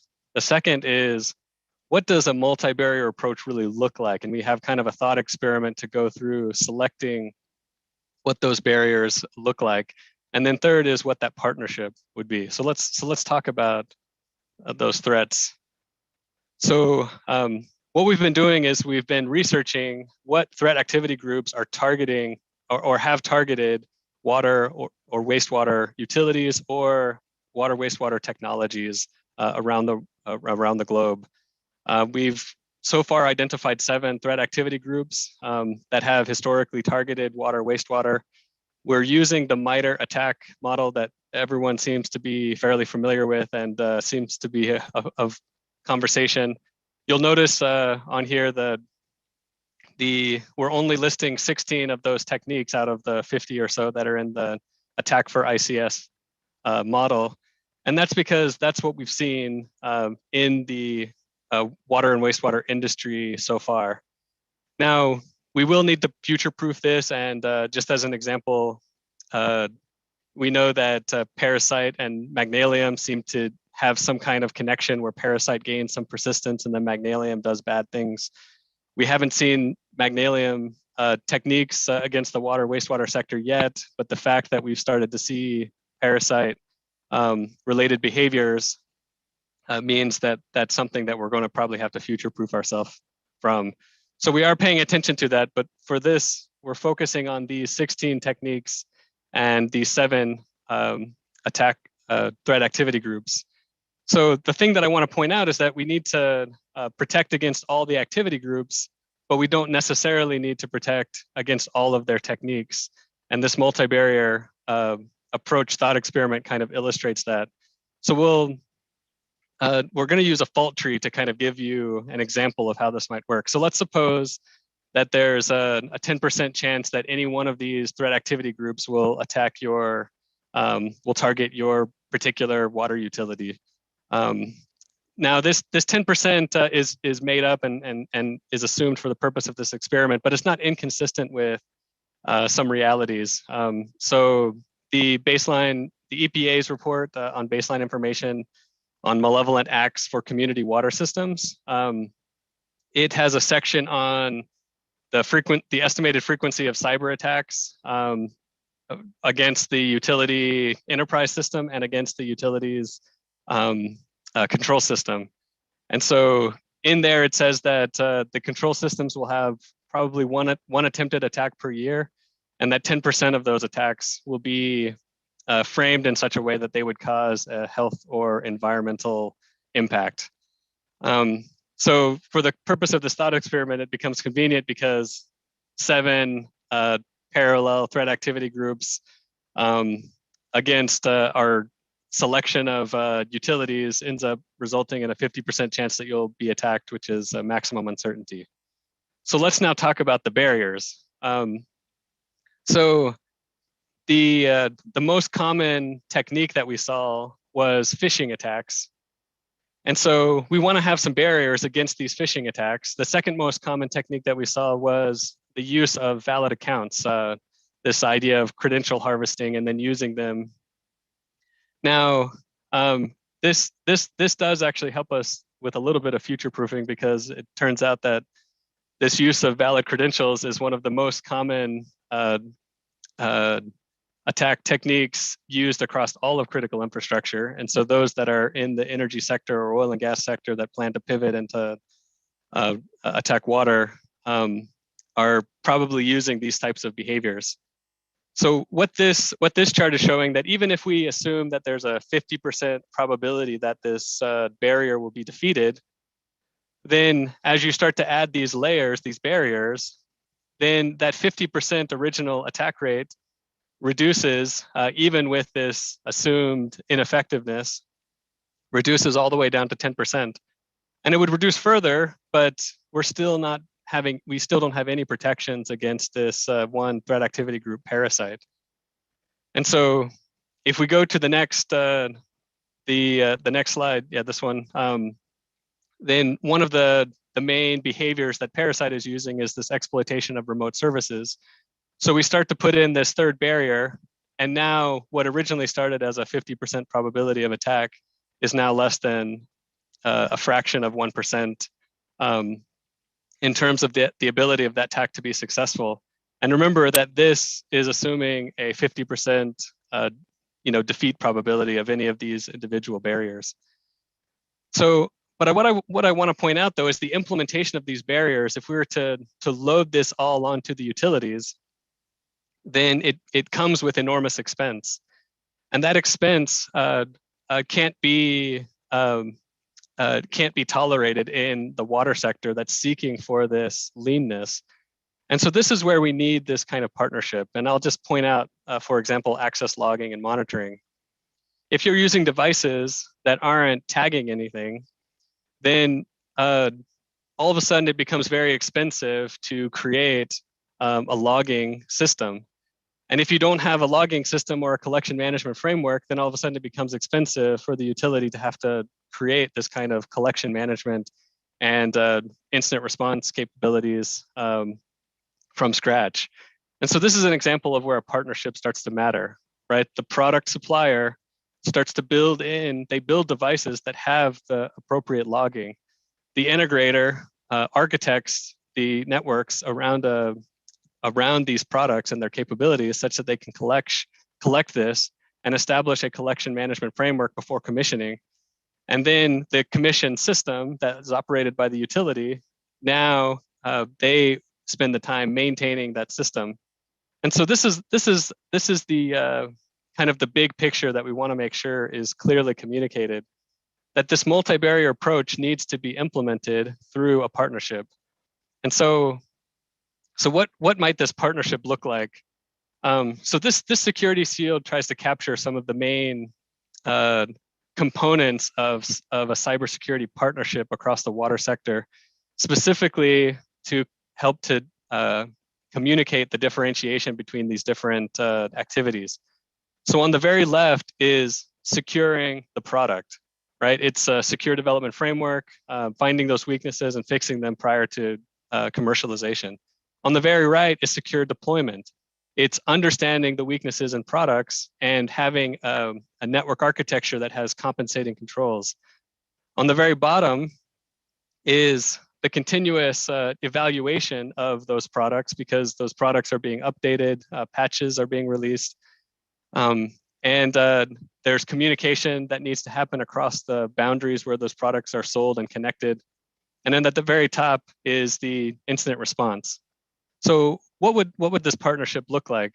So let's give an example of just three: the product supplier, the integrator, and the operator, the utility.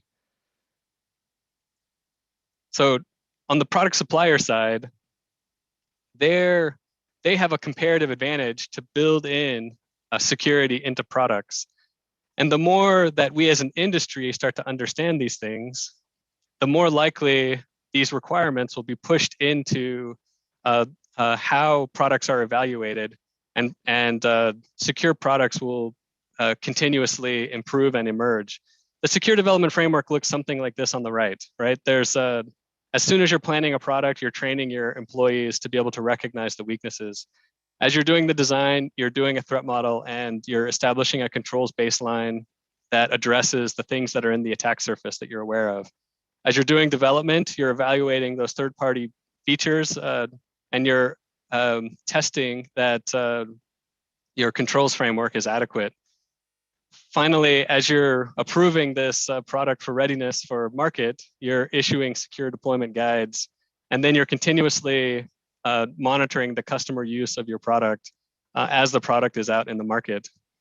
The product supplier has a competitive advantage to put in these kinds of features, to design in, to assure that all functions have roles. All roles are tied to authentication processes that these roles are differentiated based on how important they are, right? That everything is logged, and that the logs are accessible in a uniform way.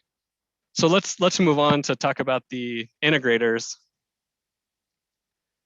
So the integrators have a development process, but it looks very different than the product suppliers, and it puts them in a position where they have a different competitive, a comparative advantage in order to contribute to this overall security picture.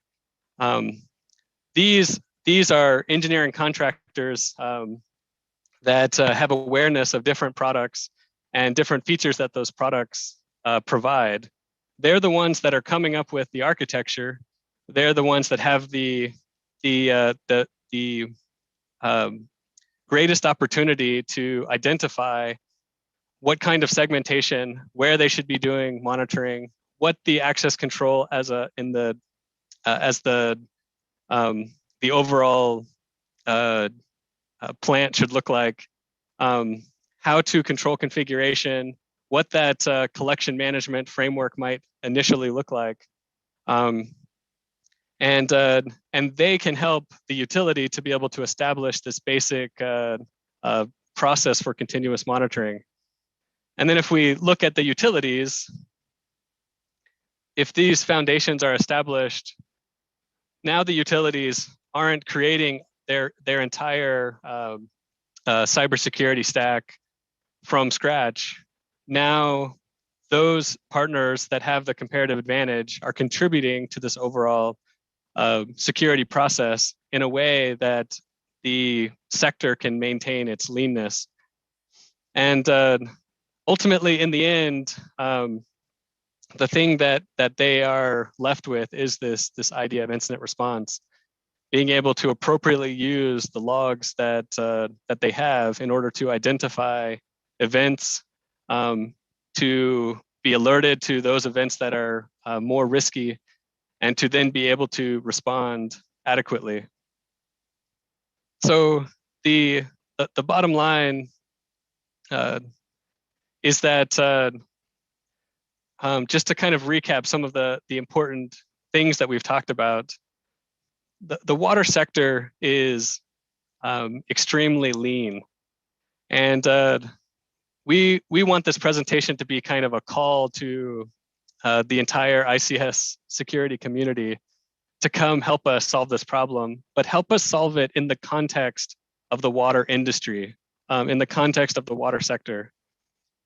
The digital transformation that the water sector is going through is helping us to improve our leanness, and is helping to move that the burden of how digital information and data is positioned and protected in order to set it up for a partnership. What we need in the water sector is a multi-barrier approach that involves collaboration and engagement across those parties, which means that we're going to have to come up with ways to more clearly communicate across the different suppliers, integrators, engineering groups, the legislators, the oversight commissions. We need to come up with a common language to talk about these things. And in the near term, some of the areas where we can really start is first, we need strong access control. We hope that all utilities are demanding it.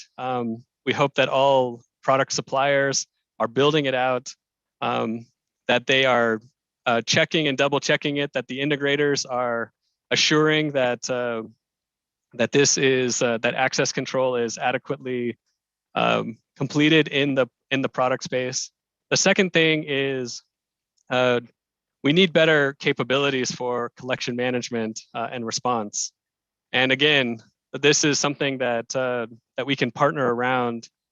The product vendors can start tagging and logging those things that are relevant to cybersecurity. The integrators can start taking advantage of those and building a collection management framework in consultation with the utilities that they're providing product to. And then the final thing is that we really need an IIoT looking reference architecture. We need something that embraces the fact that the water sector is moving digital and has to maintain leanness, and will require this kind of partnership across these different roles. And so with that, we kind of call out to the ICS security community to come and help us solve this problem in this context. So thank you. Estelle, did you want to add anything else? No, I think you got it covered, Kenneth. Great work. This is awesome. I appreciate it. You have a lot of praise going in your hallway channel.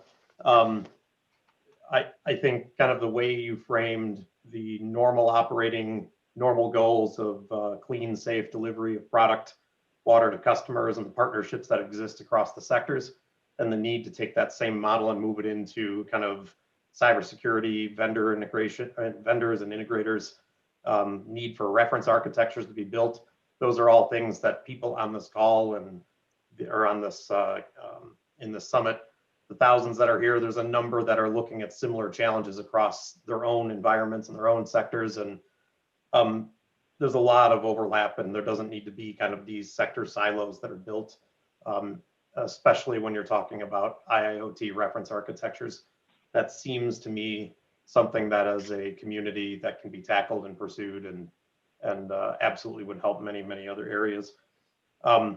We are approaching lunch, but I do want to ask a very quick question in regards to acknowledging there's no limitless budgets, and looking at kind of resources that exist, organizations like AWWA and the Water ISAC, and looking through kind of their resources for doing self-assessments and looking towards kind of 15 recommendations of things you can do.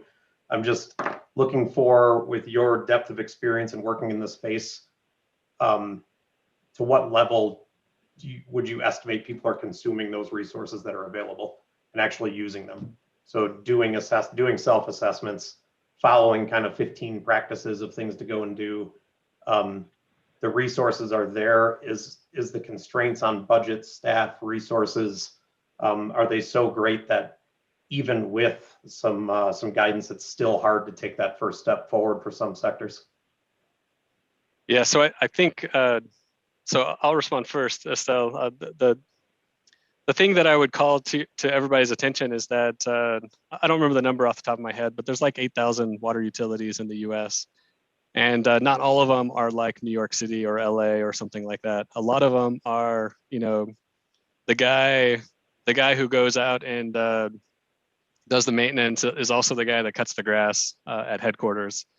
And so this is one of the reasons why, from our perspective, there needs to be a burden shared, and not that everything needs to be not pushed onto the utilities, even though they are the end owners of this infrastructure. There needs to be a shared burden, and that means I think that there might be a better effect if there's a recognition that there needs to be guidance that's specific to product vendors, and maybe our top 15 for what we should not sell anything to the water wastewater sector that doesn't meet these 15 criteria, or to the integrators, right? No product should be commissioned that doesn't meet these criteria. And I think that that might get a much broader, that might have a much broader impact than just, you know, the top 15 to the utilities who are burdened, you know, with providing the water and wastewater. I think the product vendors in this space actually know more about the products. I mean, I guess that's not surprising. Know more about the products than the utilities do. Also, in the hallway chat, and a number of questions await you there, but reference to the top 20 secure PLC coding practices project that, again, kind of like an IoT architecture project, kind of this community-led, lots of different people involved and contributing to work towards a common solution that applies across multiple sectors. But yeah, I love that. I wish there was a version of that for the firmware that goes into the controller, for those of us who are actually building the controllers and not the software that goes on it. Of course. All right, any closing comments before we all go off to lunch or fake lunch or whatever time zone we're in? Let's solve water. Yeah, exactly. I appreciate it. Two great talks back to back on this sector that is important to every one of us in all of our lives, and really highlights a lot of things across any critical infrastructure, not just the water sector as well. Appreciate it. Thank you both. Lots of people waiting for your attention in the hallway channel. So good luck. Thanks. All right, everybody. We are at our 1 hour break. So we will be back at 2 o'clock Eastern, which about 50 minutes from now. So please come back, join us. We're going to be coming back to a wonderful speaker, Bruce Large, who will be presenting and talking through security architectures and defensible ICS networks. And a number of kind of talks as we work towards the close out of the day. After lunch, we'll have 3 presentations that we encourage everybody to join us back here for. Thank you, and enjoy your lunch, dinner, whatever time zone you're in, break.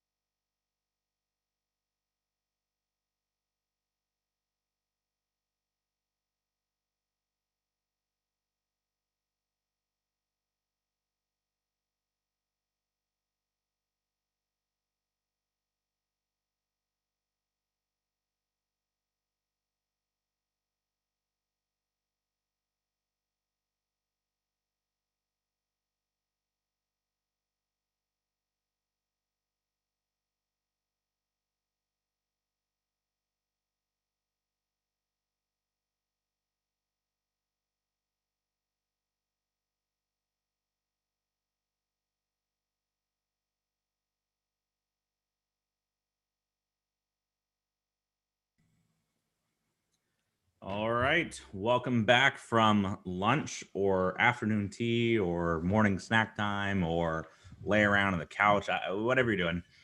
Welcome back from it. Appreciate you joining us again. There's still tons of people in the Zoom, which is awesome. I got the official numbers as well, which were a little more than 9,000 people signed up for the summit, which is just something else when you think about the ICS security community and being able to draw in many of you that are part of our community, as well as many of you who will hopefully now be part of our community. So welcome aboard. So our next speaker is Bruce Large. Bruce, do you want to go ahead and turn your camera and make sure everything's good?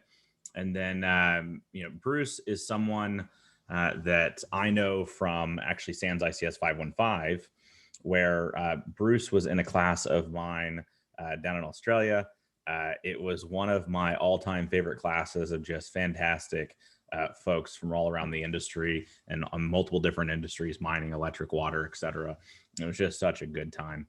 And Bruce at the time was at an asset owner, an operator. So he was at an electric company and working the problems on that side of the space. And now he's an OT security lead over at CyberCX. So it's just been really exciting. I know Bruce has had a lot of involvement in the community anyways and doing all that. But just from my small period of getting to know Bruce and watching his growth in our community in that short amount of time, it's just been really awesome to watch. I've seen him all the time going out to like local events, and there'll be a LinkedIn thing that pops up every now and then with him going out and talking about ICS security to other groups. And it's just really always cool to see kind of these, they're not evangelists, they're practitioners, but there's almost an evangelical, like, let's get out and tell other people about this wonderful ICS security world. So Bruce, I really appreciate what you've been doing. Appreciate having had the opportunity to meet you and interact with you. Really looking forward to this talk as well, as it's something I'm really excited about, and talk a lot about the need for defensible architectures, and to have your perspective as a practitioner out in the field, sharing it with our group. It's just awesome. So thank you, and over to you, sir. Yeah, thanks, Rob. Just checking you guys can hear me. Sure can. Awesome. There's a filter though, and I think it makes you sound like you're a Kiwi. No, I'm joking.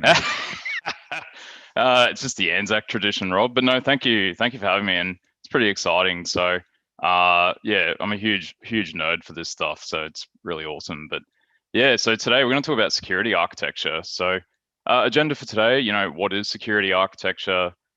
Planning security architecture, establishing security architecture, I think importantly how to upkeep security architecture, and then some homework and next steps. So who am I? I'm Bruce Large. You can find me on Twitter at blarge. And this is a pretty cool photo of me in front of the original generation control room at one of our power stations in Queensland. I'm the operational technology security lead at CyberCX. And I'm a cybersecurity specialist who's worked across IT and OT and security and network engineering roles for 15 years. I'm an infrastructure tourist. Thank you to Practical Engineering for that term, and a cybersecurity architecture enthusiast. I have experience in rail, electricity generation, aviation, emergency services, and consulting. And I'm also the vice chair of the Queensland branch of the Information, Telecommunications and Electronics Engineering College of Engineers, Australia. And I have a Bachelor of Engineering in Telecoms and a Master of Business in Applied Finance. Like Rob said, I had the privilege of doing 515. So I got a grid. I'm a SABSA Chartered Foundation and CCNP lapsed.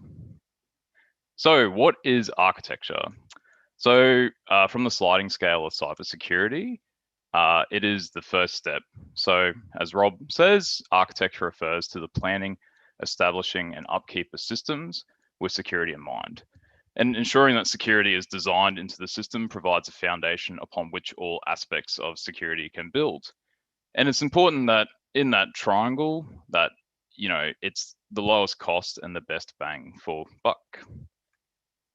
And I'm a huge fan of the C2M2. I've actually been pinging Jason, which has been fantastic. And from the draft V2 C2M2, these definitions are quite useful. So cybersecurity architecture, so thinking about practices and controls, thinking about CIA for assets and services, and enterprise architecture, so design, description of the entire set of IT and OT, how it's configured, how it's integrated, and network architecture, which is something I'm very familiar with, the framework and structure for comms among IT and OT assets, and to describe rules and interactions and interconnection. So the C2M2 is built with domains, and within domains, there's objectives and then practices. So in V2, there's actually an entire domain for architecture. So the first is establishing and maintaining a strategy and program. There's a segmentation strategy. There is AppSec as an element of the architecture, and there's also data security as an element of the architecture. And for C2M2, there's management activities. And I don't want to read out everything, but in C2M2, we have this concept of MILs, maturity indicator levels, going from MIL 1, 2, and 3. But if you're starting to build out your cybersecurity program, this is an excellent point for building out your architecture components. So yeah, from how we establish and maintain to how we implement segmentation, how we do AppSec, and how we do data security. So I kind of just want to touch on the differences of ESA and security solution architecture. So in ESA, we're thinking, we're working with the business to define security strategy and justification. And we're also defining an enterprise-wide security approach. And we're doing things like principles. We're looking at, for SABSA shop attributes modeling, domain modeling, trust models, and looking after our pattern repositories. And we also run our architectural review board. And contrasting that with security solution architecture, which is more about, it's a key pivot role between whole of enterprise and delivering projects. It focuses on producing solution designs that address the cybersecurity requirements as per the enterprise methodology, and more than likely you're going to be part of the projects team. And I'm a huge fan of the NIST-NICE, the National Initiative for Cybersecurity Education. And I'd highly recommend, if you haven't seen it, have a look and check out SP ARCO 1 and ARCO 2 to kind of look at the differences of knowledge, skills, and abilities for both roles. And just one other thing before I jump off, just really want to focus, I often see a gap between these two worlds. That's why there's a gap in the slide, but it's really important that both sides work with each other and understand each other's viewpoints. And also it's really important that both of us understand, what's happening in the process, what's happening in the field, and just having that, I guess, empathy for the people that have to use these systems. So yeah, building off the kind of the structure from the sliding scale, let's talk about planning activities. So how we understand our business, understand our systems, and understand our requirements. So I'm a massive fanboy of SABSA, the Sherwood Applied Business Security Architecture.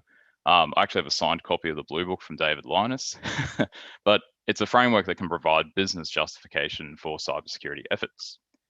And there's probably three main parts, right? There's the matrix, two-way traceability, and things like domain modeling that are really, really important. So when I did my training with David, one of the most, I'm going to walk through one of the slides that I found most useful. So SABSA has its roots in building security architecture for the SWIFT payments network.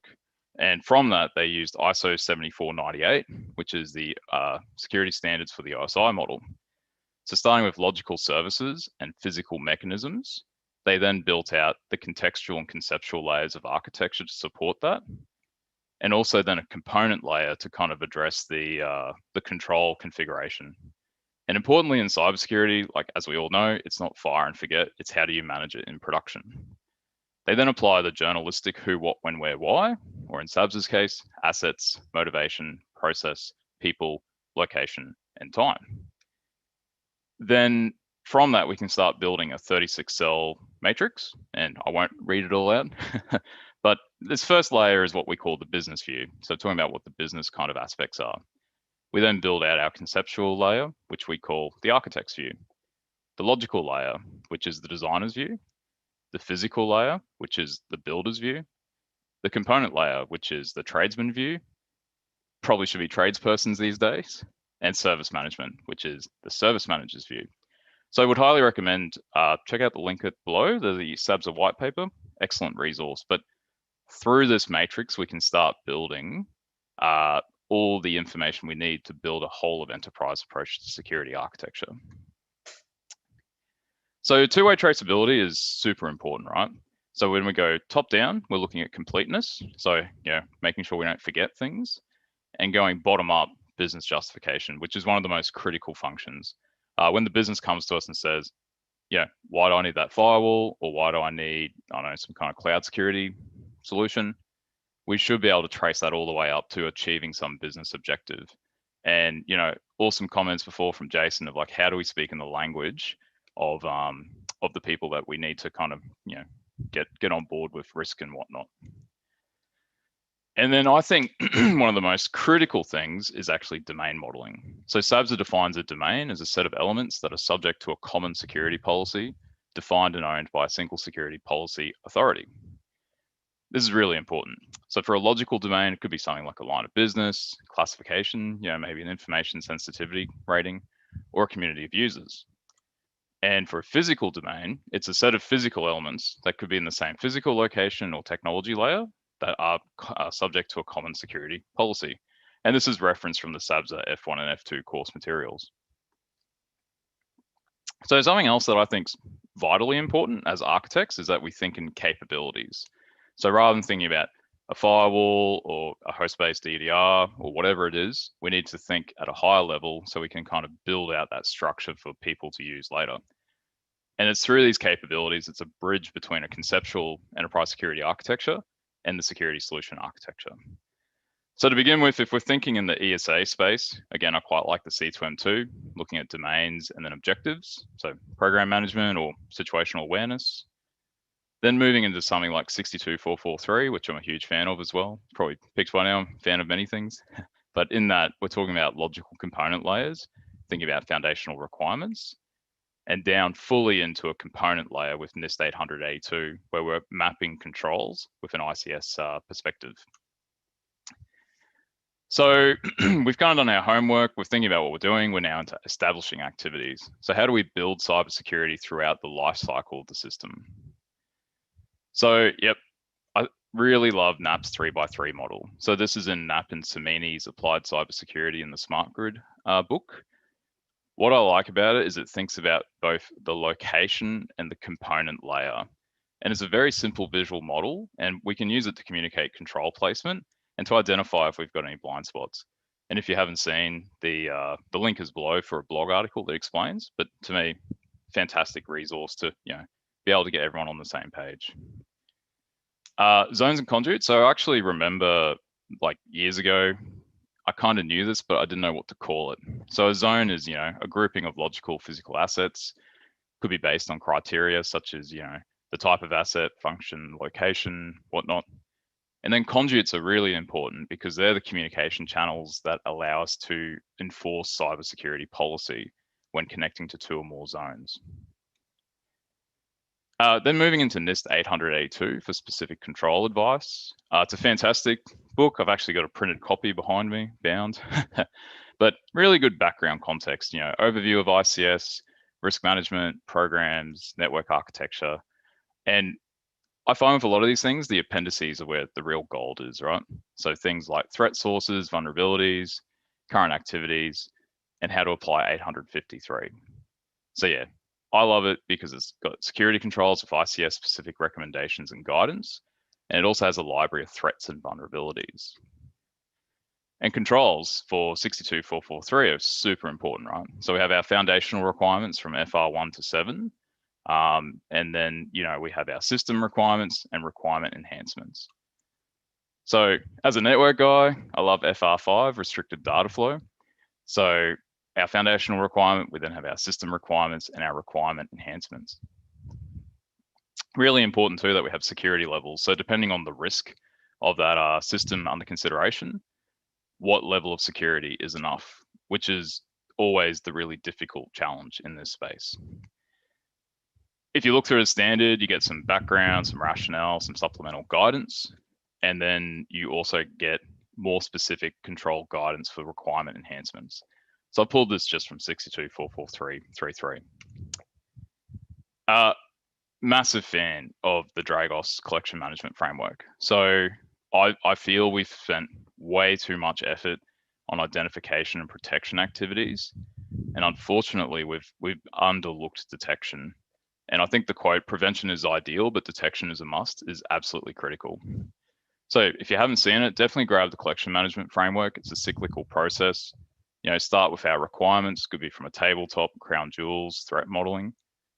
Build our collection management plan, go build it, test it, see how it works, feed that back in, right? Have a continuous improvement cycle. And, you know, big fan of examples. This is one of the tables. We consider where the asset is. We consider the asset type. We consider the logging information. And I think critically, where it's stored and how long we have it. And this is a really, really useful thing to know when you're doing threat hunting, or, you know, you're thinking about a tabletop activity. Can we actually do this? Really excellent tool to use. I'm actually stoked. I've been talking to Sarah and yeah, pinging back and forward, and Peter Jackson actually called out, like, you know, in this actual summit, we're going to be talking about the next gen of procurement advice, but these documents are fantastic, ready to go, ready to pick up, good mix of material. And supply chain is the biggest wicked problem we have, right? And it's across the entire ecosystem, and it's something that we really need to think about through the whole life cycle. So if you haven't seen the first one from 2009, gives some nice background, some language guidance. I love the fact that it has procurement language that you can pick and shift. And then awesome that it considers FAT, SAT, and in operations and references. Just absolute gold resource. And then if you're in energy, which is one of my backgrounds, there's a specific one for energy delivery systems, which is a bit tailored and a bit condensed, but another fantastic resource that you should use when you're trying to think, how do I manage supply chain from an architectural viewpoint? So case studies. So this is the most exciting part. So when I was talking to Rob, he's like, hey, let's talk about what you do. So first off, these aren't any real networks. This is just my general knowledge and a bit of internet and just, you know, ideas I have. So don't think it's a particular company. So huge fan of railways, cut my teeth in the railways in Australia and Queensland. And railways operate many industrial control systems and asset protection systems. So things like signaling systems, safety critical power supervisory systems, asset protection systems, which are super cool. They're like infrared cameras and like impact detectors and dragging equipment detectors and lasers that check to see if things are over height. Basically all the super cool stuff that then gets put onto the network. And my background, voice and radio telecom systems, which are mission critical in railways and safety critical. Some requirements, you know, like you probably want to build a network that can carry both IT and OT. And if you're doing that, you have to segregate and segment. A system that needs to be flexible to be carried across many transmission types, you know, private fiber, microwave, carrier, even satellite systems. It should be highly available and cost effective.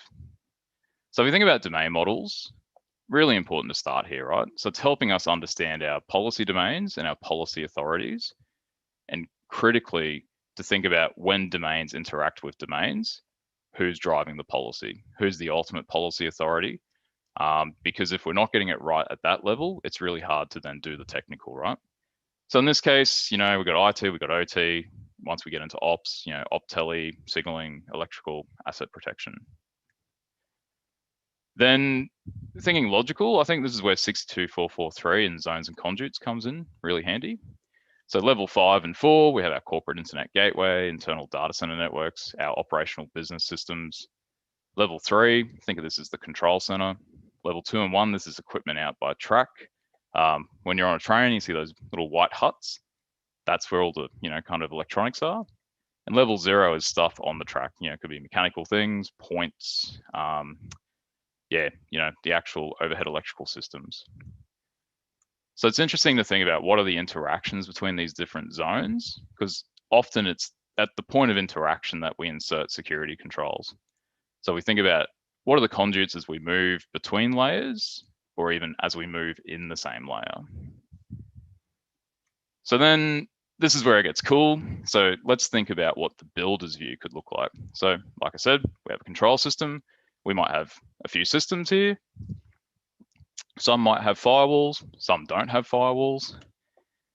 We then have our kind of like WAN backbone, which, you know, is an MPLS cloud. So multi-protocol label switching cloud, which is the IP technology that carriers use to build, carrier IP networks. And then we might have different site types. So some might be high risk sites where we have firewalls. Others are just, just a router and local switching. So we think about where do we put security here, right? So network segmentation, my favorite control. So where we have a firewall, we can do network segmentation. AAA, so authentication, accounting, and authorization services, really important. How do we know how to authenticate people and know what they're doing? And logging. And in here, you can see I've chosen some places we have logging. Maybe we don't have logging everywhere. So this is a great time to flick over to NAPS 3x3, right? So if we think where we are on the 3x3, in the network, we have network seg at the control center. We have some network seg at device networks. If we think about endpoints, yeah, we got some stuff in the SCADA layer, not a lot going on in the device networks. And for data controls, we don't have a lot. So maybe we need to have another look at this. So industrial network intrusion detection systems, many vendors, some on the call right now, fantastic capability, right?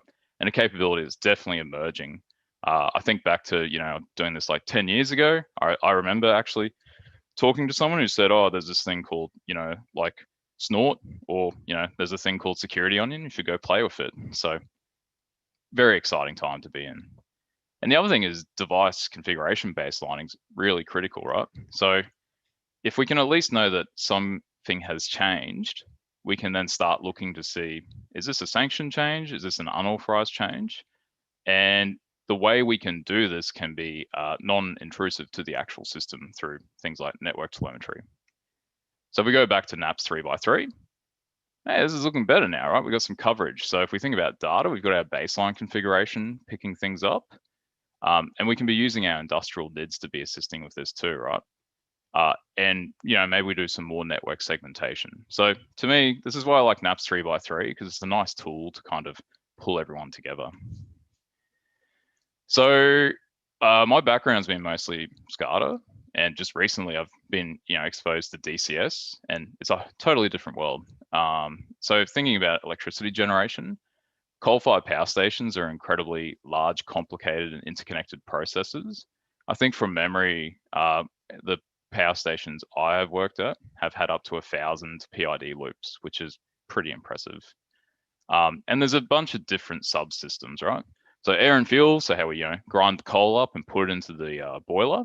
The steam cycle, so how we've got from the boiler into the drum, into the actual turbines, out of the turbines into reheaters, back into other turbines, and then back into a condenser.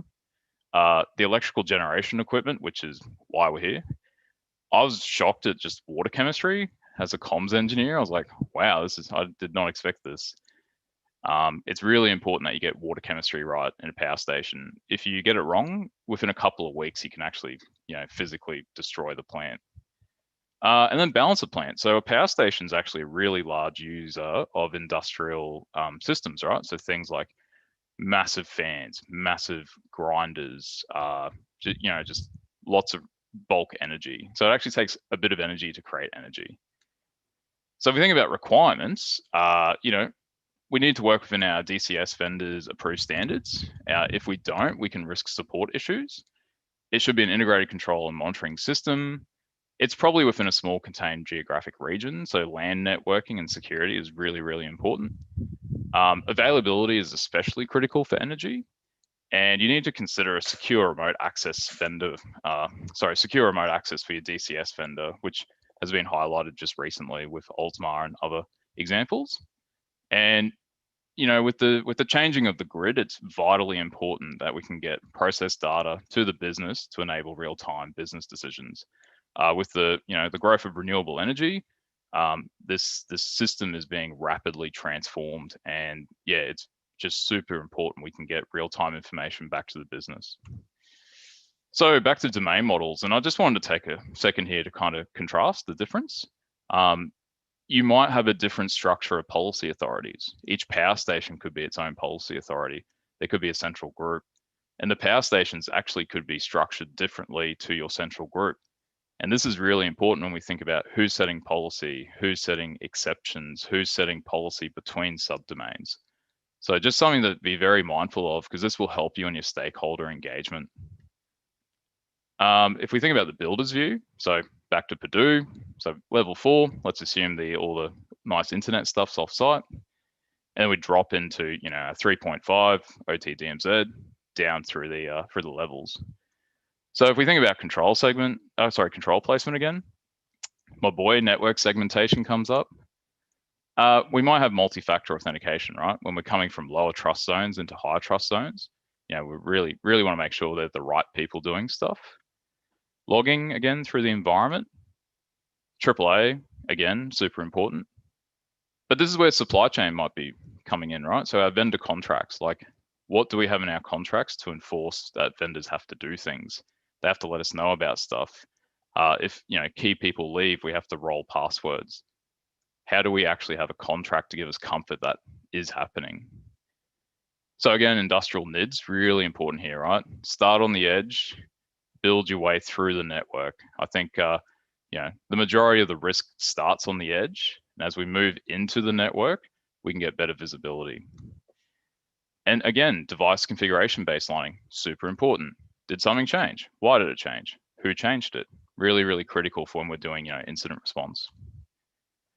So I thought I'd then kind of touch on what maybe the component level could look like. So security pattern, again, remote access.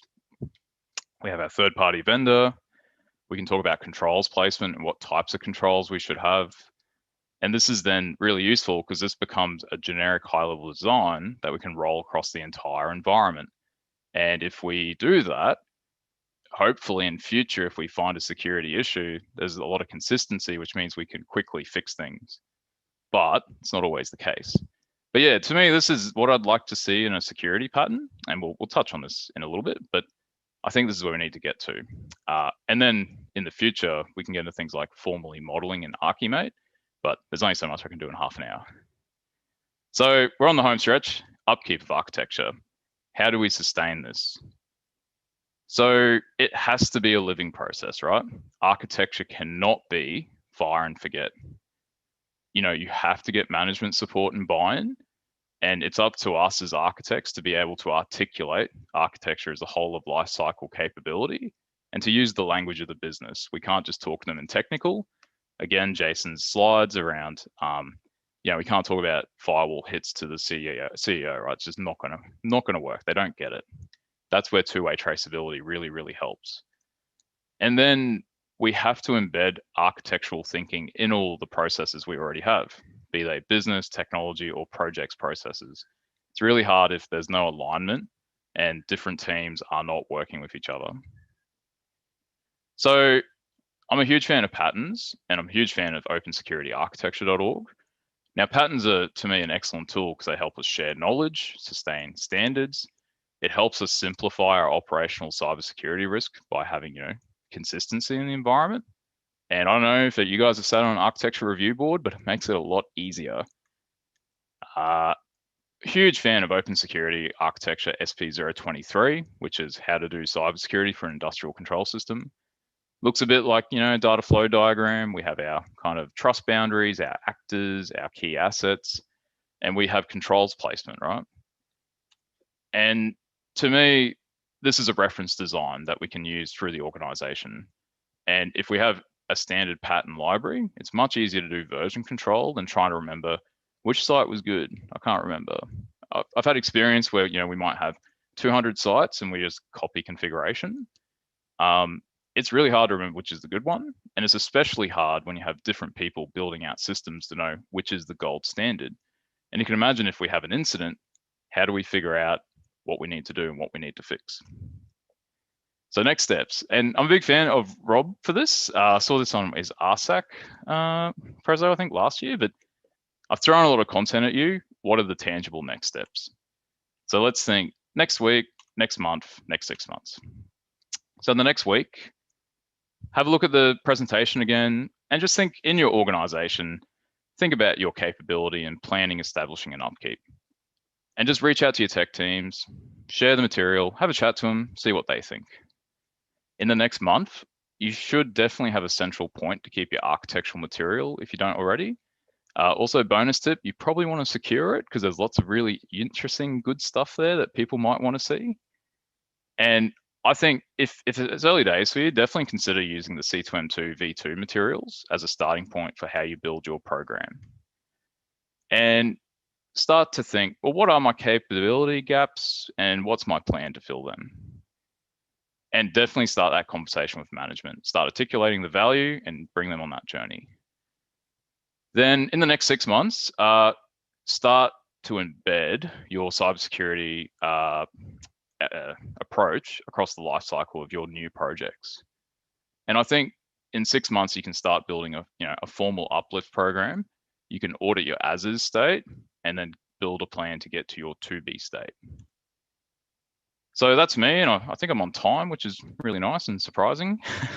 I'm on Twitter at BLarge, and I have my GitHub where I throw up all my presentations. And yeah, really appreciate your time. Big shout out to Peter Jackson for giving me a nudge to submit, and a big shout out to Rob for giving me some timely advice. Thank you. Well done, Bruce. Well done. So that was fantastic. I was taking the piss out of you a little bit in the chat on I've never seen somebody so excited about frameworks and standards who then also knows them all and can back it up. That's impressive, man. So look, there's a lot of love in the Slack and some of you awesome. jump into, but I think the one kind of clarifying question was on the SAB, SA, SABSA domains. Sort of, do they relate to the IEC 62443, or if you can expound upon that a little bit? Yeah, definitely. Yeah, and it's actually a great question. So if you think back to SABSA and think about the different kind of levels or layers, I like to think of 62443 as being the logical capabilities, right? So if you think about a zones and conduits model, like SABSA will talk about logical and physical, but physical is in a place, logical is a service. So the way I like to think of it is, say I run a SCADA electrical network.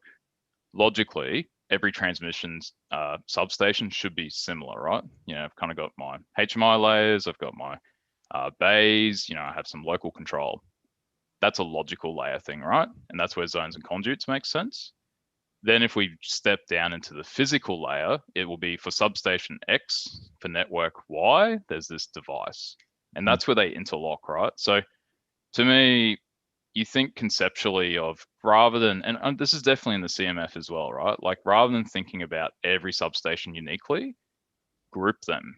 That's your conceptual layer. Then 62443 is for that site, this Purdue level, this subnet, these flows. And that's where the two tie together quite nice. And yeah, if you do, I highly recommend, if you look into SABSA, one of their kind of principles is we will align with other frameworks, right? And I think that's one of the key things is, how do you align? How do you get terminology? Because it's difficult to have someone that can think at all levels. And I'm a design guy, right? So I'm a logical person, and I've been growing into conceptual. And yeah, we make jokes about fluffy clouds and wearing vests, but there's a point where you go, I can't think of everything all the time. Yeah, no, and I definitely see people make the mistake of, I think I've invented a new thing, I'm going to make a new security framework or standard. And it's like, hold on, let's. Yeah, I love that joke. It's like, I don't like the current ones. I'll build a new one. Yeah, now there's 53. Yeah, but I think it's where I think I see people struggle with frameworks is largely not in that they disagree with the intent, but it's if they struggle with the tangible. So I was really glad to see you pull out some examples of here's what we saw in the rail industry. Here's what we saw from a SCADA perspective. Here's how this can look. And yeah, go ahead. Oh, I was just going to say too, I've been fortunate. I've actually helped build a framework. It's super hard. I don't know what your environment looks like. Yeah. So I think the framework should guide you, but there's a point where me as someone that's helped build a framework, you know your network better than me, but just be consistent in the way you approach things. That's the key, right? So think of these as kind of guardrails. And it's quite interesting if you look at, say, TOGAF versus SABSA. TOGAF actually says use SABSA as a security framework. And if you look at TOGAF, it doesn't really have security. In my mind, TOGAF is when you're building things, think about security. Don't just, here's the security box, mission accomplished. Yeah. So yeah, no, it's really tough. But I think take what you want from them, but just try to apply it, consistently is the key. No, perfect. All right, Awesome. Bruce, fantastically done. Thank you for coming and sharing with us. Hope all is well on your side. So now I'm gonna turn it over to Mr. Conway. Thanks, Bruce. Who's going to introduce Mags? I gotta pay Mags some compliments and say I'm excited to get her as a part of the summit as well. But Tim gets the honor of the introduction. All right. I am very excited to introduce our next speaker, Maggie Morgani, and I believe even more excited is the entire Beer ISAC channel, who is just rooting you on, ready to go. They are anxious for this talk to begin. Maggie is a product research, security researcher at Schneider Electric. Many would have familiarity with her or possibly have in line kind of her work at Oak Ridge National Laboratories, where she performed cybersecurity research for power systems, or you may know her from her previous work as an ICS threat intelligence analyst at FireEye, or you may know her from the Beer ISAC. Me personally, when I see kind of the career move and changes and the things that are happening, it's really, really exciting to see someone with Maggie's experience bring that depth of knowledge and perspective into a great kind of organization like Schneider as well. And her talk today, I think, is going to highlight some of those unique perspectives and challenges that she's kind of facing with Schneider, with vendors, and with that OEM side, as she talks about vendor supply chain challenges in a increasingly fragmenting world. Maggie, welcome. And I do as well hope someday we are in Wyoming for a ICS conference or meeting. Thank you. Yeah. And I turn the virtual stage over to you. Yeah, thank you for that intro, Tim. That was super nice. Yeah, and as he alluded to, I'm actually giving this talk from just outside Yellowstone National Park, so hence some of the more Western-looking decor you see in the background here. So yeah, as Tim said, my name is Maggie Morganti, and I am a product security researcher at Schneider. And I'm just so grateful to get to be one of the last people to welcome all of you to the SANS ICS Summit this year. It's very exciting the way they set it up. I'm super happy that they made it free for everyone so that, lots of new faces were able to attend. So this is great. But yeah, I'm going to be talking to you guys today about vendor security in a fragmenting world. And the reason that I really wanted to talk about this is there's a one-word question that vendors are increasingly going to have to answering in the future 1 to 5, 10 years. And that question is where? Where was this product manufactured? Where was this code developed? Where was this code signed? Where was this firmware developed? And then for every individual component inside your bill of materials, it's just where? And we have to account for that now. And that presents some really interesting and exciting challenges for vendors and also for everyone who partners with us to really rise to the occasion and meet this for the customers that we work with in different regions of the world. So that's really kind of the down and dirty of what we're going to be talking about here today. So there we go. So again, they duplicated my title slide, so apologies for that. So how this is going to go, Tim pretty much covered my bio, so we can pretty quickly just kind of work right through that. And then because this presentation covers topics that each could be a presentation in and of themselves, we're going to scope it a little bit just so that you guys kind of know what we're getting into. I'm going to give a little bit of background about what I mean when I say things like internet fragmentation or balkanization of the internet, because I know that some of you may be here in this talk because those aren't familiar terms to you. And that's perfectly okay. We're going to give kind of a 101 level, very quick kind of background into just what we mean when we talk about this, if that's a new topic to you. And then we're going to talk about who should care about this, because I think that there's some misconceptions about who this affects. And then we're going to get right into some of the challenges this presents to vendors specifically in securing their supply chains and also their secure development life cycles in this space. We'll close out by doing some solutions and path forward, and I'm hoping, I rehearsed this a bunch with the timer, to leave plenty of time for you guys to ask questions, because that's always the best part of giving a talk like this, is the interaction at the end and really just trying to have that conversation with people around this topic. So a little bit about me. I know that sometimes in this space, vendors can get a little bit of an interesting reputation. So I wanted to make my bio slide very bright and vibrant for y'all. One of the key points, so Tim pretty much went through all of this except for what I tend to think of as the most important part of my bio. And that is, I like to joke with all of my friends that I was raised by a clan of feral engineers. And that was really the genesis of my interest in this space. Growing up, my dad was a manufacturing engineer and then a petroleum engineer.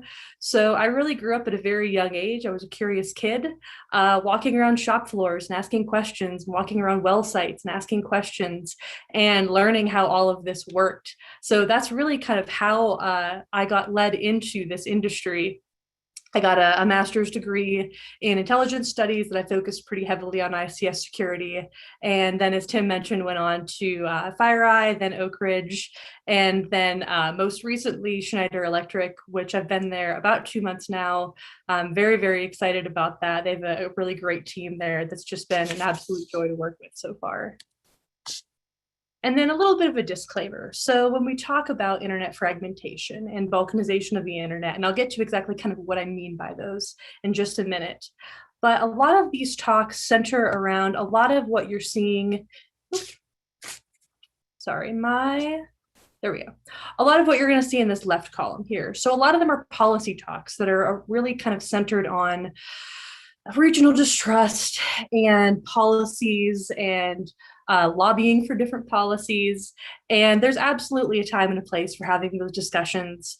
But what I'd really like to do for kind of the next 20-25 minutes is just put all of that aside and look at this from a vendor, country, regional agnostic standpoint and talk about how this is actually going to affect your practitioners, how this is going to affect people on your team, both as a vendor, and also as anyone who works with vendors, because this is going to affect you guys as well, when we're going through, some of the changes that we're going to be going through for this. So I put quite a sort of a mission statement in my mind on this slide that our goal as practitioners is to help inform policy, but it's also to work towards security solutions as a global community, no matter what the policy of the day may be. And I wanted to be fully transparent here that this was not a mindset that kind of came initially easy to me. My graduate degree and then also my time at the National Lab was very US national security focused. And I want to give a huge kudos to SANS right now for doing this kind of global follow the sun, because it plays right into this, right? It's this whole idea that, whatever the relationships between different governments may be and different policies may be, there are ICS security professionals in all different roles in all different countries, and we are all really working to try to provide the best security that we can for our customers in those regions, and also for the populations that rely on the critical infrastructure working in those regions. And so I promised you guys to do a little bit of background about what I mean by internet fragmentation and balkanization. I'll probably use those interchangeably throughout this presentation. So just know that when I say one or the other, I mean the same thing. And all of that internet fragmentation really boils down to is because there is, kind of geopolitical regional distrust. It has really led to a movement by different countries and different regions of the world to kind of digitally fence off their data and their digital spaces. And this happens in a few different ways. The first one is the actual technical implementations. So things like BRICSnet, that was a project to run dedicated, owned, and managed fiber optic cable between the BRICS countries, which for those of you who don't know, and it's perfectly fine, are Brazil, Russia, India, China, and South Africa. Similarly, Russia has, kind of repeatedly tried to stand up this RUNET initiative, which is a movement to be able to completely disconnect Russia's internet from the public internet if they deem that that's necessary at any point in time. And then also things like China's Great Firewall, which is their, kind of very technical networking level way of buoying off their digital space. And then in addition to, kind of the networking level controls like this, and a little closer to home, we have things like governmental policy. So when the US decided that they were no longer going to do business with a Chinese technology company like Huawei, and then more recently, the Executive Order 13920, and what we're seeing now is the reworking of that executive order that took that sort of idea about supply chains in certain regions of the world and applied it to the power grid. And this executive order was actually very, very interesting from this standpoint, because previously most of this kind of internet fragmentation and data sovereignty was really shifted towards privacy, towards securing the privacy of data. And this executive order really, for the American people at least, started applying this to things like critical infrastructure, which I think is super important for everyone attending this conference, that this is sort of a direction the trend is going.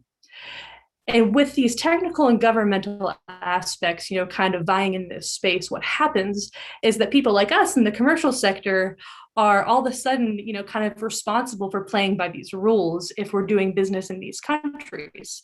So, if you're doing business in the US or Russia or China, all of a sudden your customers are asking you for different things, and you have to figure out a way to help them meet whatever supply chain security means to them, which is really kind of what we're going to be talking about here with this talk.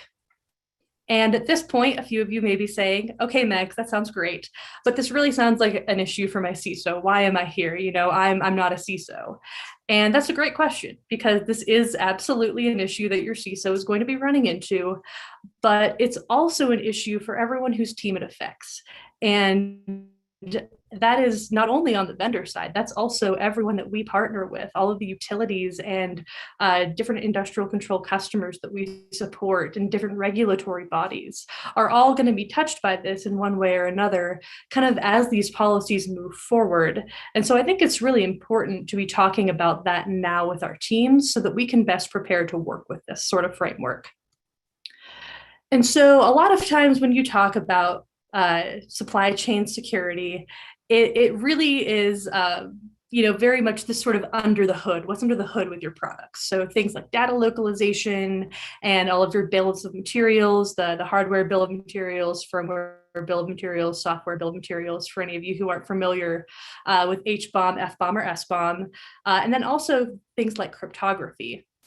So when we talk about data localization, what I'm really referring to here is that ICS vendors are kind of increasingly starting to put cloud-reliant solutions in their products. And some of these are great. They're really cool solutions. They do slick things.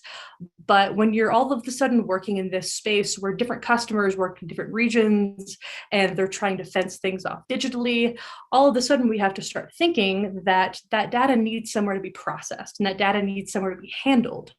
And we may need to have dedicated assets in a certain region so that that data has somewhere locally to go to be processed and handled.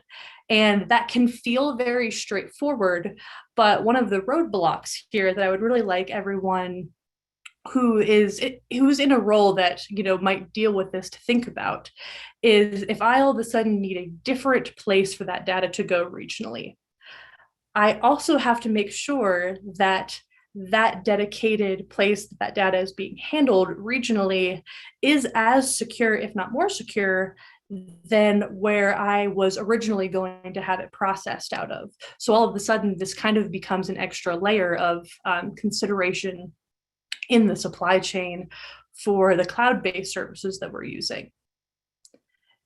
And then, of course, we can't talk about supply chain without talking about the different bill of materials.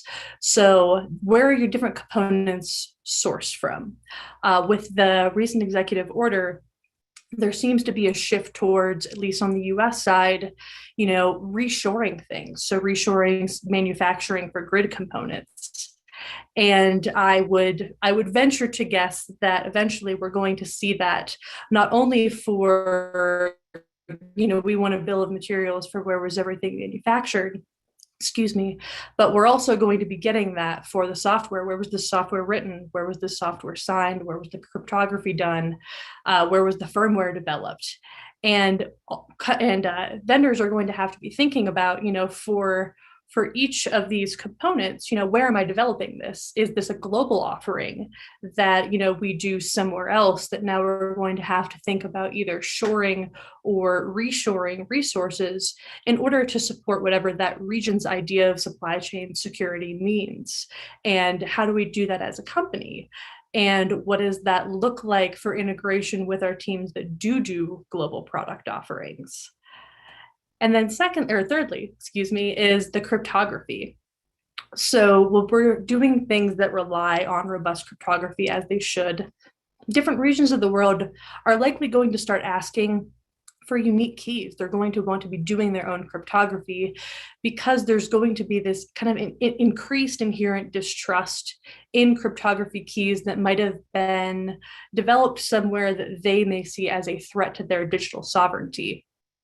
So like the H-bomb, S-bomb, F-bomb, vendors are going to have to start thinking about making sure that they're able to do these dedicated cryptography offerings in different areas of the world that all meet our security standards as a, kind of in that line of business or in that product offering.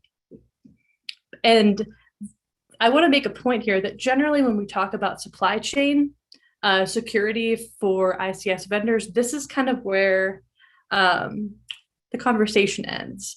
And I would argue that that should just be the absolute beginning of the conversation, because afterwards you still have all this. You still have every person in every team that supports your secure development lifecycle for these products. You have, everyone from your executive leadership all the way down to third-party vendors that you use, and they are also going to be very inherently affected by this. So on the executive leadership side, you can imagine how hard it is, for current CISOs and CIPSOs, for chief product security officers, to juggle everything related to even a global product offering. And as these things start to diverge, and all of a sudden we have within one product offering, we have one set of bill of materials for North America, South America, China, Russia, Europe. Having the knowledge and wherewithal to, be the umbrella for all of those is going to get increasingly difficult and possibly unrealistic for very, very large vendors to deal with. So what I anticipate us seeing in the future is kind of a dedicated slicing of the executive leadership structure. And instead, you're going to start seeing large companies having, a dedicated CIPSO possibly for North America, for South America, for China, for Russia, and for these different spaces. And those people aren't just going to need to be, very aware of anything that is unique about those product offerings. They're also going to need to serve as the subject matter experts for the company for what the policies in those regions are regarding supply chain security and what is expected of us as vendors in that region in order to support whatever that region's ideal of supply chain security for their critical infrastructure is. And in addition to your executive leadership, you're also going to need this to a degree within your product security teams. So this may not look like an individual product security team for each region. It might. I think a more realistic thing would look like you would have dedicated points of contact on your product security teams that are kind of specialists in very broad regions. So you would have a person on your product security team who is charged with being, kind of the SME for North America and how we're handling, product security strategies in those regions and really supporting your CIPSOs in those, kind of strategies and offerings. But where this really gets interesting is your vulnerability handlers and your emergency response teams. Excuse me. So your vulnerability handlers are going to have to be aware not only of everything that your global offerings have, so everything in those bills of materials, but also everything kind of in these lines that are going to pop up of, to use the US as an example, say I have a protective relay that, you know, we have a global offering version of, but say in the next 5 years, we all of a sudden need to develop this, because of policy reasons, an Americanized version of it. All of a sudden, if a security researcher calls us and says, hey, I think I found something with this, now the vulnerability handlers are not only going to have to validate this for the global offering, they're also going to have to validate it for the Americanized version. And that can be, you know, across the board for any different region that we have to do this. And I'm just using the US because it's easy. But you're going to need vulnerability handlers who, like those product security team members and like CIPSOs, are going to have, you know, very dedicated, unique knowledge into these, you know, kind of fragmented product lines within the same products. And I think that's going to make things very interesting for vendors, because we're going to have to all of a sudden keep a much broader database of everything in every single one of the offerings in order to, you know, robustly be able to validate, you know, is this just a problem in, you know, a global offering of something, or is this going to be a problem in every different offering that we may have adjusted bills of materials for in order to meet regional supply chain needs. And this kind of goes hand in hand with your emergency response people. Based on my time at Fire, I think sometimes it's very easy for us to get spoiled and think of, you know, people like the Krista Strunks and them of the world who, you know, do incident response and they travel all over. And we get spoiled and we think, you know, oh, we can send people anywhere. We have customers all over, you know, we can send them into different plants. But I would bet that everyone on this call, no matter where you are in the world, can think of a scenario where you would have an incident regarding a very sensitive critical infrastructure site. And there are regions of the world that wouldn't be welcomed as emergency or incident responders in those sites. That, you know, whether it was a policy level or, you know, just a decision made on the ground, you know, someone would raise an eyebrow and say, well, I'm not entirely sure that that's actually a secure thing for us to do, to have emergency responders coming from that geographical region into, say, our nuclear plant. So for the vendors as well, with our emergency response teams, and this also goes for non-ICS vendors, also especially for the services side of ICS security industry as a whole, I think we're going to really start seeing services teams and incident response teams especially start to really be sliced up, that you're going to need dedicated people that, you know, are able to operate more regionally, as opposed to having kind of more centric teams that are able to, you know, work pretty agilely globally. And then at the end of kind of our ladder is the development teams. So the first thing you have to do, or one of the very first things you have to do whenever you triage a vulnerability. So someone calls up and says, hey, you know, I think I found something, you know, I need to talk to someone about this, is we have them send a proof of concept and it has to be validated. And this, as with, you know, doing the vulnerability handling, is going to create some issues for your dev teams if all of a sudden you're trying to figure out, you know, they said that this was, you know, this relay, and I'm just using protective relays as an example because this is what I worked with mainly at Oak Ridge. But they're going to, you know, submit a vulnerability, and we're going to have to send it to the dev team and say, you know, is this something that is affecting, you know, just this version of this, or is this affecting, again, all of these kind of dedicated lines of this specific product? You know, if you had a balkanized version of it or an Americanized version, and then having to do coordinated disclosures within each of those regions if it was something that was affected across the board. Okay, good, I'm done. And then the last one that I really wanted to talk about is our partners. So no one does this alone. Even huge ICS security vendors don't do this alone. We have tons of industry partners, tons of security partners. And this is going to be, I joke about this, that this is the chocolate chip cookie problem. So you can imagine that, there's tensions geopolitically between country A and country B. And I am trying to sell something to country B, or we have products with country B. But country A has some really amazing solutions that they want to partner with us with. And all of a sudden it becomes this issue of, how many chocolate chips from country A can you feasibly think about offering as part of a product before country B raises its hand and says, oh, no, I don't want that cookie. So we're really also having to start to think about this from a third-party vendor standpoint of, strategically looking at, who is offering what from a security solutions standpoint or a security services standpoint, and who is able to possibly be the most, kind of Switzerland in this space.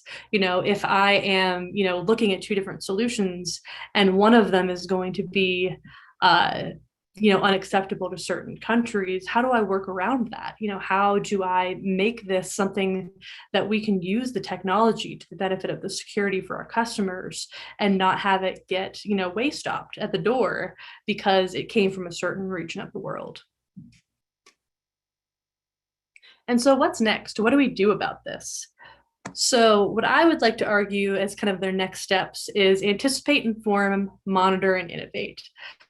So we need to be thinking about this now. At the end of the day is the kind of point here, is that even if, executive orders are being reworked and certain things haven't come down the pipeline yet, I think it's safe to say that they will. And we should be thinking about those things now with our teams. And we need to inform both our teams and our leaderships that, this is something that we're going to have to plan for, essentially. And one of the best ways, I think, to do that is to monitor current policy, monitor kind of which way the winds are blowing in different regions of the world that this is kind of particularly a flashpoint in. I know when I was discussing this with Jennifer, on our pre-SANS call, one of the points that we had kind of actually arrived in that call was that this could be a great thing to ask your cyber threat intelligence partners for. So if you have a cyber threat intelligence offering, ask them, say, hey, do you support informing us when there is, supply chain policy change in different parts of the world? I know it's not, kind of traditional threat intelligence of, here's a breach, here's the IOCs, but I think this is something that could really be valuable to teams, and that, cyber threat intelligence, kind of shops are pretty uniquely positioned to be very tactically good at providing that information outwards to people that they may not, internally be monitoring already. And then also be innovative. This is going to be a problem that really takes some creativity, I think, on all of our parts to work around, whether that be figuring out where you are able to put assets so that you can support things regionally, or if you are going to try to be supporting things more globally, trying to figure out, where maybe is your kind of Switzerland that you can put teams that will be a little bit more geographically able to move around within some of these areas that have tensions. And really just trying to come up with creative ways for, people within your spaces that you work in to, again, as the global community, really help provide the best security that we can for, our customers and populations living in different regions of the world, as some of these policies change and put up roadblocks for us.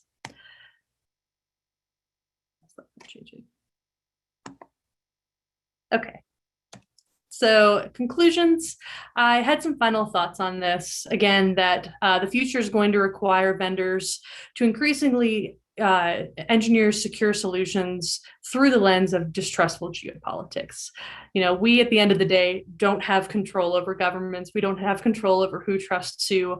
All that we have control over is how do we support our customers and how do we support cybersecurity in those regions. And the security of ICS has global effects. That's why we have a Follow the Sun SANS ICS conference this year, because this is such a global issue and it really requires this global security mindset. And then finally, this is going to present challenges for security practitioners and practitioners along kind of all stages of your security development lifecycle. And everyone within that ladder really has to be part of the solution in order to make this jive well for everyone.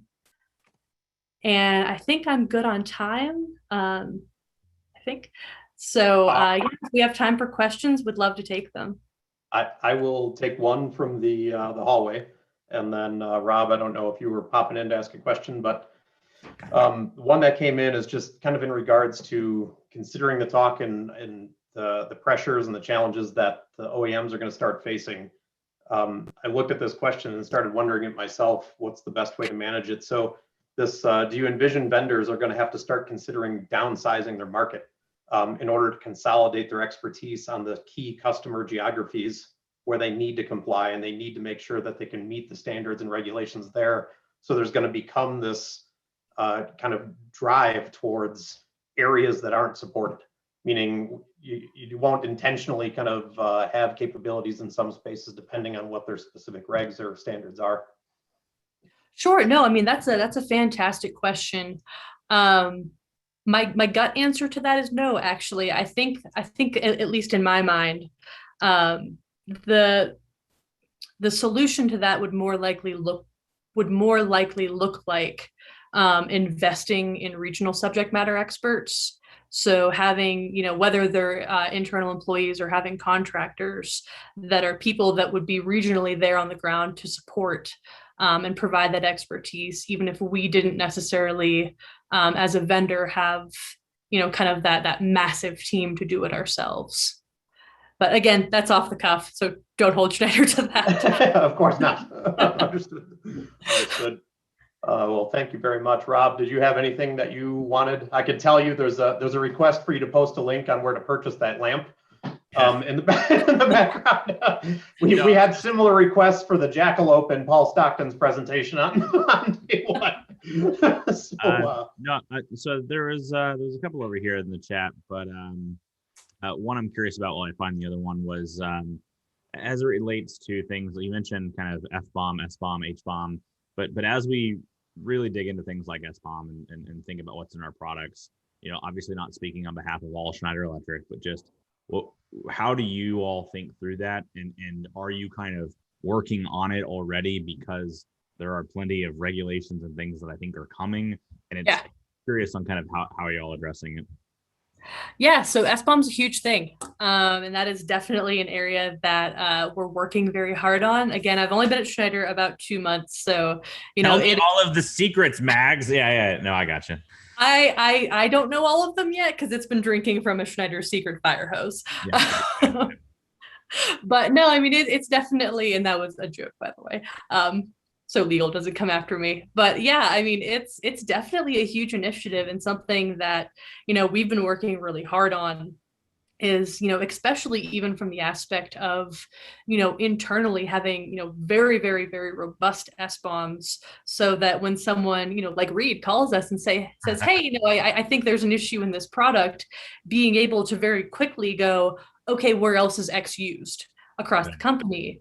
And that's hugely important to, any vendor, really. I mean, it was something that we worked with, a bunch of different vendors with the lab of, being able to figure out where things are used so that it's not just, having an S-bomb so that we can check the compliance box when the policy that's coming down the pipe comes in. I think the bigger use for S-bombs from a product security standpoint is being able to very quickly sweep and go, okay, we think there's a supply chain issue because a vulnerability came in from ICS Cert with X product, and very quickly being able to kind of snap the finger and go, okay, so it affects XYZ, but not B or Q, and kind of very quickly be able to turn those things around for customers. Yeah, absolutely. And then kind of the last question on that topic, have you all, or maybe it's not fair in the 2 months to say have you all, but can you see Schneider finding vulnerabilities or seeing vulnerabilities in other product lines, doing the S-bomb check, finding that it's in your product lines as well, because, code assist or whatever else, and then issuing advisories on that? Because I know that's a traditional pain point for a lot of community where Rockwell will post something, but Emerson or Siemens or whoever else has the exact same issue but doesn't post anything. Like, have there been discussions about that piece of it? Yeah, I mean, so I haven't been in discussions specifically about that, so full disclaimer. But I do know that we're trying pretty hard to be, you know, kind of forward leaning on making sure that we're getting things out with the whole Citrix program. It was kind of a peeve of mine at the lab sometimes with different, different people. It was hard to kind of, get a scope of what was going on different places if you were looking into different products, which was a huge reason why I said yes when Megan called and said, will you come work with Schneider? Because they did seem to be kind of one of the more forward leaning ones as far as wanting to get that stuff out. No, that's fantastic. Y'all have a great team, so I'm excited to see what y'all will put out and do. All right, well, thank you for coming and presenting and for being here with us. You've got plenty to jump into over in the chat, so thanks again, Megs. Yep, thank you guys so much. All right, so now I get to introduce Jeff and Tim. No. Yes, shut up, Tim. But so Tim Conway has been a professional in the ICS security industry for quite some time. Starting out his days at NIPSCO on the grid operations side and as the electric grid operator and manager of a lot of that, as well as all their NERC SIP training and reliability and organizational work before getting pulled over to work at SANS and be a course author for ICS 456, as well as just building out a lot of that we have here at SANS. The other beautiful thing about Tim that most people don't know is Tim does a lot of contracting work on the side for a lot of organizations. And it's not because he is looking for work. Unfortunately, Tim is one of those people that doesn't know how to say no to an important project.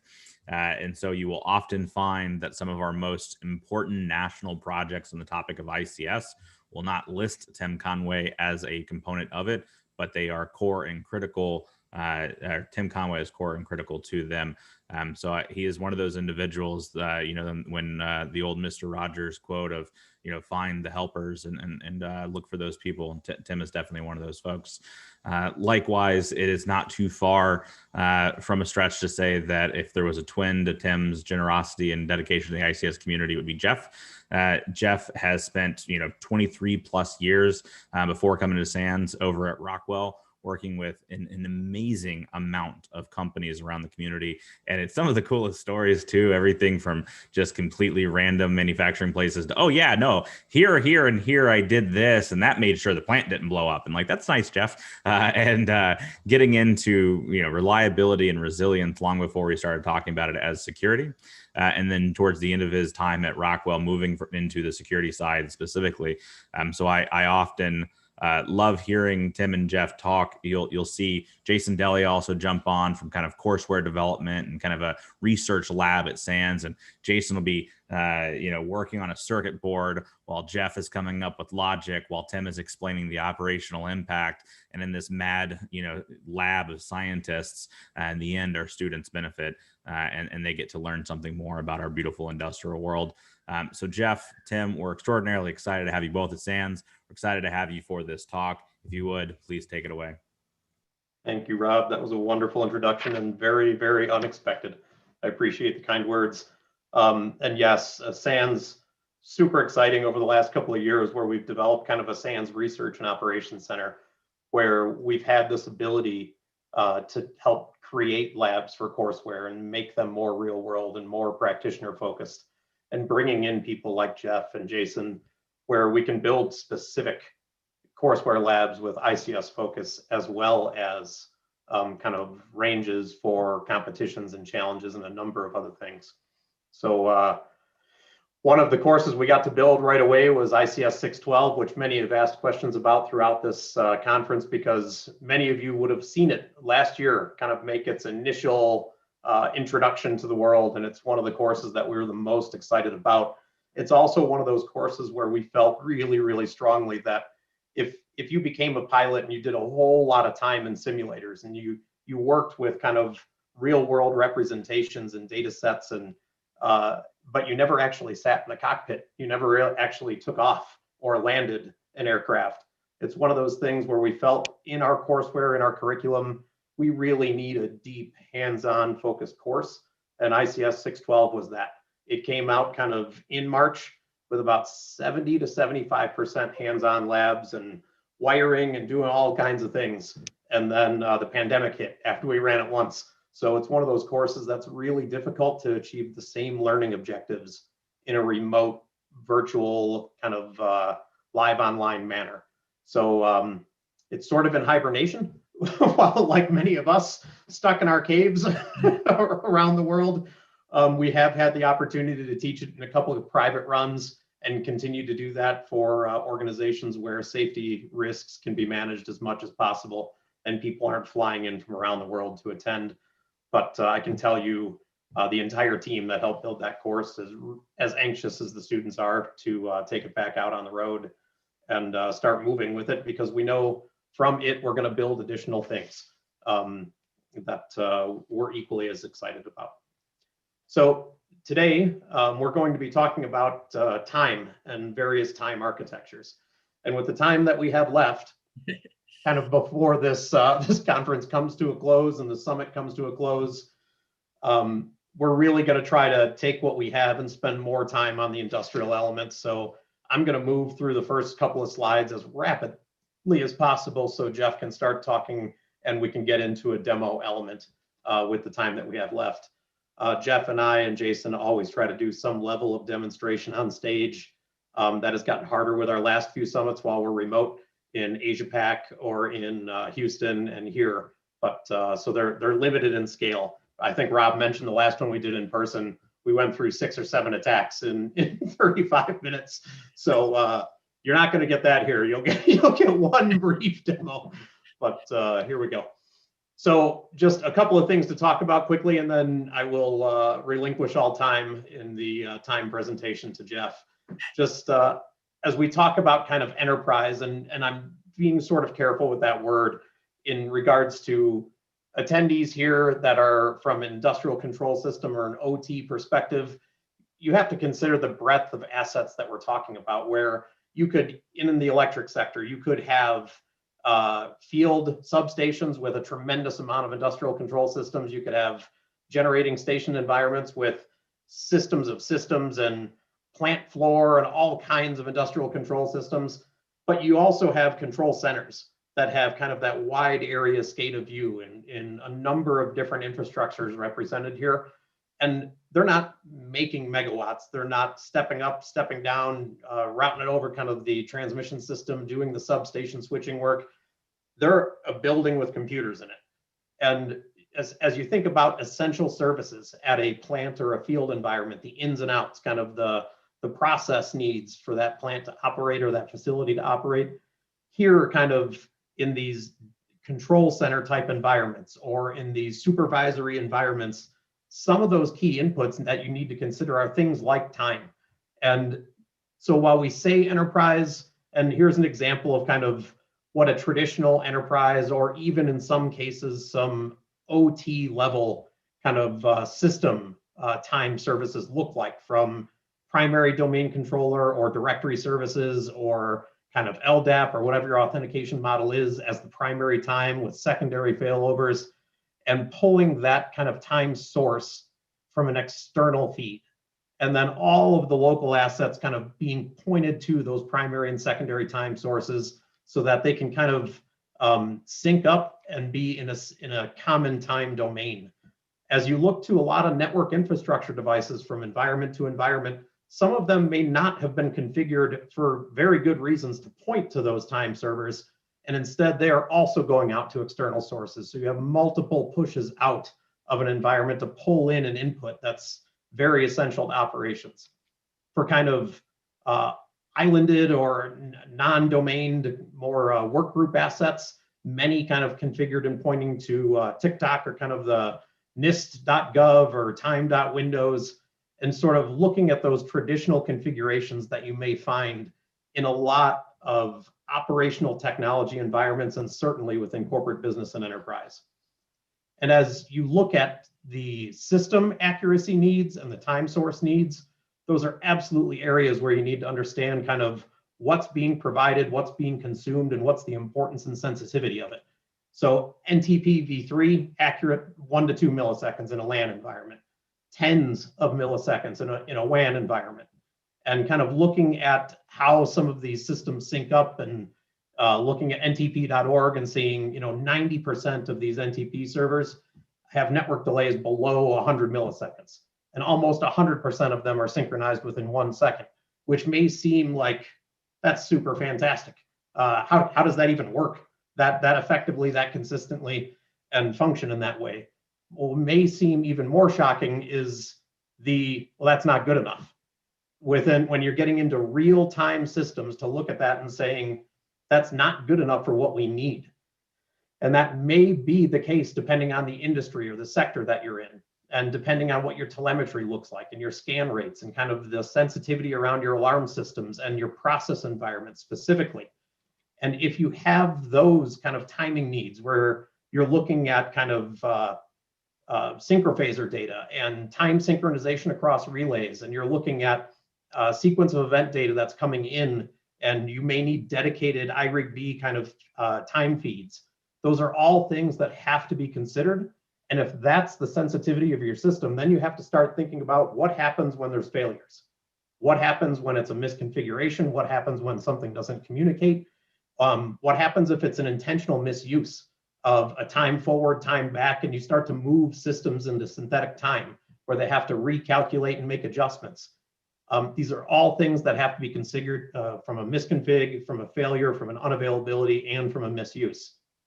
You could look to the problems that could occur in just accessing data, accessing a system because your credentials, your authentication system no longer functions due to time misconfigurations. You could look to incident response and problems with kind of sequencing when things occurred and the importance of those across forensics or auditing. You could look to operational data and sequence of events mismatch. A number of things have an absolute core reliance on time. And more importantly, as you get further and further down the Purdue model, it becomes a greater sensitivity of, especially if it's misused, if it's intentionally misoperated, and what the result can be. With that, I relinquish all time to Mr. Jeff Shear, so we can all start taking notes and learning from this this fine gentleman. Thank you, Tim. I appreciate that. And I'll tell you, the first time I was, one of the first few years I was at Rockwell, I went to a lunch and learn, and that ControlLogix platform had not even been around yet. A person was talking from our research center on small logic controllers, or SLCs, and it was a lunch and learn, and he was talking about his progress on getting time synchronized across a couple of them. And I was thinking to myself, well, wonder what he's going to do tomorrow, because that sure seems like an easy problem. And then you fast forward like 23 years, we were still working on time, getting time across different switches, across different controllers to be the same, to understand it, to timestamp it right and send it to higher level systems. And so what seems like was a casual brush of time seemed 20 years later to still be quite a science of studying time. So as Tim said, these are architectures that we've typically seen. So I've done a bunch of audits and a lot of time in the field. And what you end up finding is that people have guidelines, but they don't always implement them. And so one of the things that was written while I was at Rockwell was a converged plant-wide Ethernet document that we talked about how to push time across an industrial demilitarized zone. And again, for a refresher, the demilitarized zone, especially the industrial one, is to buffer traffic in and out of the enterprise zone or office space to an industrial side, so that the industrial side can continue to run and make products as you have some kind of disruption on the enterprise side. And so many times I found where NTP was being pushed through the IDMZ rather than being replicated, and there was a NTP server down in the industrial side that sent time, NTP time, to switches and to servers and to HMIs and to PLCs. As time has marched on, I keep overloading that word, as time has moved on, even things like PLCs can ask NTP servers for the time. And again, there's Windows 32 time, there's NTP time, and there's even more precision time that are required to make in real-time industrial control systems run. So like Tim showing there, NTP will be directed through there. If you go ahead and hit the space button one more time. And then NTP will be synchronized from one source typically and kind of spread out through all of those industrial assets. Hit it one more time, Tim. So what happens is when we talk about a 1 or 2 millisecond precision on a local LAN, in most cases, that's okay. But when you're doing industrial controls, actual control systems, a lot of times it isn't precise enough. So when we had things like time not being shared very well, we would have these custom cards for applications like motion, or we'd create our own sequence of events cards that would have its own precision time, and it would go out externally and either get it from a GPS source or from a NTP source, and it would allow us then to do very accurate time measurements. And what we're going to find is that even today, there are packaging machines and sorters that have moved from event-based to time, basically time and predictive events, to know that something's going to happen. So if we're going to run a diverter or something like that, it's actually on a very frequent time. And we've done time advanced modules where I've done a diaper machine actually, and as you spread the glue on it, and as that line runs quicker, you need to actually do a timing advanced function to actually get the glue gun up and down and putting glue on something. So go ahead and hit it one more time. So NTP isn't accurate enough, but a lot of times NTP will be the source where the conversion of time to something more